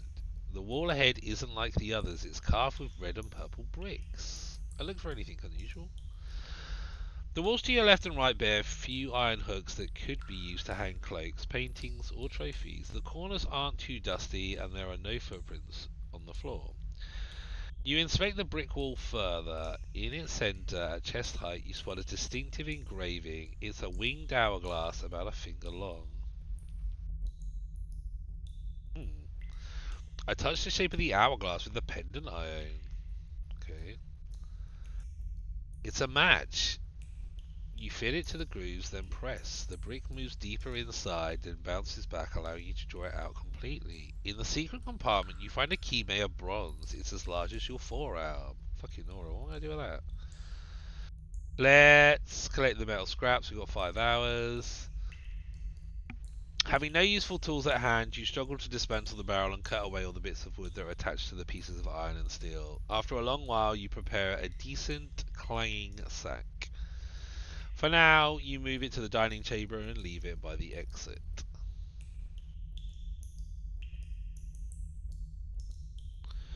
I leave the room.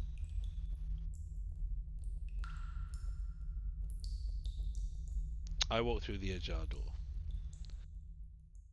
The cave is so moist that the diggers placed planks on the ground, serving as now useless bridge through the puddles. The rocks shaped like icicles ominously hang from the ceiling, in some spots merging with the on-floor counterparts and forming hourglass-like columns.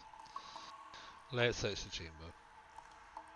You leave the rotten planks and explore the cavern carefully, making the light dance on the droplets and puddles, but you find nothing of use or value. Try to open the door. The door opens quietly and you return to the main tunnel. You could turn south again and see if there's anything you missed, but after you blink a few times you realize there's a light at the opposite end of the tunnel. Far ahead, it's weak and flickers like a torch.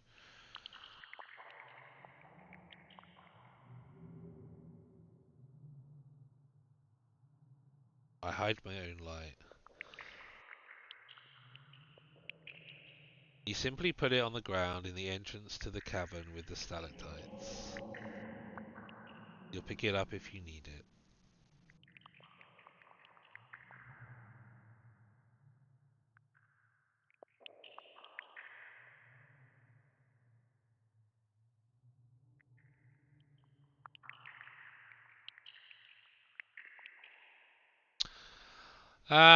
Let's move closer to the light.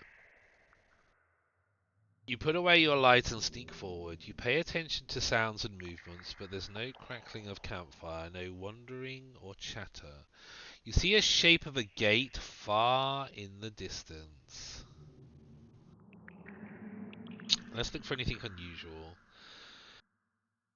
Though you do so in almost complete darkness, you notice something blocking your boot. You crouch and touch the long cord stretched right above the ground, in a few spots holding pieces of wood and bone that are meant to make the sound if disturbed. You cut it carefully, putting the remains of the trap on the floor. Oh shit, thank fuck we looked first. I try and get close enough to see who's responsible for the light.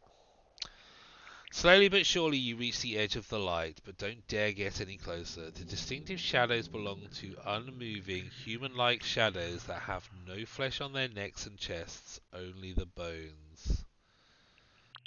You move back. There may be 3 undead in there, if not more. You could prepare some surprises in the tunnel to slow them down or even weaken them, but who knows how easy it would be to outsmart them.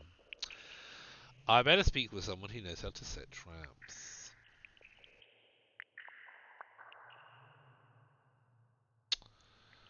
I go back to the crossroads.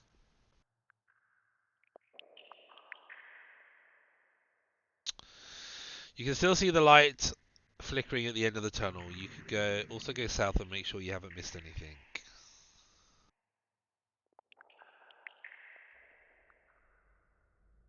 I head south in the direction I came from. You reach the other side of the cave-in, getting a good view at its size. You find a new door here. It's a bit tilted, closed, and soggy. I try to open the door. The small iron padlock won't budge. Too weak to destroy the door. Try the key I found in the dining chamber. It's like the size of my arm. Surely it's not going to work. Okay, it will work. After a bit of wiggling, the padlock gives in. The door lets out a sigh and you enter a humble cave that's been turned into a storeroom. Your light reveals crates, a pile of timber, a stack of rocks, and another of bricks. Well, let's search the chamber. You move the building materials aside, although we could probably, taking note of the somewhat dry timber, but the first thing of use you find are the tools stored in one of the crates. The crude axes, hammers, chisels, pickaxes, and digging bars are all old and made of rocks, antlers, and bone. Though they're worthless, you move a few of them closer to the tunnel. If necessary, you know where to find them. Okay.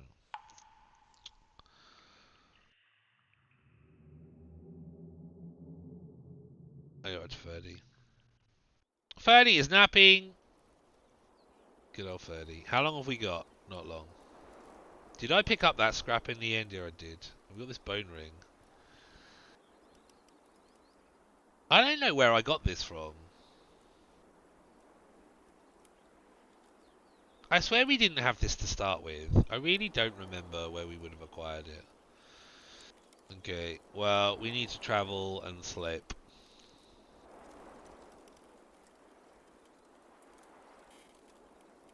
Oh, we can go up from this point. It's really weird how this works. The muddy roads slow you down. Okay, well, we've got like 3 hours. We're going to Foggy Lake. We'll sleep.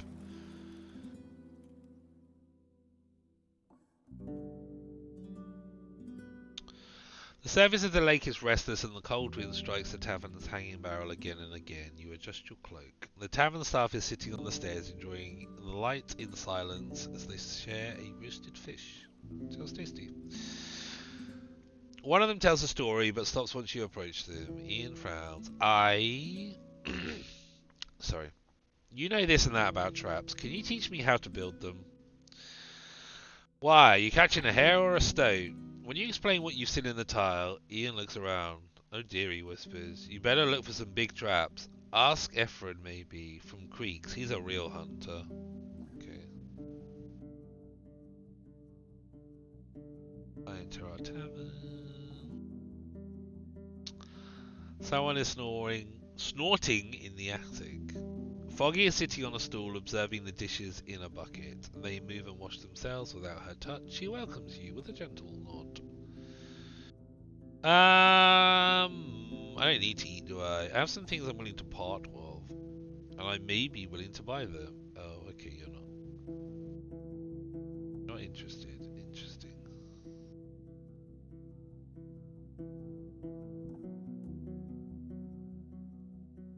So we have more nourishment. I need to sleep.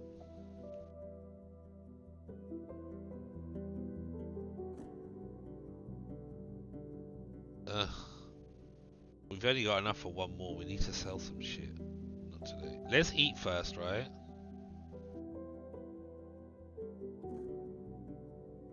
So if our nourishment is full, then it's much easier to overcome physical struggles. I wonder if that makes a difference to our sleeping if we have full nourishment. And I really need a bath. But let's sleep.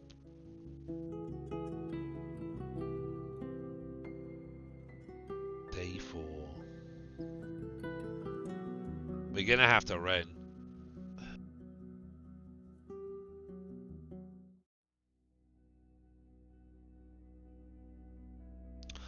Like most people, you wake in the middle of almost every night before your second sleep comes.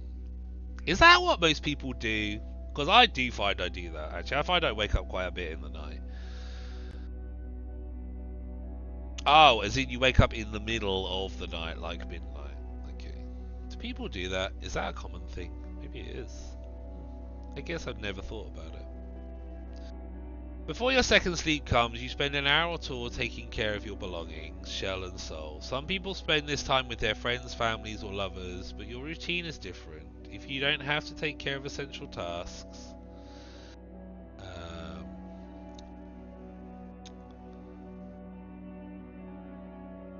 I stretch my muscles, work out a bit. I spend some time outside observing the stars and listening to wild creatures. I check on 30. It's a good time to brush it and make sure it has everything it needs. The best time to pray and think about my dreams. I just stare where I am, trying to ease my soul and focus on my breathing. I feel anxious during this time. Well, that's not it. I mean, I personally wouldn't pray, but also I'm lazy fuck, so I wouldn't work out. Jeez, if I woke up in the middle of the night, I'm not doing a mini workout.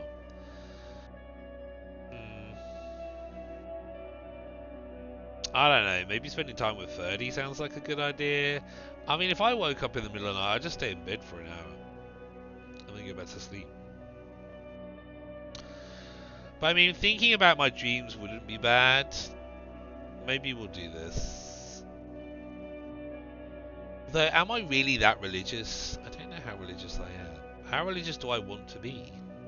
As in the person in this story, not me personally. Although I suppose this is an extension of me, right? Because I am playing it. I mean, I do stretch when I'm in bed. A lot. Just some stretches, try to go back to sleep, stretch some more. I mean, if that counts as a workout, I do lots of workouts. I don't think... I mean, that's a nice idea, but that's the last thing I'd want to do if I woke up in the middle of the night. I don't know, maybe I'd go outside for 5 minutes.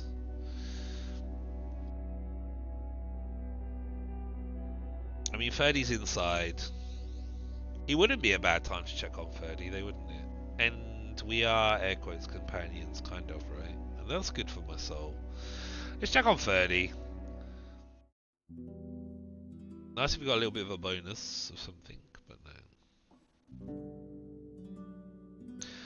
Listening to the grunts of the annoyed 30 makes you feel uneasy, but at least the furs covering the floor are helping you relax. You don't even notice when it's already morning, and while the smell coming from the lower floor is not inviting, at least it's not you who has to take care of it. Do I want to eat before I go? I think I've got 2 meals. Oh, but also, I definitely need to go to bed. It's 8:30 in the morning. So I think this is probably a good time to save, right? Although that's quick save. So what if I do this? Let's save. This one. And this is...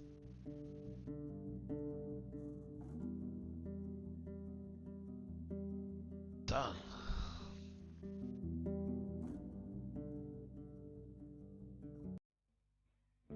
Wow. So this game, if we can call it a game, is infinitely more complex than I thought it would be. I kind of thought it would be something quite quick. But considering we have spent 8 hours, and we are nowhere near doing anything, this is long, and that's for, I mean, this has got like multiple things you can do on playthroughs, right? I mean, you could probably like lose your life to this game, I think. I think once you know and you don't need to keep reading stuff, then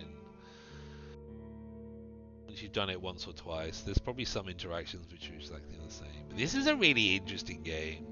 It's a bit of a slow burner, but then if you're playing it for the first time and you want to read absolutely everything, then it's going to take some time because you kind of try and find your feet, right?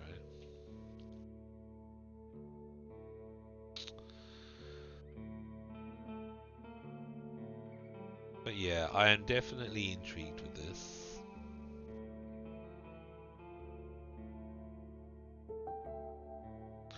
So I might actually pick this up later today, as in Sunday, tomorrow, whatever you want to call it. I will probably stream at some point. We're gonna have a me day tomorrow, a very rare occurrence. I'm actually not gonna bother setting an alarm, so we're just gonna kind of sleep until we feel like getting up, and then maybe going back to sleep. You know, might have a bath. I might just lie in bed and watch some Netflix because I never really get to do that. But I don't have work tomorrow, which is kind of like why we're having that day. So I feel like we can definitely make it on at some point to do something. I mean, we have a plethora of different things we could play, but I'm quite digging this Roadwarden. So yeah, feel free to join AV for story time. Let's have a look who's on. Let's see if there's anybody we can read. Oh, we got some people on.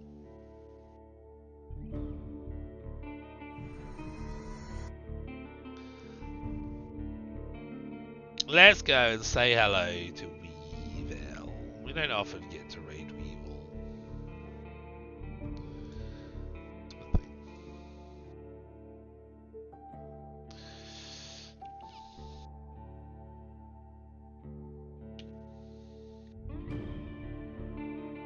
Thanks from Long Dark.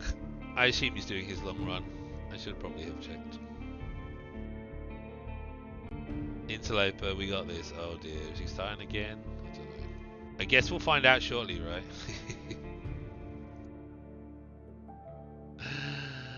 Oh, you're still up, Bug! Bug! Thank you very much. Oh, Bella, thank you so much. Thank you both for hanging out with me, and thank you for everyone that has been here. My lurkers and my chatters, I appreciate you each and every one of you. You guys are awesome. And yeah, I can't believe you stuck around.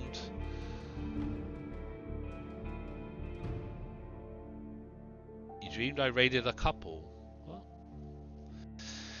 Yeah, I can't believe you guys have stuck around with this one. It's just me talking. But yeah, hopefully you found it interesting.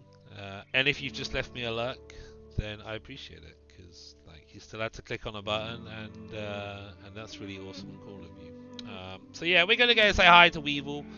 We're gonna go get some sleep, have some good old me time tomorrow, and then I will probably, no promises, but I will probably be on tomorrow night and do a stream or something. So. Folks, if you haven't already gone to bed, you're mad, but sleep well. Otherwise, take care, have a fantastic Sunday, and I will see you very soon. Love to you all. Let's get out of Weevil.